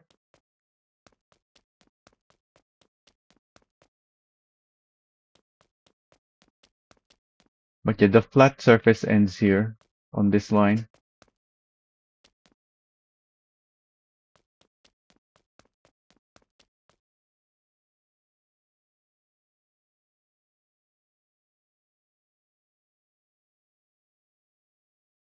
Anyways, let's take some screenshots, I guess.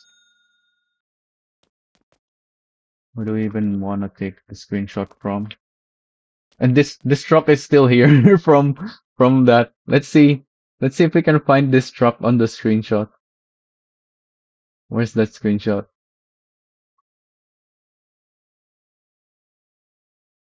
Could it be this one? But there's another one that is also black.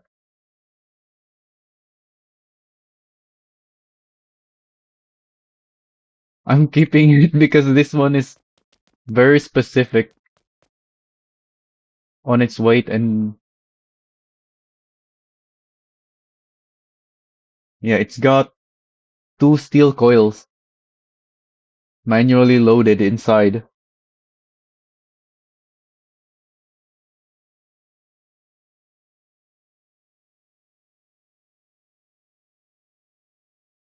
I even changed the suspension on it so I can load it on a low max. Because the coils is so heavy that if the, what's it called? This thing on the back or the front catches on anything on the low max, it can't move anymore.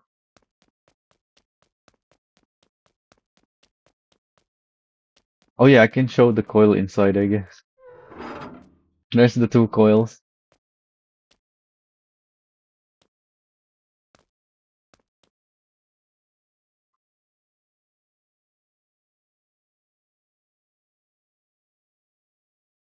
Where's the Atlas thing here? Let's find it.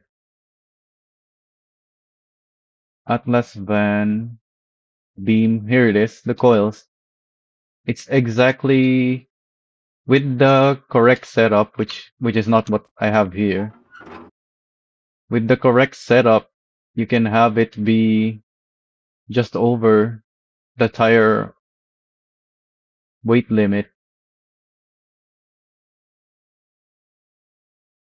assuming you place the coils properly. Because obviously, if you place it too far back, then the back will have more weight, or if you place it too far forward, it will be too far, it will have too much weight at the front. Or if you placed it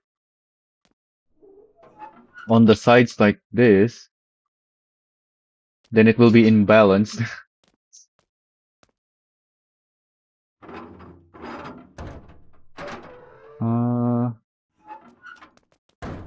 can check here. This is for the harbor, 20,700.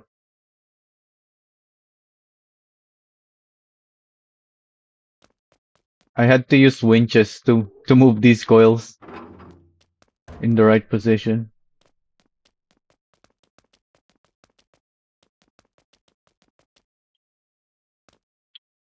The rotators winches, that is, because you need that strength. Can't really the Brutus can't really move the coils very well, even with the strongest winch.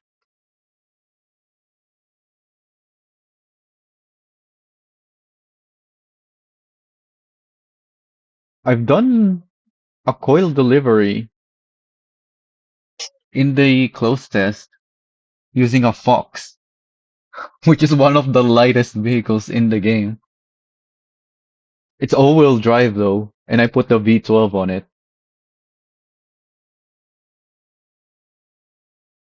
I have it in, I have a recording of it.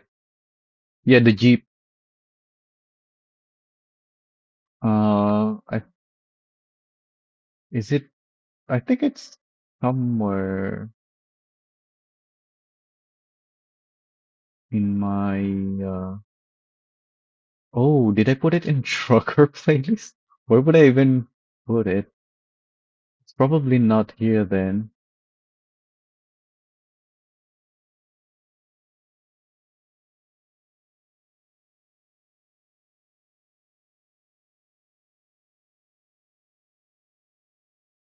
Yeah, if it was here, it would be here somewhere.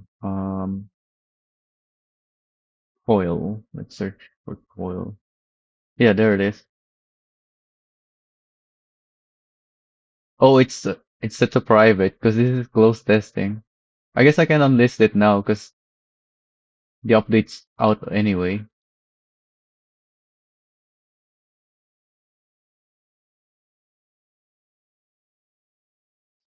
You can see the NPC Brutus flipped over.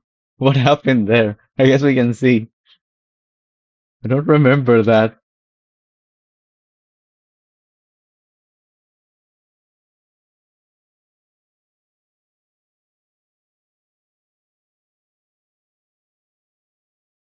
So it's basically inside the driver's seat.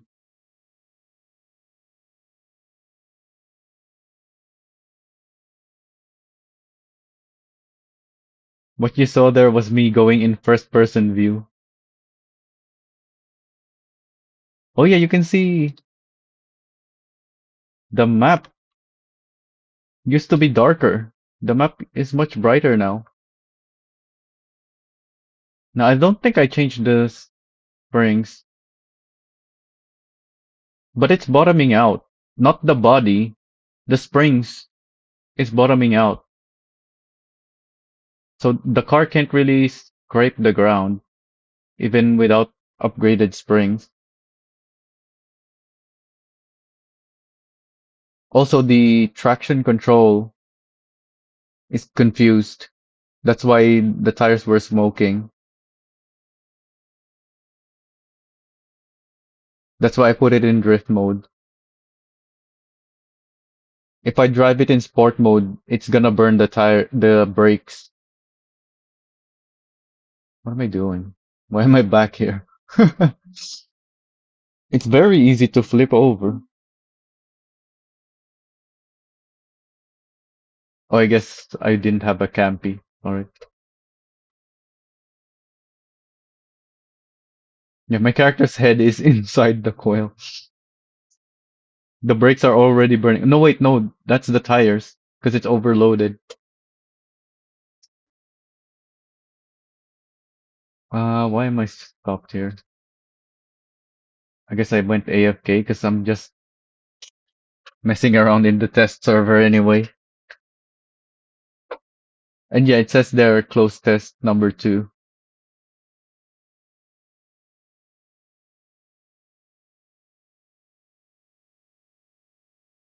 Oh, I put on the autopilot. Yeah, because I'm AFKing, I think. So I'm just letting the autopilot drive for me for a bit. Okay, I'm taking over and I'm already struggling with it.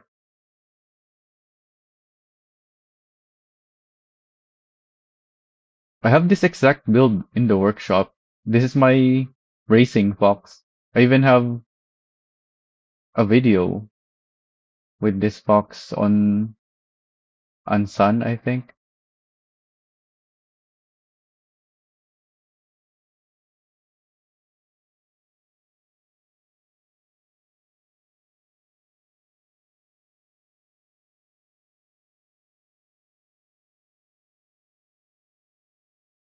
Oh, you can't hear it. I haven't enabled the thing. Hang on. And the volume is really low. Yeah, it's a V12 engine.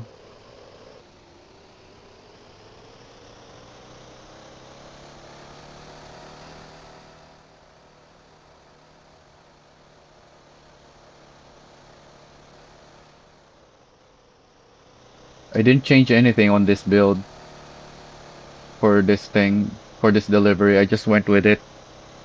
Also, the Halloween ghost used to be the deer costume.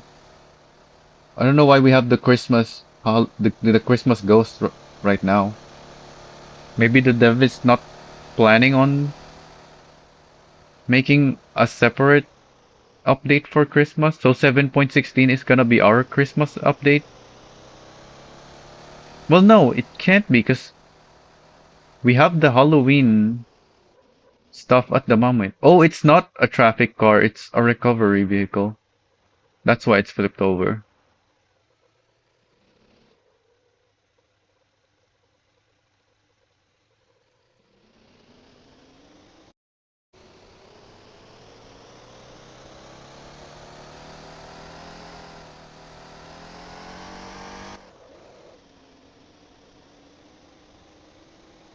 Or they have it on double speed.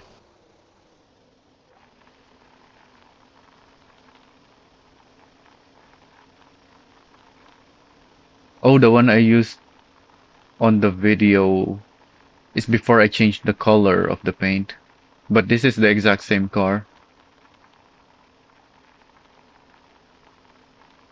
Yeah, number one in Ansan Speedway. Although I think after I did this, someone went and beat my time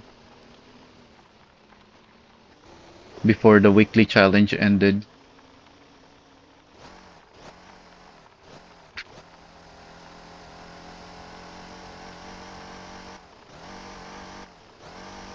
I don't think this one pays much because this is in the closed test. In the closed test we had massive cargo scaling penalty on the coils, regardless of which vehicle you load it on.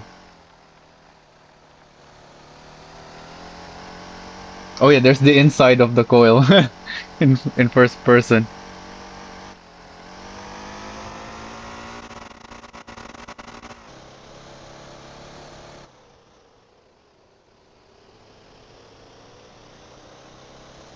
The autopilot drives well with the coil. It's when I take over that it flips over. This is the autopilot. That's why I'm moving the camera around. You can't buy the forklift. It's just there at the steel mill. You can spawn one. Although there's always one already spawned there.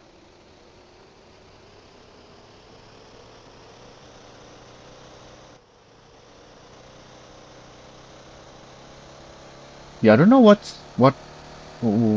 the plan is with the forklift. Because every new vehicle they've made buyable. Even the ambulances. But the forklift, for some reason, they decided to not make it sellable. Well, not sell buyable. Also, I think I took a screenshot there and I made some edits. That's why my cursor was moving around with across. Oh, NPC traffic just hits me the moment I toe the road.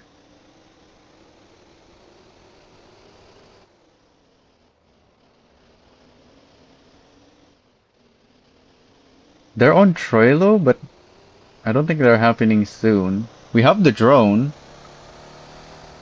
so we know there's gonna be more flying stuff. Otherwise, the drone would not have been added.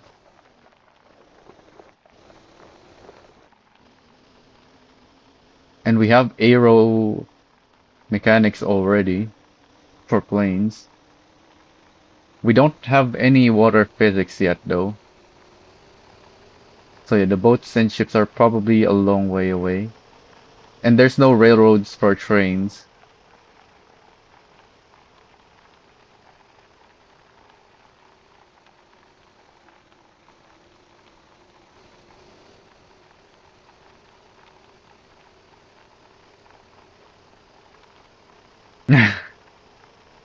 When I was new, I played mostly Wrecker Job. At least I got some variety there where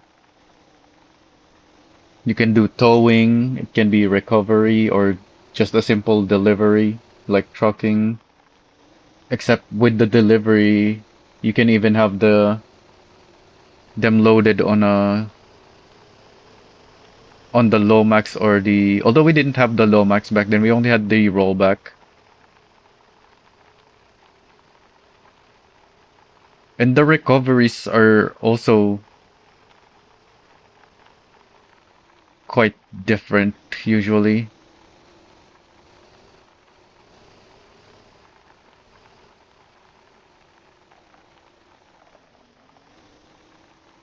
If you just want to do urgent taxi, you can go with pretty much anything. It's only when you're also wanting the comfort where you actually have limited choices.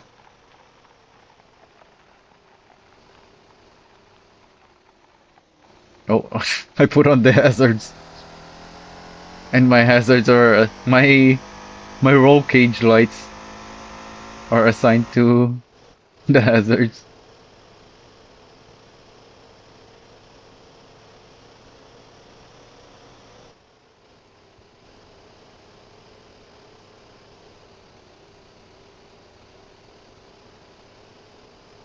Stable at very high speeds is the Fordham, I think, and it's also very low drag. The Porsche, you can buy it at the harbor, Jeju Harbor.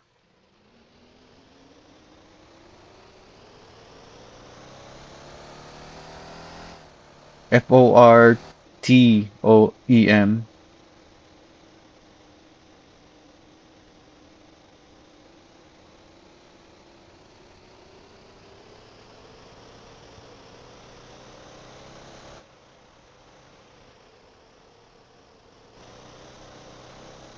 I'm actually trying to drive the Fox now instead of letting the autopilot drive, and I can't keep it straight.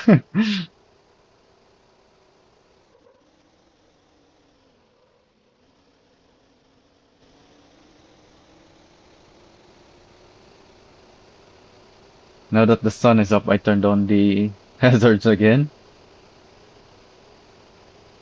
It's not blindingly bright anymore.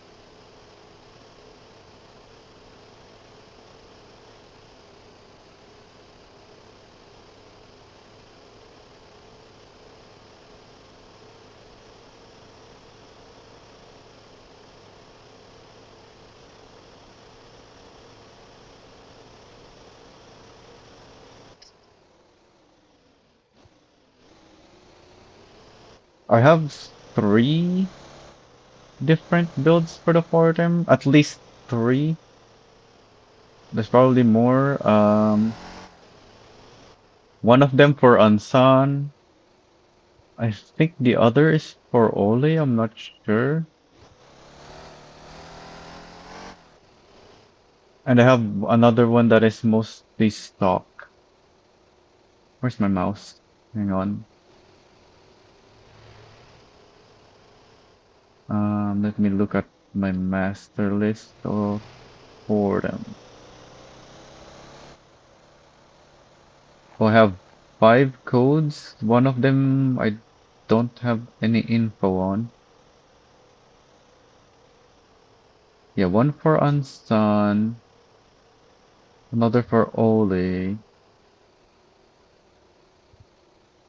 What's the other two? Oh, the other one is also for... No, it's Ansan Ring with an i4 engine.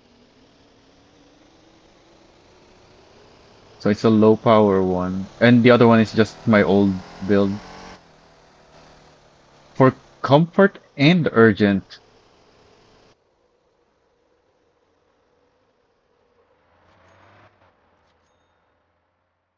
yeah, a bunch of people have asked for Steam Workshop. I don't know why the dev didn't just use the Steam Workshop. The current workshop that we have is so much worse.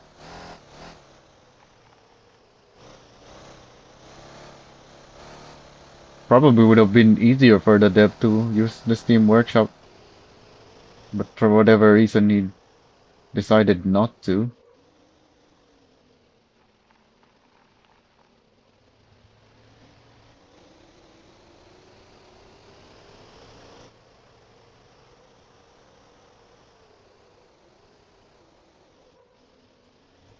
I wouldn't recommend using my old Comfort Urgent Taxi setup though, because it's super old.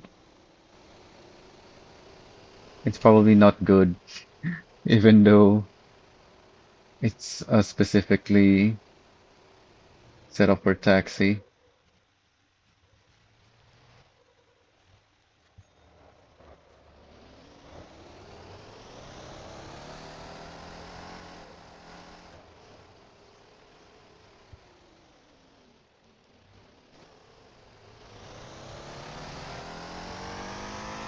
I think for just going fast, you want the 240 horsepower engine,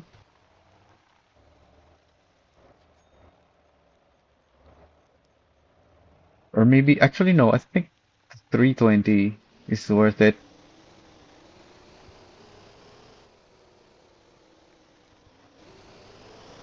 I don't know. It might ruin the balance with the 320 actually.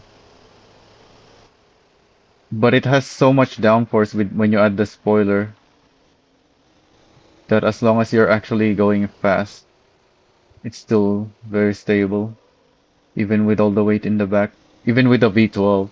A lot of people have V12 boredoms,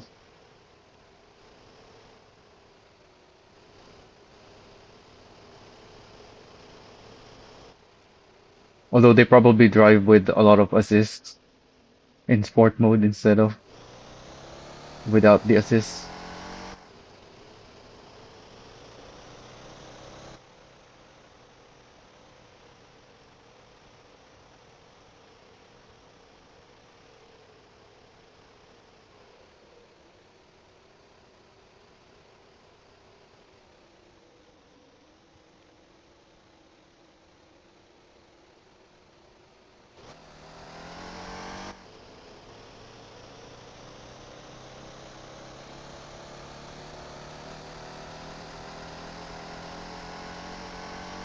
Oh yeah, just let the autopilot on the highway.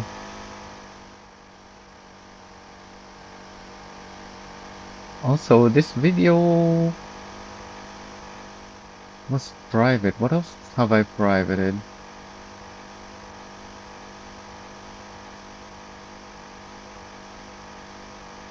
It's at the speed limit. It doesn't go up to the actual speed limit of 120. It just tries to go for 115. Let me actually look at my other videos. Why can't I filter? What's going on YouTube? Oh, I need to click there, not the filter icon. Visibility, private, draft, and unlisted.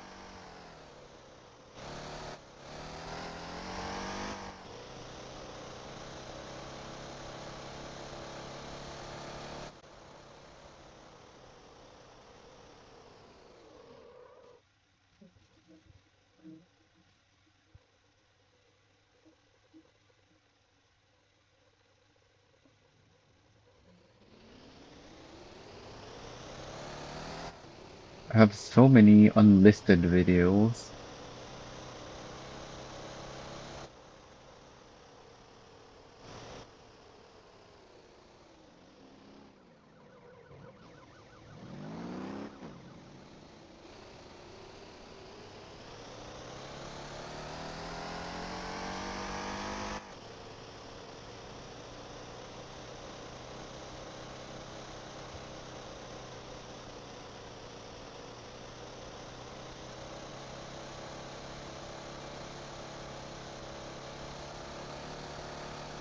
Oh yeah, my shortcuts at Migeum.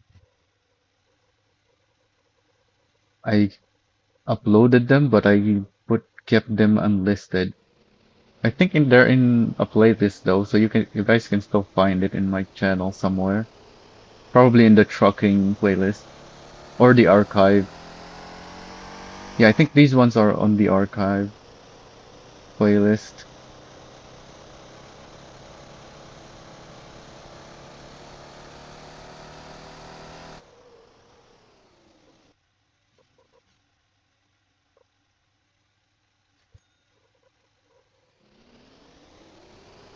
I might need to just update these stuff, make the updated version of these stuff that I archived, the trucking stuff, because I'm gonna need money at some point. I'm starting to run out of money with all these updates. Although I guess that's just because these recent updates added a lot of trailers and such. I don't think the next few updates are gonna have as much.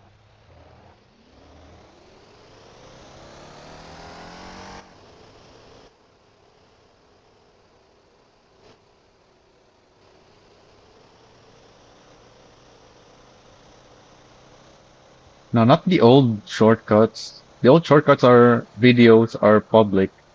I have unlisted Migeum shortcut videos.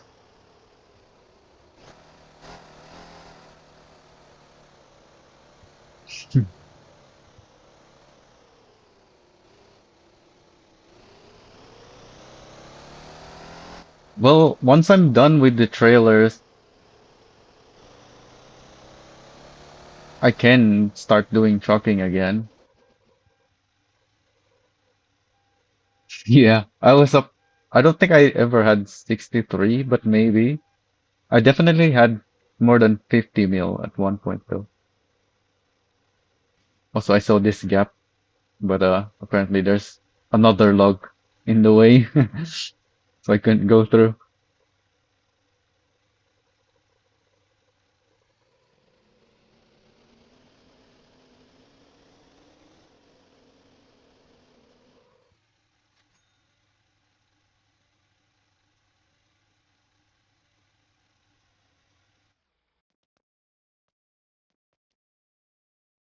Now, once that the Christmas update is back, I'm gonna make a new character and show the stuff again.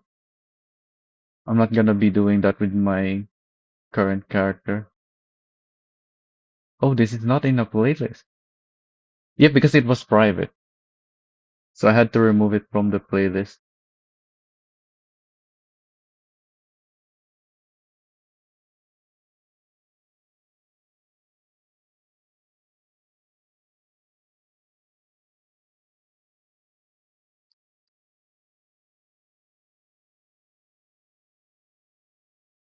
It still can. It's just really hard. Even I need a few attempts before I can make it. Well, depending on whether I get it right or not.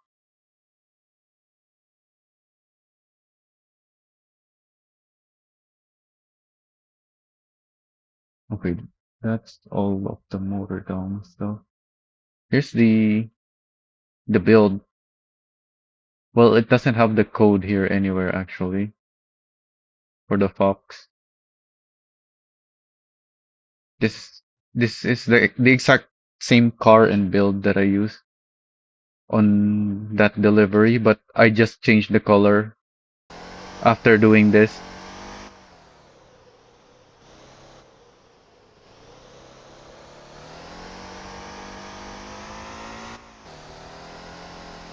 Yeah, it's still possible. It's just very hard. You can make it easier if you only have 15 fuel.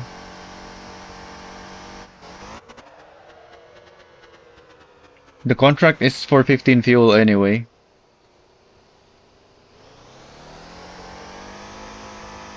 But 20 is still doable as well. It's just much harder than 15.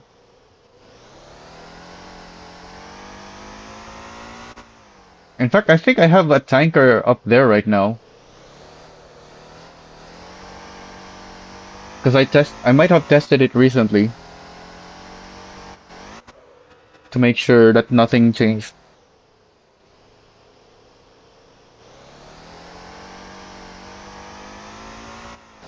Yeah, because I think I saw some people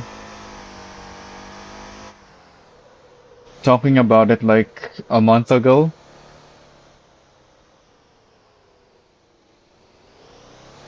So I thought, yeah, I haven't tried it recently, so I should check whether it's still possible or not, or if anything changed and whatnot.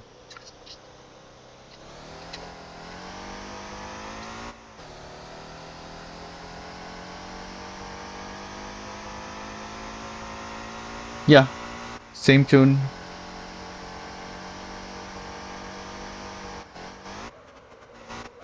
Oh, why is this still go? Why is this? This is 2 laps. Oh, it is 83.7. This is already an 83.7, but this next one is gonna be faster, I think. So 0.68 something.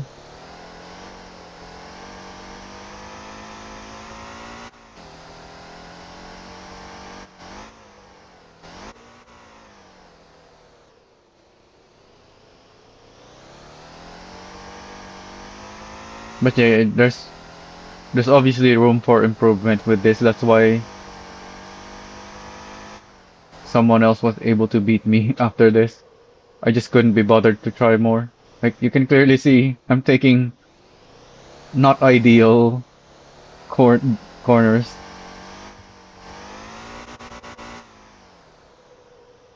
But yeah, when I did this, I was still at number one,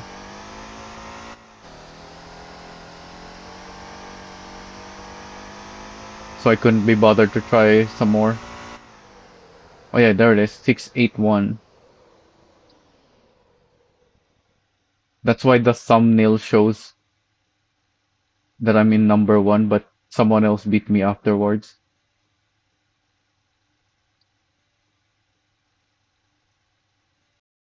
Anyways, let's go do that screenshot already. How do I want to take this screenshot though? They're all quite spread out. Maybe from here.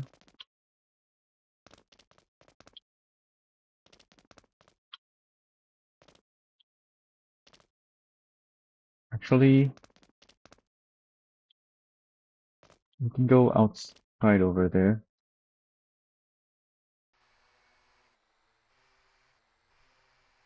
Oh yeah, let's see. Oh, it's a dry van that I tested recently, not the tanker. But yeah, I'm pretty sure I tested the tanker in 7.15.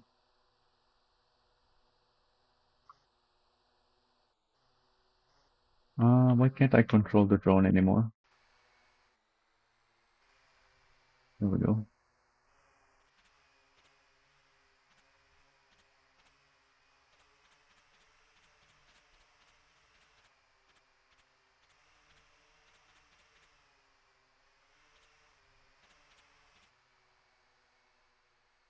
Oh, actually, this works.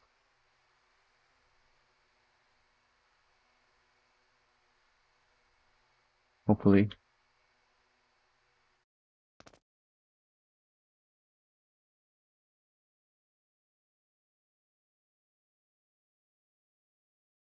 Same line as I always take.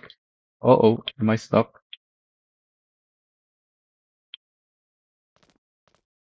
Oh, don't. Okay, yeah, I can't stand there at all.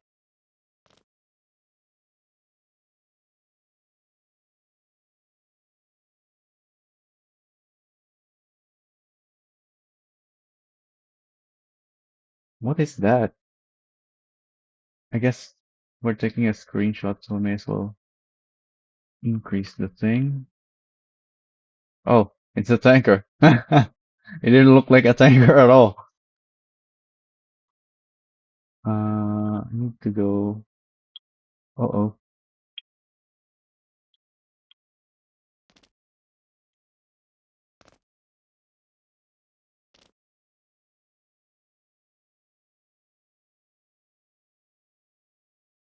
Need to go further right, I think. Little more.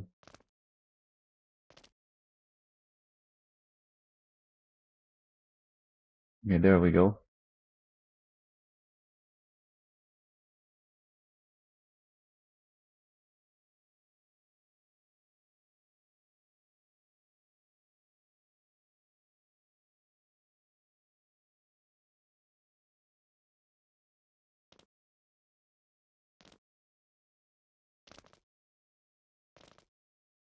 I can show you. I got fuel right here. But I'm probably not gonna make it in the first few attempts.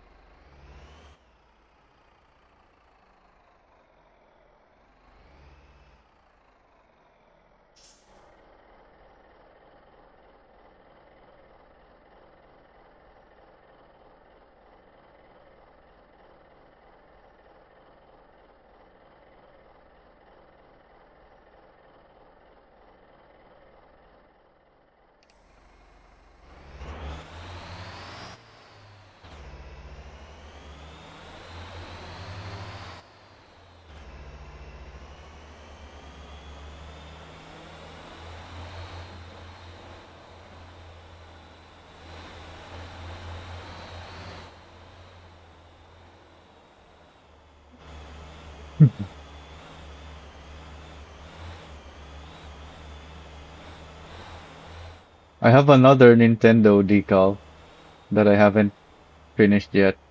Well, the decal is done, but the build is not. It's on the Atlas Dryvan.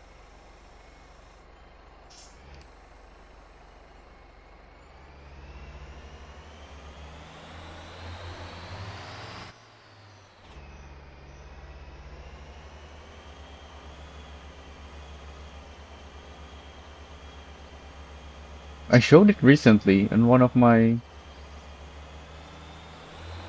well, not recently anymore, I guess.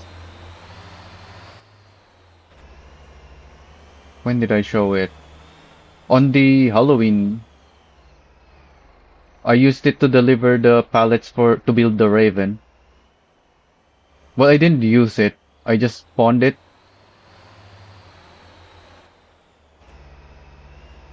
and then decided to use something else, if I remember correctly.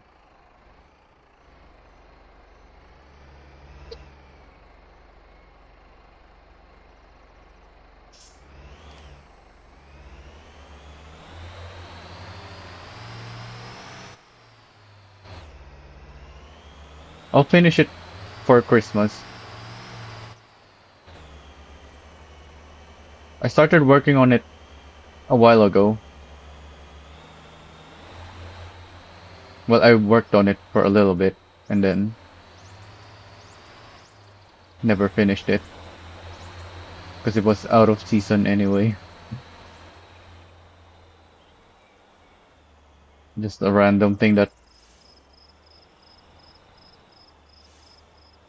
I thought I should make.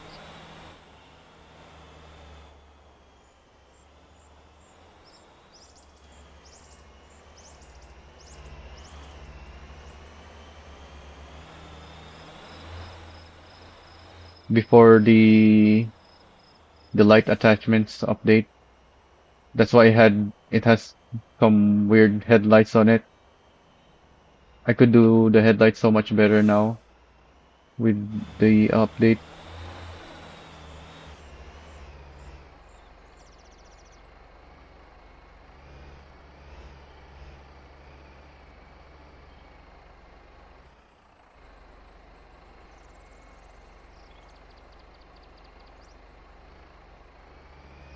Well, there are multiple variations in the workshop, which makes people who download it have their download count spread out through the different variations.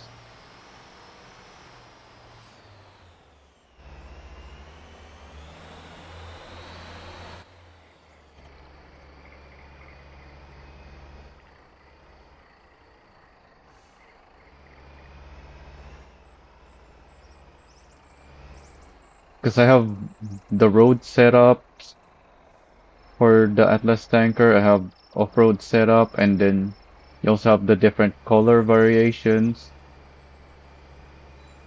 What else is there? There's many variations of this, so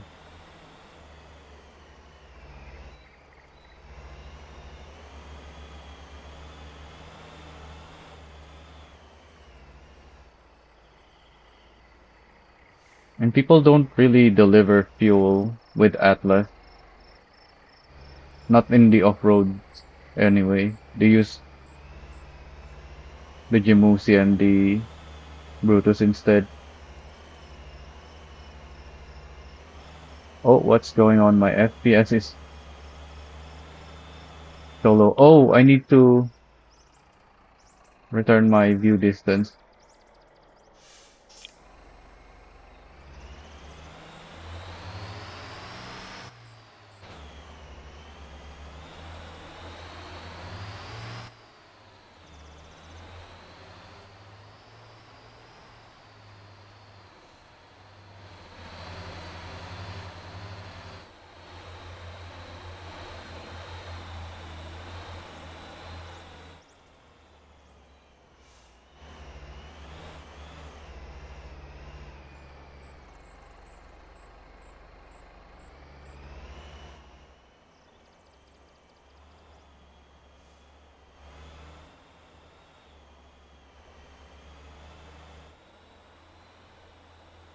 I need a better graphics card, but I had to buy the laptop instead for work.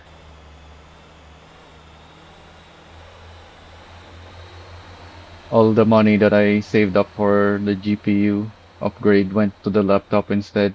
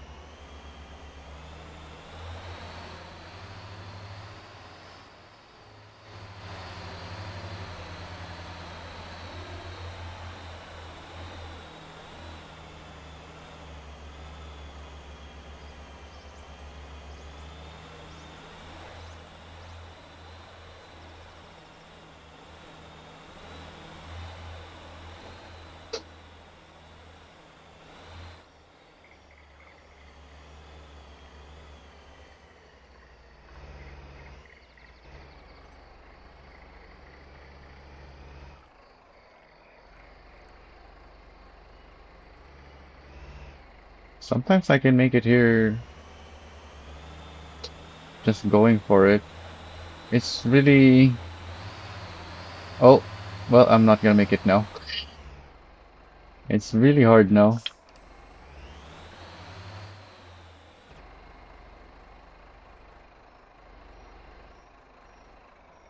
I don't know if it was intentional that the road here is now so much bumpier, but It definitely makes this a lot harder.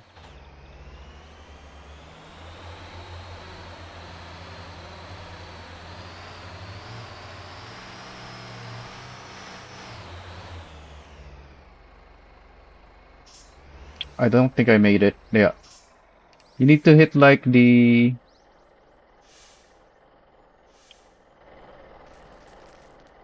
need to get your wheels up here somewhere. The rear wheels, that is. Yeah, because this is too steep. This you obviously can't drive up this. But if you can like get up to here, you can just keep driving it from there even if you were already stopped and lost all your momentum.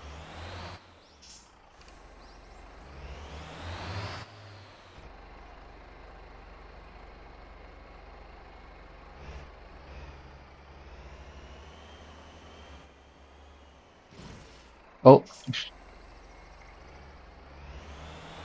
I think I did some Atlas tanker fuel deliveries during the what was it? The event?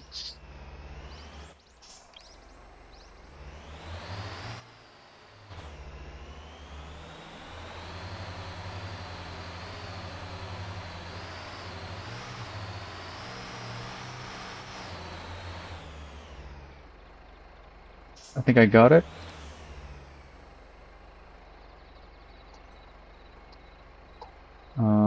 Come on. We we're not sliding down, not yet anyway. So I think we can make it up from here. Oh wait, no, I'm below this. Hmm.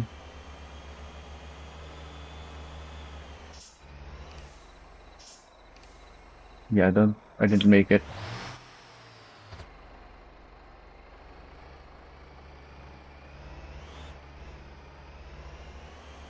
It's it's still very hard, but easier with just 15 fuel.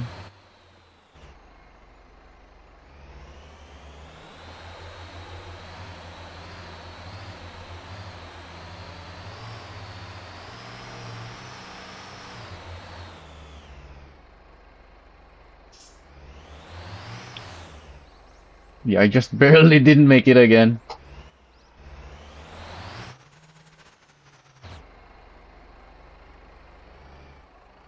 Yeah, so if I had only 15 fuel, I would have made it.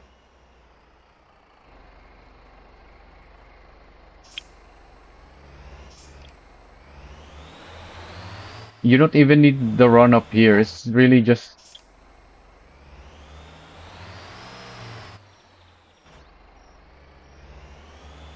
whether you actually manage to get the climb up with enough speed. And it's whether you get the enough speed to climb is not really where you started because it's so bumpy. Doesn't matter whether you started very far back or not. Because I've done this just in one go before, like coming from here.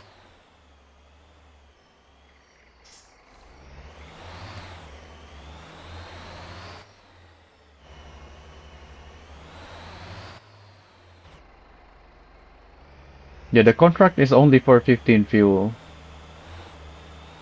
and that makes it easier. I think I got it. Yep, there we go. I didn't need the full run up from the grass.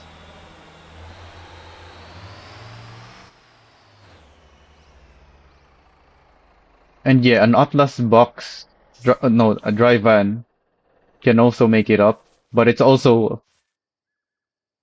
as difficult as the tanker, I think, because it's about the same weight. Like this is 15 tons, and this is what, 16? Well, it doesn't say, but yeah, that's 16 tons.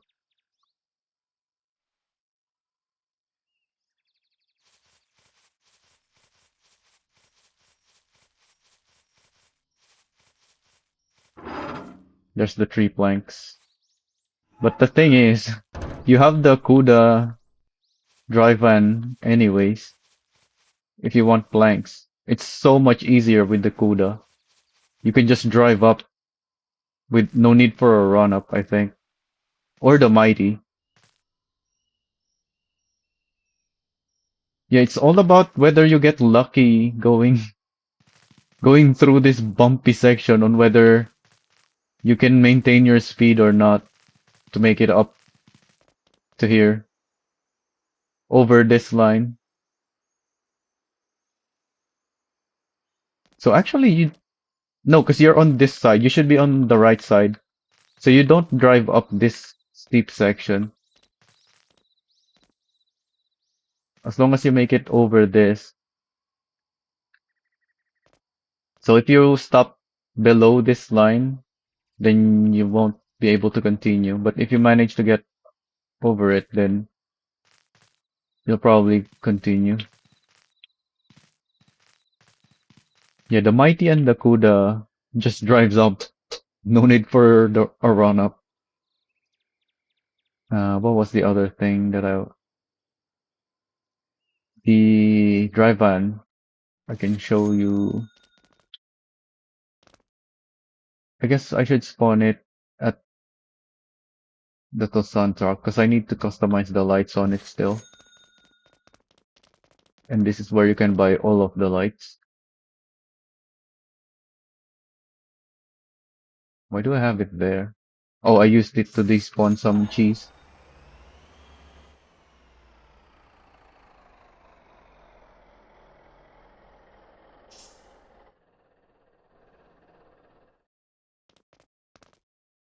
I don't think it matters too much which semi.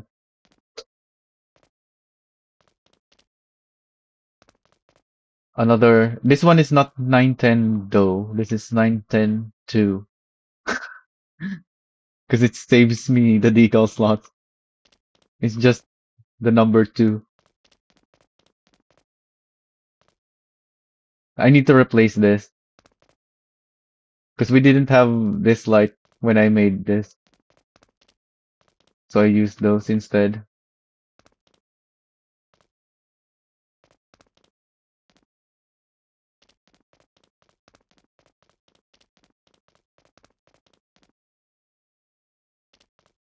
Yep. It's the box version of the tanker. Square square shapes. Well, rectangles, I guess. And you have this red bottom and the line up with the port, which is the console itself, and obviously that's the controller. But yeah, the console don't have much going for it to be recognizable, but I included it. In fact, let me show you my reference image. It's not really a Nintendo thing though. It's just, I think it's even made by AI. I just found it while searching for references and thought it was the easiest one to use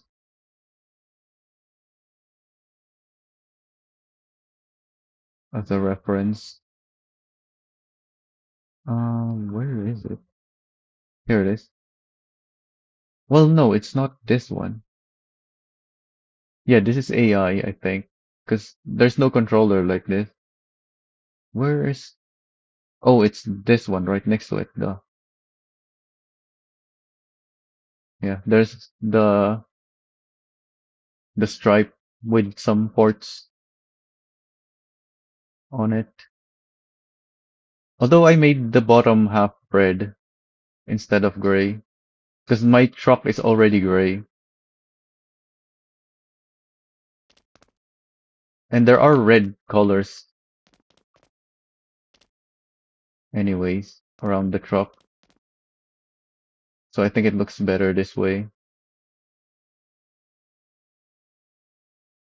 Oh yeah, and you can see, yeah, this is the real one with only 2 buttons. and some lines going through. Well, I guess the AI one does have that as well.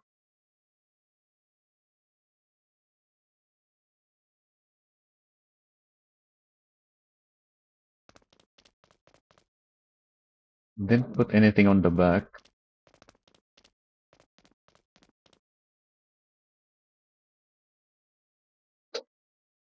Anyway, so I have the screenshot. Let me actually look at the screenshot again.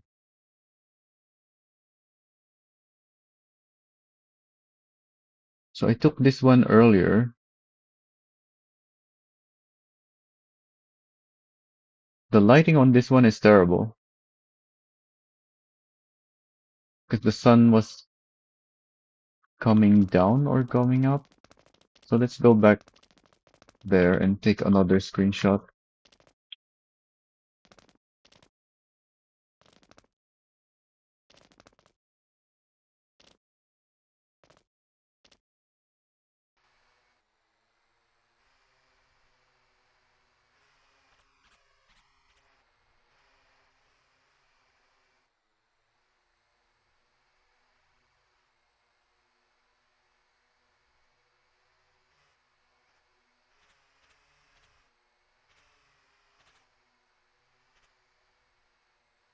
I think here is good.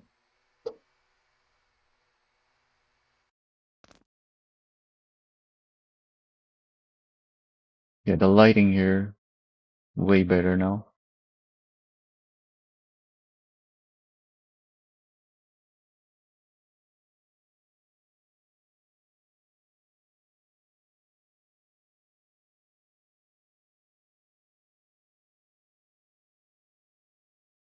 Yeah, I wish we could replace the world spawn vehicles with our own. Like when I heard of the company feature, I immediately thought I want to buy the taxi place and have my own taxi spawned in there. And the warehouses, instead of having the same trucks on every warehouse, I want to put my own trucks in there. And that's also the same idea that I got from that I used when I took screenshots for my yearly garage showcase, like this one. I didn't remove the taxis that are already there, but I added my own taxis.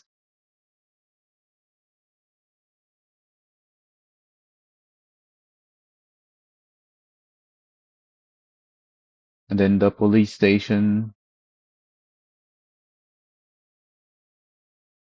In fact, I even, because I have this black Zydro and the gray Zydro, it's blending in with the others.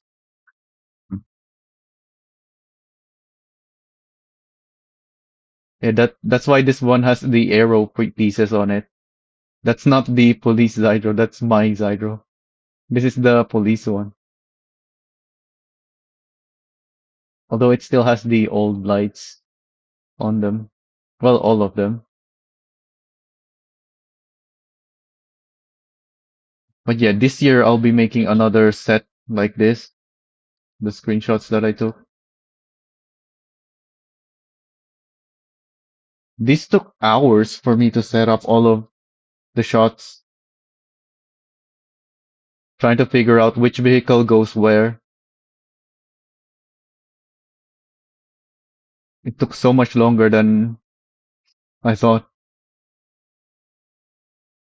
So here's the concrete place, the old concrete place. You can't really see anything.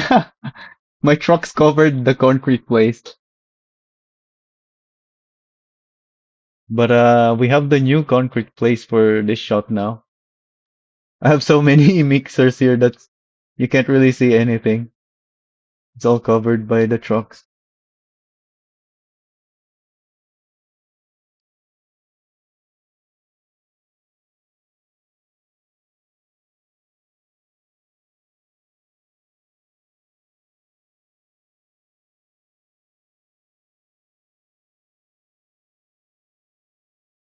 Setting all of those up took hours. And I think I missed one vehicle, the ice cream boxy, because my original boxy, only had one boxy originally, but I made three designs for it. So I just kept replacing the design on my boxy. And I only remembered to download one design instead of the other two that got replaced. So I didn't have the ice cream boxy. It should have been there in the cabin, Santa's cabin.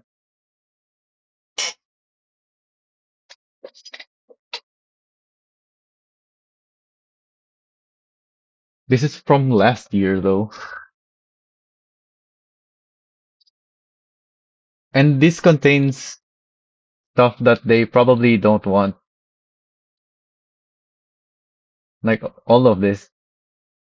This is fine, I guess, but all of this is not allowed on the event. They don't want what do you call copyrighted imagery. I think it says there on the rules that stuff like this is not allowed. Well, maybe the Jurassic Park one is allowed because it's not really the same, but you have Mickey Mouse's face right there, and you have the Disney logo right here, and you have the Coca-Cola. Although the Coca-Cola is not good in this one. I have because you can only have 30 decals, which is why I have the Coca tanker because I actually used all 20 decal slots to make, well, not 20, 30. Oh, it's the cola actually. And then the coca is on the semi.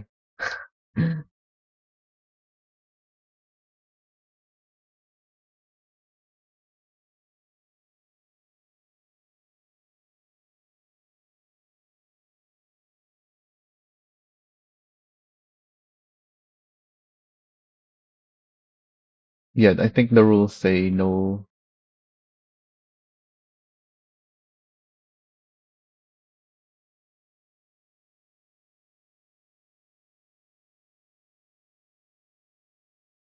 Also, it's so easy to miss the Lobo van here in the background. Although you can't really see the tanker. This was not a good shot. I should have taken the screenshot from somewhere else because you can't really see the design. In fact, I think there's something here. Yeah, my other Brutus, the gas Brutus, is back here. It got covered by the trailer.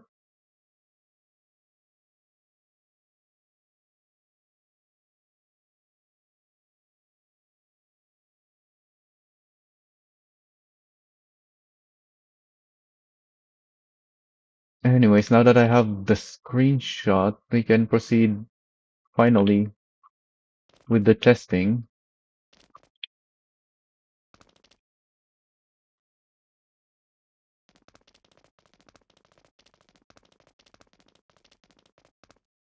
This is the one that I took, right? Yeah, the number 3 truck.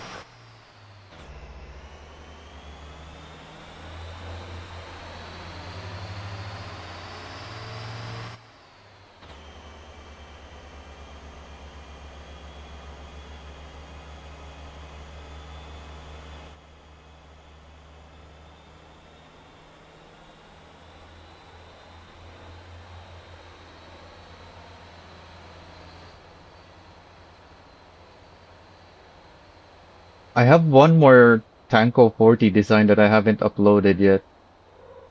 I have Domino's Pizza. I also made Domino's Vamos on the Vamos. without the pizza, just the dominoes, like red and blue with a bunch of circles. But yeah, the Tanko 40 has the pizza at the front and the back, and the Domino's text on the side.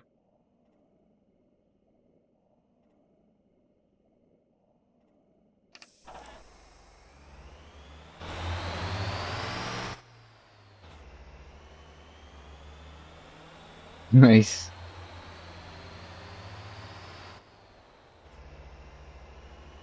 Domino's, well, I guess it's always depends on where you buy them, but I think all the Domino's have their pizzas cooked pretty much exactly the same.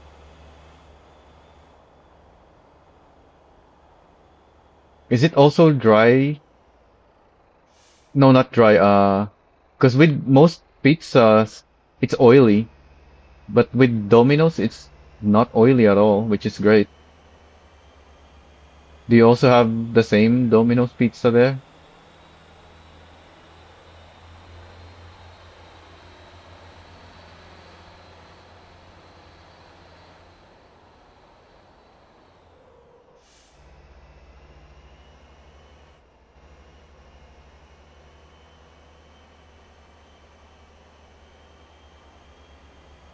Or do you have oily pizza?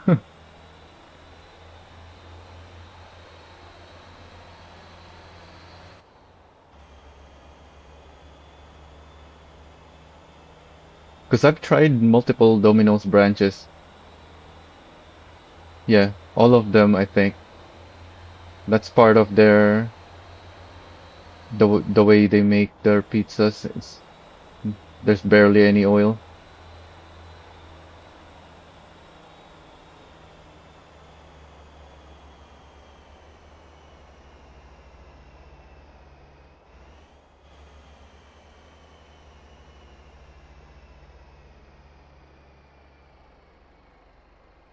Meanwhile, in stuff like Pizza Hut, there's so much oil.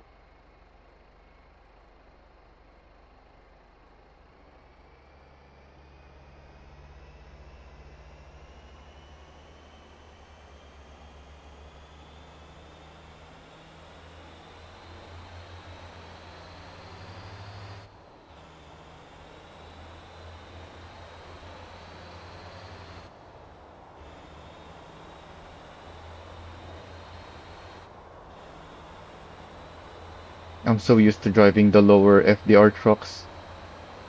I could be triple shifting with this when it's revving high.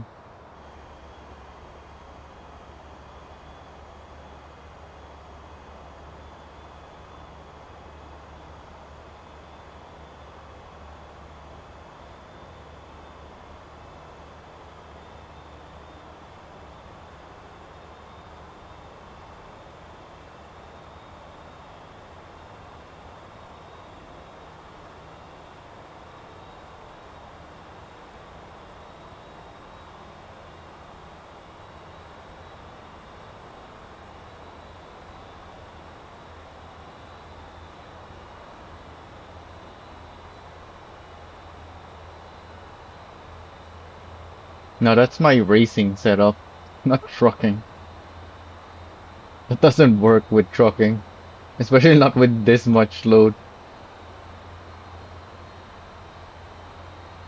Well, I guess, yeah, my very old trucking setups, because we didn't have, that's even before we got the 40 feet trailers, because the old trailers are small and not very heavy when loaded. So yeah, the one FDR 18 speed works for those. But ever since we got the 40 feet trailers, I switched to FDR 13 speed. And now that we have these trains, It seems I have to go up to 3.55.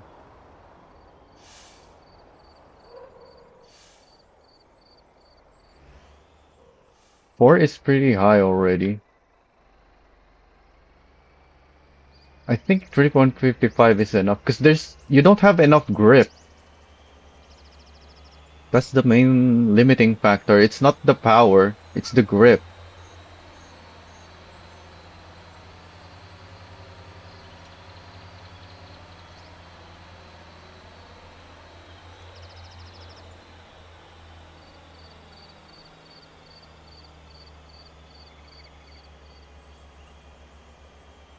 I don't think I'll make it up here because of the lack of grip, but maybe. We'll see. I'm not doing wheelies yet, so that's good. I'm going very slow now though. Okay, we're rolling back.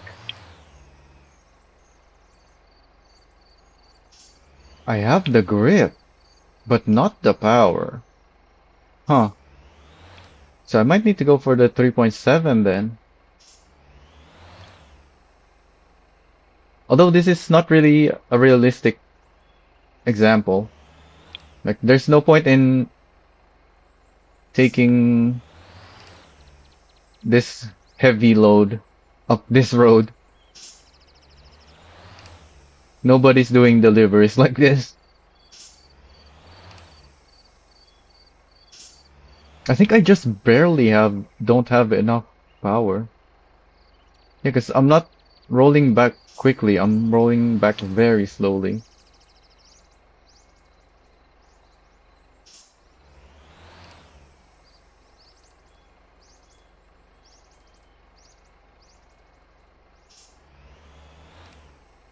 Normally, if you actually don't have enough power, you're gonna roll back quite quickly. But yeah, I'm even holding my position now.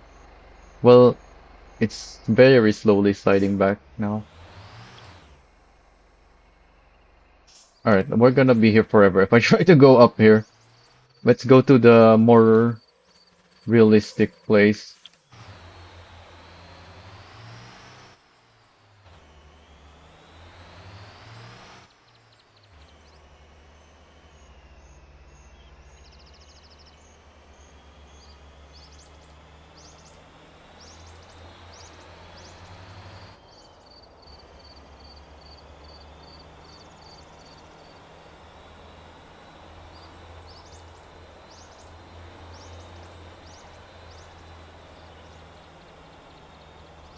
So how heavy are we?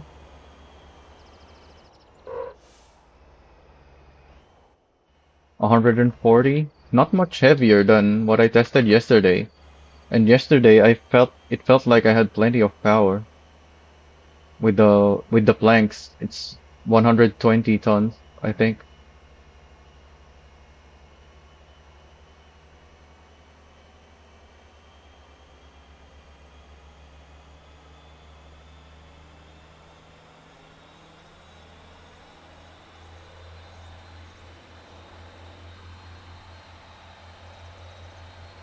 The only reason to go for 4 FDR or higher is if you're transporting coils, a lot of coils.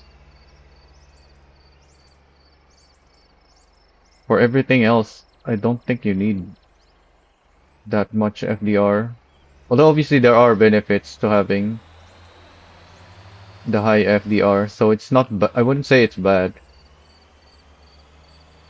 But I'm trying to min-max. I'm trying to find the min-max here so that I can have a build that is meant for as wide of a range of cargo as possible. So going from lightweight cargo to heavy cargo, you can just use one build.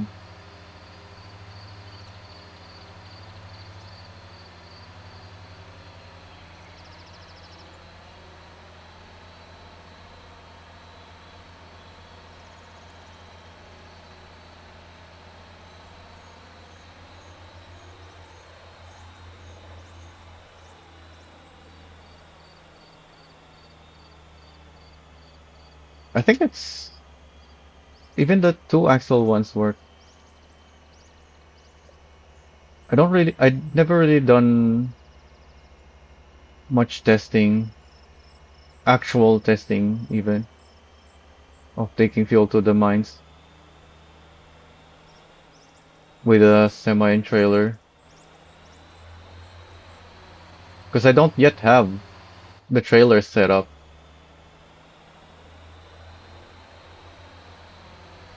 I don't have Shotan build yet. Because those got added at the same update as the what's it called? The tanker doubles.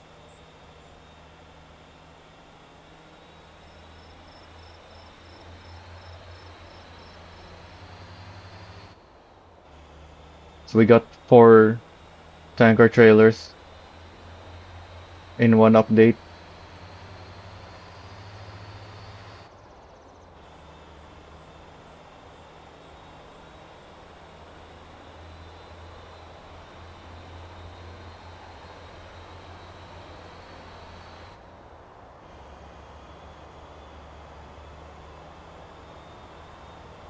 I've used the SRT a bunch, and I think even the CUDA on off-road deliveries though.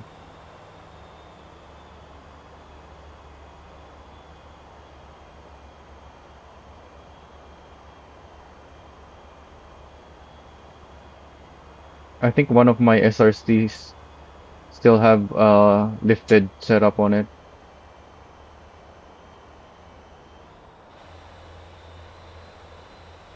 for the off-roading stuff.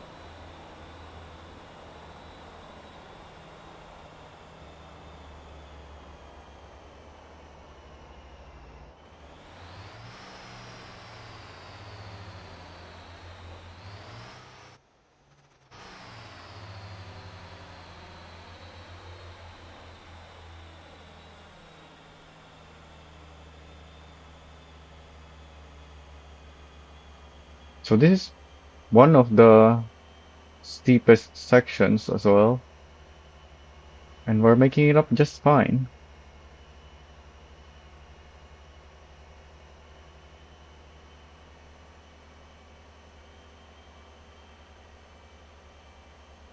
Yeah, if you can do the shifting,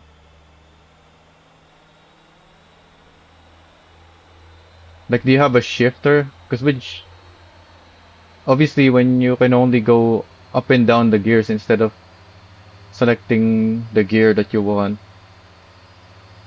then it's a lot harder to use the high FDRs. Like some people don't even want to use a 13 speed, even with a low FDR, because they don't want a lot of gears, even though you don't really use most of the gears when you have a low FDR. Oh, you're also just going up the gears. Yeah, 4 is still on the low end, I guess. But you don't need 4. You can go lower. This is 3.55.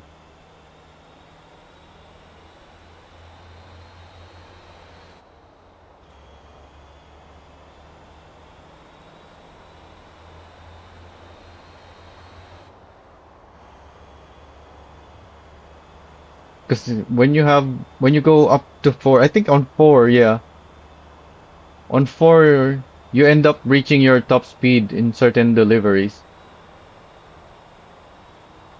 You can't go any faster.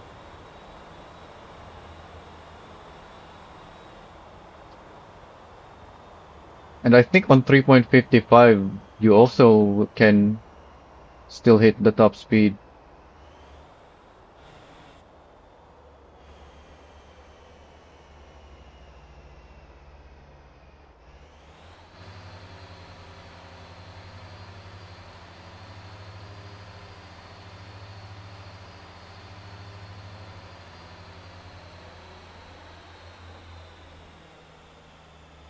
So there is a definite downside to having that FDR.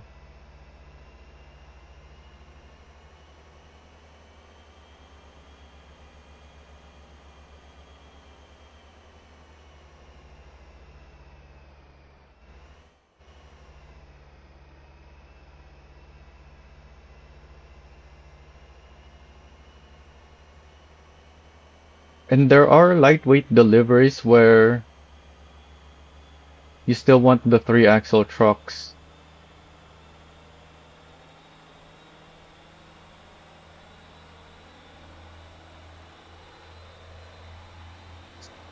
So I can't just split the builds into two axle trucks, get low FDR because they're meant for lightweight stuff, and then three axle trucks for heavy loads. I can't just do that because there are a lot of overlap.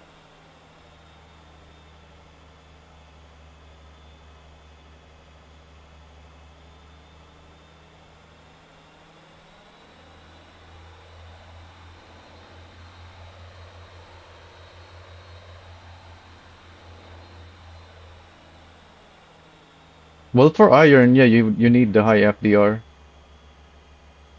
I don't think mine is 5 though. Mine is 4 point something.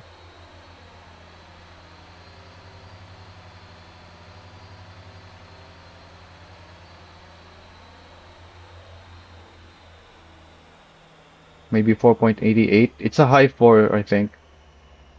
So 5.68. Oh, I went too low.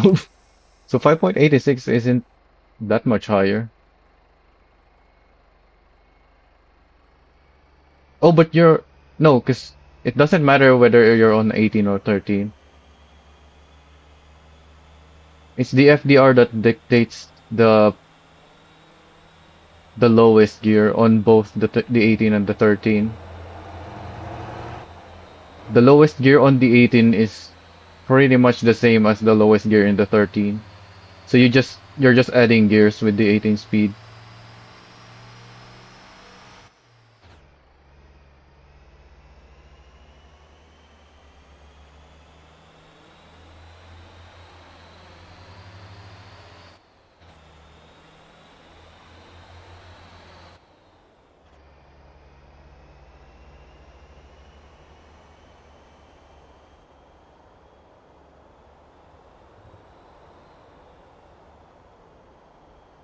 Or is it 4.55?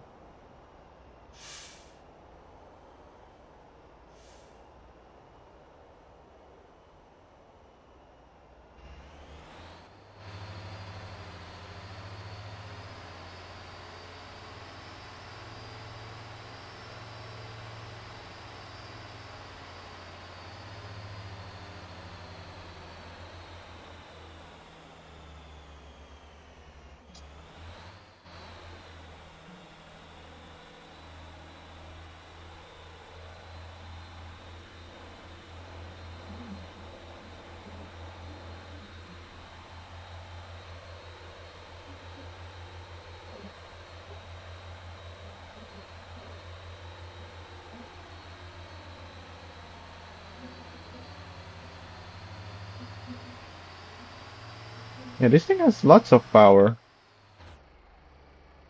3.55. And there's a 3.73 option if you want just a little more than this.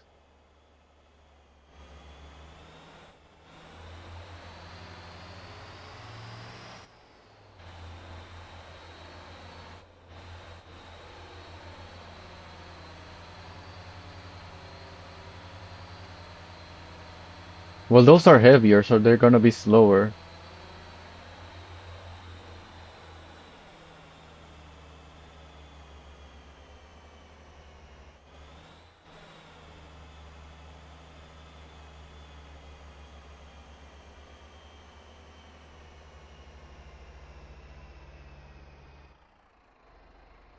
Didn't realize I was decelerating in first.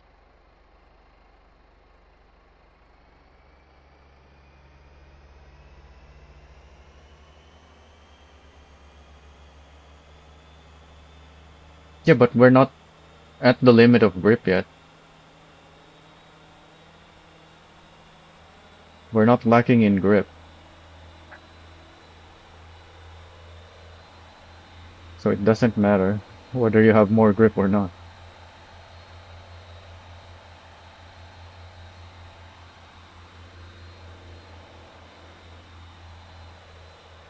Oh yeah, did I change the tires? Because this is overloading if I don't have the upgrade.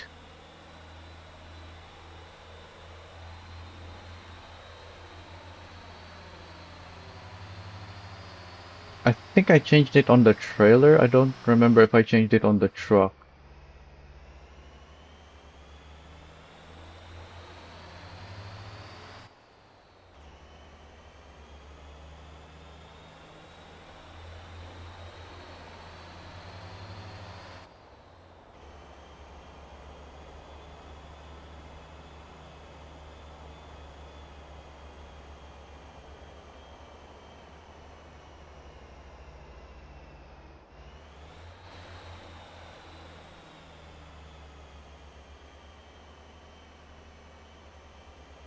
There's no point in upgrading the trucks though, unless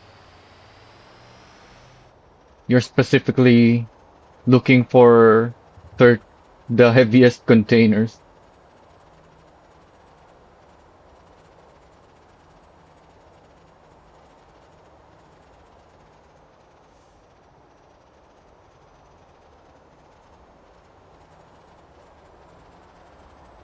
Because that is the only cargo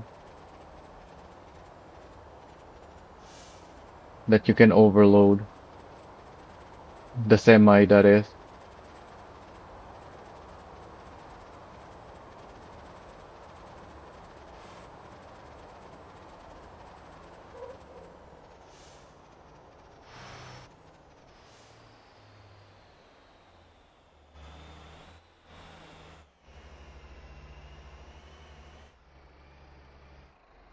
I don't think I can make it through this road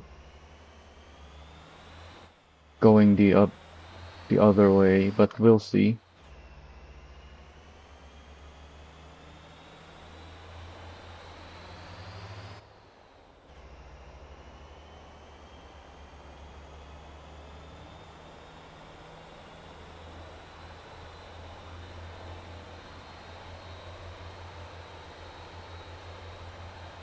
This is more than 20 tons on the rear of the semi, and then more than 16 on the middle.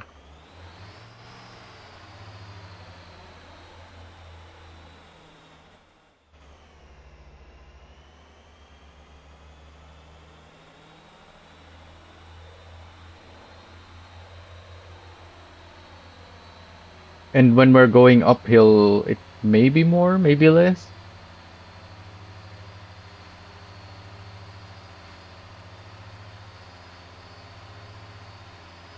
We can look, I guess. Yeah, it's hitting 24, and it's 16 in this uphill.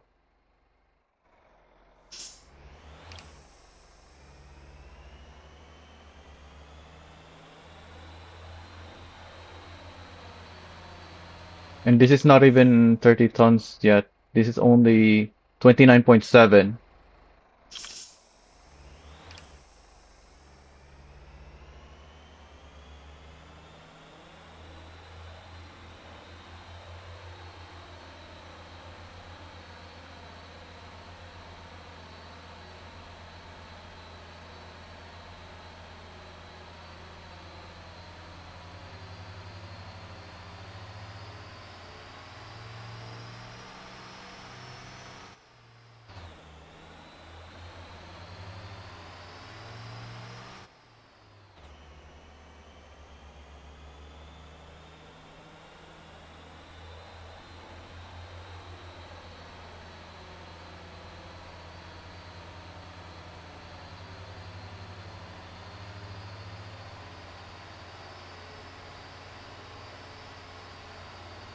There's my depot resupply truck.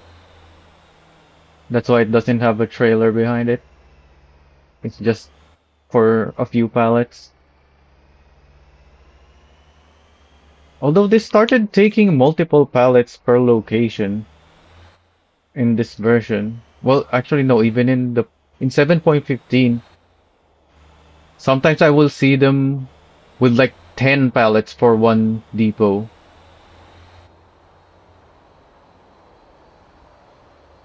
Even though the depots only need one pallet to fully restock, which is good for me because they're making more money that way, but I don't understand why that's a thing.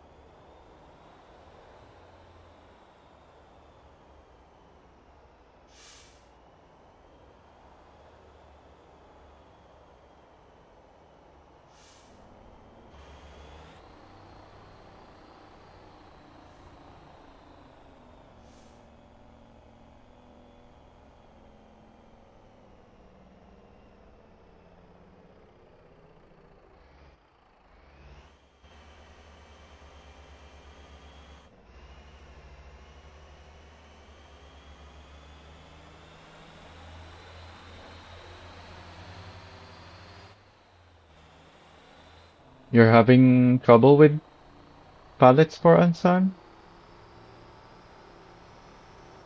The warehouse is fine in the current version. It may be just 7.15. The warehouses are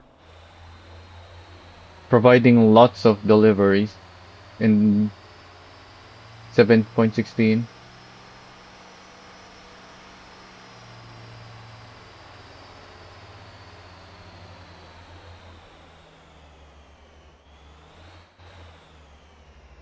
Okay, let's see if we can make it up here.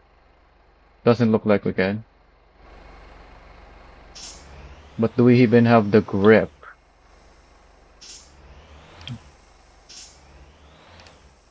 Looks like we just barely have the grip.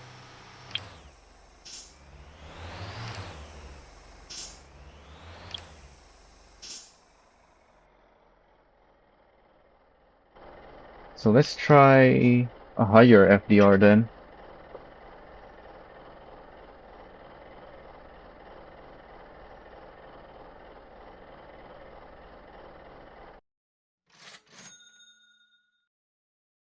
Oh, I should have went to a different garage.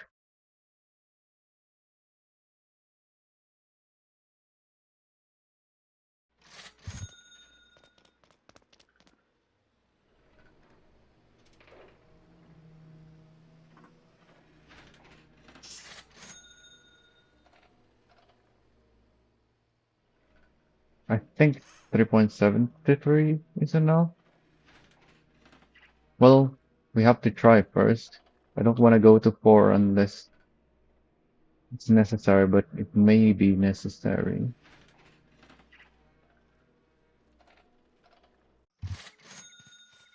That hill was very steep. In fact, that hill may be about as steep as the ones that are here.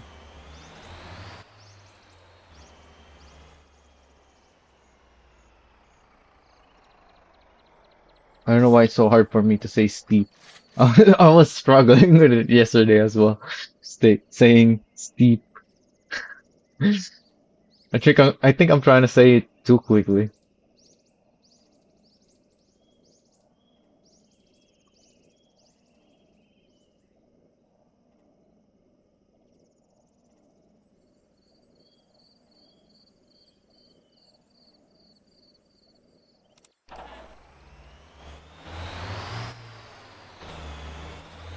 Yeah, I'm really happy with how the rotator decal turned out.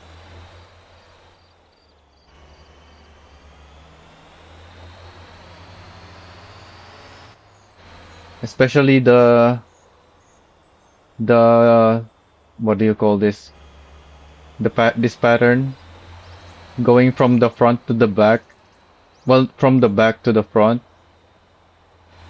Appearing on the fenders at the front and below the doors.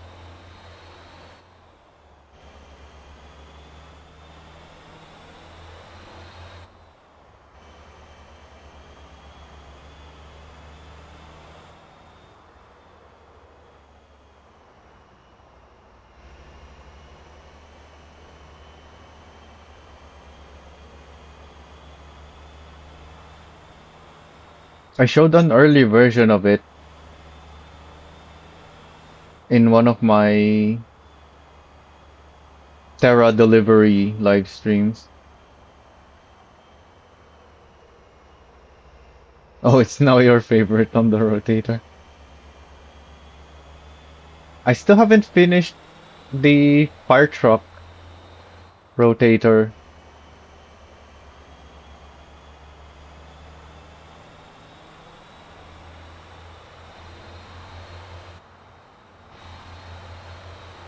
Oh yeah,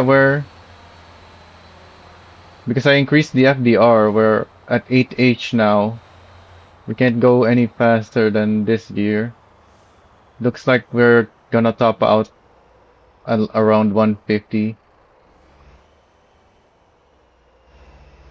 I never liked the Lego Lima very much, but I had it. I wanted it to be more like the Lego thing, but I never got around to changing it.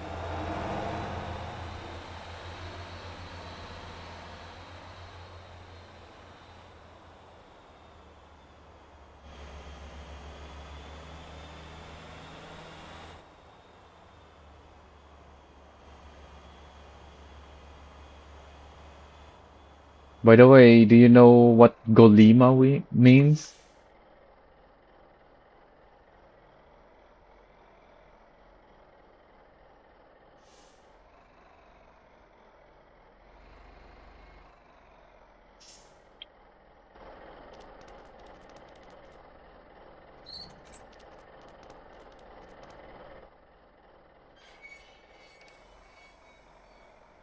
I used Google Translate to see what it means because I knew it meant something.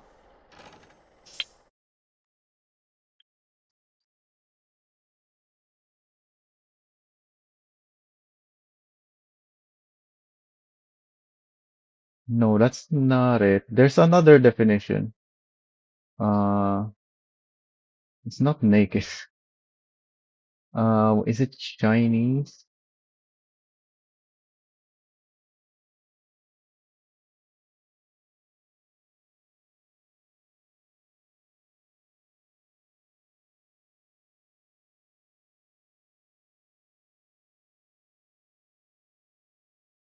It's not naked. No.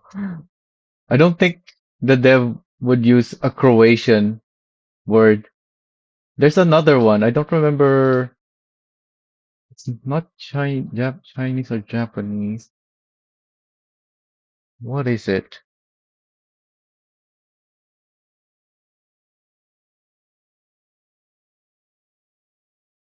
Oh, that's traditional Chinese. Maybe simplified?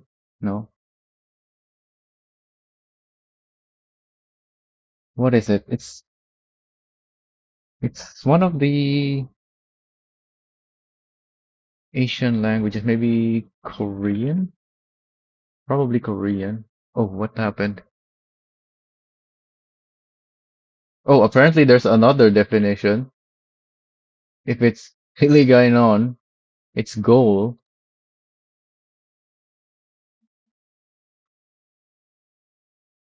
It's not Korean.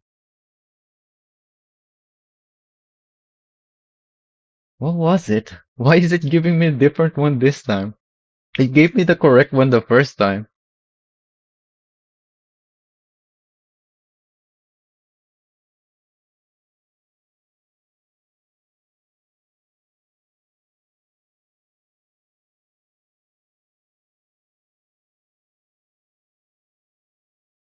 Oh, could it be because it's supposed to be two words? No?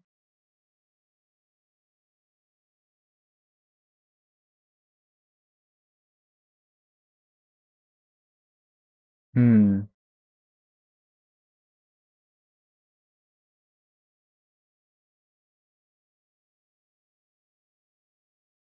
It's old Motor Town.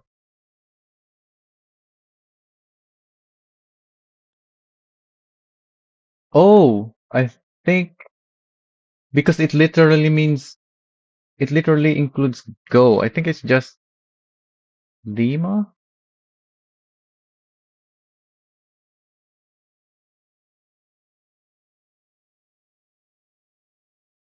Yeah, I think the go in Golima is actually go.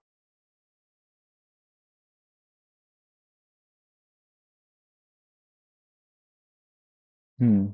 It's not translating. What's Indonesian? Five? Oh yeah, lima, five. I know that. That in Filipino it's also lima.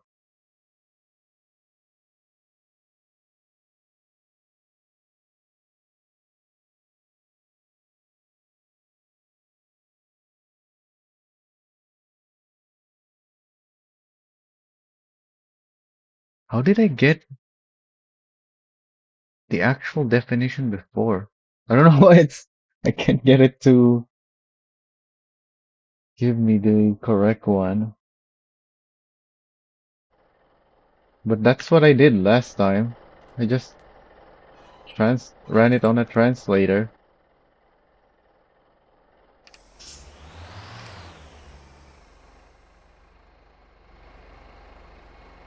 Oh, we're rolling back. Okay, so we might have to go for FDR then. I think it's what? Why is there a gas station there? Oh, it's combining with the gas station at the ring.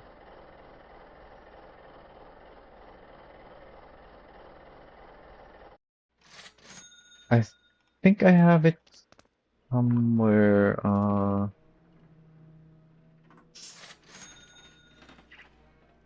Where did I? No, I don't think I wrote it.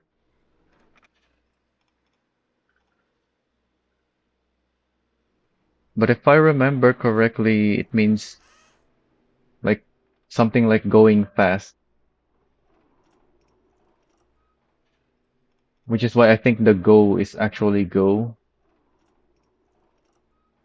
And then, but I remember translating the whole Golima word.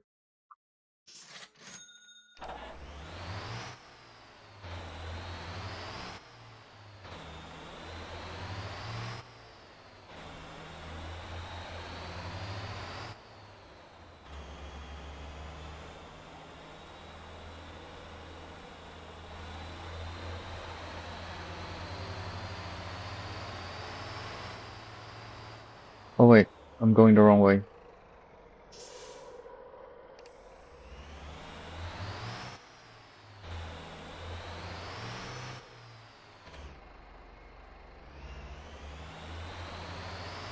I mean, all of the UI in this game is not refined. It's just squares with text in them or icons.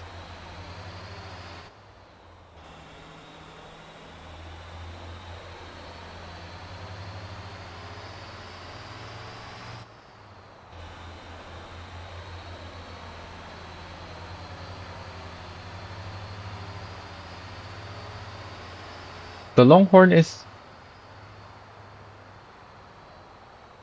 has more weight at the front of it, I believe.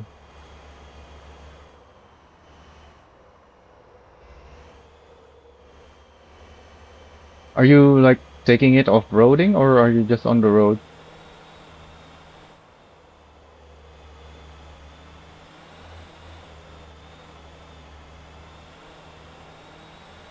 Because you actually need to set up the truck for off-roading to prevent that. Or you can also move the fifth wheel forward. That should help.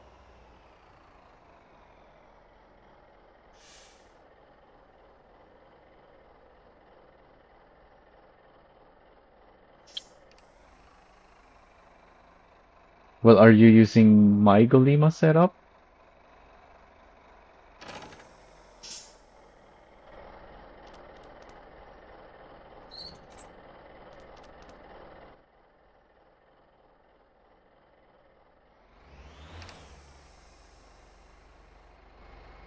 We're still rolling back.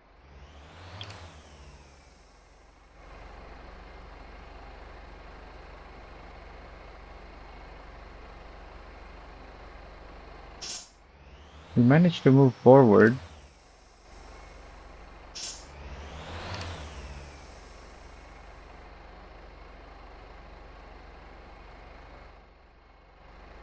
Interesting.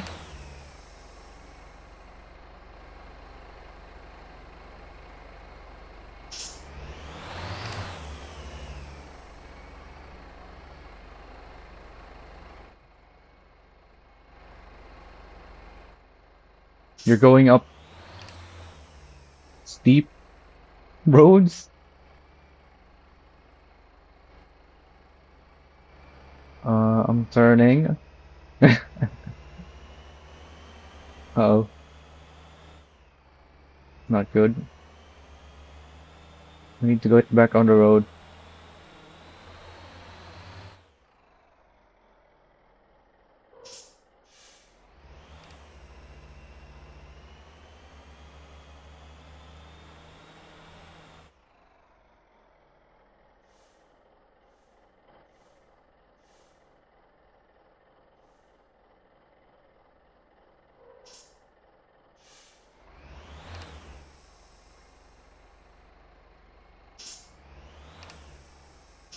Well, I really should change the FDR first, because we have the grip,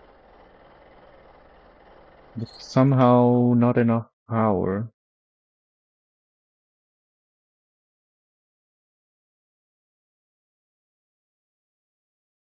This road might be just too steep. Because we are at 140, which is more than this, but my FDR is less than that. Also, this is for 44 tons on the drive axle. What's our axle weight right now?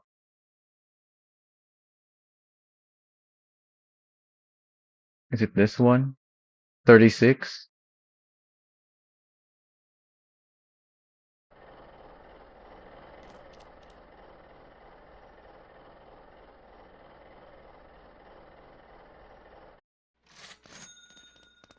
But then those are just estimates, so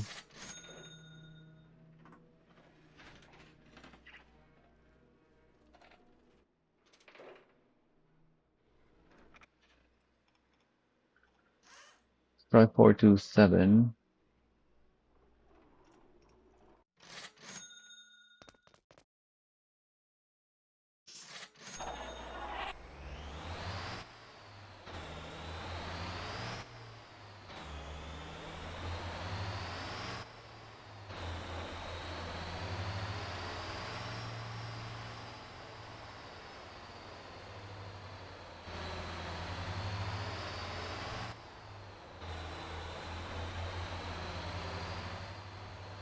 I'm going the wrong way again.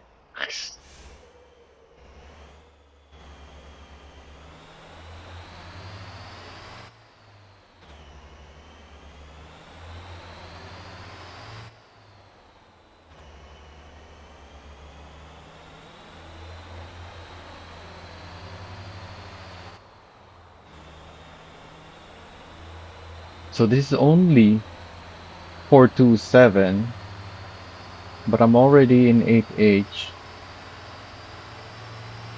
Don't think I can reach my top speed. Yeah, it looks like it is around 150.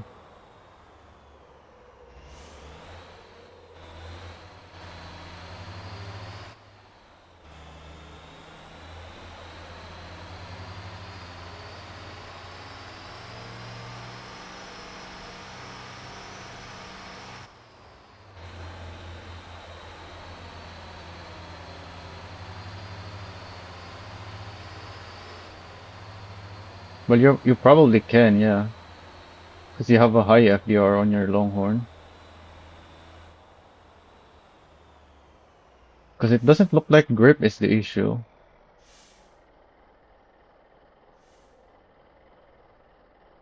Also, my company truck is here now, so I need to clear this out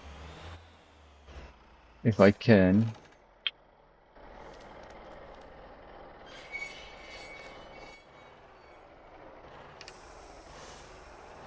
Oh, my handbrake wasn't on.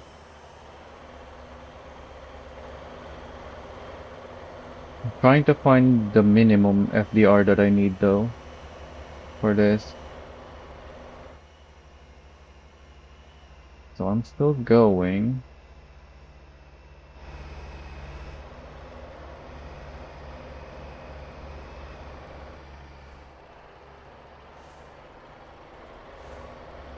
I'm turning left.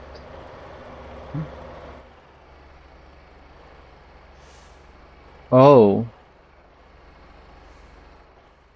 I think grip is the issue now.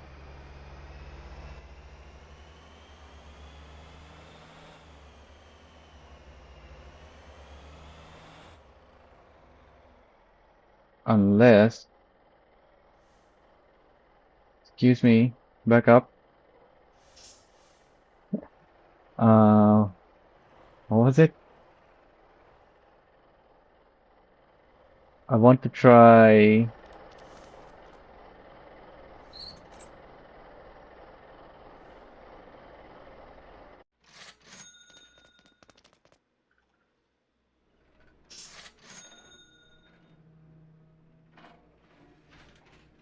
a two-way.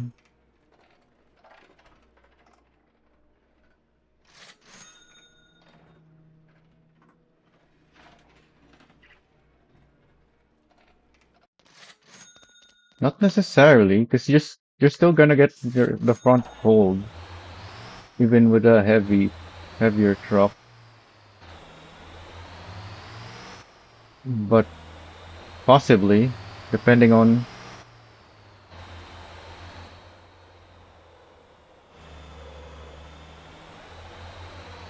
how much it's getting pulled.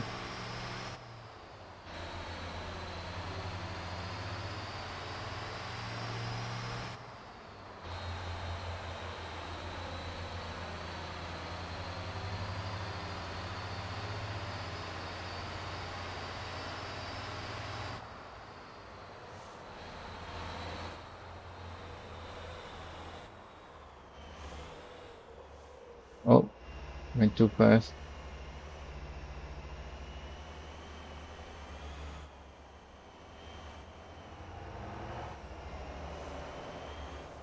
The thing with going up hills is, doesn't matter how heavy you are, if the gravity is working against you, then there's not really anything you can do. In fact, your weight will work against you if the gravity isn't on your side.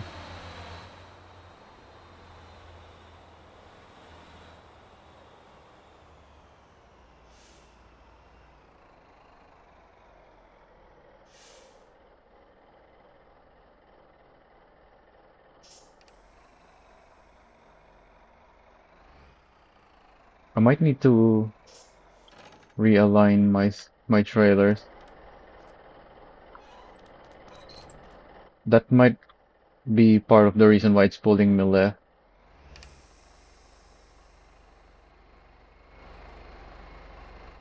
Can I even drive forward or are we stuck on the barrier? Okay, there we go.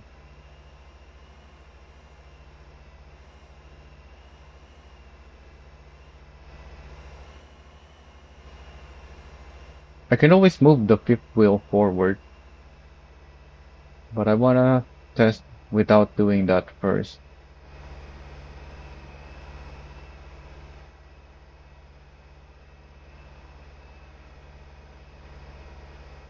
Oh, we're going right this time. So changing the LSD doesn't work. We're still getting pulled to a side.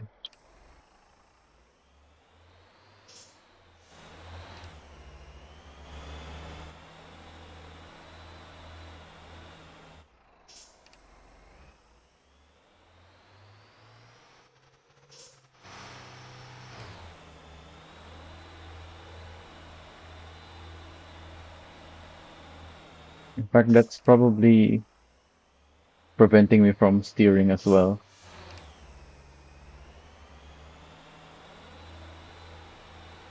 even when my front is not lifted that much. Okay, there we go. See if we can go straight.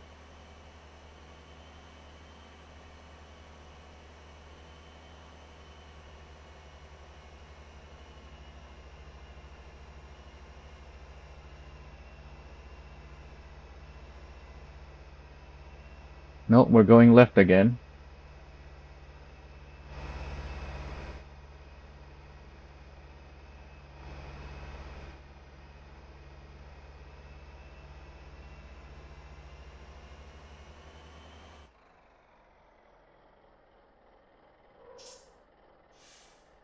Okay, let's try a locked there.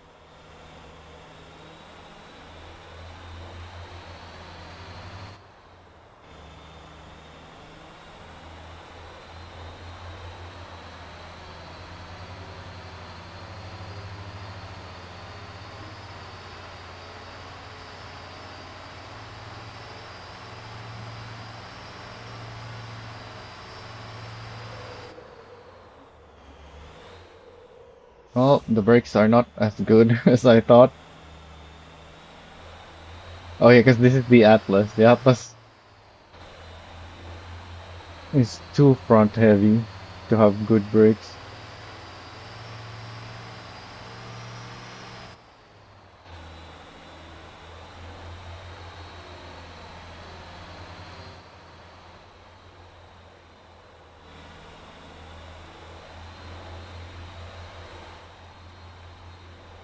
Might even be better to have all of your brakes at the front of the Atlas for racing.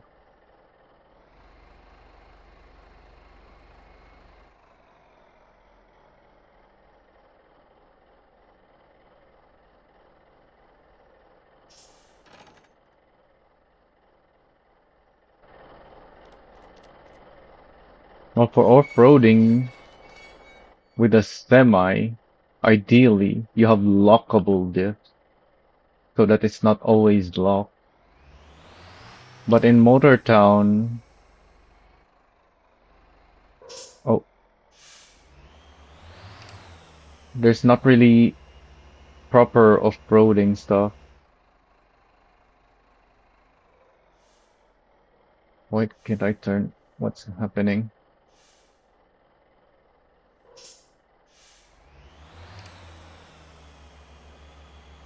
The off-road stuff in Motor Town is just the same as the road surface, but with less grip. It's not, there's no off-road physics and whatnot.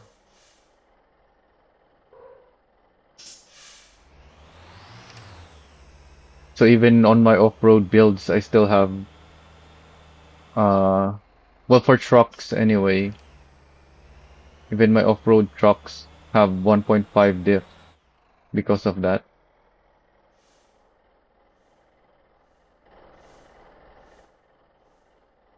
Can we face the right direction, please? What? Why am I not able to turn at all?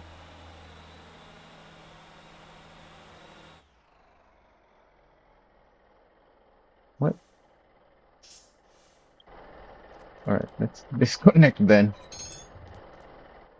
Oh yeah, because the trailer is pushing down on the middle axle. That's one of the things I immediately found out the first time I checked the weight distribution with the loaded Conter.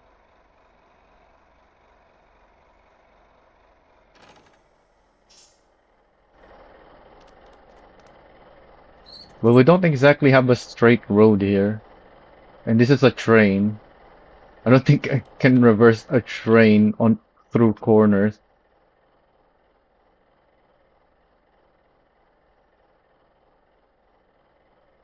Unless you have more space than what we have here.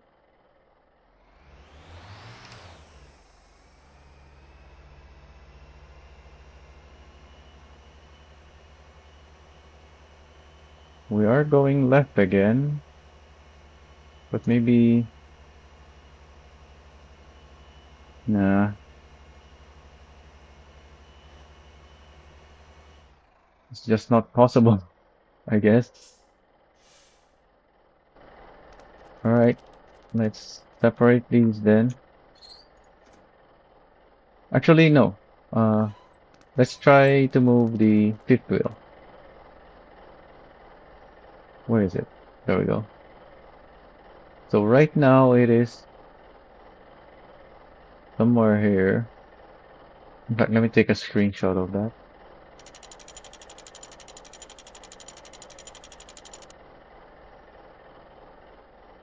So that should be better. But the thing is, the issue is the turning. We're getting turned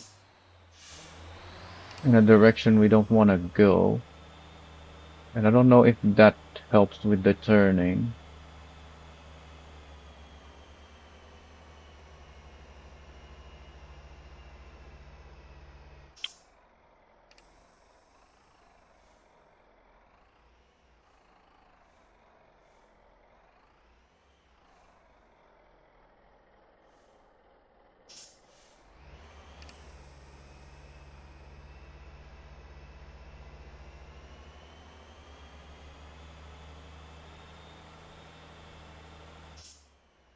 Alright, we have to disconnect first then, I guess.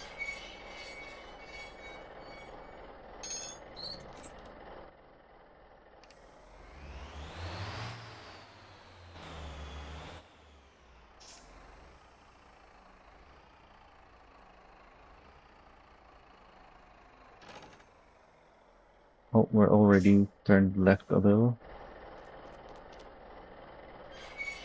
They managed to fix it. Alright, see if we can go straight this time.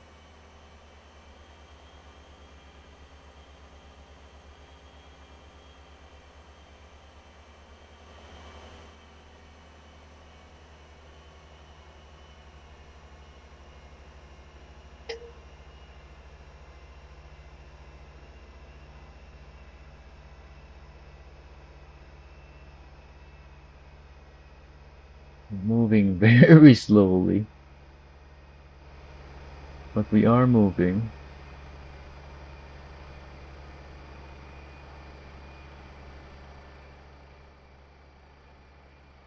Oh, we're still moving.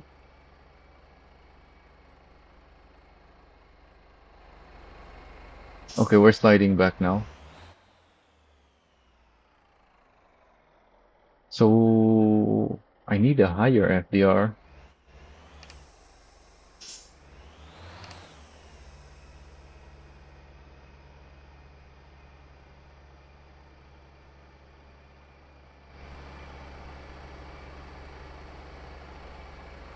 Or we can just force it up every time we start rolling back.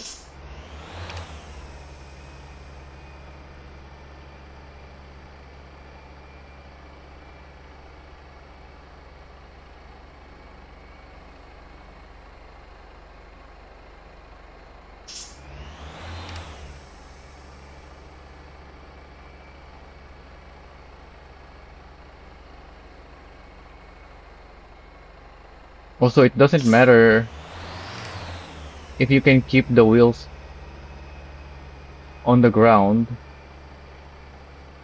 if it doesn't have enough traction to keep you pointed to the direction that you want to go.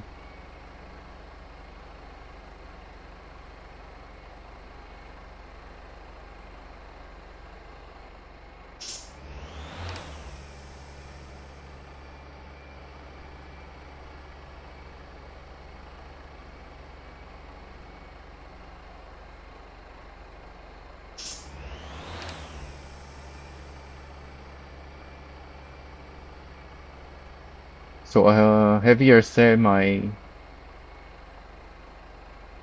even though it's heavier and probably gonna keep its wheels on the ground, probably still gonna get pulled to the side because it doesn't have enough grip on those wheels. And now that I have the fifth wheel forward, my wheels are on the ground and I'm not getting pulled to the side anymore. It doesn't look like the front wheels have much grip though, but it's enough to keep me straight at least. We can try turning a little, see if that does anything. Probably not gonna happen because we have lock diff though. Actually, it looks like we're turning.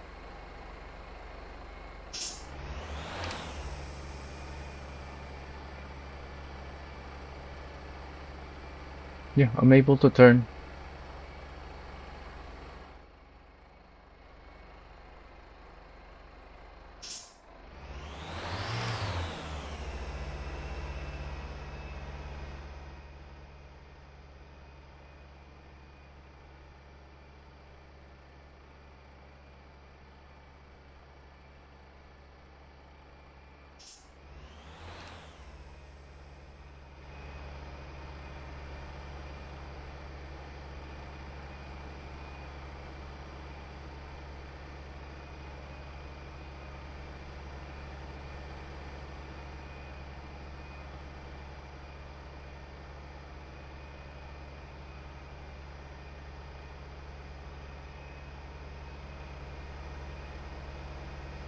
Okay, we're making it from here.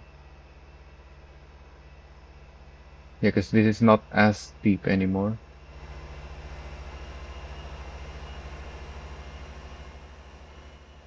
So I just barely didn't have the power with this. I wonder, first of all, if I'm gonna need to move to keep the fifth wheel in this position for the other place that I wanna test on.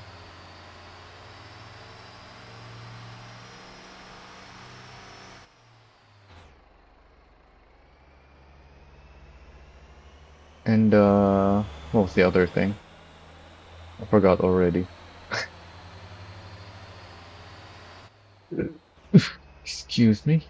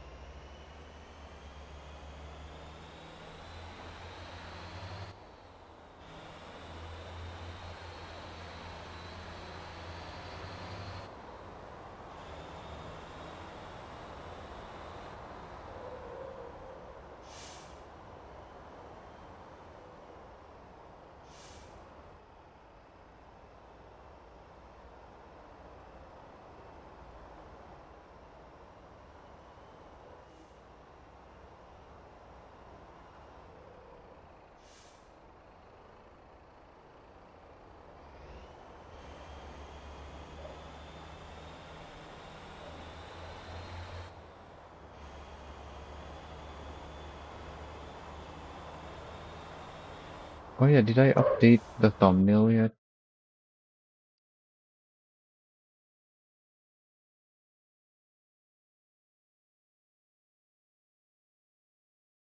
Oh, I just used one of the screenshots. Okay.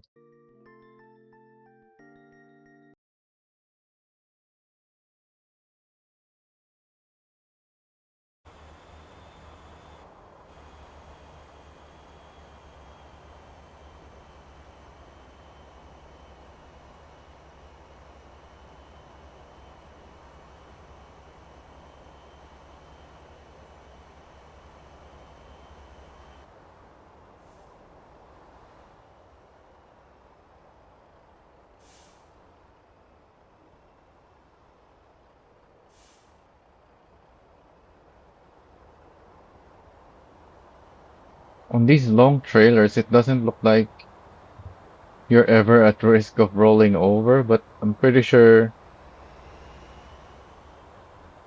you're either gonna understeer or you're gonna roll over if you try to take these corners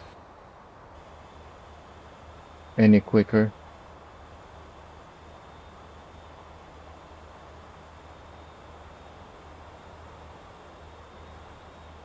Yeah, I can feel it wanting to roll over when I try to do it, when I try to make it turn too quickly. I'm just somehow catching it naturally.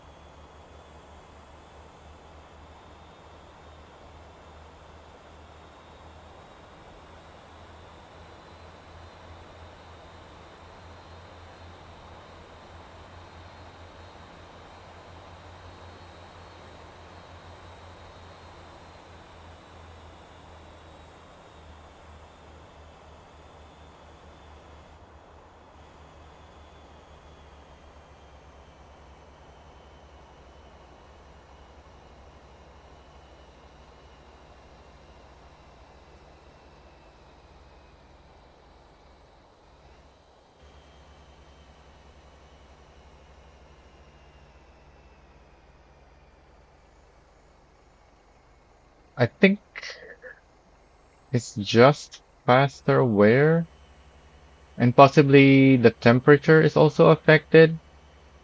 And if you overheat, then it's gonna wear out even faster than if you're just overloading.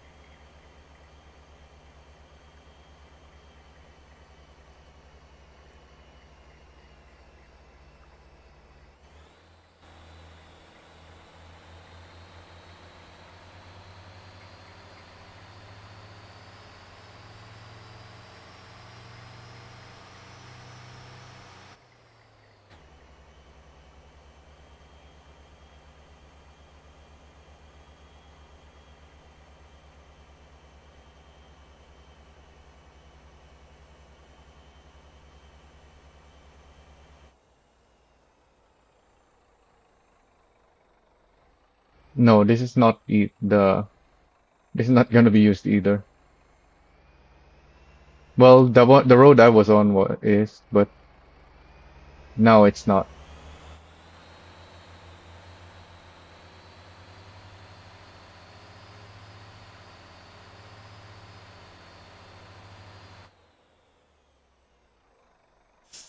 Also, I should have put back the LSD before I came here. I don't think we need the locked LSD.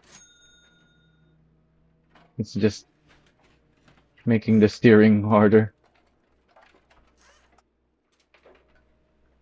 And then let's move the fifth wheel back. This UI light adjustment thing.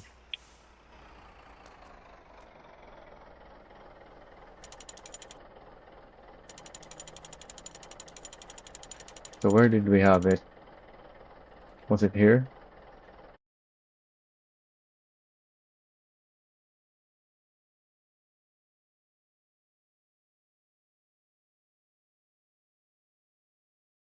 So that looks like, oh, you can't really see anything. That lines up with that. So here,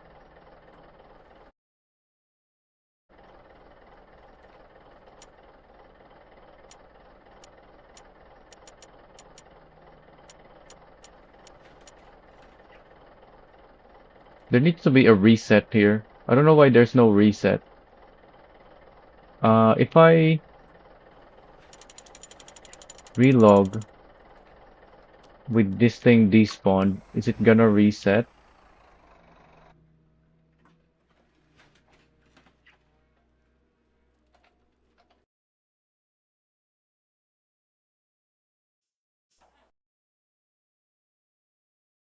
There's not even a save. Although I guess, yeah, because it's just forward and back. I don't know why there's no more controls there, even though the trailer legs. It's actually properly adjustable. No, it saves the position.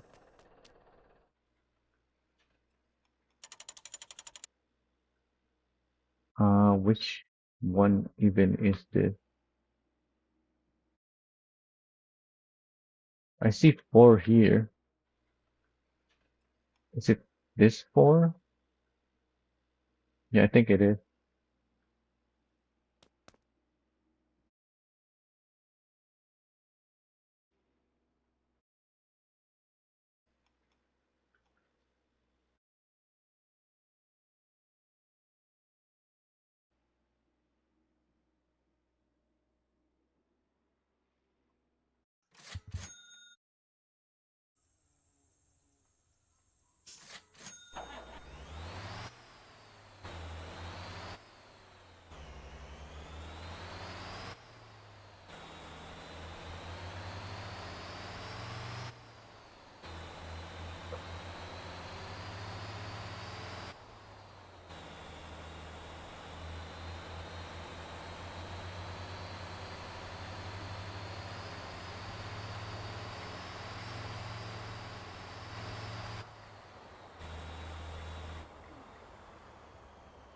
Even if these steep roads are on the practical route,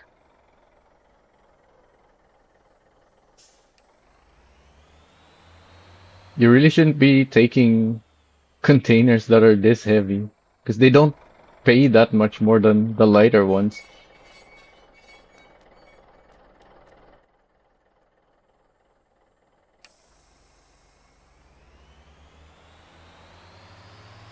In fact, containers in general don't really pay well, and they don't have the contracts.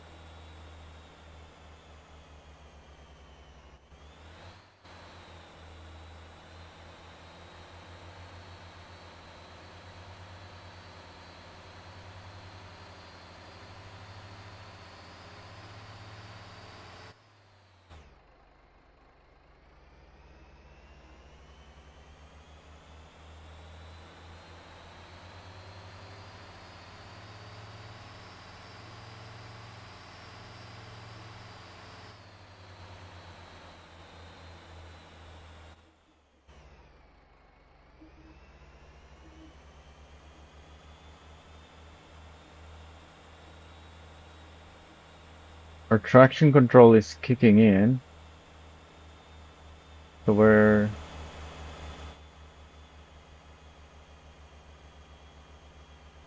I don't know what it if it means anything actually. How did I think about it? Because we've had the steeper section earlier where we're getting pulled to the side. This one we're just going straight. In fact, I can still steer.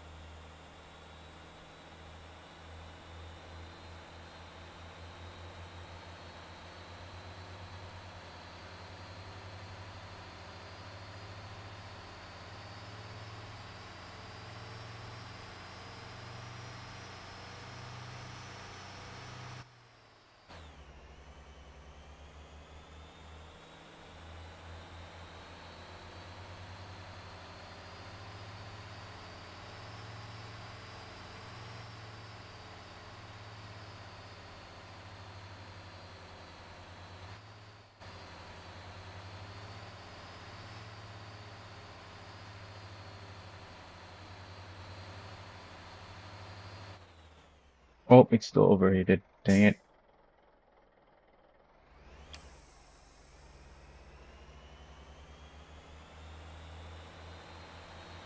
I don't think I have the upgraded radiator on this, actually. I probably should have it. I don't think I ever upgraded this.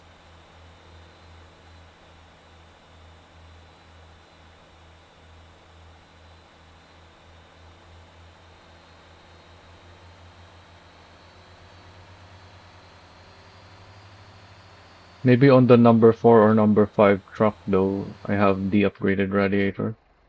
But this is just number 3. Not really meant for this heavy cargo.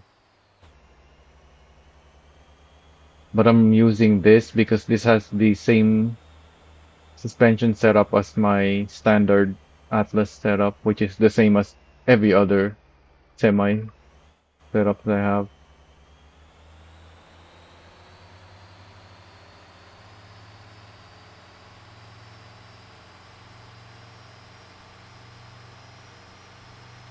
The only reason I have the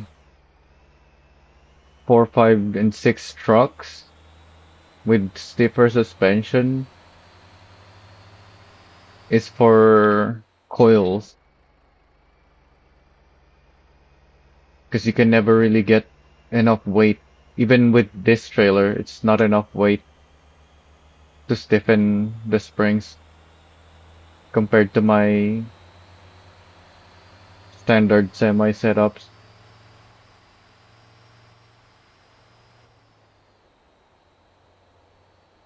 And this is the heaviest. On this Atlas, it's actually stuck on the front and rear and 80% in the middle. Because the Atlas suspension is stiffer than the other semis by like double.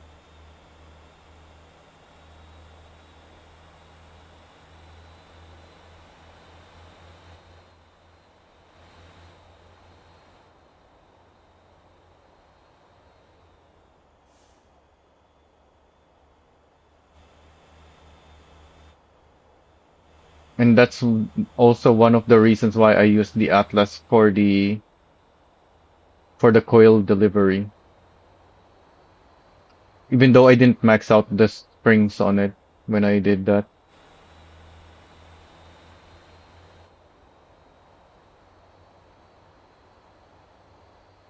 I think 120 on the middle and 150 on the rear.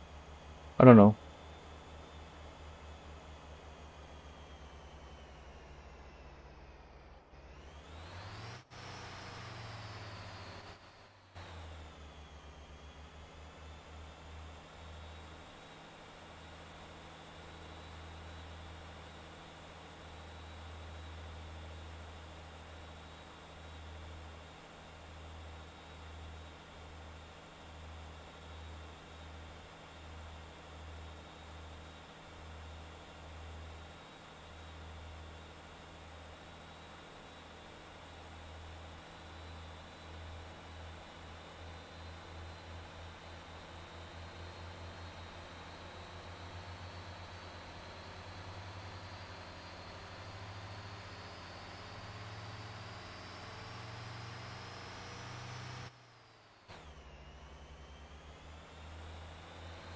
You made it too stiff.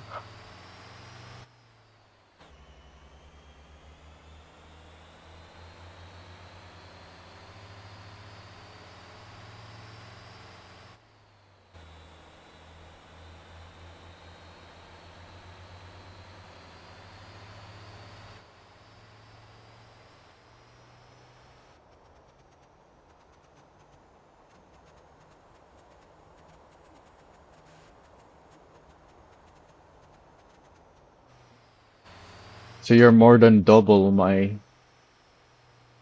what I have here.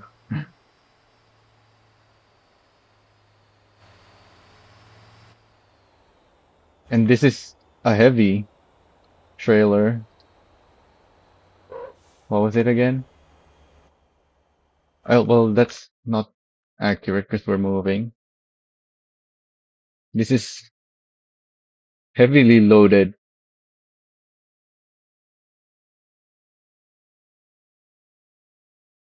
1620, and it's still perfect even for that much weight.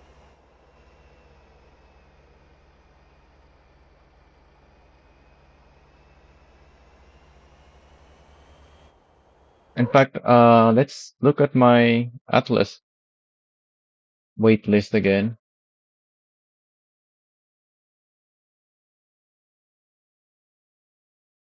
Yeah, the number 3 truck is rated for 34 tons on the axles. We have more than that right now, but not that much more. What do we have right now? 36.8. Yeah, so still works fine. Oh, I went past it. Here we go. Yeah, so the only reason to double the Atlas springs is if you're up all the way up to 44 tons on the axles.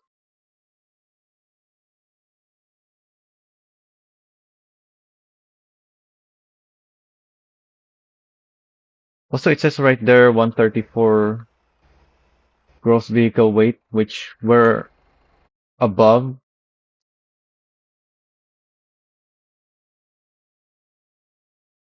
So yeah, it makes perfect sense now that we didn't need 4.5 FDR, only 4.27, because we don't have the grip anyways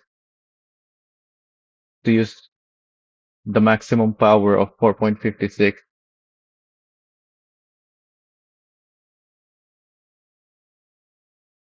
Now you can have the same suspension setup as I have. There's no need to soften it, even for off-road. But maybe 80 all around though, or even 50 in the middle. You don't want the front. Well, the front doesn't really change very much, but yeah, you don't want to soften the front more than the others, at least. In fact, you might want to keep the front stock. Only change the rear axles to softer. So make the rears 50/80.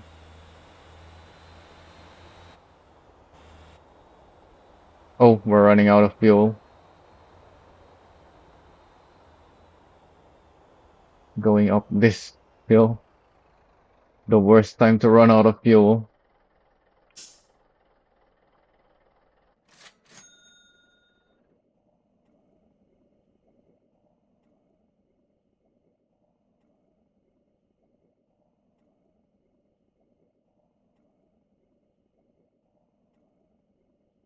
Yeah, either one should work.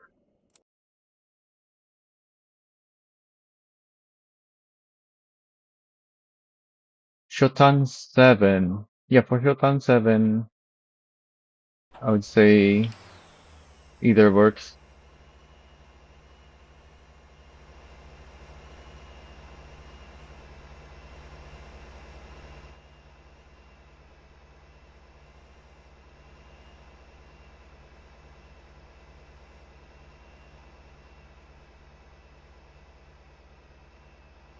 Like I said, the stiffness doesn't change much. You just don't want to make it too soft. Oh, we're turning. We're getting pulled to the left.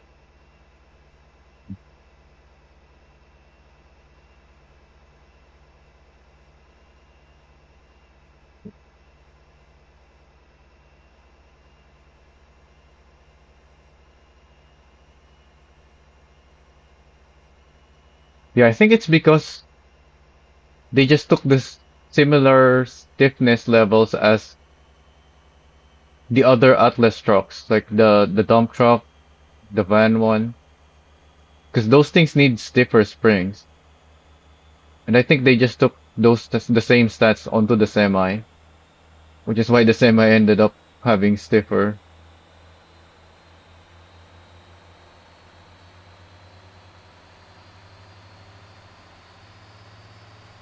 Actually, hang on. Are the Atlas rigids even stiffer than the others? Well, I guess it's hard to compare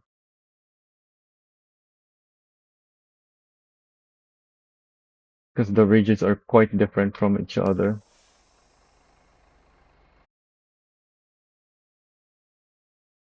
So my CUDA for planks, 200, 200. Well, no, it's this one, I think.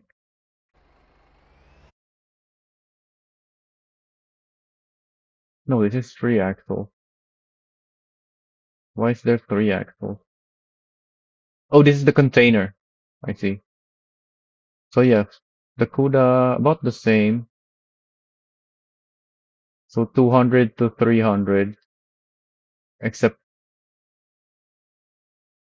containers are so heavy that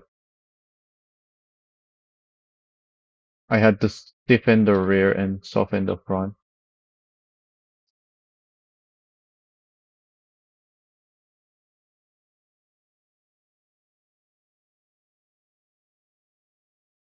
In the workshop, not yet, because it's not final. That's why I'm doing more testing.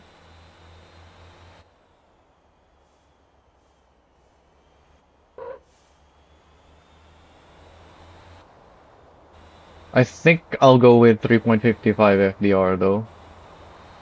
Actually, no. I need more testing. I might go for something lower, because even 3.5 felt too high to be using for like cargo. Yeah, because it was able to go up the steep hill, which is not even really something that people are really gonna be using it for. Steep hills and heavy cargo combined.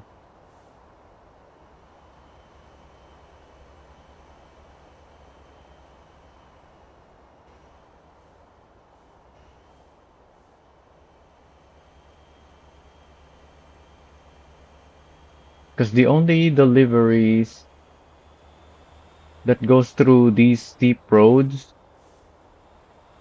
are dump truck deliveries. We only have the old dump, which is very light, and you can't double it up. There's no lead old dump. It's just a single trailer.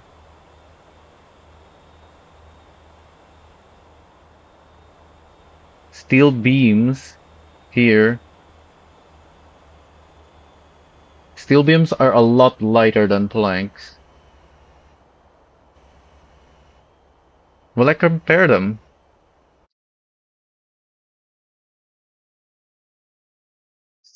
So that's why when I'm tuning stuff like the trucks and the trailers, I do them all together.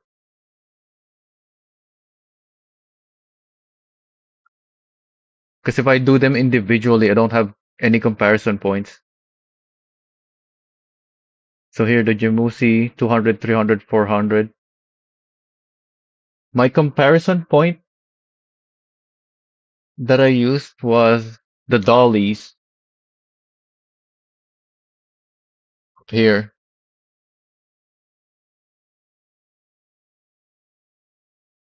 So the first thing I did is, oh, let me close the map so I can see what's happening. Okay, that's fine. So the first thing I did is test the dollies with trailers. Where's that list with, here it is. I didn't have the data here for the D1 and S1, but I tested them as well.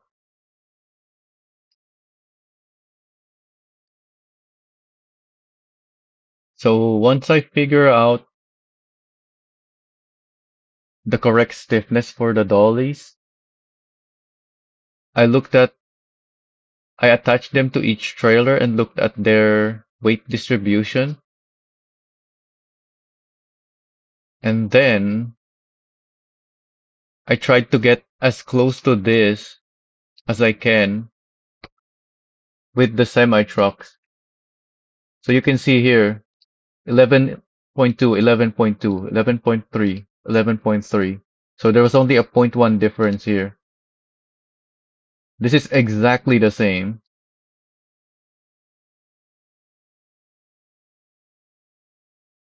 This is a point 0.1 difference again.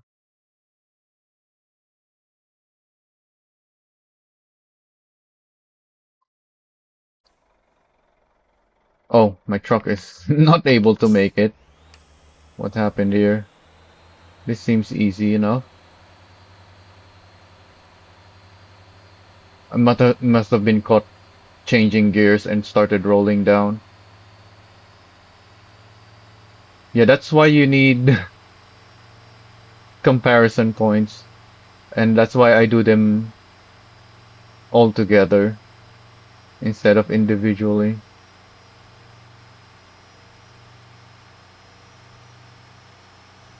Because I knew that the dollies were already correct.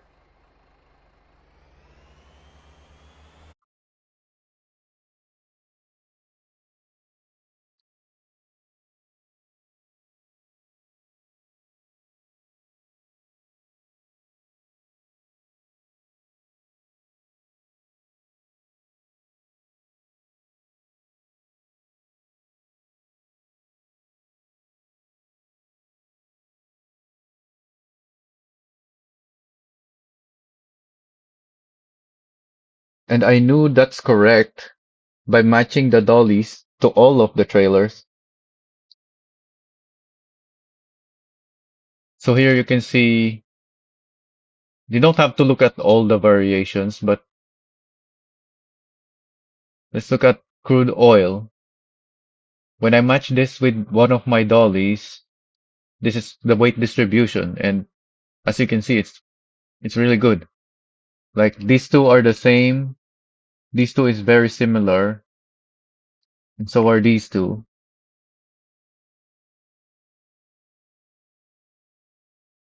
Same with this. These two are almost the same. So are these two. This is also very close. Zero point zero 0.02 difference. This is all 0.020. No, not 0.02. 0.2 difference. So that's all good. Oh, on this one, the Kotra, it's all pretty even. So same with the Kotra 20. It's harder to determine with the two axle trailers because it's easy to just get lucky with the trailer.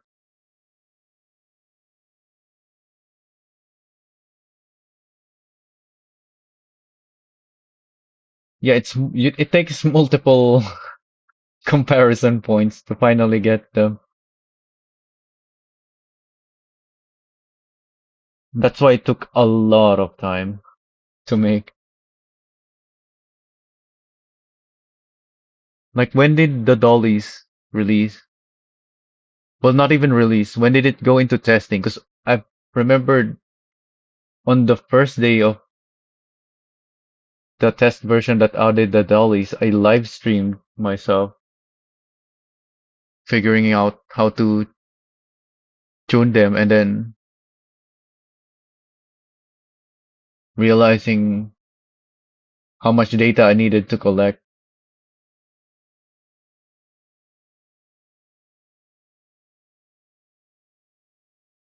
Yeah, this time it's actually going a lot quicker because I have all this data now to compare with. Whereas on my first attempt with the dollies and trailers, I had to keep going back and forth until I find out everything that matches with each other.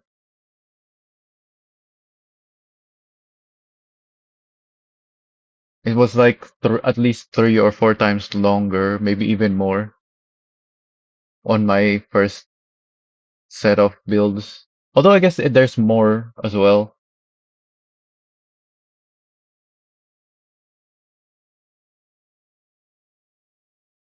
because I'm matching trailers with dollies, semis, and the rigids that has the hitch for the dollies.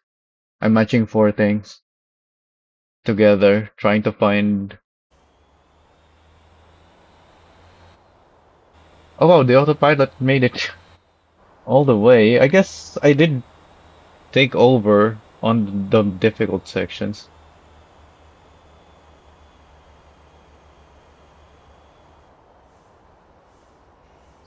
I guess we can let it drive back now.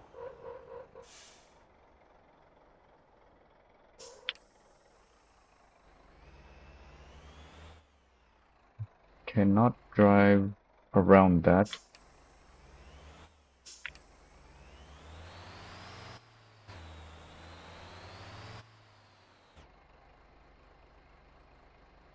Oh, we're too tight on our turning.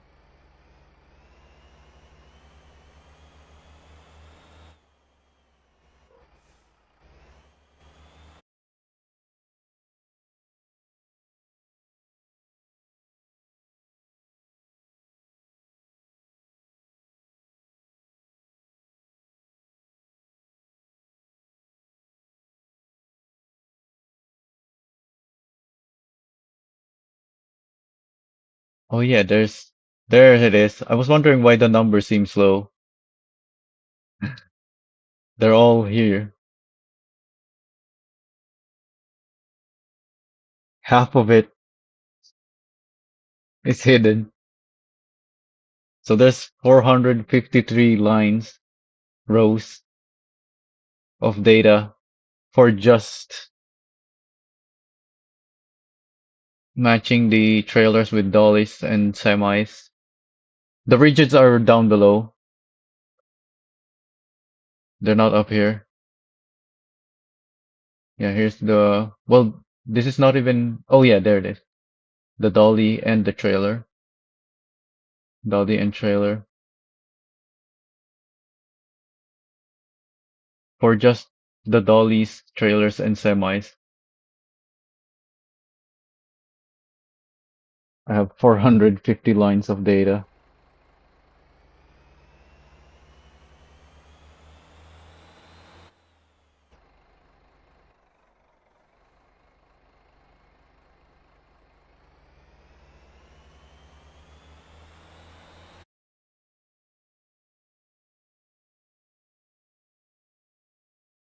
So let's look at this again.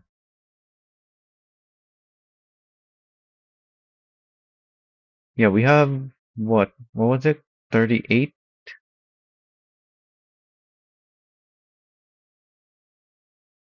36.8. So yeah, we're really close to this one, which is only 3.55. And this is assuming you're going up these steep roads, which you won't be. So yeah, I think we can actually go with lower than 3.55 for the final build, but I'll have to do more testing with that.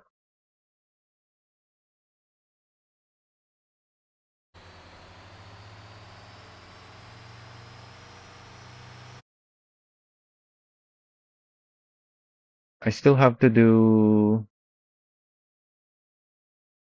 the tankers, the double tankers at some point.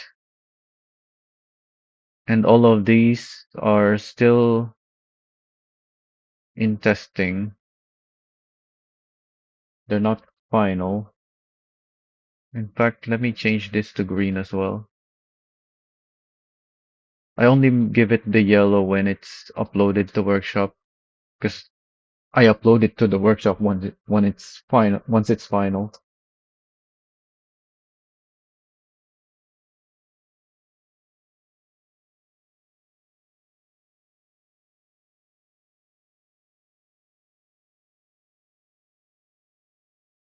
And also that's the reason why I didn't do any more live stream after that first one for the dollies.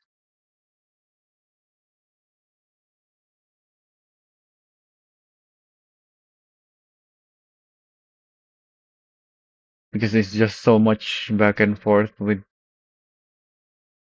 connecting trailers, dollies, and whatnot. Where even is it?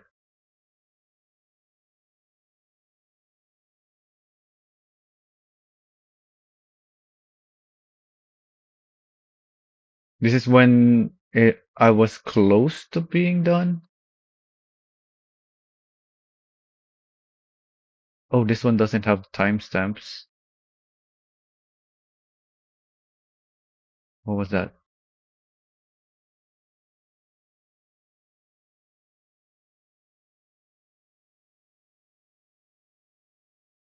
Well, ARBs work differently,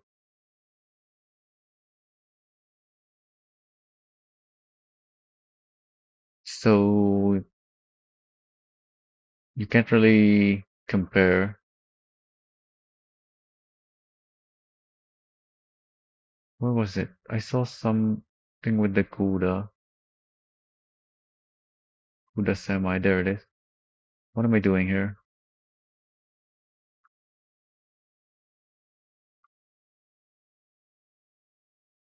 Oh, I'm comparing my old builds.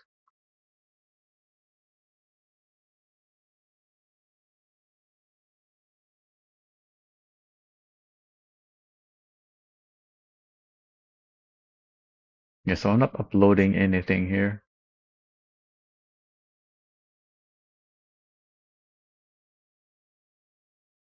So I connect the trailer. Oh, I'm looking at the height. I see. Yeah, because that's one more thing that I wanted to make sure is keeping them close to the stock height,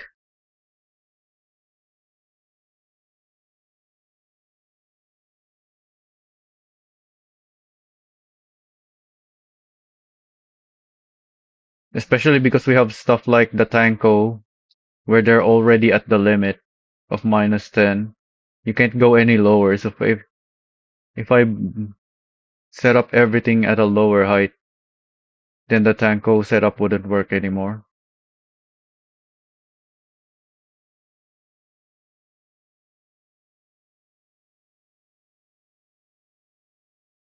I don't think I ever. Yeah, there's no reason to go higher though, because you have plenty of clearance anyways on the trucks. Oh, we're running out of fuel again.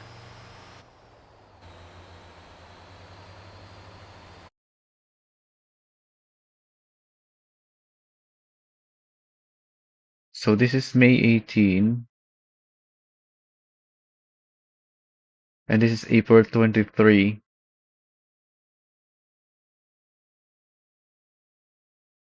Was this day 1? It's T1, so yeah, probably day 1 or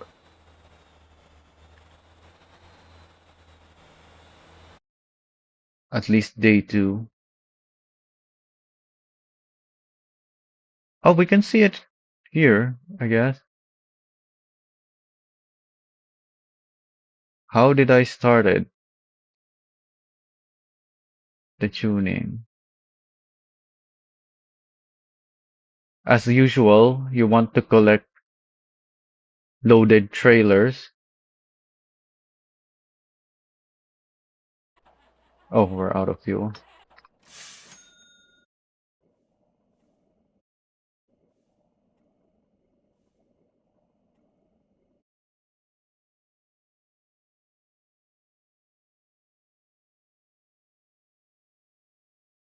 Immediately put in the maximum stiffness and dampers.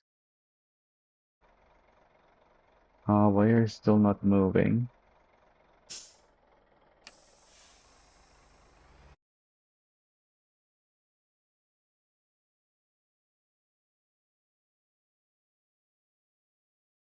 I don't really care which parts. Let's see what I actually do with it. Oh yeah, I used a tow truck because the tow hook attaches anywhere.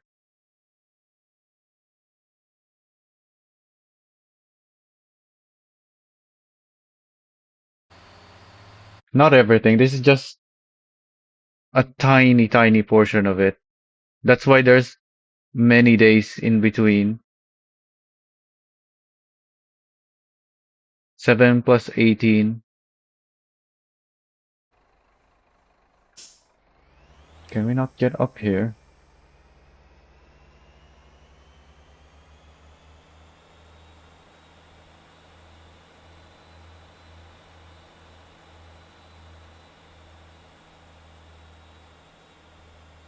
Although, yeah, it helps a lot to have things documented. Then you can review them.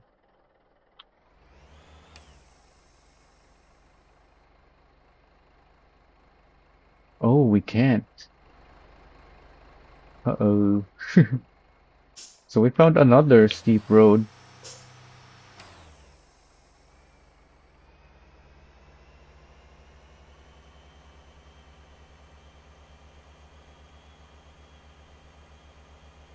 Oh, we're going though. We're going now. We can't turn. And we're overheating. Do I have coolant? Well, wait a minute.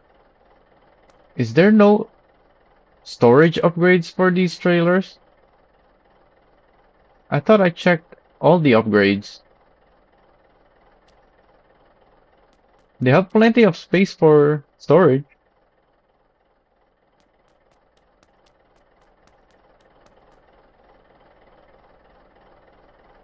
I have fuel tanks on the semis.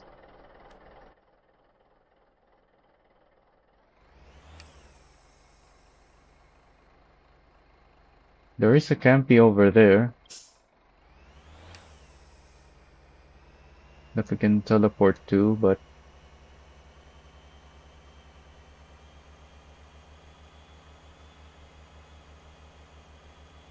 oh, are we turning again? No?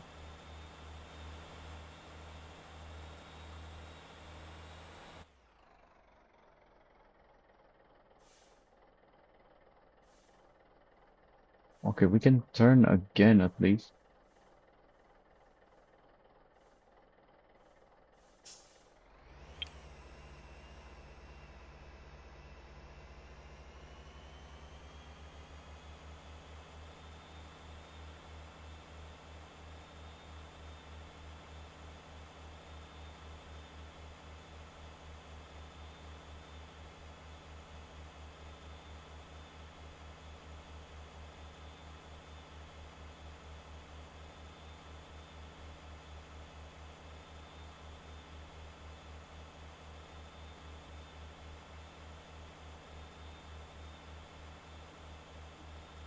Yeah, we're still going to overheat even though we're not rating that high. In fact, we just overheated right there.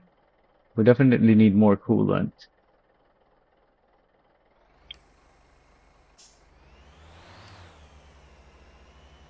We're making it up though.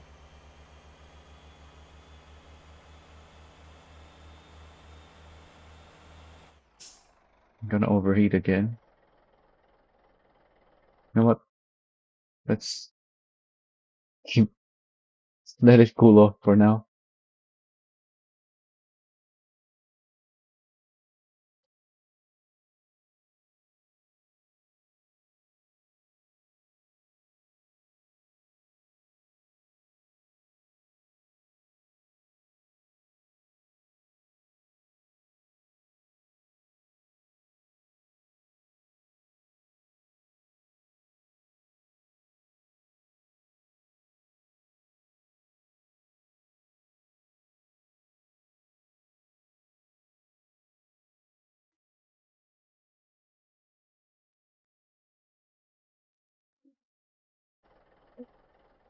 I'm talking about something there, moving the shaking the camera and using the mouse to circle something.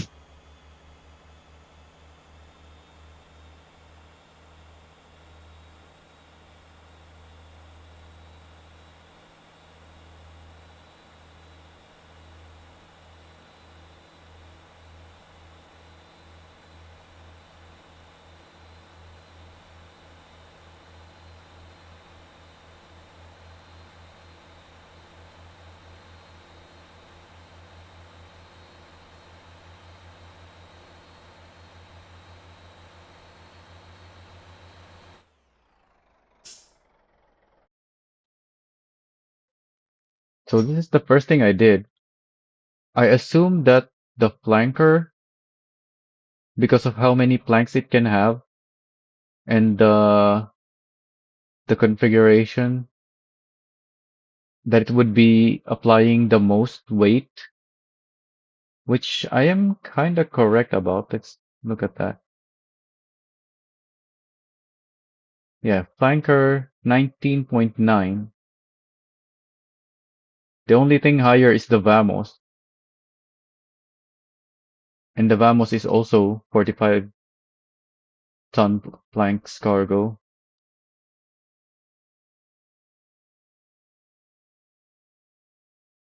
And I have the Vamos right there. It was the first thing I attached to, although for some reason I swapped to the flanker. And there I try to find the correct stiffness.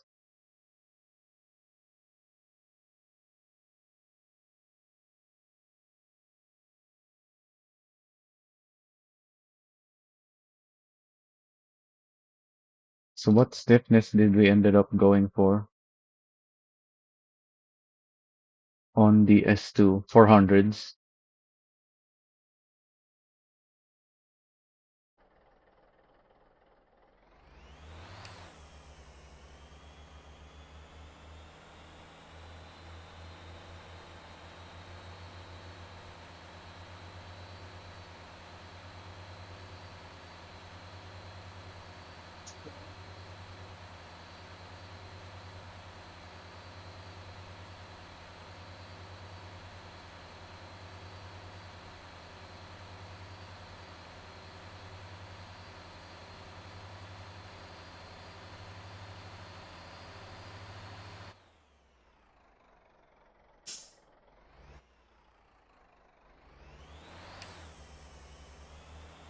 Just need a little more.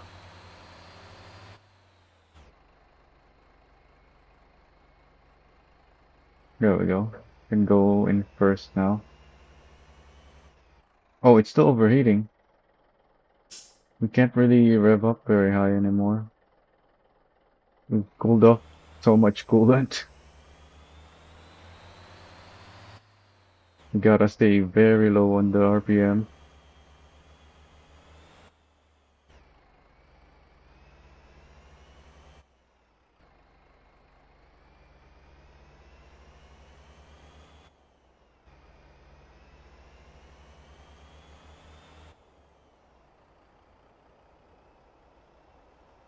Do I even wanna take this back? Do I care?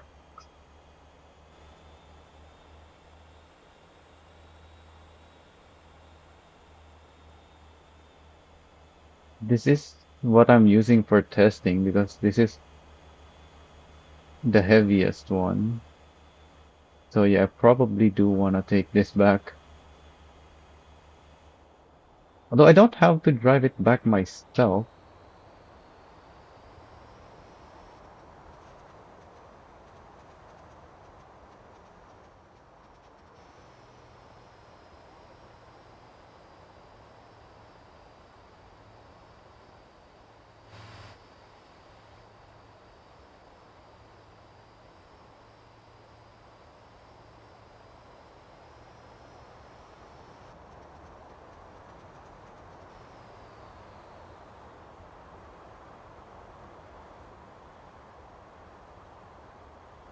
Oh, can we make it through here?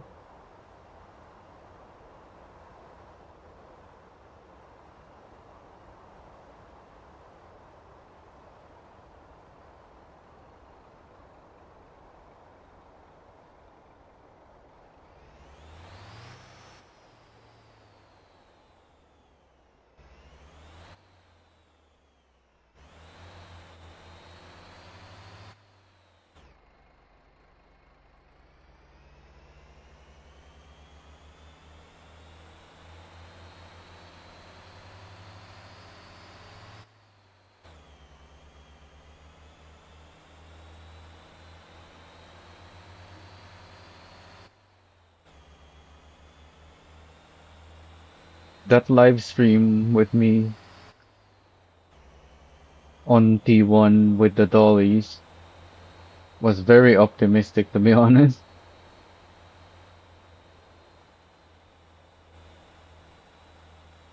And the only reason it took 25 days is because I didn't really do much of anything else besides my work and the tuning sessions. It would have taken 2, maybe even more months if I'm doing all the other stuff that I do nowadays.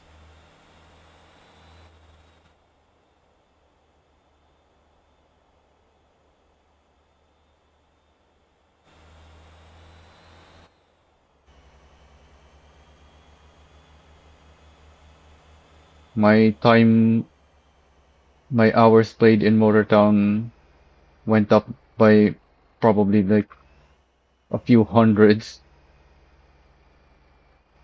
from just between those 25 days.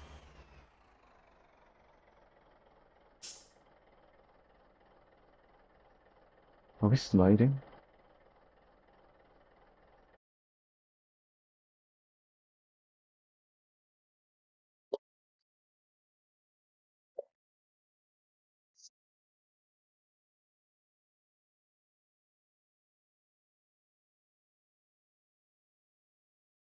Yeah, I can see there's a big difference between 300 and 400. But since my builds are meant for as much cargo weight range as possible, I always test the softest one that I think I need. So I actually had 300%, I think, for a while during all my testing before I finally switched to 400%. And then I had to figure out the height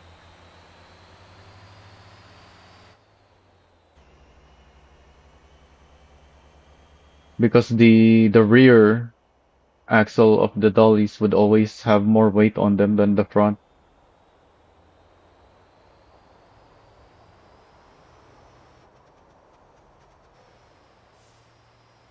Well, it's like solving puzzles. I wouldn't say it's fun, but I do like to do that kind of stuff.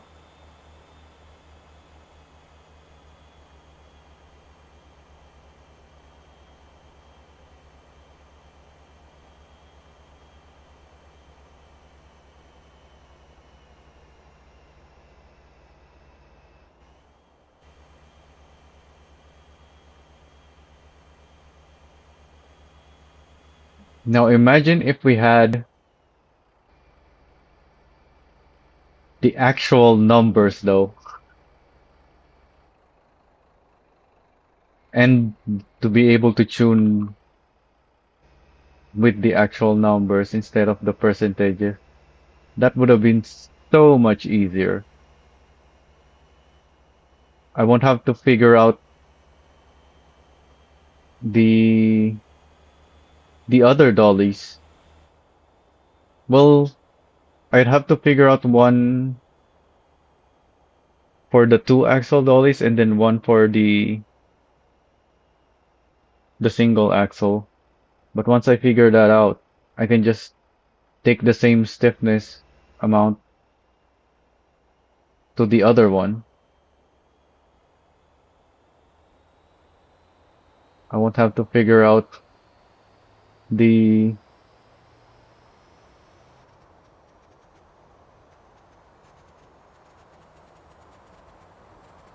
the percentage that I need for the other one just to match the one that I already figured out.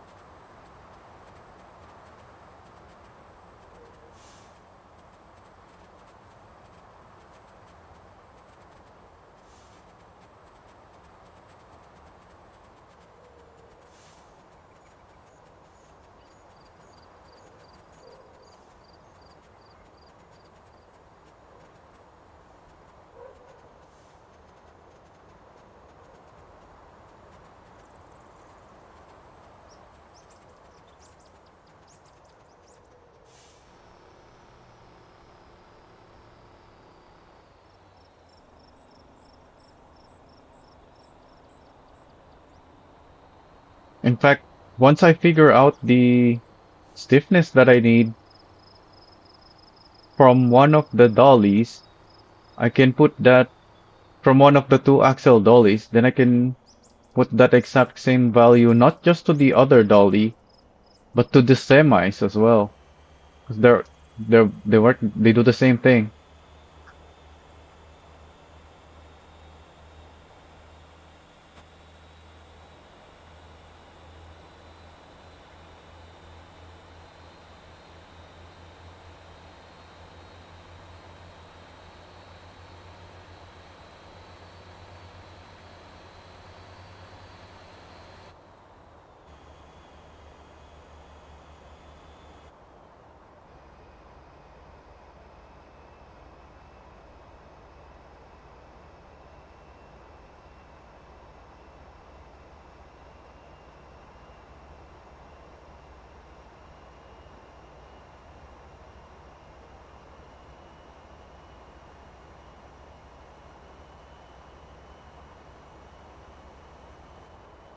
Oh, we're still overheating. I can go 8H, I guess.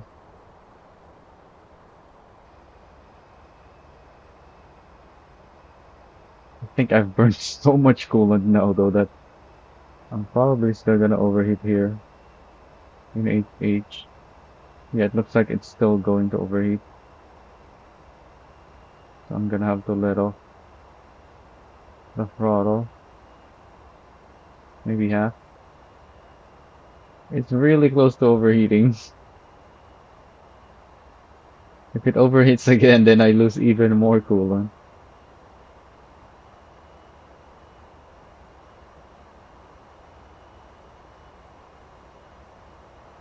Also, let's switch to comfort. Oh, the camera is changing? What was that? Huh.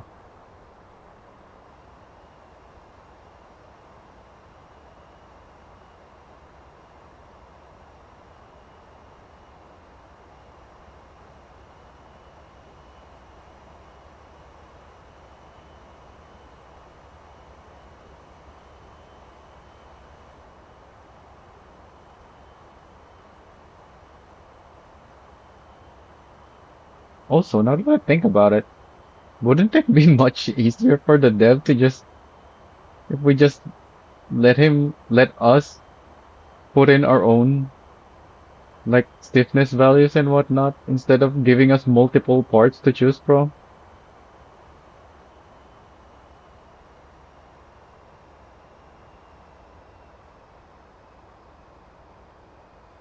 You can just set the limit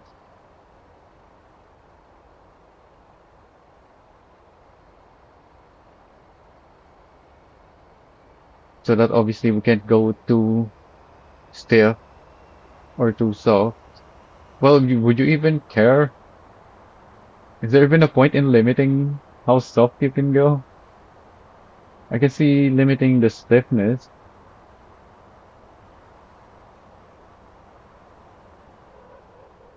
as long as there's a cost attached to changing the value.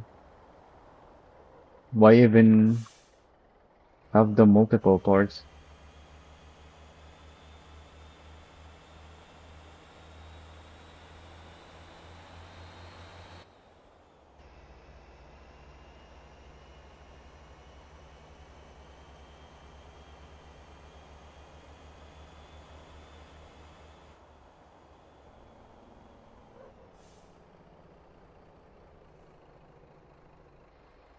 Well, the having different default values makes sense because each one is different, but why can't the players just change? Also, what's this? Oh yeah, I had my company truck deliver one more trailer.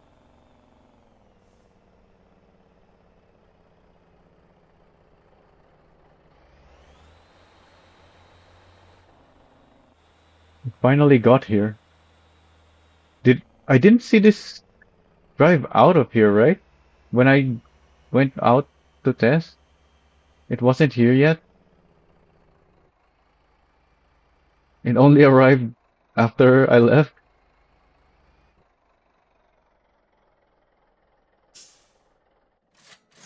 It took a long time because it came all the way from Dasa.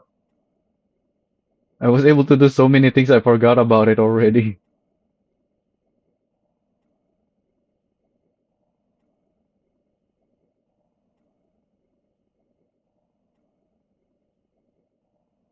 So I guess we can use that now to confirm. Actually, do we even still need it? I think I've already confirmed the 20 rear. Where's the... Yeah, this is 20 rear. I didn't mark it yet. Huh, so I guess I do still need the 20 rear. I have a 20 rear here,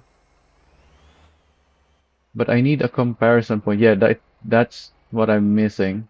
Because I only had one 20 rear, whereas I had at least two of the other trailers.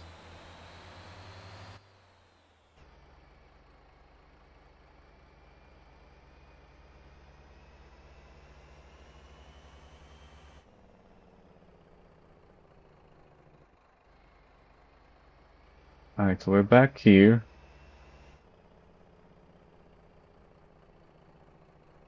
Where even is the other 20 rear?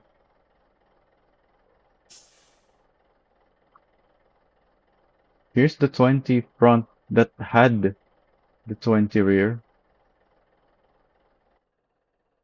Where did the 20 rear go?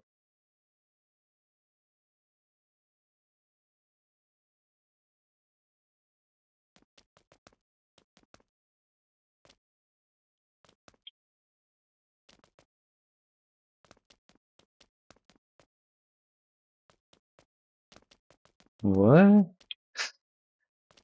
Where's the other one? Where's the one that I had here?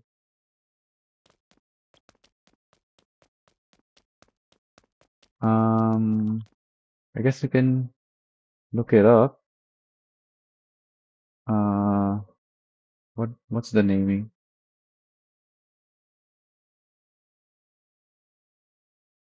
Oh yeah, I never drove it. Wait, no. This is another one. That's what I used for comparison.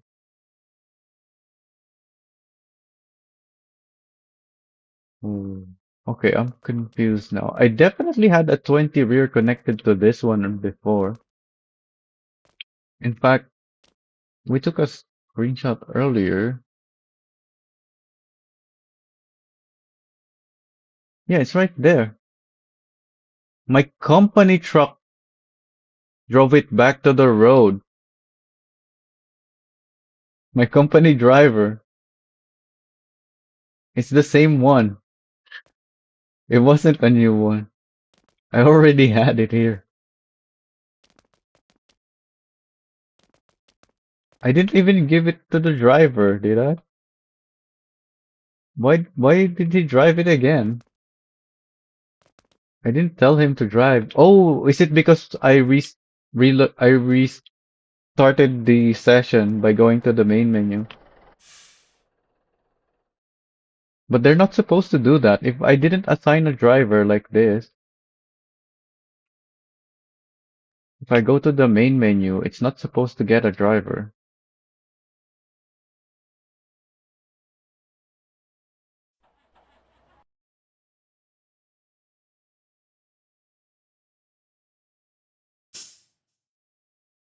Yeah, it doesn't. So why did it get a driver?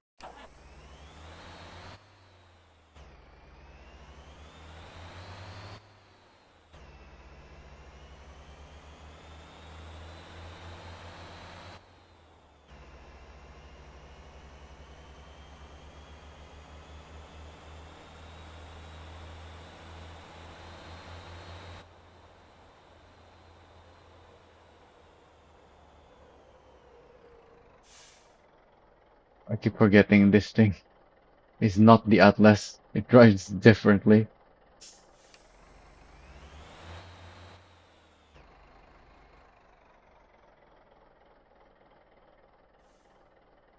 Yeah, I keep missing my turning because it's longer.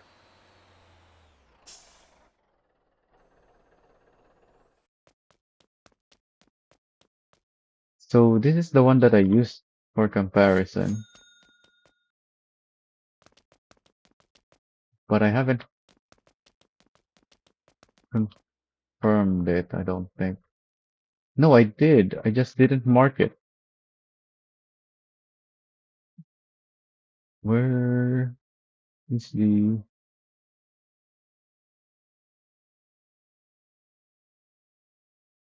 Do I not have the 20 rare?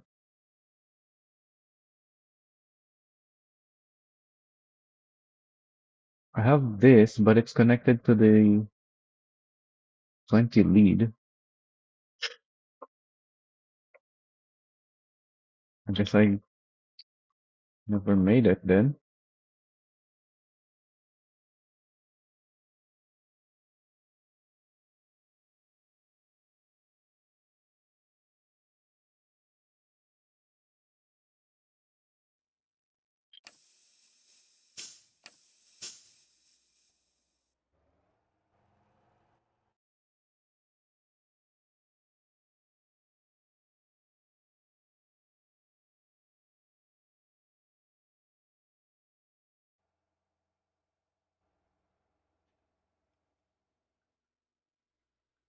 Gotta be the same.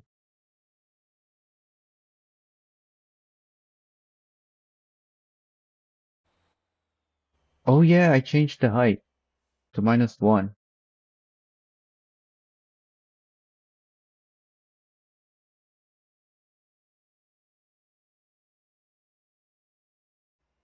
But did I do that to the other one?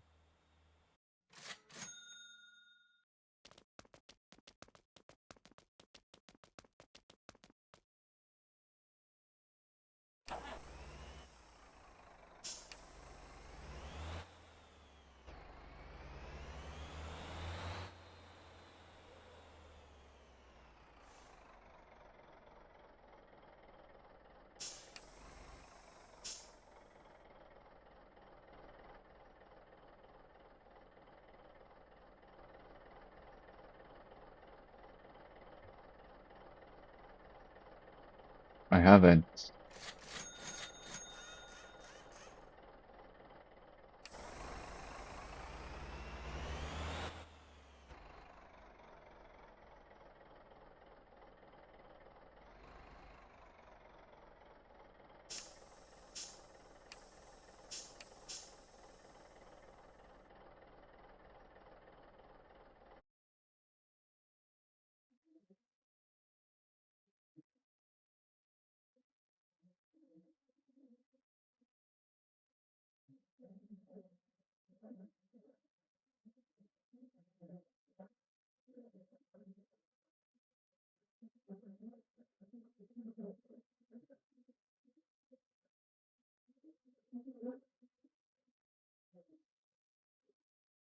Longhorn.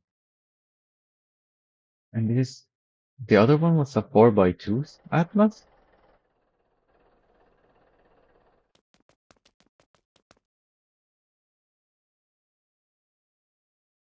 Yeah, it is 4x2.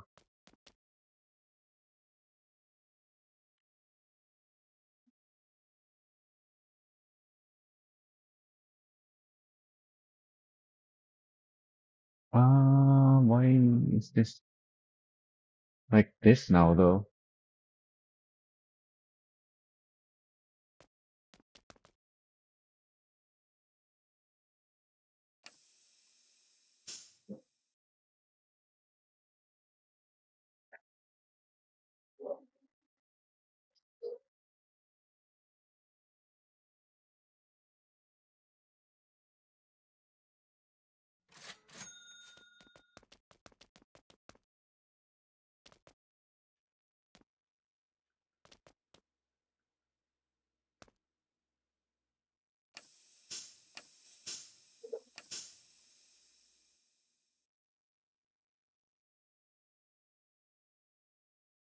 Oh, so it's just a decimal point. Okay.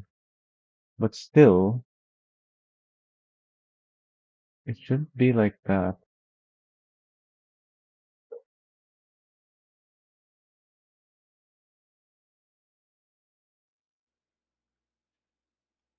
I remember trying -2. So why is it not on -2 then?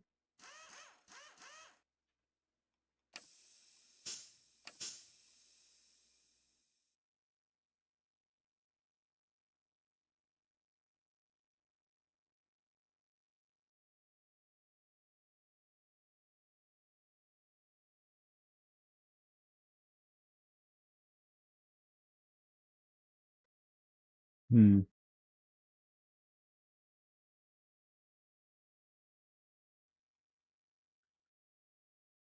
What if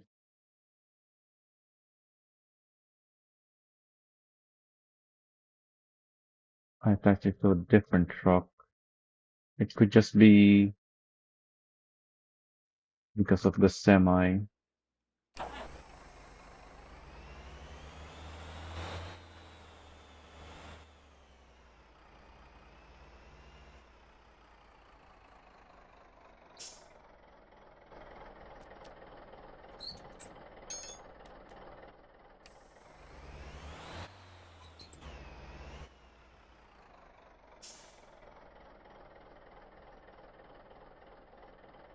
Let's try FL1.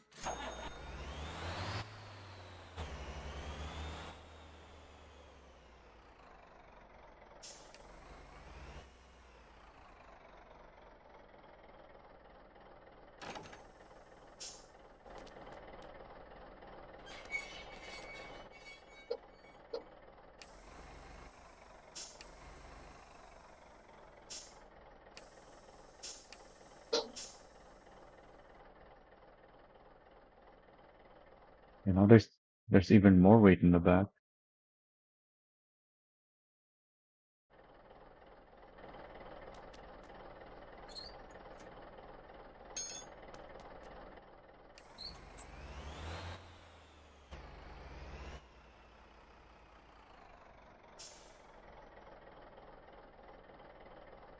About a Titan.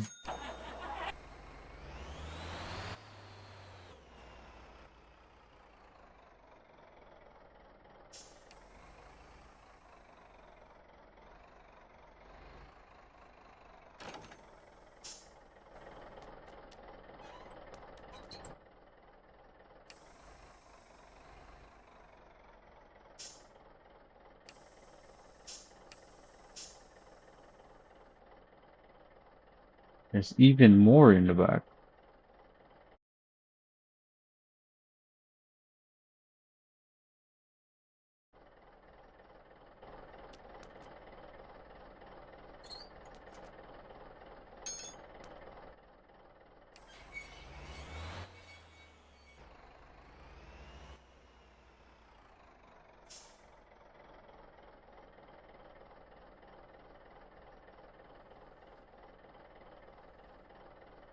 What if it's also a Longhorn? Because you have a Longhorn on the other one.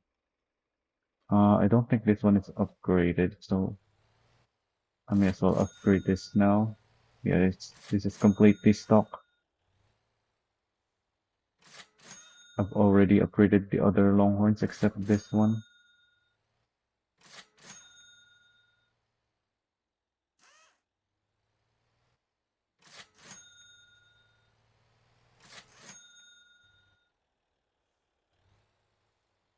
I don't remember what brake balance I gave it.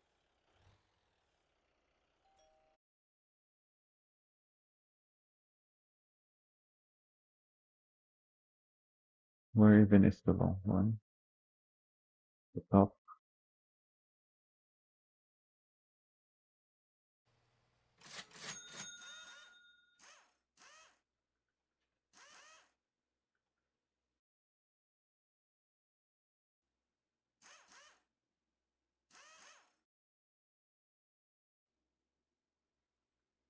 Oh yeah, that's the thing with the dollies as well. Because the dollies are not drive axles. So it does, I can just give them the same stiffness front to back. Yeah, I just gave them the same. But with the semis, I had to go stiffer on one of the axles, not only to get the increased stiffness that they need, but also because of the weight distribution of the for the powered axles and the drive axle at the front. Well, not the steering axle rather. That was a consideration with semis that is not a thing with the dolly. So the dollies are mostly a blank slate. So it was a great starting point to compare the trailers with each other and figure out the setup for the trailers and the dollies together. I think I started with just a few trailers. Yeah, I had the flanker. We saw that. I connected it to the Vamos first, but I switched to the flanker because I think I already knew even back then that the Vamos is not a good trailer to test with because it's got some weird stuff about it. In fact, you can see right here, the Vamos has a different workshop number than the others because an update later fixed the rear axle on it.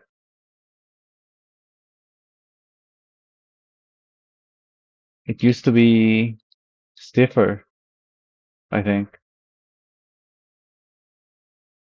Where can we find more of the Vamos data?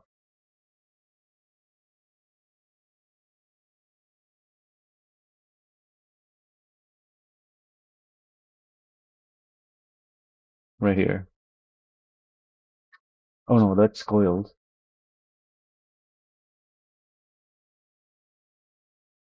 That's doesn't have the stats. Huh. But yeah, an update changed the Vamos. I think the one in the workshop is 300 on all axles now. Or the old one that I uploaded, the 57684, used to be 50% in the back because it was too stiff, if I remember correctly. Might be here actually.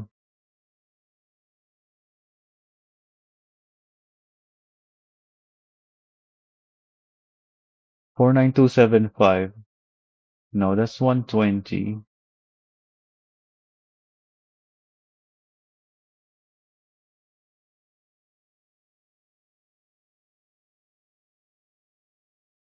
That's also 49275.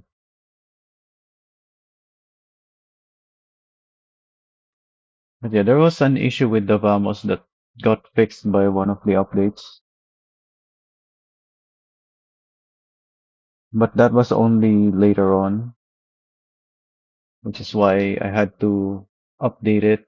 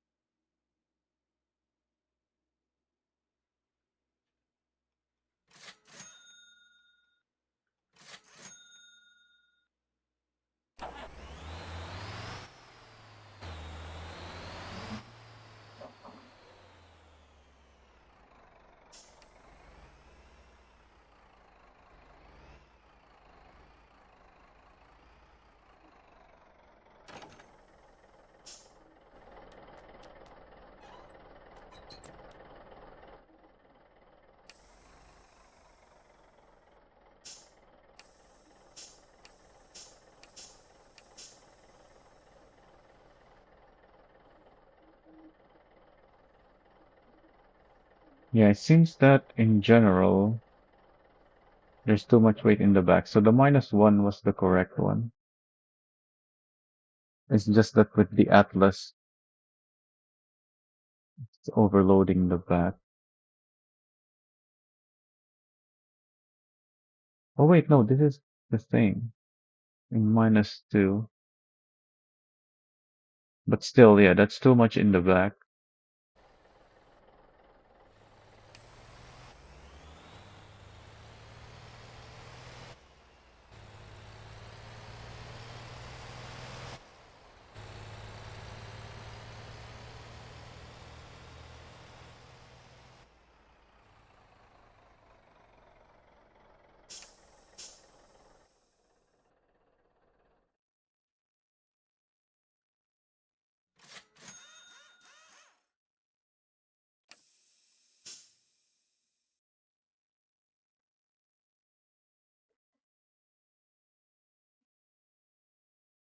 So with -1, why is it still overloading in the back?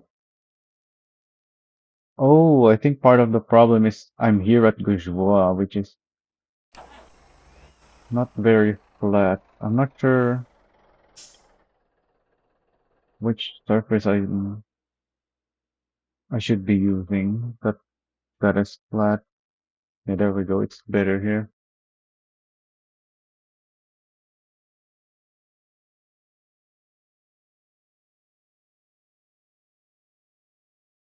In fact, let me replace this with that.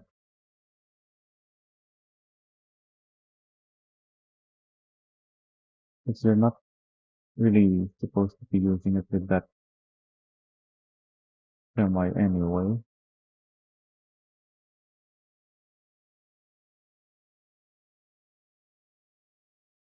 At least that's not recommended.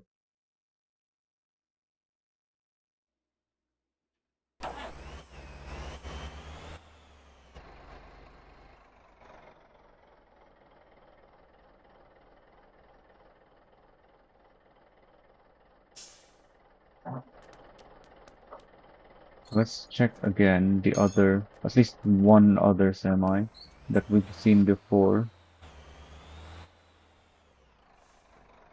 See if it's any better. When I drive it into the garage here and with the -1 instead of -2.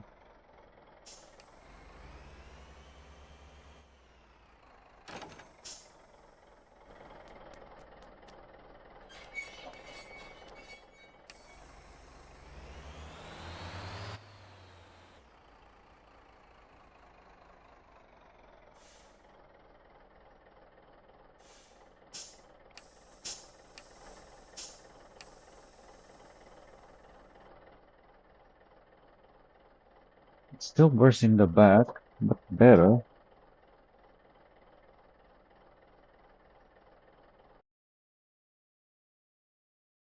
Maybe I shouldn't put -1. That's gonna make a big difference though.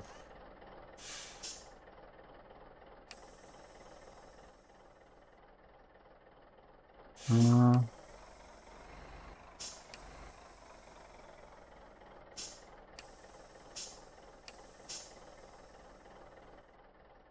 why is there still more weight in the back?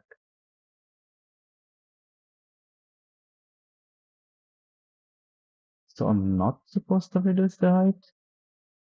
What's this? This is confusing me. We already got it to green with the -1.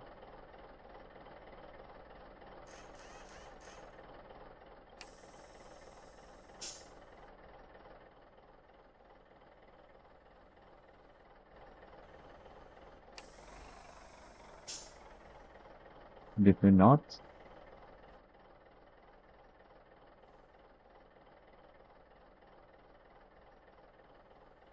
9.6, 10.2.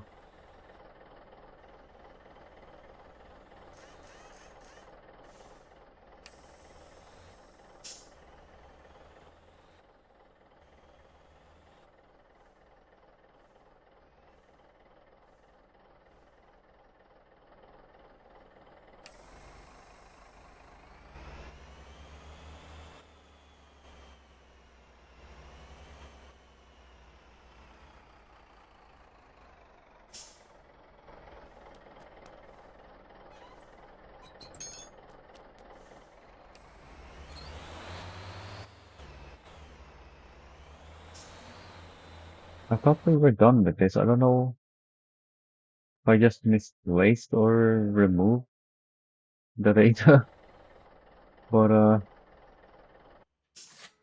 apparently need to do this again.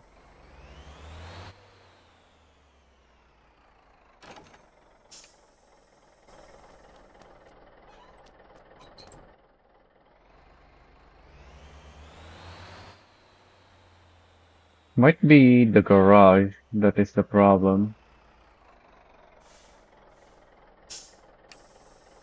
It may not be completely flat even in here. So let's take this to Ansan.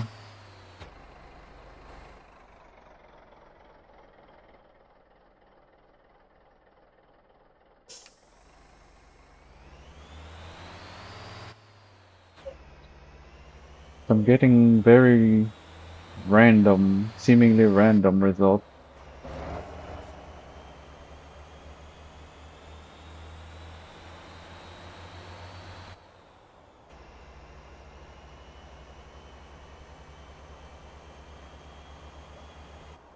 My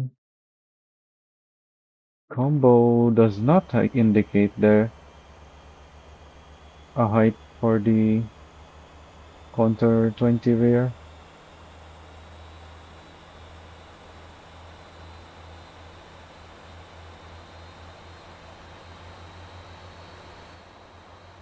Here I thought I was done for today.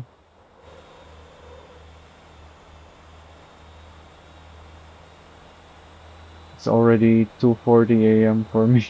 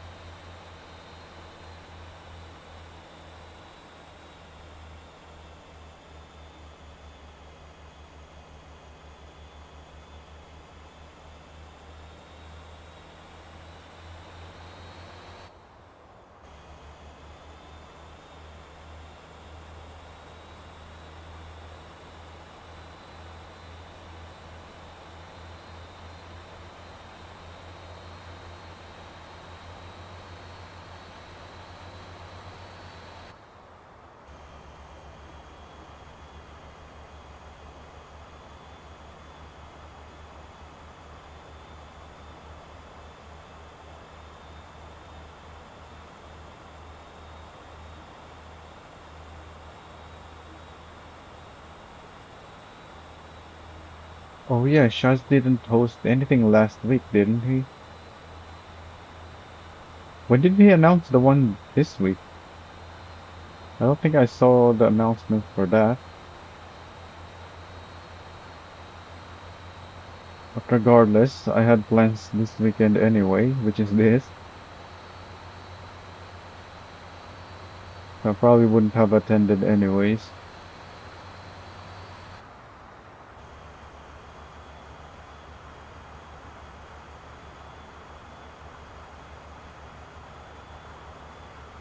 Oh, the weekly challenge car would have changed already. I gotta look at that. I'm coming out of this highway now, though.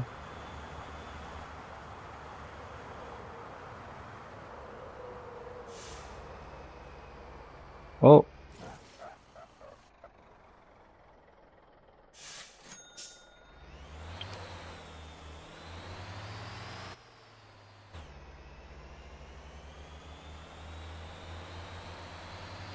yes, so pronounce it Friday, which is very late.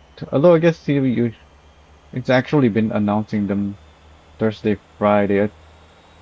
I've been telling him to announce earlier because that's probably one of the reasons why not many people attend because they barely get any time to prepare for the race.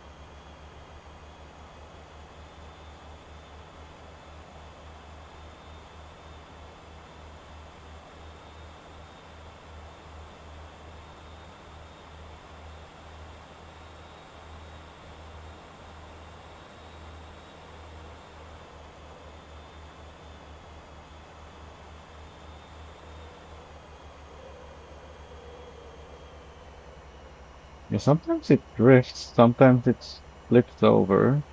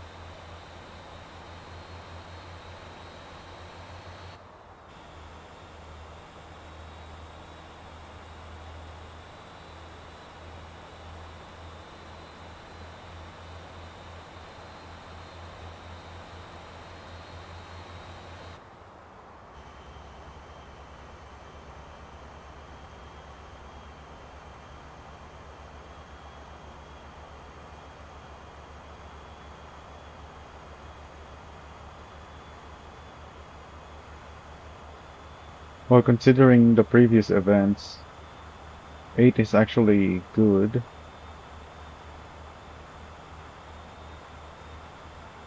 Well, the recent one. But I think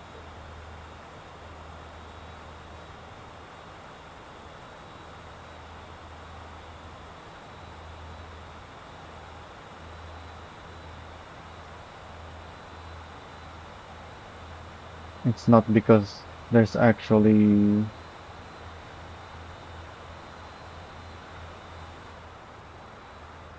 more people who are interested, just that there's more people who are available or people who are ready.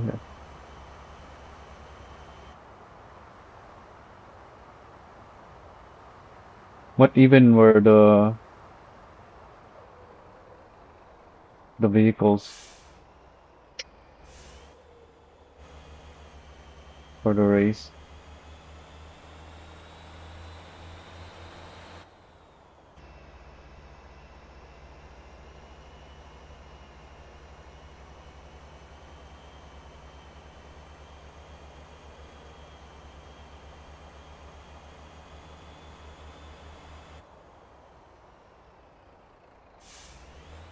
Oh, I think it wasn't my company driver driving the truck, but just because it is as in my company, it got reset to the road when I relogged.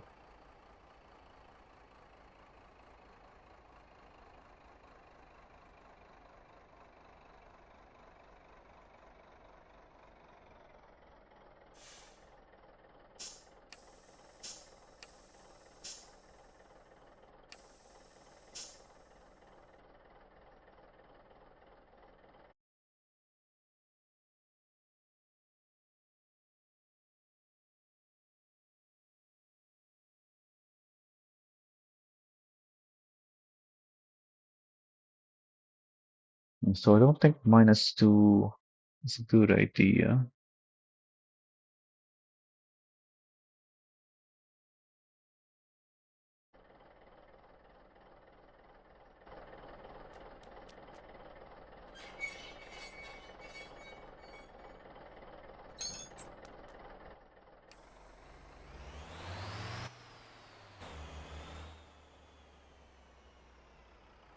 Oh yeah, my Longhorn is still attached to that.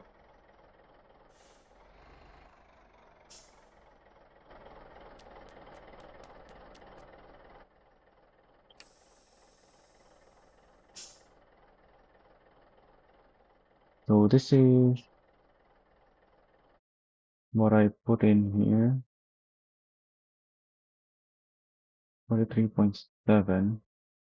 So 6 is actually correct here.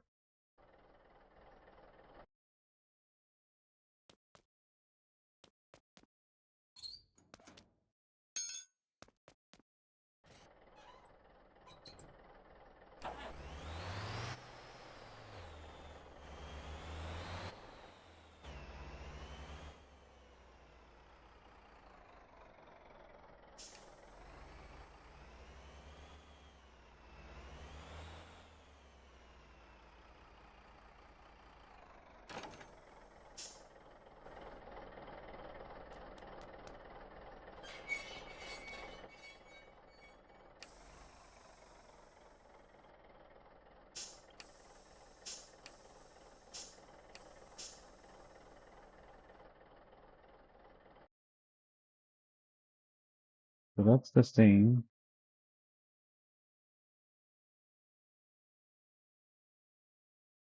Well, yeah, this is the Longhorn already. I replaced it.